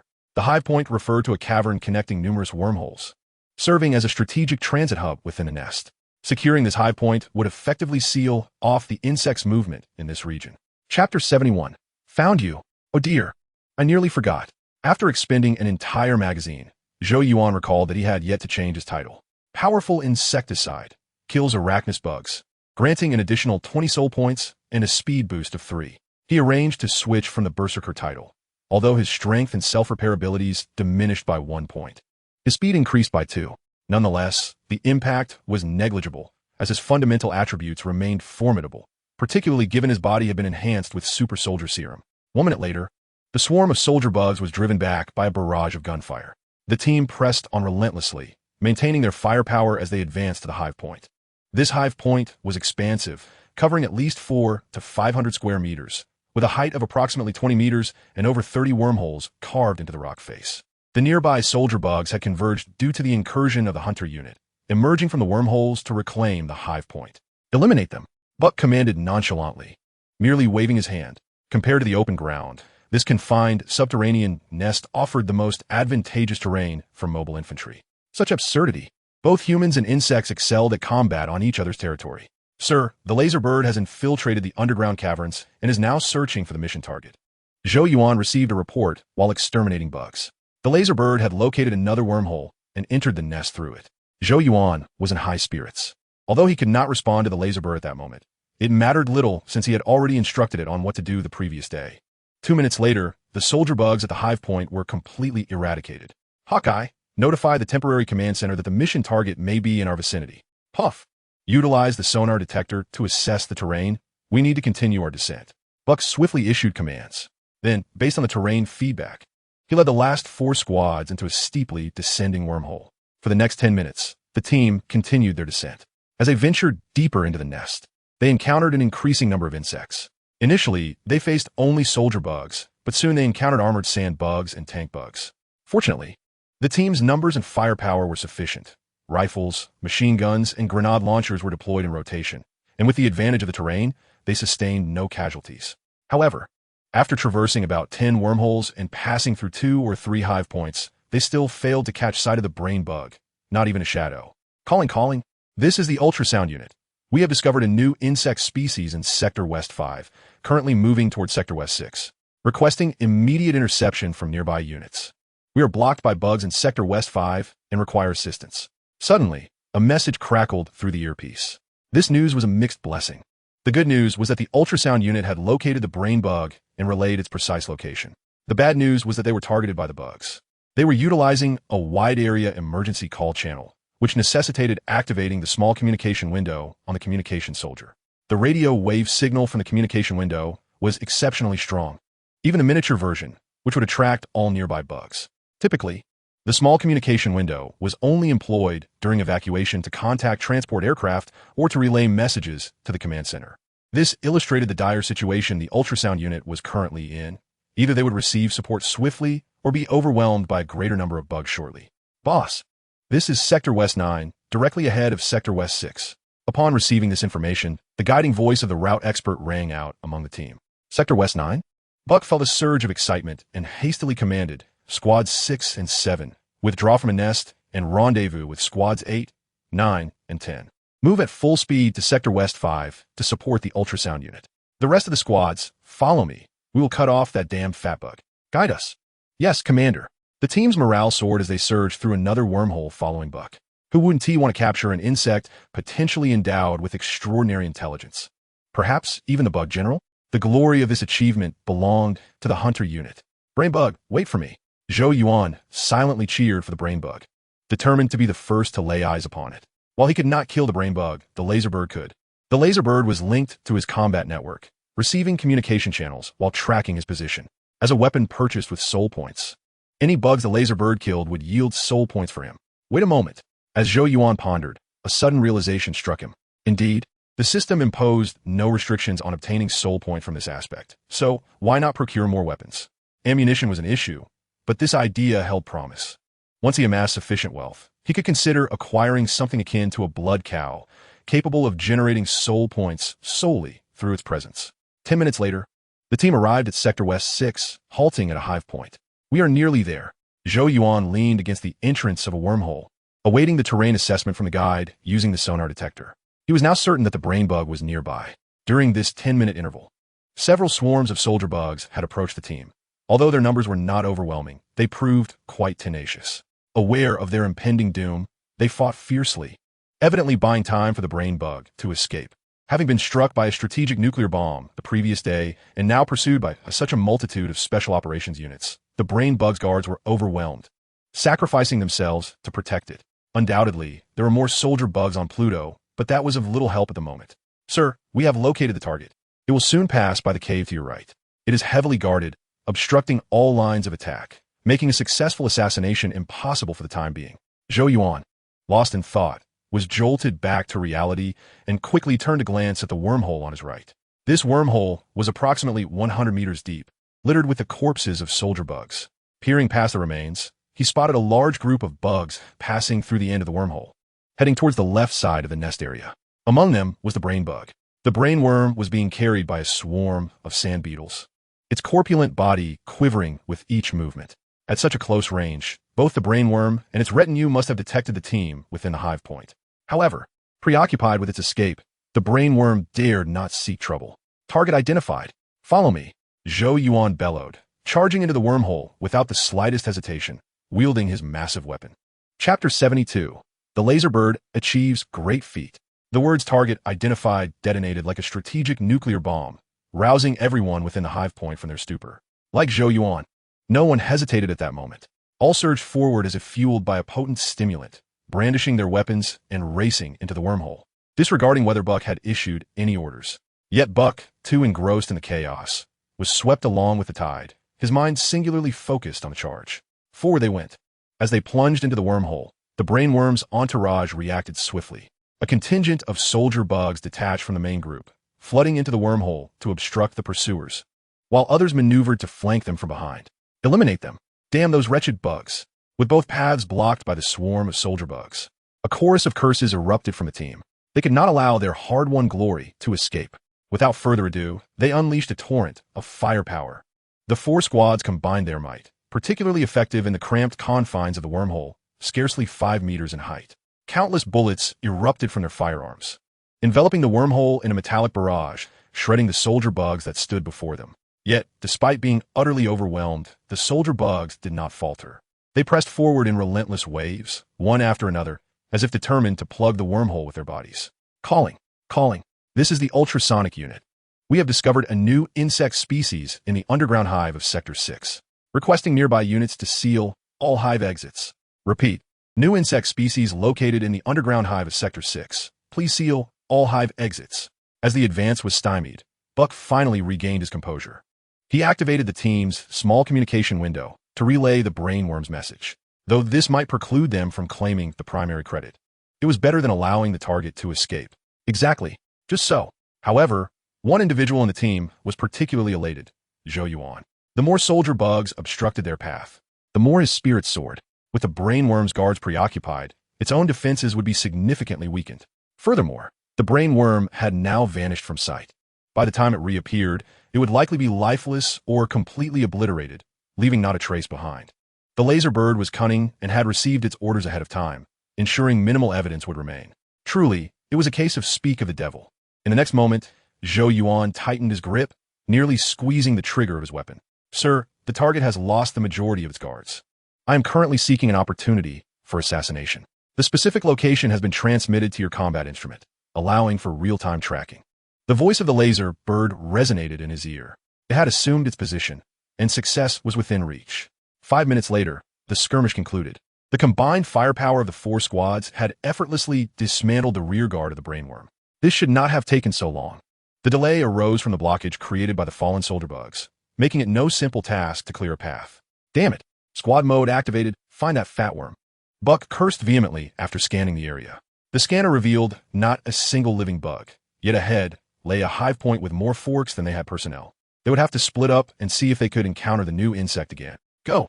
Team! The insect general is ours. Once I catch it, I'll give a good kick. The 4 squads swiftly dispersed under their respective leaders, entering different wormholes. Laser bird, you better hurry up. Otherwise, I'll dismantle you upon your return. Zhou Yuan trailed behind Buck, anxiety gnawing at him. The 4 squads had chosen 4 wormholes, while nearly 30 wormholes existed within the hive point. Statistically, it was unlikely they would select the route taken by the brainworm, yet the second team's leader, Jet, had inexplicably chosen correctly. The brainworm was less than 3 kilometers from this hive point.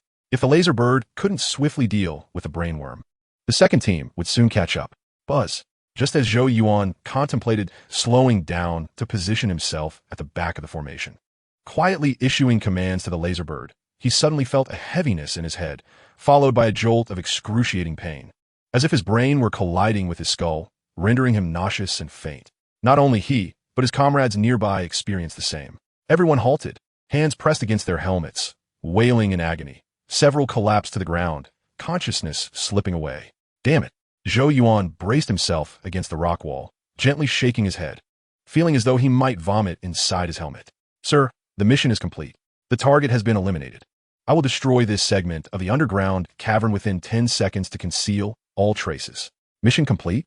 In his daze, Zhou Yuan caught the laser bird's voice. However, the pain in his head was severe, his ears ringing with a constant buzz, his mind blank.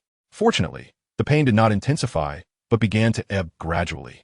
He vaguely discerned that the laser bird had seemingly succeeded, rejuvenating his spirits significantly, alleviating much of his headache. Just moments before, the laser bird had launched a surprise attack on the brainworm.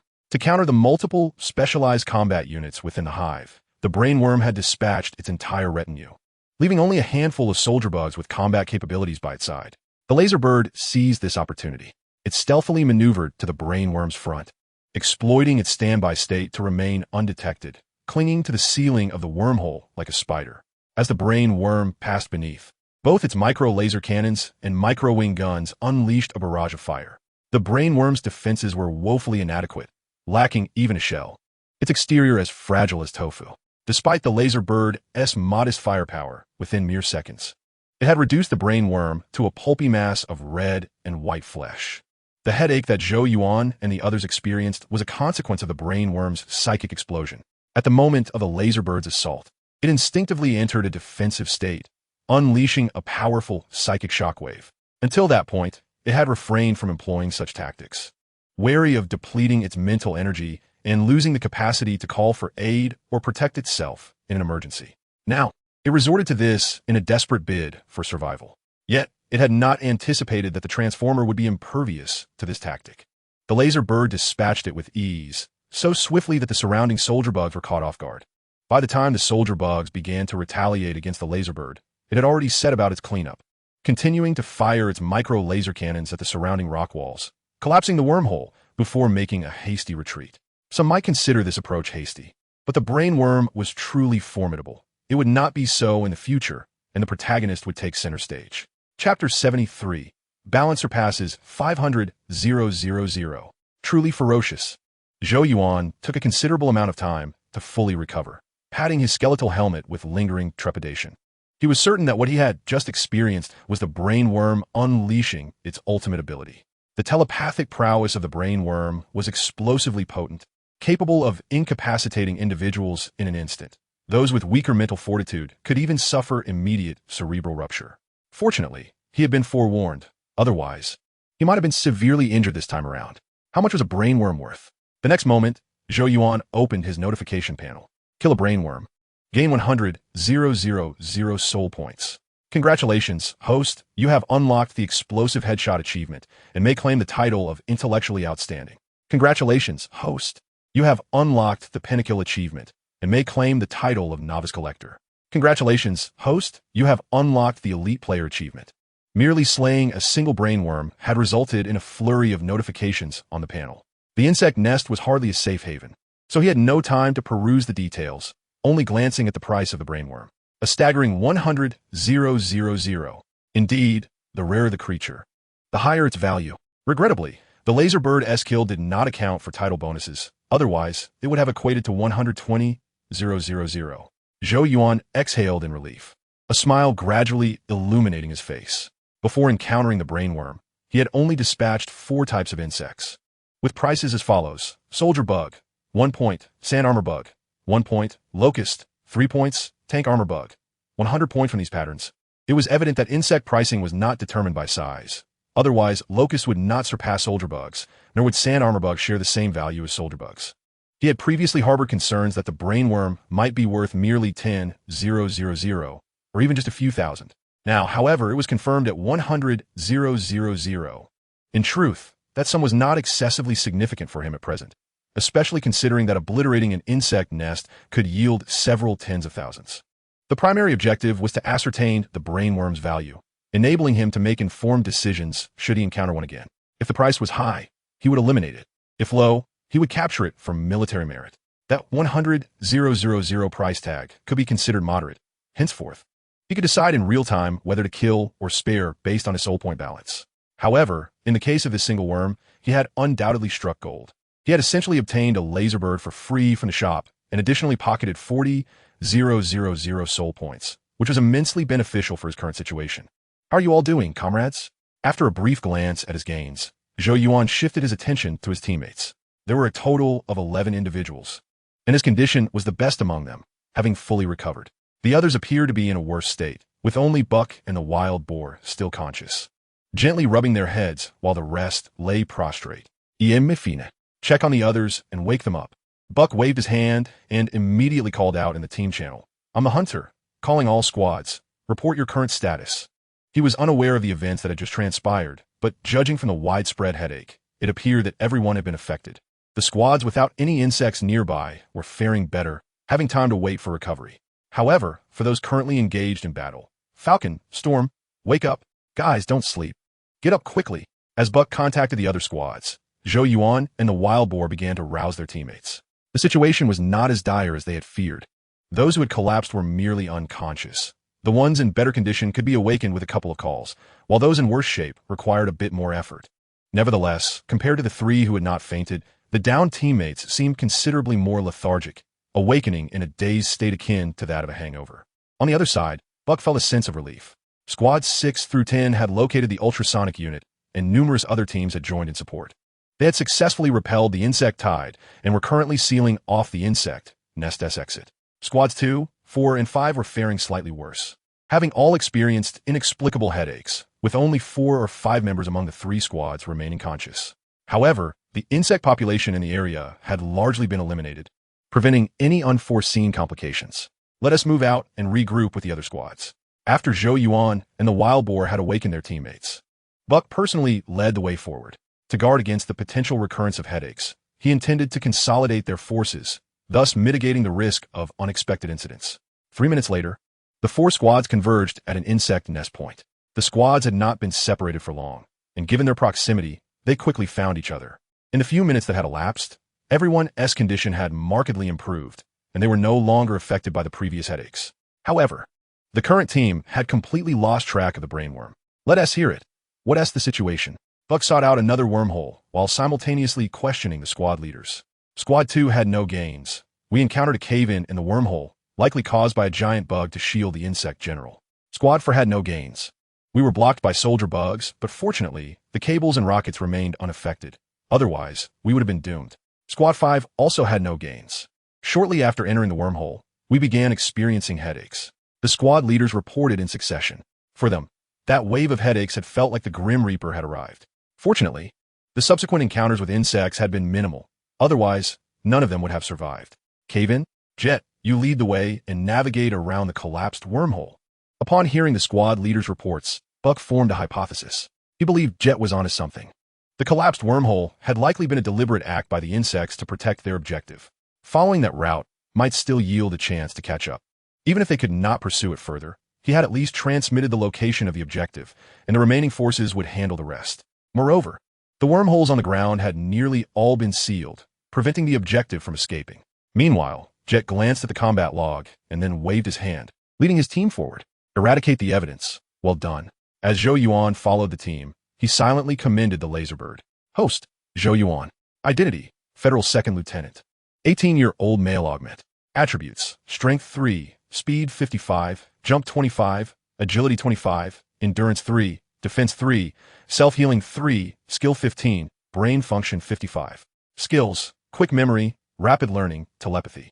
Items, Mini Plasma Spark Device, Heavy Atomic Flight Wings, Infinite Bullet Saw. Titles, Powerful Insecticide, Increases Kills by 20, Speed by 3. Soul Points, 500, 225. Now, Zhou Yuan finally had the opportunity to review his personal panel. 50,000. Upon witnessing his soul points surpass the 500,000 mark, a smile graced Zhou Yuan's face. Though it was merely fleeting, his appetite had grown considerably. 100,000 or 80,000 would only bring temporary joy and could not satiate his hunger for greater achievements. Perhaps only when he amassed 800,000 would he feel a sense of satisfaction and excitement. Given the recent devastating defeat, he had already made a decision. Between mechs and genetic evolution liquid, he would choose the latter. One must forge oneself to be formidable. Chapter 74, Extraordinary Title, Telepathy Upgrade.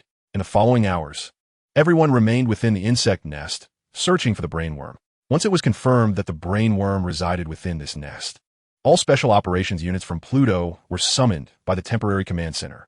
Both the underground and above ground were bustling with activity, with personnel blocking every wormhole in the vicinity. Beneath the surface, numerous forces lay in wait. Nearly every stretch of the path revealed a new contingent. Of course, the brainworm had already been dispatched by the laserbirds, and even the wormhole that housed its remains had collapsed under the blast, rendering any search futile. Yet, as long as the temporary command center had not called for a halt, they could not cease their efforts. The search continued from morning until afternoon.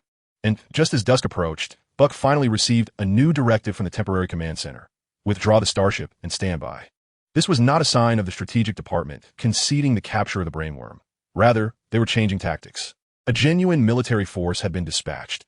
An entire mechanized infantry division comprising 100,000 troops. They arrived equipped with an array of scanners and detectors. And the sheer number of heavy robots and battle vehicles was staggering, nearly overwhelming the area above the nest. Damn it, we were so close to capturing that worm general. Buck lamented. We searched all day and found nothing. It is likely burrowed underground, making it exceedingly difficult for even the mechanized troops to locate. The imposition of the mechanized forces was a bitter pill to swallow. This commendation should have belonged to the Special Operations team. When the Hunter Division regrouped on the surface, they resembled defeated roosters. Aside from Zhou Yuan, morale was dismally low. They had been a mere 100 meters from the brainworm. Yet that distance had transformed into an insurmountable chasm, leaving them empty-handed. Fortunately, as this was a joint mission and they were merely the support troops, they could not be blamed for the failure. Otherwise, it would have been a significant loss. Silence. No need to whine like cowards. Rest for a few minutes. The transport ship is on its way, Buck commanded, his expression hidden beneath the skull helmet betraying his dissatisfaction. It was hardly surprising that the strategic department decided to swap out personnel. With so many special operations teams collaborating, an entire day had been wasted without success. One could only blame their own inadequacies. What a mundane set of achievements. Blast your head off, 5 kills, wealthy, and high-end player. While waiting for the transport ship, Zhou Yuan settled on a stone and began to tally his gains. The balance of soul points was clear, with little to calculate. However, he had indeed accrued some achievements worth noting. Zhou Yuan sequentially opened the details. Blast Your Head Off was awarded for killing the brainworm, granting a title of Outstanding Intelligence, which increased his brain function by 5 points. 5 kills was awarded for having slain 5 different types of insects, bestowing the title of Collector, which enhanced all attributes by 0. 5. Wealthy was for having a soul point balance exceeding 500,000, yielding 5,000 soul points. High-end player referred to killing insects using smart products, awarding him 500 soul points. Moreover, there were 3 additional titles: Finding Teeth Everywhere, First Injury, and You Are Too Weak, which collectively contributed 200 soul points. 5 points of telepathy? Goodness, that is indeed a remarkable boon. Zhou Yuan was taken aback upon seeing the title of Outstanding Intelligence. With his brain function at only 55 points, this title would almost double it, catapulting him into the double digits. Without further ado, he decided to experience the effects. Upon donning the new title, Zhou Yuan felt a refreshing chill envelop his head, followed by an indescribably marvelous sensation, as if his mind were about to lift his body into the air. Ding! New skill awakening detected. The system chimed. Skill panel updated. New skills: telepathic communication, telekinetic power. Congratulations on awakening a new skill. You have received 6 level 3 soul gift boxes for level 2 soul gift boxes and 2 level 1 soul gift boxes. Would you like to open them? New skills? At the sound of the notification, Zhou Yuan felt an even cooler sensation wash over him, causing his body to shudder. Telepathic communication and telekinetic power. These were indeed superpowers. As the name suggests, telepathic communication utilized his telepathy for remote communication, directly transmitting thoughts to another person's mind. Its known limit encompassed interstellar communication, akin to a large communication window. Telekinetic power, on the other hand, was a well-known superpower, allowing him to manipulate objects from a distance, directly influencing a physical system with mental energy. This title he would cherish for a lifetime. Zhou Yuan licked his lips, his heart ablaze with excitement. Unfortunately, surrounded by others, it was not the ideal moment for a test. Otherwise, he would have conducted several experiments. As for the soul gift boxes, he was no stranger to them. There was nothing particularly novel. He resolved to find a quiet spot upon returning to the starship to open them, all while testing his new abilities. Just then, as he reveled in his excitement, he felt a light sound behind him, accompanied by a tremor from his combat device. Well done, Zhou Yuan muttered softly, placing his hand behind him, catching a large pineapple magazine that fell into his grasp, which he then stowed back into the magazine box. This magazine was the transformed state of a laser bird, having taken this form when departing and returning. Host, Zhou Yuan. Identity, Federal Second Lieutenant, 18-year-old male enhancer. Attributes, Strength 3, Speed 25, Jump 25, Agility 25, Endurance 3, Defense 3, Self-Healing 3, Skill 16, Brain Function 105. Skills, Telepathy, Telepathic Communication, Telekinetic Power, Rapid Learning. Items, Mini Plasma Spark Device, Heavy Atomic Flying Wingsuit, Laser Bird. Title, Outstanding Intelligence, increasing brain function by 5. Soul points, 507, 125. After clarifying everything, Zhou Yuan opened his personal panel, feeling immensely satisfied with the new information displayed. This adventure had netted him nearly 110,000 soul points, awakened 2 superpowers, and left him with gift boxes awaiting to be opened. A true overnight fortune, indeed. 10 minutes later, the Hunter Division returned to the starship aboard the transport ship. Zhou Yuan had initially planned to take a shower and experiment with his new abilities while opening the soul gift boxes. However, before he could disembark, Buck informed them that they were to report to the bridge area, and all team members were required to attend. Accompanying them were the Ultrasound Division and the Cube Division. Both the Ultrasound Division and the Hunter Division were among the only 2 units to have reported sightings of the brainworm, with members claiming to have encountered it. The Cube Division, on the other hand, was a separate unit that had experienced mental bombardment from the brainworm. The Strategic Department placed great importance on this and required these 3 divisions to report to the bridge area as soon as they returned to the starship. Reluctantly, Zhou Yuan postponed his plans and followed the team to the bridge area. Chapter 75. Interrogation concluded. Zhou Yuan had a general understanding of the Strategic Department's intentions. Telepathy had emerged decades ago, and with the human population in the billions, the number of those who had awakened it was certainly in the tens of millions. It was not surprising for a few ultra-gifted individuals to emerge among such a vast multitude. Thus, the Federation likely had records regarding abilities like mental bombardment. And now, a creature capable of mental bombardment? This was an exceedingly grave matter for the Federation, indicating that the evolution of these creatures had surpassed human comprehension. In Conference Room 3 of the bridge area, the Strategic Department had dispatched an intelligence-gathering investigation team consisting of 9 individuals. The primary members included a Major General and 2 Brigadier Generals, each accompanied by 2 aides. The Hunter Division, comprising 83 members, stood in line at the entrance. The examination of the Ultrasound Division had concluded, and it was now the turn of the Cube Division, with the Hunter Division positioned at the end of the queue.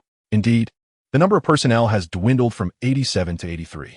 The 5 squads from Team 6 to Team 10 suffered losses of 4 individuals while providing support to the Ultrasound Unit in the morning. The Ultrasound Unit faced even graver casualties, plummeting from 100 to merely 40-odd members. Had it not been for the assistance of multiple units, not a single soul would have returned. The Hunter Unit, it is your turn. After waiting outside for approximately 20 minutes, the door to the conference room finally swung open.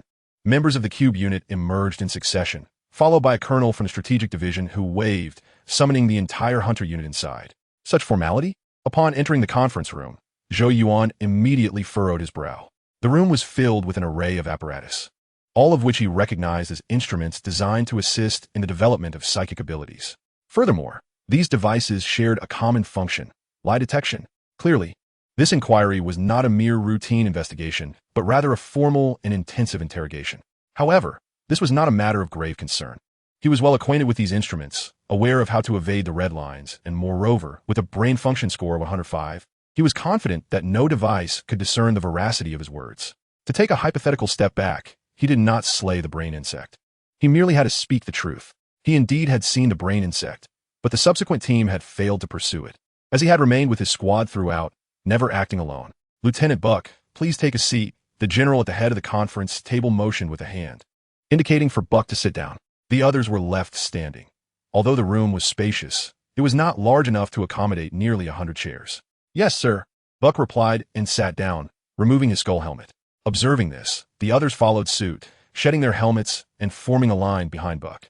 Lieutenant Buck, I am aware that personnel from Special Operations do not appreciate superfluous conversation. I will pose several questions to you, and I hope you will respond with the same brevity. I imagine you, like me, are still somewhat famished. Yes, sir. The first question was, did you see the mission target with your own eyes? No. It was my squad that discovered the target. I only saw a swarm of soldier insects and sand beetles.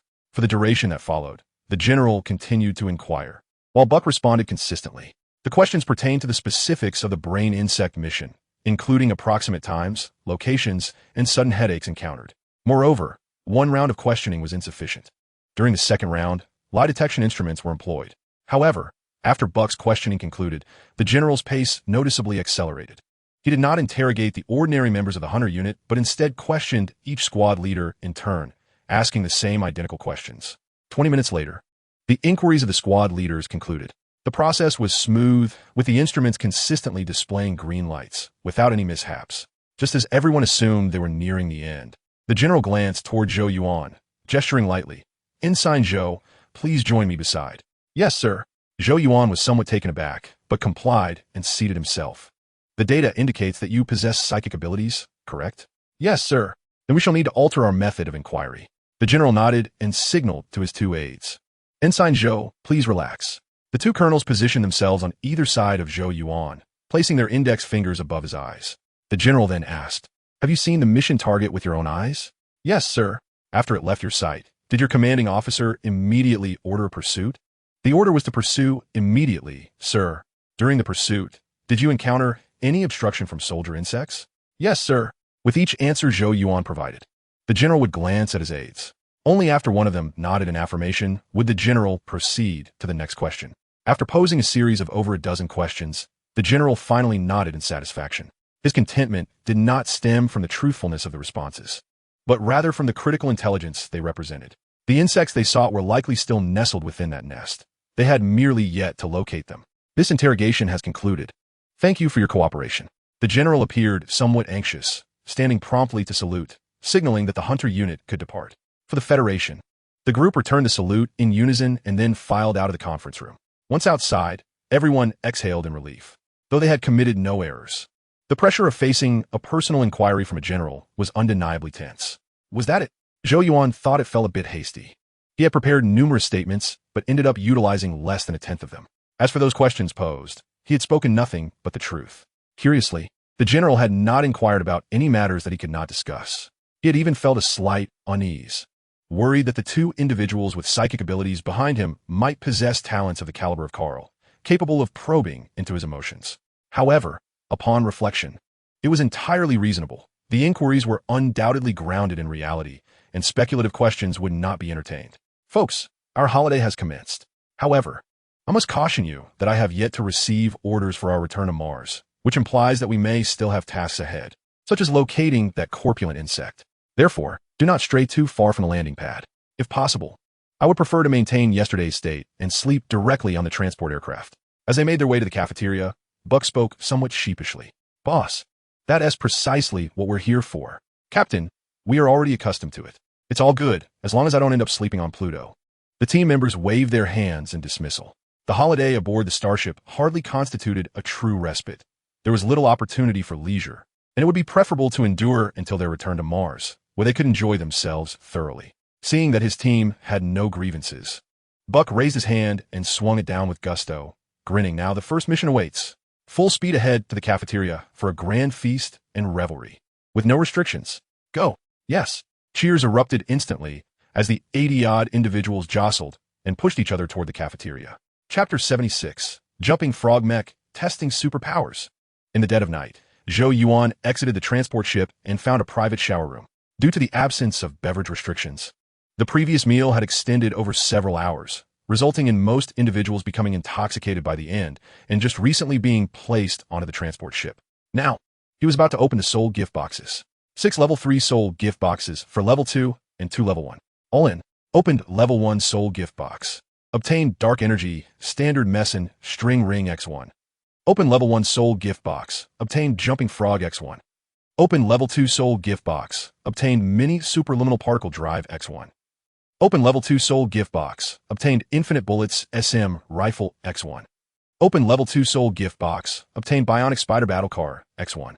Open level 2 soul gift box. Obtained hellfire grenade X1. Open level 3 soul gift box. The System S prompt echoed successively as all 12 soul gift boxes were opened. Excellent items. Zhou Yuan's eyes lit up. The names of these items were quite impressive, and he could tell at a glance that they were of high quality. Turning off the showerhead and lighting a rejuvenating cigar, Zhou Yuan crouched down to examine his harvest. The dark energy, standard messen string ring, akin to the variable string ring, is a spatial ring, albeit of a more luxurious variety, boasting an internal capacity of 10,000 cubic meters. The Jump Frog, an astonishing 5-meter-tall amphibious mech, possesses a firepower limited to 4 heavy machine guns. However, its mobility is astonishingly high. Equipped with hydraulic piston engines in its legs, it can reach speeds exceeding 200 kilometers per hour with a maximum leap height of 300 meters.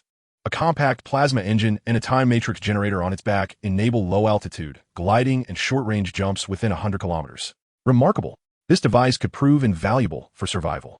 After reviewing the items, Zhou Yuan felt a surge of satisfaction. The first-tier soul gift box was indeed extraordinary, yielding items of practical utility.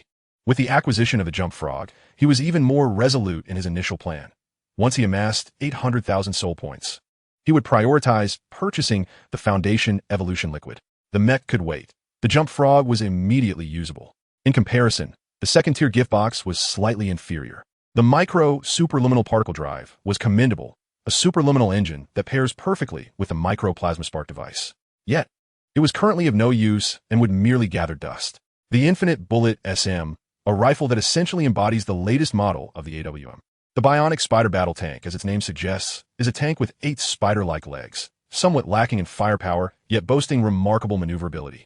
The Purgatory Grenade, a nuclear grenade resembling a deep crimson crystal column, has a 10-second detonation timer and an effective kill radius of 1 kilometer.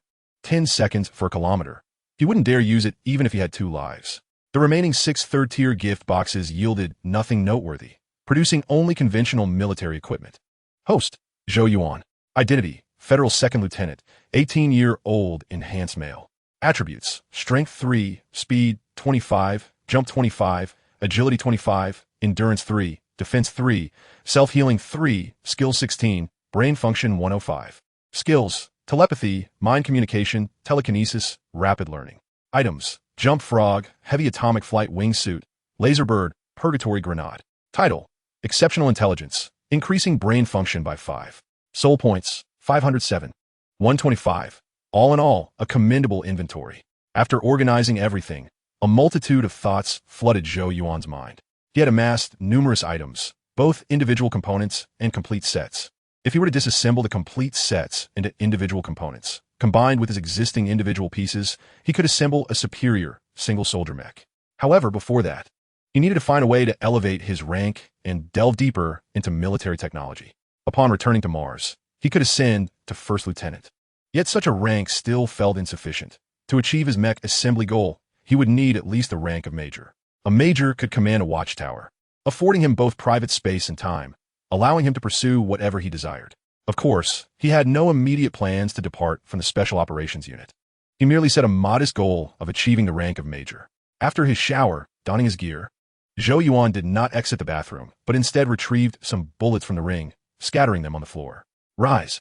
In the next moment, Zhou Yuan's expression turned serious as he extended his hand toward the bullets.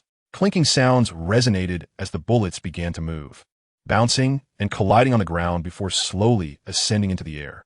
Telekinesis. Witnessing this scene, a smile crept upon Zhou Yuan's lips. Now that he was here, how could he not experiment with his newly awakened superpower? While telepathy was not feasible with just one person, telekinesis could be tested. After a series of trials, he discovered that utilizing telekinesis was not particularly challenging. However, mastering it would require further practice, as he was merely at the beginner level. Furthermore, regarding the strength of his telekinesis, he realized that due to his relatively low brain function, its intensity was quite limited. He could only manipulate objects weighing no more than 50 kilograms. Anything heavier would result in loss of control, causing them to drop immediately. Nevertheless, he was quite satisfied. Taking the first step was paramount. The subsequent steps would be far easier, provided he had enough soul points to acquire various enhancement potions. I am the god of medicine. In the following days, the Hunter unit received no missions, with over 80 personnel remaining aboard the starship. The first 2 days passed comfortably, as they treated the downtime as a period of rest. However, by the third and fourth days, the atmosphere within the Hunter unit began to shift uneasily. Everyone grew restless, Zhou Yuan included. After days filled with training and extermination, the sudden idleness felt foreign, leaving everyone anxious and fidgety. Finally, on the 8th day aboard the starship, the temporary command center sent word, announcing the conclusion of the Hunter unit's mission and their impending return to the Tarsus fortress. Upon receiving this news, Zhou Yuan inquired with Buck. It turned out that the strategic department had abandoned the pursuit of capturing the brainworms alive. After 10 days of extensive searches, considerable human and material resources were expended, yet no substantial results were achieved, prompting the strategic department to cut their losses. Naturally, cutting losses did not imply retreating from Pluto. Rather, it entailed transforming Pluto into human territory. The Starship fleet would embark once more, launching a more extensive, powerful, and prolonged bombardment of Pluto. Subsequently, mechanical units would take over, obliterating all visible insects and wormholes on the surface of Pluto. Finally, engineering units would establish outpost bases and other facilities on Pluto. However, none of this pertained to the Hunter unit. Such tasks were not within the purview of the Special Operations Unit. Chapter 77. Zhou the Superstar. At 10 in the morning, multiple Special Operations Units returned to the Tarsus fortress. The starship docked directly at the fortress, eliminating the need for transport shuttles to detach and land. Yes, thank the heavens, I have survived. The air of the Tarsus plateau is truly refreshing. As they disembarked from the starship, cheers and strange shouts erupted from the ranks, with some even tossing their helmets into the air. The sensation was delightful. Zhou Yuan joined his teammates in a few shouts.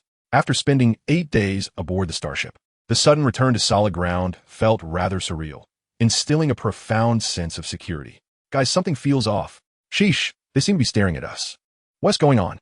As they made their way towards the embarkation area's exit, the previously boisterous group fell silent. They noticed something peculiar. The surrounding crowd appeared to be watching them, with a few individuals discreetly pointing fingers, leaving them somewhat bewildered. Could it be that news of their failure on Pluto had spread? But that didn't seem right. Although the mission had failed, it was a collective failure of all Special Operations Units, not just theirs alone. There were personnel from planetary units ahead, yet the nearby crowd fixated solely on the hunter unit. Quiet, follow me. Buck, though puzzled, was accustomed to large scenes and remained unperturbed by the stares of the surrounding crowd, waving his hand to signal the team to quicken their pace. OMG. Thank you, Zhou. As the team departed from the boarding area and entered the fortress complex, Zhou Yuan was suddenly encircled by a group of teammates, their exuberant cheers almost lifting him off the ground. Wow, just as expected of me. Zhou Yuan allowed his teammates to embrace and jostle him, his gaze fixed vacantly on a wall screen of a nearby office building. The screen was playing a short video depicting a scene shrouded in ominous darkness. In a small valley, a tank beetle was violently spewing superheated corrosive liquid, while around 20 individuals were frantically fleeing amidst a cacophony of shouts and curses. Among them, someone was yelling to eliminate it at the fastest possible speed, seemingly a command from the squad's leader. Yet, the tank beetle was not so easily dispatched. It was a notorious infantry killer. Just as the tank beetle grew increasingly frantic and the surrounding support bugs multiplied, worsening the situation, a figure suddenly appeared atop the steel ruins behind the tank beetle, clad in a red skull-patterned space suit, emblazoned with the word massacres across his chest, which meant slaughter. He leapt into the air, his skull helmet-S visor flashing red. He drew a revolver mid-flight and landed on the back of the tank beetle. Concurrently, the sound of 5 gunshots rang out as he tossed 2 grenades onto the beetle's back. 5 seconds later, the main body of the tank beetle erupted. As its flesh and blood splattered, the assailant rose from behind the insect carcass, his gaze aligning perfectly with the camera. The scene transitioned to the transport plane's cabin. How did you do that? A captain in a white skull space suit asked excitedly, standing before the lieutenant in the red skull suit. I was following orders, sir. You commanded us to take it down as quickly as possible, so I did just that, the lieutenant in the red skull suit responded. The recording concluded with a still image, a military registration photo of the Red Skull lieutenant, fully armed, at that time merely a private first class. Burdened with heavy equipment and wielding a Barrett sniper rifle, his visor glowed ominously as he stared into the lens, exuding an aura of cold-bloodedness. Impressive. Zhou Yuan squinted, feeling as if he might float away. This was the footage that Buck had mentioned regarding the transport plane, and he was astonished by how extraordinarily cool it appeared from an observer's perspective. Moreover, the fortress had enhanced the video with special effects, heightening the tension and clarity of the atmosphere, even adding a red glow to his tactical helmet and goggles. It seemed that when he disembarked earlier, everyone nearby had been watching him. Now, he had transformed from Captain Zhou into the illustrious Star Zhou. Buddy, you are absolutely amazing. I can't believe you single-handedly took down a giant beetle. Your codename suits you perfectly. You slaughtered that beetle. So cool. Your response about following orders was just epic. As the video concluded, even more teammates crowded around Zhou Yuan. The first squad had witnessed that battle firsthand, while other squads were hearing about it for the first time. Zhou Yuan belonged to the Hunter Corps, and they did too. His glory was their glory, something they all took pride in. I have a friend who is a war god. How did you pull that off? Buck joined in the cheers, then motioned for everyone to quiet down and leaned closer to Zhou Yuan to ask again. Upon hearing the question, all eyes turned to Zhou Yuan, eager to hear his answer once more. Give it your all, and never back down. In response to the expectant gazes, Zhou Yuan recited a phrase that was the battle cry of Zarek-S soldiers. Cool. The crowd fell silent, awestruck by his words. And Zhou Yuan's image grew increasingly radiant and dependable, transforming him into a superhero in their eyes. Compared to Zhou Yuan, they genuinely felt inferior, especially the 10 or so women in the squad, whose gazes seemed to turn into black holes, as if they wished to devour him whole.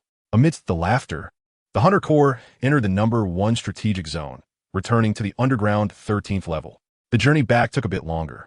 The fortress seemed intent on establishing a model infantryman, so Zhou Yuan's combat footage was widely circulated, visible on wall screens wherever they went. He had become a household name in Tarsus Fortress, even more so than when he first arrived as a rookie, achieving a meteoric rise in popularity. Throughout the journey, numerous people greeted him, and he couldn't simply ignore them, which resulted in considerable delays. Listen up, everyone. Including today, we have 3 days of leave. During this period, we will not receive any missions, and the fortress will grant us access to all recreational facilities. Play as you please. Upon returning to the dormitory, Buck announced the holiday. This 3-day break was not merely a vacation. It was also the time for selecting new recruits. The Hunter Corps had lost 18 personnel during the mission to Pluto, including an exceptionally capable squad leader, leaving Buck feeling quite distressed. Chapter 78. Captain Zhou. After sitting in the dormitory for a few minutes, Zhou Yuan changed into casual clothes, preparing to head out. Over the past few days, Deus and Judy had sent him numerous messages, mentioning that they had seen his combat footage and inviting him to join a small celebration upon his return to the fortress. Most importantly, Deus and Judy promised to introduce him to several new friends, the kind who were fair-skinned, beautiful, and well-endowed. There was no denying it. He was currently a sensation. Before his return to the fortress, his combat footage had already spread widely. Compared to the admiration of his male counterparts, the female soldiers were even more fervent, all eager to meet him for some deeper friendly exchanges. As his good friends, Deus and Judy had also gained a bit of fame, becoming notable figures among the female soldiers, with people approaching them daily for introductions. Thinking about this, Zhou Yuan felt quite eager. After being cooped up for half a month, he was ready to unwind during this 3-day holiday. "Hey, how long will you be out?" As he reached the door, Buck suddenly called out to Zhou Yuan. "Not quite sure. It could be a few hours, or I might not return for the entire 3 days," Zhou Yuan shrugged, replying. It all depended on whether the new friends were as appealing as he hoped. If satisfied, he might stay there for a few days. If not, he would return after chatting with Deus and Judy. "It seems you have a date," Buck remarked with a slight smile, then added, "But before you head off, there's something you need to do. Come with me to level -18. Boss Angus wants to see you." "Oh, and put on your space gear." "Okay. Should I bring my weapon?" Zhou Yuan nodded and inquired, knowing that Angus likely wanted to discuss his promotion to lieutenant. "Yes, be fully equipped. If it's too heavy, you can remove the ammunition. Boss Angus wants you to maintain the image of a slayer, a powerful and enigmatic killer of the bugs. I suggest you do so. It will benefit you." "All right." Zhou Yuan shrugged and returned to his bed to don his full gear. His earlier suspicions were confirmed. The fortress intended to establish a model infantryman, and he was the chosen one, embodying the persona of strength and mystery. This will undoubtedly invigorate the soldiers stationed within the fortress, motivating them to train with greater diligence, all in pursuit of joining the elite special operations forces. While it may present certain challenges, the benefits are undeniably substantial. As the most renowned and formidable infantryman in the fortress, how could the rank of lieutenant suffice for him? As long as he maintains his popularity and continues to avoid mistakes, it is likely that he will ascend the ranks in due time. Cultivating fame and forging brilliance. This is the lesson imparted by Severus Snape, echoed by Murong Fu, albeit the latter's inadequacies render his capability insufficient to match his renown. 5 minutes later, Zhou Yuan followed Buck out of the dormitory, making their way to the 18th level underground. This level is the deepest within Strategic Area 1, though there may be even more clandestine floors concealed from his access. The population here is sparse, with the corridors largely devoid of personnel. "Go on in. I'll wait for you at the door," Buck instructed, guiding Zhou Yuan to the entrance of a conference room. Upon opening the door, he gestured for Zhou Yuan to enter. Nodding in acknowledgement, Zhou Yuan removed his skull helmet and stepped into the meeting room. Inside, Angus was the sole occupant, engrossed in a work tablet, swiping back and forth as if preoccupied. "Have a seat. Give me 2 minutes," Angus beckoned without raising his gaze, already aware of Zhou Yuan's arrival due to Buck's prior message. After a brief period of busyness, Angus stretched languidly and smiled at Zhou Yuan. "I find myself regretting not having pursued a career as an infantryman. Here I am, a major general, yet I'm confined to this desk job." Zhou Yuan was momentarily at a loss for words, unsure of how to respond. However, he quickly recalled a line from a film and replied, "General, with great power comes great responsibility." Angus repeated the phrase, his smile widening, as he stood and clapped Zhou Yuan firmly on the shoulder. "You are quite right. This is indeed our duty, all for the Federation. However, this sentiment does not quite apply to you. You possess capability, yet your responsibilities are not commensurate with it. Now, on behalf of the Federation's Strategic Department, I officially confer upon you the rank of Lieutenant." Angus retrieved a small box from his file cabinet, revealing 2 shoulder insignias corresponding to 2 sets of combat gear. After affixing the magnetic shoulder insignia onto Zhou Yuan, Angus stored away the old insignia and handed the remaining new insignia box to Zhou Yuan. For the Federation, Zhou Yuan carefully accepted the box, then saluted with fervor. For the Federation, following the simple promotion ceremony, Angus embraced Zhou Yuan and whispered in his ear, "Zhou, you are the squad leader in the recruit camp and a team leader in the 3rd squad. Now, as you join the Special Operations Forces, you must show progress. I believe you have the potential to lead your own team. Just as you stated, with great power comes great responsibility. General, my responsibility is to execute all commands issued by the Strategic Department." Zhou Yuan responded, taken aback yet maintaining his composure. "Excellent. You possess all the tactical qualities necessary to become a unit commander." Angus's satisfaction grew with Zhou Yuan's response. Even disregarding his abilities, Zhou Yuan's mindset alone qualified him to command a unit. Such talent is precisely what the Federation requires. General, thank you for your flattering words. Zhou Yuan maintained a composed demeanor, concealing his excitement. I'm not flattering you. I am merely stating the truth. Angus shrugged, raising his hands in a gesture of sincerity. What a seasoned veteran you are. Zhou Yuan inwardly scoffed, recognizing that those who reach the rank of Major General are indeed remarkable, particularly in their eloquence. Angus continued, I am aware that the Hunter Division lost a squad during their mission to Pluto. I recommended you to Buck, and he agrees that you are capable, thus, you are now the squad leader of the Hunter Division. At this point, Angus suddenly slapped his forehead. Oh dear, I fear I must return to work. Following the failure of the Pluto bug hunting operation, the Federation has decided to expand its forces, adding 5 new special operations teams from our fortress alone. I must select 5 unit commanders within the next 2 months, a task that is anything but simple, as not everyone possesses the qualities required for such a role. I hope to discover some exceptional candidates within the mobile units over the coming months. Chapter 79, Another Great Battle. Invincible. Captain Zhou, charge. Upon exiting the conference room, Zhou Yuan donned his skull helmet once more. He feared that without it, a foolish grin might betray his composure, diminishing his stature. Angus's earlier remarks were exceedingly clear. The upper echelons of the fortress were preparing to promote him to the leader of a special operations team. All he needed to do was maintain an exemplary performance as the 3rd Squad's leader for 2 consecutive months.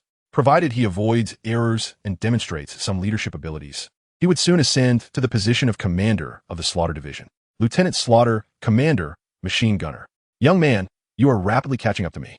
Buck approached him first, expressing his sentiments. When they first met, Zhou Yuan was merely an inconspicuous private, and now he had risen to the rank of lieutenant. Remarkably, Zhou Yuan achieved this elevation from private to lieutenant in just 2 months. Buck sensed that Zhou Yuan's potential far exceeded the lieutenant rank. He was destined for greatness. I still have a long way to go. Zhou Yuan chuckled, giving Buck a thumbs up. Perhaps in a few days, we will be calling you Major Buck. As he continued to speak, he acknowledged that the 1st Squad had indeed accomplished a significant feat by rescuing a federal-level scientist with general-level clearance. As the commander of the rescue operation, Buck's contributions were invaluable. Perhaps, Buck replied with a shrug, neither confirming nor denying. He was indeed on the verge of a promotion to Major, but it would not happen immediately. He would wait until the team was fully staffed. By the way, Angus should have informed you about the squad leader position. I will send you a list of candidates shortly. You need to select 9 team members based on their positions and submit your choices by noon tomorrow. The newcomers will report on the last day of our holiday, so you must return to the dormitory that evening. Buck reminded Zhou Yuan as they took the elevator back to level -13. Understood. Zhou Yuan signaled an okay with his hand, parting ways with Buck as he continued to ascend in the elevator. Fully armed, Zhou Yuan resembled the combat footage he had seen. The moment the Red Skull appeared on the ground, it incited a commotion. Noticing he was alone, nearby individuals flocked to him, either to gawk or to extend greetings. Zhou Yuan felt a surge of satisfaction, yet he remained silent, icy as a machine, striding purposefully toward the communication soldiers' quarters. True confidence is not merely about one's own perception, but rather how others perceive you. In all honesty, he found walking around the fortress in full gear somewhat ostentatious, and it felt somewhat unnatural. However, since Angus wished for him to maintain this armed image, aspiring for the Red Skull from the recordings to materialize as a paragon of infantry, he had no choice but to comply. Who has bestowed upon him the exceptional tactical qualities requisite for becoming a commanding officer of the troops? Alas, come now. As the adage goes, if I do not venture into hell, who will? In order to shield his comrades from undue scrutiny and to ensure a more stable existence for them, he willingly embraces the burdens that come his way. Let the public opinion and attention be directed towards me. 15 minutes later, amidst the multitude of gazes, Zhou Yuan arrived at the communications soldiers' living quarters, seeking the dormitory of Daisy and Judy. Zhou, my dear, I have watched your video multiple times. Daisy exclaimed, her excitement palpable. Me too, you're truly formidable. I am convinced you are the bravest man in the world. No sooner had Zhou Yuan knocked on the door than Daisy and Judy dashed out, wrapping their arms around him from either side, chattering incessantly. Both Daisy and Judy possessed a strong admiration for the powerful, idolizing and infatuating themselves with the strong. Having witnessed Zhou Yuan single-handedly take down 5 opponents and recently viewing his annihilation of the tank beetle, they had already elevated him to the status of a war god in their hearts. Most importantly, Zhou Yuan not only exuded strength, but was also graced with striking good looks. What woman could resist such a man? Dear Comain, you have just emerged from a grand battle. You ought to relax. Daisy urged. We have a few friends who wish to meet you. I'll just call them over. Without waiting for Zhou Yuan to respond, Daisy and Judy ushered him into the dormitory, their grip on him tight, as if fearing he might escape. Cool. It's really him. A chorus of excitement erupted within the dormitory. Apart from Daisy and Judy, there were 4 other stunning young women, all fair-skinned and blonde. Their beauty captivating. Upon seeing Zhou Yuan adorned in his combat gear, they felt no sense of peculiarity, but rather deemed his visit exceedingly worthwhile. After all, he was a veritable embodiment of slaughter, the object of admiration for many female soldiers. To engage in dialogue with such a figure, that would certainly incite jealousy among their peers. Zhou Yuan raised an eyebrow, silently commending Daisy and Judy. They clearly understood his preferences, introducing him to friends who could easily be the beauties of any school.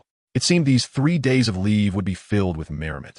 With that thought, Zhou Yuan removed his skull helmet and turned to Daisy and Judy, teasingly remarking, Is your idea of relaxation to endure yet another battle? In the presence of long-term friends, he saw no need for pretense, so he shot straight to the point.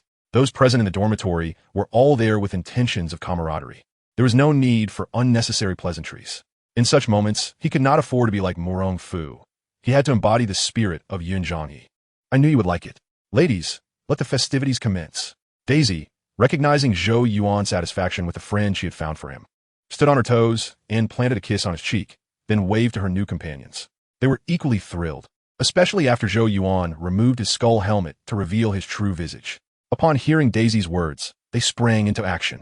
In the next instant, to Zhou Yuan's astonishment, the young ladies retrieved 2 crates of red wine from beneath the table, along with an array of snacks. Aren't communications soldiers prohibited from drinking?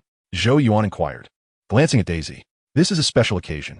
We informed our superiors that we are celebrating you today, and we secured a day of leave and entertainment privileges.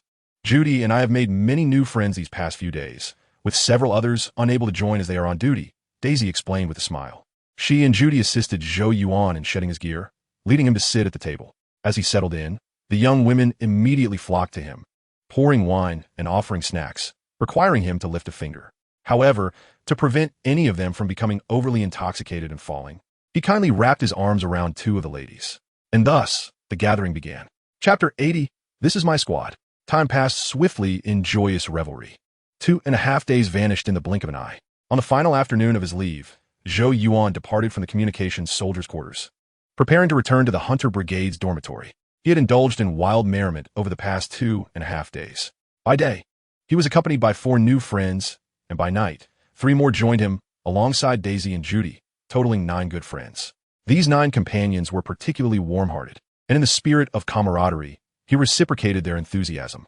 The outcome was that, despite his robust physique, he felt somewhat fatigued after such a whirlwind of festivities. However, his 9 friends, having experienced his prowess firsthand, were even more exhausted. They marveled at his capabilities, urging him to visit often, assuring him not to hold back. In gratitude for his generosity, they promised to introduce him to even more awe-inspiring new friends during his next visit. Naturally, he wholeheartedly agreed, not out of obligation, but simply to avoid disappointing his friends.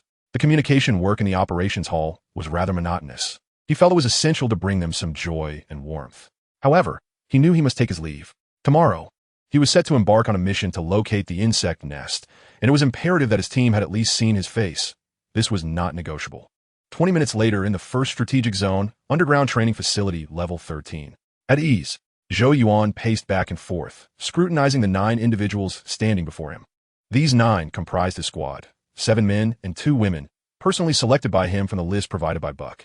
Some hailed from the defense forces, others from the mechanized units, and even a few from engineering. They represented various positions, all elite members of their former units, and their skills should be commendable. Most importantly, they possessed sharp eyes. This morning, he had requested the assistance of the Falcon, who had taken them to the armory to acquire their gear. They had chosen armaments identical to his own, a black and red skull ensemble. The sight of 9 red skulls standing in formation was visually striking, exuding an aura of formidable prowess. I have no desire for idle chatter. I have but one expectation of you all. Give it your all, and do not falter. Should anyone fail to meet this standard, I shall dismiss them. My equipment is not a privilege afforded to just anyone. Is that clear? After pacing for a moment, Zhou Yuan halted before the formation, his voice cold and commanding. Understood, sir. The team responded in unison, saluting with fervor coursing through their veins. They were acutely aware of who their commander was, Slaughter, the super soldier capable of vanquishing tank beetles in mere seconds. Listen to his words. Give it your all, and do not falter. Such cool declarations can only emanate from a man like Slaughter. To be part of his team is a tremendous honor, and they would strive with all their might to prove themselves worthy. Very well, I hope your skills are as loud as your voices. Now, let us proceed with self-introductions, including your code names and 2 roles. Zhou Yuan nodded, signaling to the first team member on the left to begin. Sir, I am Rope, Primary Assault Specialist, Secondary Scout. Sir, I am Coffee. All good, Zhou Yuan replied, mentally noting their positions as he listened. The current composition of the 3rd Squad was Lieutenant Slaughter, Commander, Machine Gunner. Lieutenant Rope, Assault Specialist, Guide. Lieutenant Demon King, Sniper, Communications Operator. Lieutenant Coffee, Medic, Communications Operator. Lieutenant Venom, Sniper, Reconnaissance Specialist. Sergeant Major Magic, Medic Engineer. Sergeant Major Queen, Assault Specialist, Engineer. Sergeant Major Alcohol, Assault Specialist, Guide. Staff Sergeant Generator, Machine Gunner, Demolitionist. Staff Sergeant Shockwave, Machine Gunner, Demolitionist. Compared to the 1st Squad, their ranks seem slightly inferior. However, not every squad possesses the configuration of the 1st Squad. Among the 10 squads, only the 1st Squad consists of 1 captain and 9 lieutenants. The remaining 9 squads are led by lieutenants, with members ranging from the highest rank of lieutenant to the lowest of corporal, making his squad relatively impressive. It is merely that the candidate list lacks exceptionally outstanding soldiers. Otherwise, he would even be willing to accept private ranks. After all, once on the battlefield, it is not rank that determines one's ability to eliminate foes, but rather one's strength. Once the team members completed their self-introductions, Zhou Yuan waved his hand and declared, "You all understand the purpose of the Special Forces. Assemble at the landing zone at 6 o'clock tomorrow morning. Training begins now. The first exercise is an endurance run, 10 laps around the training field. Go." Upon hearing Zhou Yuan's words, the team members immediately sprang into action. Watching the members commence their training, Zhou Yuan felt a sense of satisfaction. Although this was not his first time as a squad leader, each time he issued commands, it brought him joy. Such is the delight of leadership. The following morning, Zhou Yuan led his team onto the transport aircraft, fully equipped, and arrived at their destination 10 minutes later. Today, we are heading to the Life Garden, where reports indicate an increase in insect activity in the vicinity. Our mission is to locate any potential nests or eliminate all visible insects, Zhou Yuan stated while reviewing the operational tablet. The Life Garden is the only city on Mars, sprawling over 10 million square kilometers and home to nearly 1 billion inhabitants. Consequently, the city's defensive capabilities are exceptionally robust. Behind it lies the Sailor's Canyon, a formidable natural barrier, with the Sailor Base monitoring the rear and Mars Base providing additional protection at the forefront. Occasionally, some insects manage to bypass both bases, but the Life Garden is fortified with defensive walls and troops, making it impervious even to insect swarms. The objective of this mission near the Life Garden is primarily precautionary. Recently, there's been a notable increase in the number of insects roaming nearby, often appearing in swarms of thousands. This suggests the possibility of a nest being established in the vicinity. The lessons learned from the fall of Pluto linger ominously. To prevent any future complications, the Life Garden has initiated a comprehensive clearance of the surrounding area, prompting the Tarsus Fortress to dispatch Special Operations Forces. Not only Tarsus Fortress, but also Sailor Base and Mars Base have deployed numerous special operations teams. This is a long-term assignment. Such an extensive area cannot be resolved in a matter of days. I have already sent the operational route to your devices. Rope and Alcohol will lead. Venom and Demon King will cover the flanks. Magic and Queen will secure the rear, and the rest will follow me. Let us commence our operation, Zhou Yuan commanded. Taking up his AWM. With his AWM equipped with infinite ammunition, he transitioned to using it, ready to switch back when necessary. The changes in armament were not limited to the sniper rifle. The demolition boxes were also adjusted. As a commander and machine gunner, he no longer carried the demolition box. However, this did not hinder his ability to accumulate soul points. The members of the 3rd Squad were all newbies, and the demolitionist had never even fired tactical nuclear ordnance before as a defensive soldier. To prevent the rookies from wasting tactical nuclear weapons or making errors in launch protocols, it was entirely reasonable for him, as the captain, to take direct action. Everything was for the sake of the team. Chapter 81. The Starship Insect appears. Captain, there are 15 soldier insects 400 meters to the left. The right flank also has over 30, 600 meters away. The rear is secure. No insects within a kilometer. After the operation commenced, Zhou Yuan received updates periodically, with his 9 team members exercising utmost caution as if facing a formidable enemy. Such is the nature of newcomers. They fear making mistakes and prefer over-preparation to blunders. Zhou Yuan did not allow the team to relax. Instead, he urged them to maintain vigilance. Cultivating caution into a habit could one day save their lives, and he had always adhered to this principle. Half an hour later, the team arrived at Stone Lake. Stone Lake is a barren expanse located on the right side of the life garden. The wasteland is sparsely populated with yellow sand, dominated by rocky outcrops, many of which converge to form a surface stone plate, thus earning the name Stone Lake. Compared to deserts, such locations present a greater likelihood of insect nests, as insects would not excavate nest entrances near sandy areas, where mere sandstorm could fill the nest with debris. Stay sharp and search diligently, Zhou Yuan instructed, scanning Stone Lake with his binoculars before signaling to advance. Suddenly, his operational device vibrated, and red lights began to flash. What on earth? I already have a mission. Zhou Yuan's expression turned serious as he activated his device.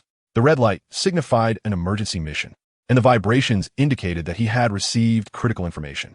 Enter Level 1 Combat Readiness. All Special Operations units must return to the fortress immediately. Level 1 Combat Readiness? Zhou Yuan was taken aback, immediately shouting to Coffee and Demon King, communications operator, notify the transport aircraft at once. We need to return now. The fortress entering Level 1 Combat Readiness was a serious matter. There are 4 levels of combat readiness, with Level 1 being the highest. Even during swarms assaulting the fortress, it would not reach Level 1. Level 2 is considered the standard maximum. Could something have happened at the fortress? Thoughts of insect nests tightened Zhou Yuan's expression and quickened his heartbeat. Today is September 15th, precisely the day when the large communication window opens. Could it be that the fortress has been overrun by a swarm? That seems impossible. The fortress is well armed, equipped not only with conventional armaments, but also strategic weapons capable of annihilating all life on Mars. Even if the swarm were of considerable scale, the fortress has strategic nuclear weapons as a trump card. How could it possibly fall? Captain, what is happening? My operational device is flashing red. Is yours the same? This means we've received an emergency mission. Emergency mission? Is that true? The team members gathered around Zhou Yuan, speaking in hushed tones. As they were not the squad leaders, they were only aware of the emergency mission but had not received the details. Silence. I do not require your chatter. I need you to execute orders. Now, rest in place and await the transport aircraft. Yes, sir. Upon hearing Zhou Yuan's command, everyone promptly shut their mouths and quietly sat in place, awaiting further instructions. At that moment, Zhou Yuan opened his operational device to review the mission details. Starship Insect. Upon seeing the mission content, Zhou Yuan's pupils constricted, and he instinctively rose to his feet. The intelligence department of the fortress had sent him a photograph. The subject of the image was an oversized insect, resembling a legless beetle with a black-brown exoskeleton. It sported 2 pairs of wings, which, when spread, formed a shape reminiscent of a trident, somewhat akin to dragonfly wings. Beneath the wings, the flanks of the colossal creature are adorned with rows of cavities, from which a soft azure luminescence emanates, resembling energy thrusters. He recognizes it as the Starship Bug. The methods employed by the arachnid swarm for colonizing planets are numerous. Yet utilizing the Starship Bugs for transportation is undoubtedly the most convenient and expedient. Once the Queen and the sand beetles are dispatched to the target planet, it will swiftly transform into a desolate insect world within a short span of time. The adult Starship Bug, Zhou Yuan continued to observe, noting that this Starship Bug was of considerable size, nearly 1,000 meters in length and approximately 300 meters in height. It lay nestled in a valley, its immense form towering above the valley's elevation, unmistakably an adult specimen. Discovered on Pluto, this photograph was captured by a mechanical unit. While the mechanical forces were conducting a sweep of Pluto, they stumbled upon the Starship Bug in this very valley. The mechanical unit initially intended to capture the Starship Bug, but upon their arrival, the bug had already taken notice of them. It released a swarm of soldier bugs from within, using them as a barrier against the mechanical forces, while it itself nonchalantly took its leave. According to the commander of the observing unit, the Starship Bug ascended to a height of 100 meters with the flap of a single wing. As the azure light streamed from its flank, it transformed into a streak of blue and vanished, reappearing on the distant horizon. Thus, it became clear, after reviewing the mission intelligence and requirements, Zhou Yuan realized that the Starship Bug was likely en route to retrieve the Brain Bug. The telepathic communications of the brain bug are interstellar, making calls for aid a trivial matter. Little did the Starship Bug anticipate that the brain bug had perished several days prior.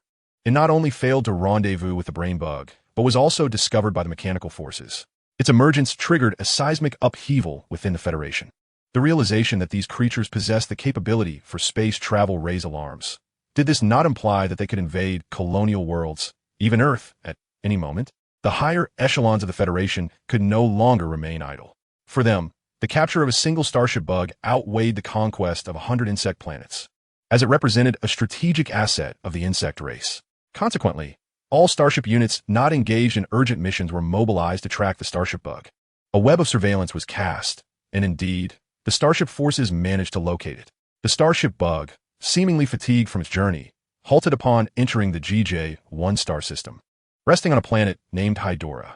Hydora is significantly larger than Earth and is a habitable world rich in rare radioactive minerals, boasting immense developmental value. However, GJ-1 is the territory of the insect race, which has deterred the Federation from pursuing Hydora.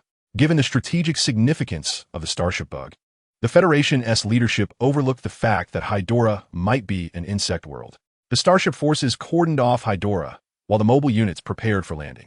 The mission objective was to capture the Starship Bug alive. Nevertheless, due to the bug's remarkable agility, the mission did not strictly mandate its live capture. If it could be apprehended, they would do so. If not, they would eliminate it. Ultimately, at any cost, the Starship Bug must not be permitted to leave Hydora alive.